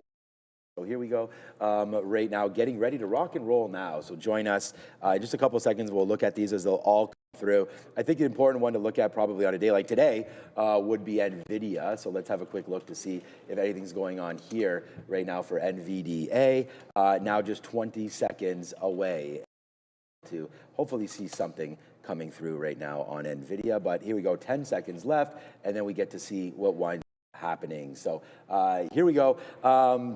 5, 4, 3, 2, 1 balances. So we'll have to wait to see what winds up happening here. Looks like a nice little downside push for Nvidia. So I actually don't even see it on here as a sell. Netflix is a buy, Rivian, Costco, Marvell's a sell. So there are some sell sides. Alphabet's a pretty big sell. Yeah, Alphabet's okay. 1.7. Rivian's a sell. Oh yeah, Google's the highest one, 1.7. But there's a nice move down right there as well. So far, so good there. Yeah, Netflix, 1 million to the buy side. Hey, we never see Netflix on here. That's another benefit of the split. Because usually, Netflix would be way down on the list as like 100,000. But now it's 1.1 million to the buy. But that's very mixed. So Google Intel sell, Netflix buy, Cisco sell. I guess it's not mixed at all. It's mostly sell side. It's just Netflix standing out. This is mostly sell. We just got the total number, which is 260 million to buy. Okay. Really? These are kind of all sells here. I trust it. The number's the number. Yeah, okay, that's fair enough. But it looks like almost everything we're looking at is sell side. Yeah, I mean, Nvidia's coming back in. I mean, as we get ready for earnings, we still have that talk here on the board, right? Like, is this going to be an upside play or not? Right now, 61.39 or so last time. So still the same, 60.40 right here. Will Nvidia be green or red? Join Neil at 4 o'clock, which is moments away, and we will have the update of Nvidia shareholders are looking for, and that is, or the whole market right now looking for that kind of an update. So yeah, so far, you know, again, the market has been a pretty tipsy-turvy one today, as the Nasdaq even went red, and it looks like we'll go. I mean, barring anything crazy happening, we've seen it happen before. Nasdaq will be green today, as will the ES, and that will all change, you know, as we get Palo Alto. Don't forget about Palo Alto today. They're coming through, as well as Nvidia. So good day overall. Gold, we're going to go to Neil in a second. I just want to check out what was going on with gold. So kind of flat on the day. And then we did have a crazy silver trade here, 46 long. We didn't even try that today, and it looks like it does break and have that low of 45.70 or so. 46 long would have, no, probably would have got stopped out for sure on that break. So, all right, so far so good as we head into the last 5 minutes. And for too long, everybody, you know that trading has always meant capital, at least for a lot of people, or maybe not having enough to begin with. That fear of losing kept lots of traders on the sidelines, and it's changed. Trade the Pool's transforming how traders access those markets. With the limited risk trading model, traders use funded capital, while Trade the Pool absorbs the downside. Allows you to focus on what matters, discipline, consistency, and growth. And when you hit the profit target, you can keep 70% of the profits. No fear or barriers, just real opportunity. This is the revolution of limited risk trading. Power Pool. Visit tradethepool.com or scan the QR code now to get 10% off your first evaluation. Shout out to them. And look, we all know what we're waiting for. We're all excited. Palo Alto reports in about 10 minutes. 10 to 12 minutes, and of course, being best of breed, which is what you want to be focused on, is the singular and most important thing that is going to happen after for the stock market. Of course, none of what I said is true because all everyone cares about is Nvidia. I'll probably spend at least a couple of minutes talking about Palo Alto. Adara's going to have the numbers for you.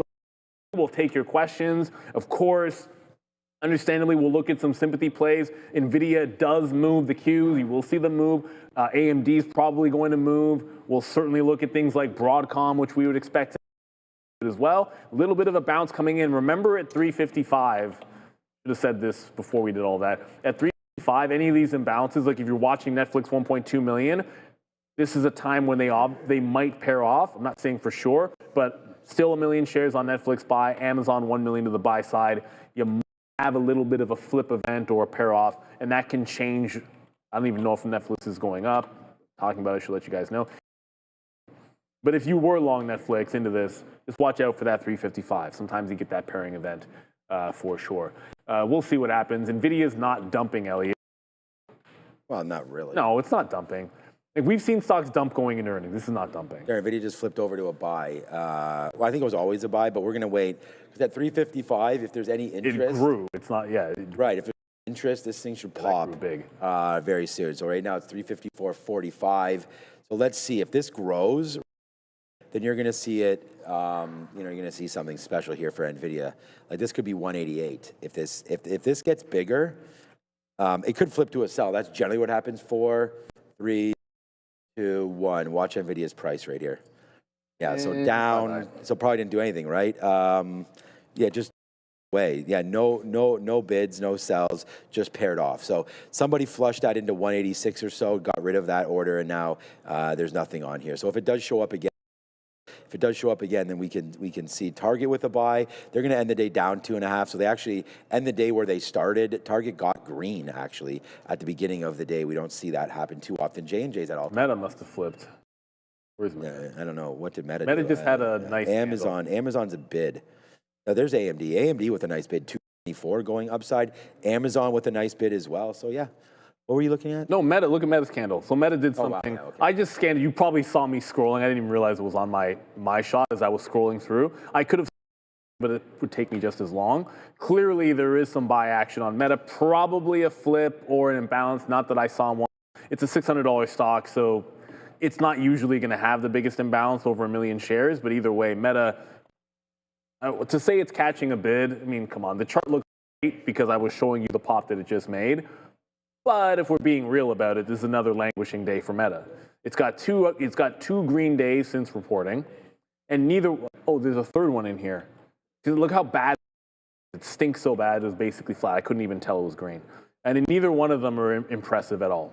So it's been. You couldn't have lost money just shorting it every single day since. Well, you shouldn't have lost money. Shouldn't say couldn't.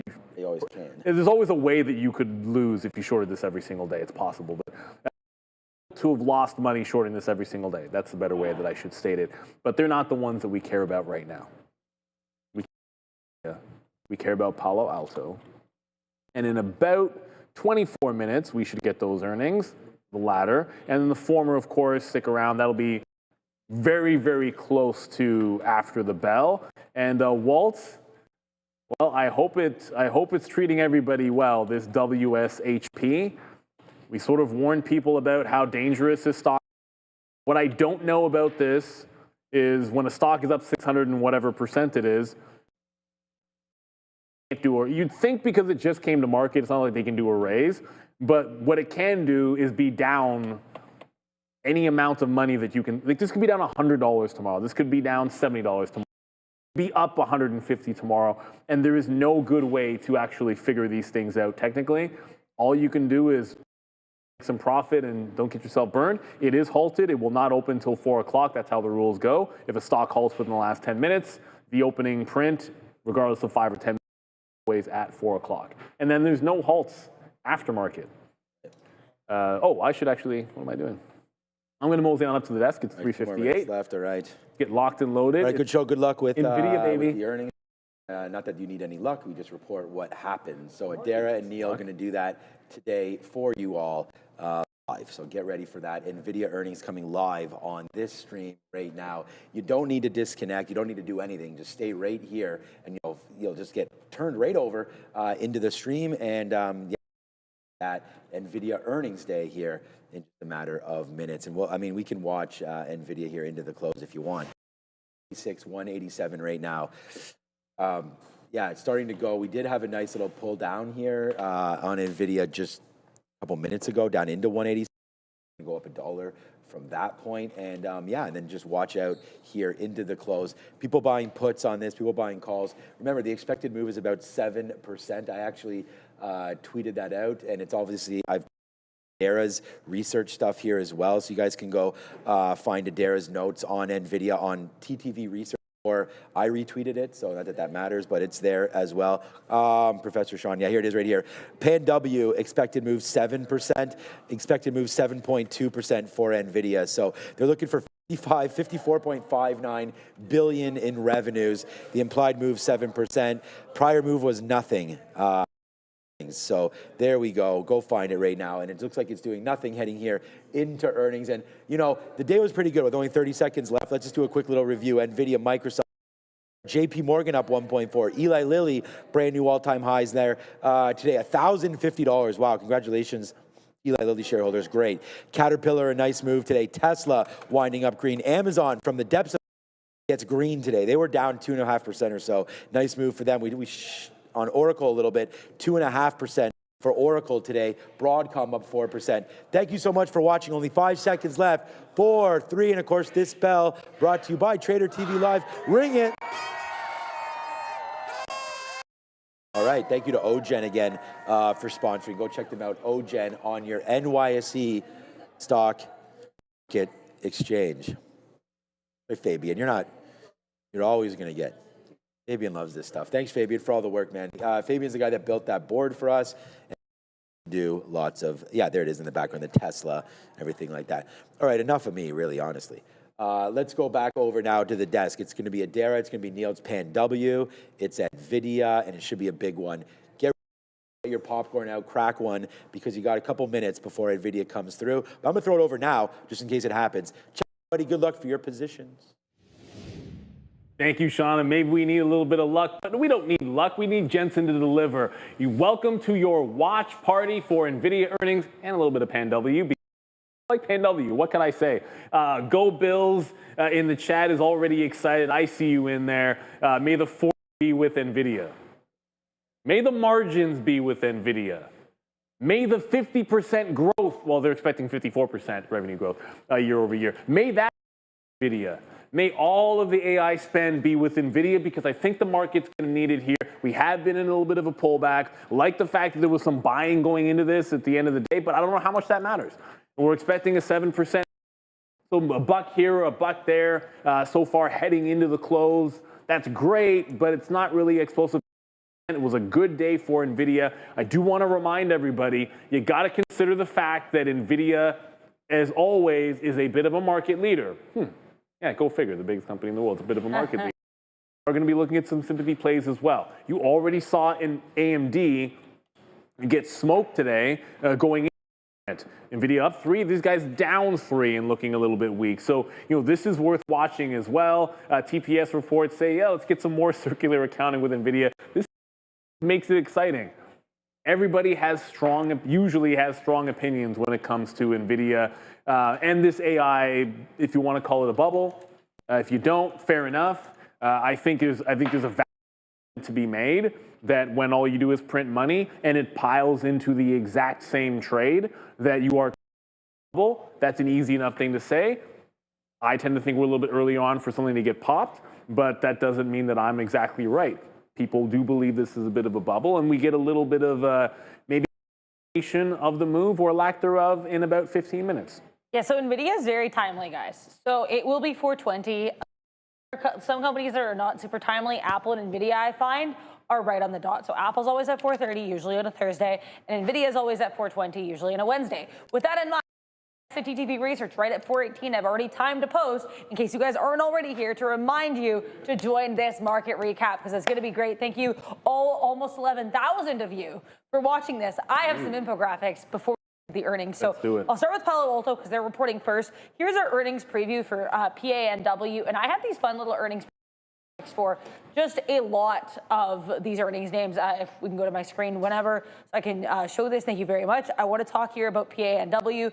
So last quarter, revenue was a slight beat up year over year. They did beat on adjusted EPS, so it was a double beat. Did have some net income, though, contracting on a year over year basis. We'll have to wait and see here with regards to what they give us this quarter, but last quarter looks like a little bit of a mixed picture for PANW. Now let's talk about Nvidia, because Nvidia, I'll show this. Show the one that I think is more telling for NVDA. So 56% year-over-year revenue growth last year. Quarterly revenue growth up 6%. Adjusted EPS were a beat. Data center revenue up 56% year-over-year, and net income up 50% year-over-year. Now, why this concerns me is, as I said in the recap, I made this infographic because I was kind of curious. This is like their year percentage revenue growth. And as you can see, this kicks up hard when we have OpenAI releasing ChatGPT. Like, that's when we start to get this growth, crazy accelerate. Then we do like a crazy plateau. Like, this is the most on the money plateau I've ever seen. And then it declines pretty heavily. Now, we're still growing year over year, but the amount that we are growing is contracting, if that makes sense to you guys. So that's what this infographic intends to show. You can find all of these, as always, TV research with our fun Nvidia green. Leave that up for a second. But what is actually still happening, which I think at least a little bit of hope, is a little bit of a flattening. But what's interesting about that little curve down was flattening out, and then last quarter was a little bit of reacceleration. I think that's part. It looked like you were flattening out that growth, and all of a sudden, no, it then held steady. That's the kind of nitpick we might be looking for today. But part of that is exactly why I feel everyone playing the options, I don't know, man, that 7% expected move, I kind of feel like you end up on the inside. Writing is the winner, and then everyone just gets sort of shaken and, shake, rattle, and roll. We'll see. 15 minutes to go. We have PanW should be, I haven't seen the numbers yet.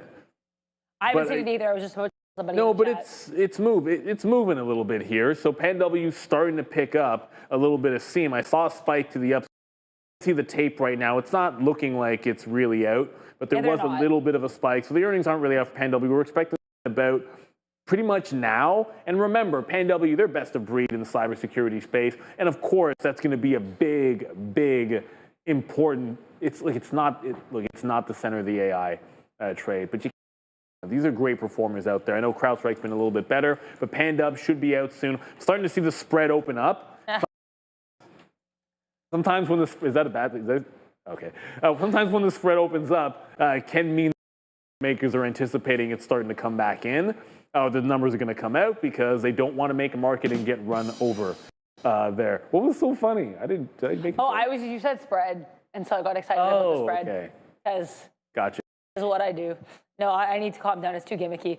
But yeah, we'll see. Though. I still don't have Palo Alto earnings, so I don't have anything else to add. You can carry on. No, they're late. And here's the thing: 420, we expect, and we always get them on time for Nvidia.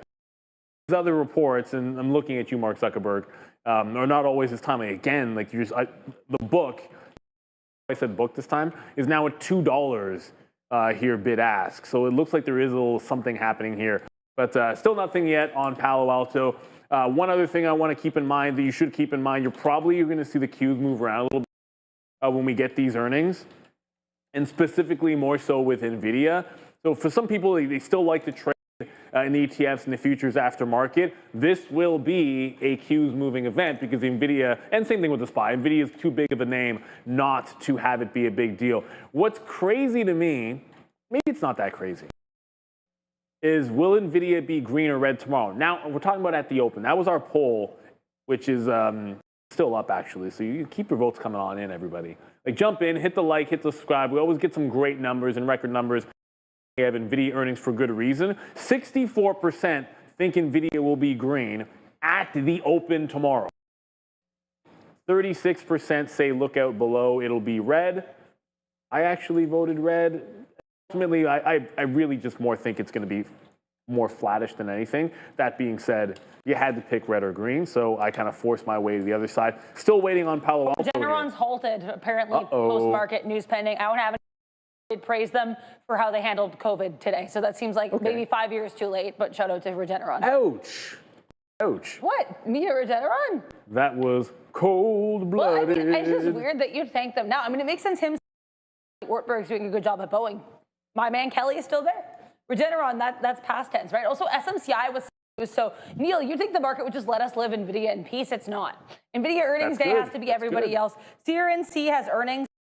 Kata, I just want to let you know that's what happened there. I don't have any more details, though, but they did just report. SMCI rolling out a new 10-year air-cooled server powered by AMD's Instinct GPUs. Also, for people talking about my laugh at the spready ticker thing, it has nothing to do with get your minds out of the gutter. It's because I trade spready stocks. Yeah. So for people who are making those jokes, I trade spready stocks. I like the more expensive stocks with like $1, $2 a spread, and mine's out of gutters. Gotta do it. You gotta do it to us someday. I mean, let's be real. We have a very fun and active community in the chat, and we just always try to keep it clean. But I don't know. That's it's okay. I thought that's it was where funny. when I said it, reacting, I was like, oh shoot, what did I just say? Phrasing. That's what it was just like, oh, phrasing. I just thought it was funny. Because I was like, I'm not, like, people, say what you want to say, just keep it as clean as possible. But I just thought it was funny because I'm like, that's not at all what I meant either. But we don't have Palo Alto. What are they waiting for? We don't have Nvidia either. CRNC, a lot of people are asking me about, so I will see what they reported. Apparently, they beat the upper end of their guidance. Q4 revenue at $60.6 million in fiscal 25 revenue, $251.8 million, both at the high. I believe they had an Nvidia tie-up at one point, but that was a while ago. But that's also just off my top of my head, so I could be wrong on that. Initial fiscal 2026 revenue guidance of $300 million to $320 million. That does imply 23% for your growth, Neil. Yeah, and making a great run, 28% to the upside here for CRNC. But like, it's always say this because maybe some people are in this one. You got to put things in a little bit of context. Like when you've been. It got almost cut in half from recent highs, and look at the support. So kind of bouncing off some prior support, maybe not all the way down to $7, close enough to it. And so you're bouncing into some pretty heavy areas, the 200 period and the 50 period at the $10 level first, and then at the $11. And if you can do better than that, like sometimes what'll happen, float on a small capper to the first point of resistance because there's not a lot of liquidity. Like I'm looking at the book, and the book is non-existent as we speak. So we're still with PanW finally. Yep. Yeah, finally, Palo Alto. We get to wait for you to go down. That was lovely, Palo Alto. We're only down 2 points, but we lost the $200 level as low as 195 a couple of seconds ago. Finally, we get those earnings. Yeah, so let's talk here. We got fiscal Q1 revenue here, 16% year-over-year growth. So that's the same growth as last quarter, $2.5 billion. That is a slight what I was seeing, but apparently like they rounded that up on their actual report. So apparently when you read in more detail, they reported $2.474 billion, which is an even slighter beat. So narrow beat, here are the full numbers from just like actually reading off their report, which is why it was taking me a while there. So Q1 adjusted earnings, 93 cents per share. It's of 89 sales, 2.474 billion versus 2.461 billion expected. But again, guys, I do want to remind you, the growth year over year was the exact same this quarter as it was last quarter, 16% growth. So we're not seeing increased growth. Sometimes the market. Their next generation security annual recurring revenue up 29% year over year. They're guiding here. I have their guidance, guys, for Q2. Q2 guidance for Palo Alto Networks between 93 cents. So in line with estimates of 93 cents. Sales are guiding between 2.57 billion and 2.59 billion versus estimates of 2.575 billion. If you guys have heard me on the recap, you know what. Tepid. That guidance is tepid. 100%. And when you have a P, which was going into this 125, and a forward P 46, the cybersecurity space has been expensive. Let's be real. You want to have a beat, a clear and a solid beat on guidance, and you want to have fiscal 26 growing revenue. Like this is not. It's not. It doesn't seem like it's going to be good enough. But they really flushed last time, and this isn't that bad. Cautionary tale, they flushed for multiple days on last earnings. Like they were down like 3 days in a row. So if this is the start of something, you got the 200 period sitting here. This is one where paramount for PanW. So tepid when you're expensive is usually going to mean downside, and downside for them really press that 3-day rule after. So I think you got to be very patient with PanW. I'm saying that as a shareholder. I like PanW, but I don't. I'll be buying the dip on day one when it comes to this bad boy. You wait it out a little bit, maybe even a week, maybe even wait this one out a week to go back down because it hit a brick wall. And you said tepid. I think tepid is the perfect word to describe. Thank you. But yeah, guys, definitely don't wait to like and subscribe because we have 7 minutes until Nvidia earnings. So like, subscribe. Excuse me. Thank you to all 11,500 of you, and thank you to Beta Pro by Global X for sponsoring this recap show. Let's talk about the fiscal 26. PANW because they actually raised it. So they're now seeing adjusted fiscal 26 EPS 380 to 390 versus estimates of 381. Tepid. And they raised their fiscal 26 to 10.5 bill to 10.54 billion. Drum roll, say it with me, tepid. So this guide here, even though they raised it, doesn't really help, but they are going to be acquiring Chronosphere, which is a next generation observability for the AI era. And if you couldn't tell by how I said that, I don't know much about this company, and we don't, as a society, I'm guessing we'll learn more. Palo Alto's acquiring them. Also, Regeneron, I mentioned that was halted for news. Yes. We got the news, guys. So the FDA just approved their EYLEA HG for macular edema tied to retinal vein occlusion. So Regeneron getting approval, and shout out to my optometrist who one time was asking me about the Regeneron stock and told me that he missed like the best buying opportunity ever. I always think of my optometrist when I think of REGN. What was the it was like a while. It was like years and years ago. But he was at some eye event, and he was like, "I missed out." And I was like, "This also seems like," but you know, shout out to you. But also, I do want to say too, Semtrex, CEX apparently on watch through an SEC filing. They're going to be buying 100% of Invocon, so more M&A stuff. Palo Alto Networks again buying Chronosphere. Apparently that purchase is going to be $3.35 billion. Luis Valencia asks for a shout out. So I will shout out Luis Valencia. Shout out to everybody in this chat. And guys, wait with us for 11,400 of you. Get those likes up, get those numbers up. Our Wolf of Wall Street shout out there. You got to pump those numbers up, and you got to tune in for these Nvidia earnings 5 minutes away. And again, the TDB research, we've got all these infographics to prep you for that report adequately, or more than adequately. Knock it out of the park right there. And if you kind of cringe. I pulled up a daily chart of Regeneron. That's all that happened. No, when I see a bad-looking chart, whatever, man. When you're a trader, it's long enough. Because you said, oh, we missed a great buying opportunity. You pull up the daily. I'm like, when? Yeah, that was years ago. He was like talking Yuckity yuck. Maybe a decade ago. We're all hoping that Nvidia, after this report, doesn't resemble a Regeneron chart. We would not want to see that, everybody. That would not be a good thing. But look, it's going to be, might matter more. Forget about the move that happens right away. We get excited sometimes about the move that happens right away. We're going to want to digest the numbers, and you're going to want to make sure you look at that guidance, and you want to see that growth, or if we're still getting flattening of that the growth curve, because 50% is fantastic. Expectations are high. Like you can't, if there's a 4 on that, and we're in trouble. And I think you could see this down. That's maybe even a little bit more than that. And then there's going to be the sympathy plays as Nvidia comes out, because AMD is going to be awful. If they go down, AMD will be bad. I think AV Broadcom as well. You got to be able to pay attention to that. And TPS reports that daily on Meta is absolutely awful.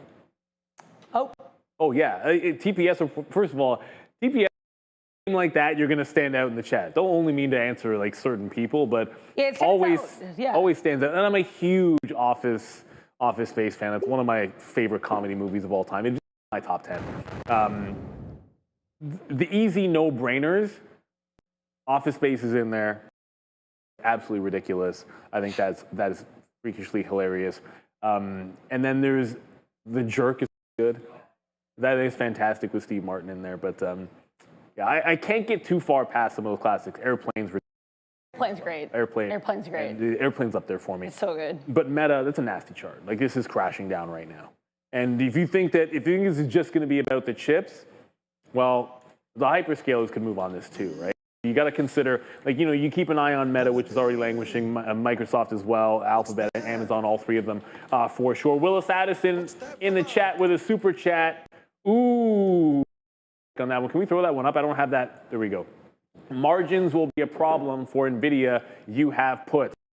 You got to watch. Right? Like what happens when everyone starts eating into your share? What happens when you get a little more? You can't keep having ridiculous margins forever. That does compress, and that is one of the numbers that you have to watch out for. And I feel like with Nvidia, and we're about 2 minutes away from them reporting, exactly 2 minutes away. If they're on time, they should be on time.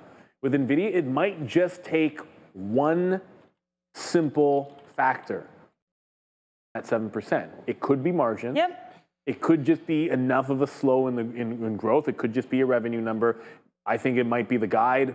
We'll see. And certainly Jensen always has the ability in the conference call. He's great at that. But we already saw him talk it up a couple weeks ago. Or today. Or like literally talking about it today. And then saying to Jensen in the audience, oh hey, there's Jensen. Oh yeah, you guys, who's beating? He's beating Blackwell. Nobody. And then he also posted in rapid succession 3 Jensen Huang quotes. Some about Trump, mostly about U.S. manufacturing. So yeah, I can't believe it, Neil. Less than 2 minutes until this report. 420, Nvidia's logo is green, so it fits the 420 value. A green move for this stock. Je ne sais pas. I hope it does. Oh, do you love me, Nvidia? Shout out to Rick James. James reference I've made. I'll try not to make another one. Do you love me? That's not the one I'm thinking I know. of. I'm thinking. We'll be in our feelings if Nvidia misses. So isn't it perfect? Jensen, do you love me? I'm thinking of Mary Jane. Look, Rick James is my go-to with the karaoke. I'm just keeping it real. A good tune in less than 1 minute now. They tend to be on time. You can already see the tape accelerating here in Nvidia. As some people that like to trade this, maybe they're positioning. I think you're crazy if you are trying to in the aftermarket. Can people make option bets? That's one thing. But if you're actually trying to trade this book, you're going to see the tape go ham in a few seconds here. When Nvidia jumps, Adair is going to have the numbers just as fast as we can. Come on, Nvidia. It's 420 right about now, and there is the explosion to the upside. It's tepid. We've been saying tepid a lot. Guys. We're up $2. I saw Obi. You saw Obi in there? Yeah, Obi's what up? So we got a couple of bucks up to 189 and holding now up to 190. Adair, what do we have?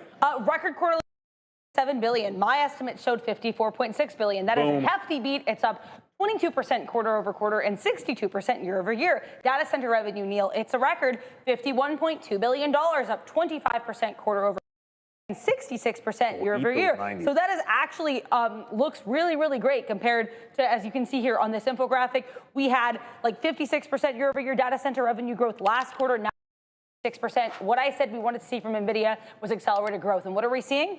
I think re-accelerated growth. Let's talk here.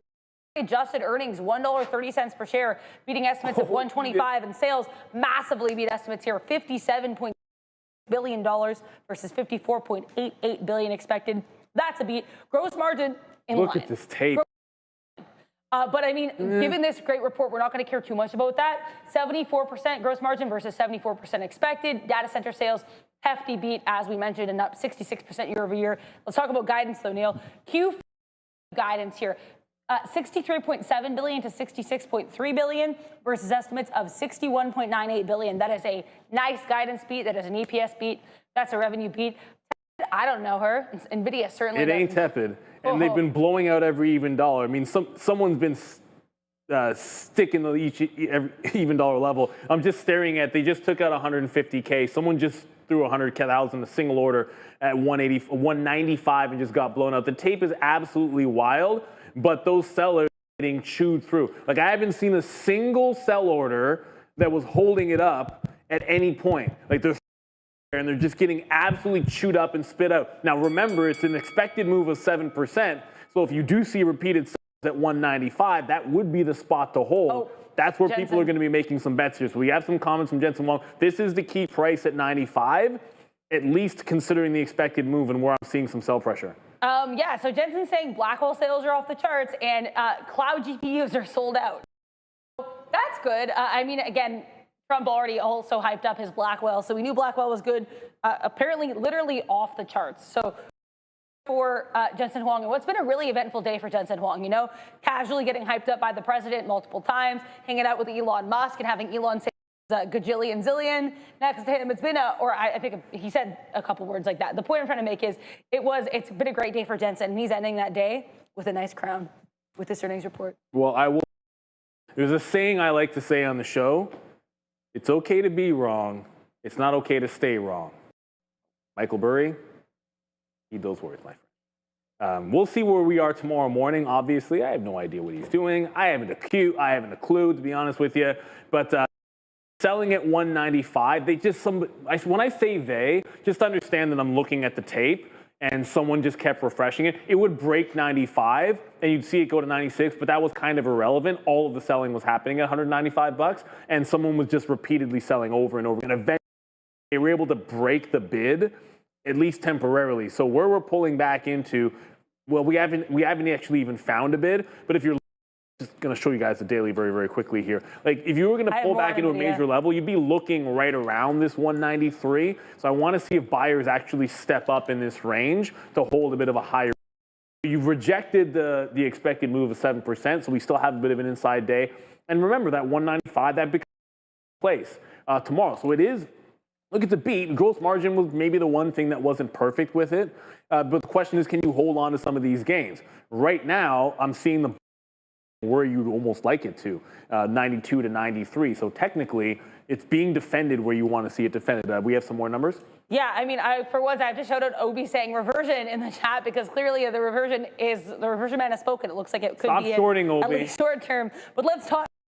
I call him out. Shout out to Obi for keeping us entertained in the chat, even when he's not here. But yeah, so Nvidia Q4 2026 GAAP and non-GAAP gross margin to be 74.8% and 75% expected, respectively. So if you're saying, Adara, what do you mean Q4 26?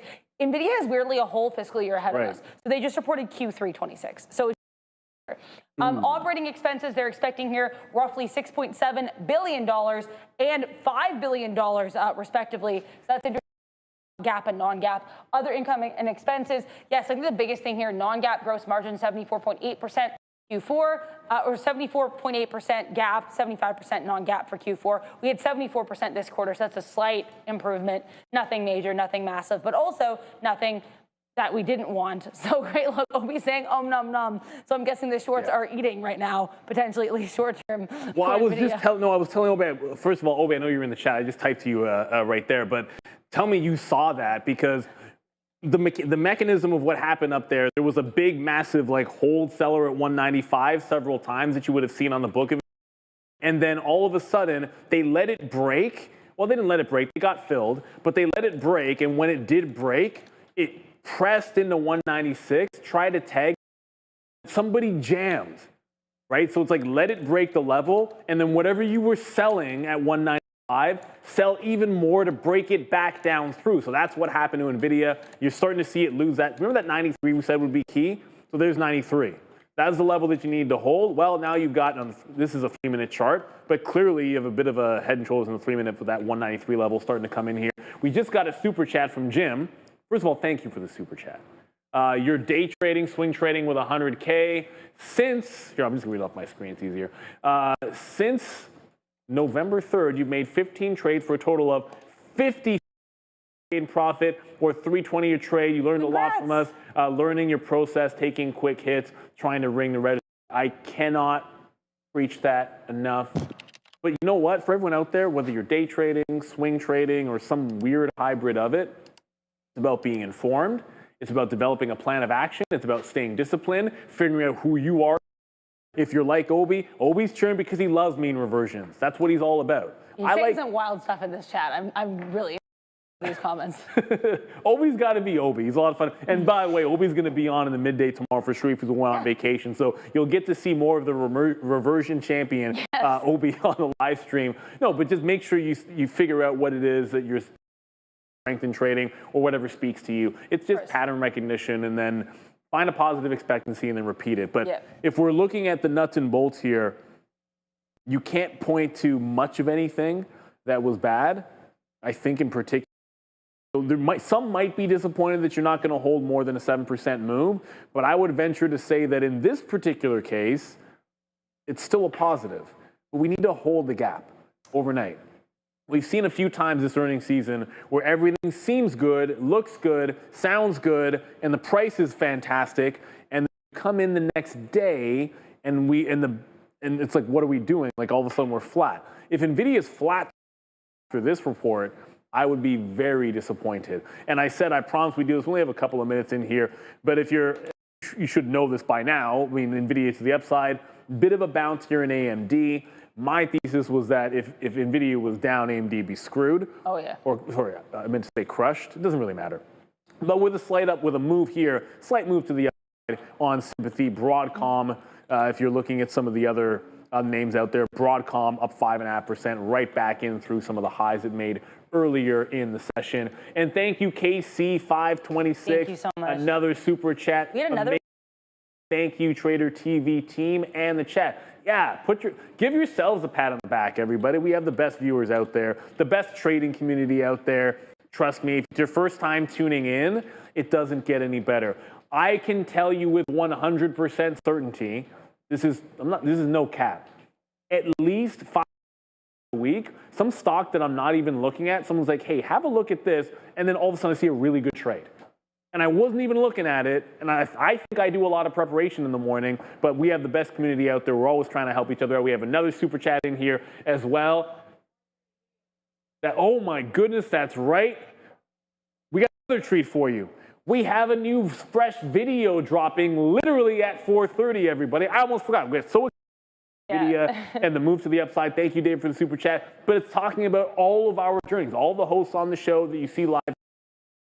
We will have a video dropping literally in seconds. We'll talk about our growing pains because everybody has them, our journey, and it's a fantastic way to, I think, start the new exciting program, which is coming. Yep. But you know what's up, everybody. It is 4:30 here. I want to thank David. We just got another super chat in here as well. We appreciate all of the super chats. We appreciate everyone in our community. Adair, any final words? My final word to thank you guys for being here with us, and don't go anywhere. Because Jensen's had his time in the sun. Now it's time to watch this awesome new video. It'll be Neil, Sean, Brendan, and Sharif. So don't go anywhere. It'll be there right now. And we'll be here tomorrow, 8:30 a.m. So don't miss it, guys. That's what we do. Nvidia has been fantastic. Hold those gains, everybody, and check out right now. Hope you enjoy it.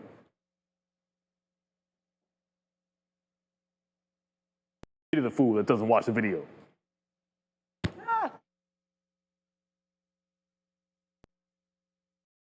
What the hell is even that?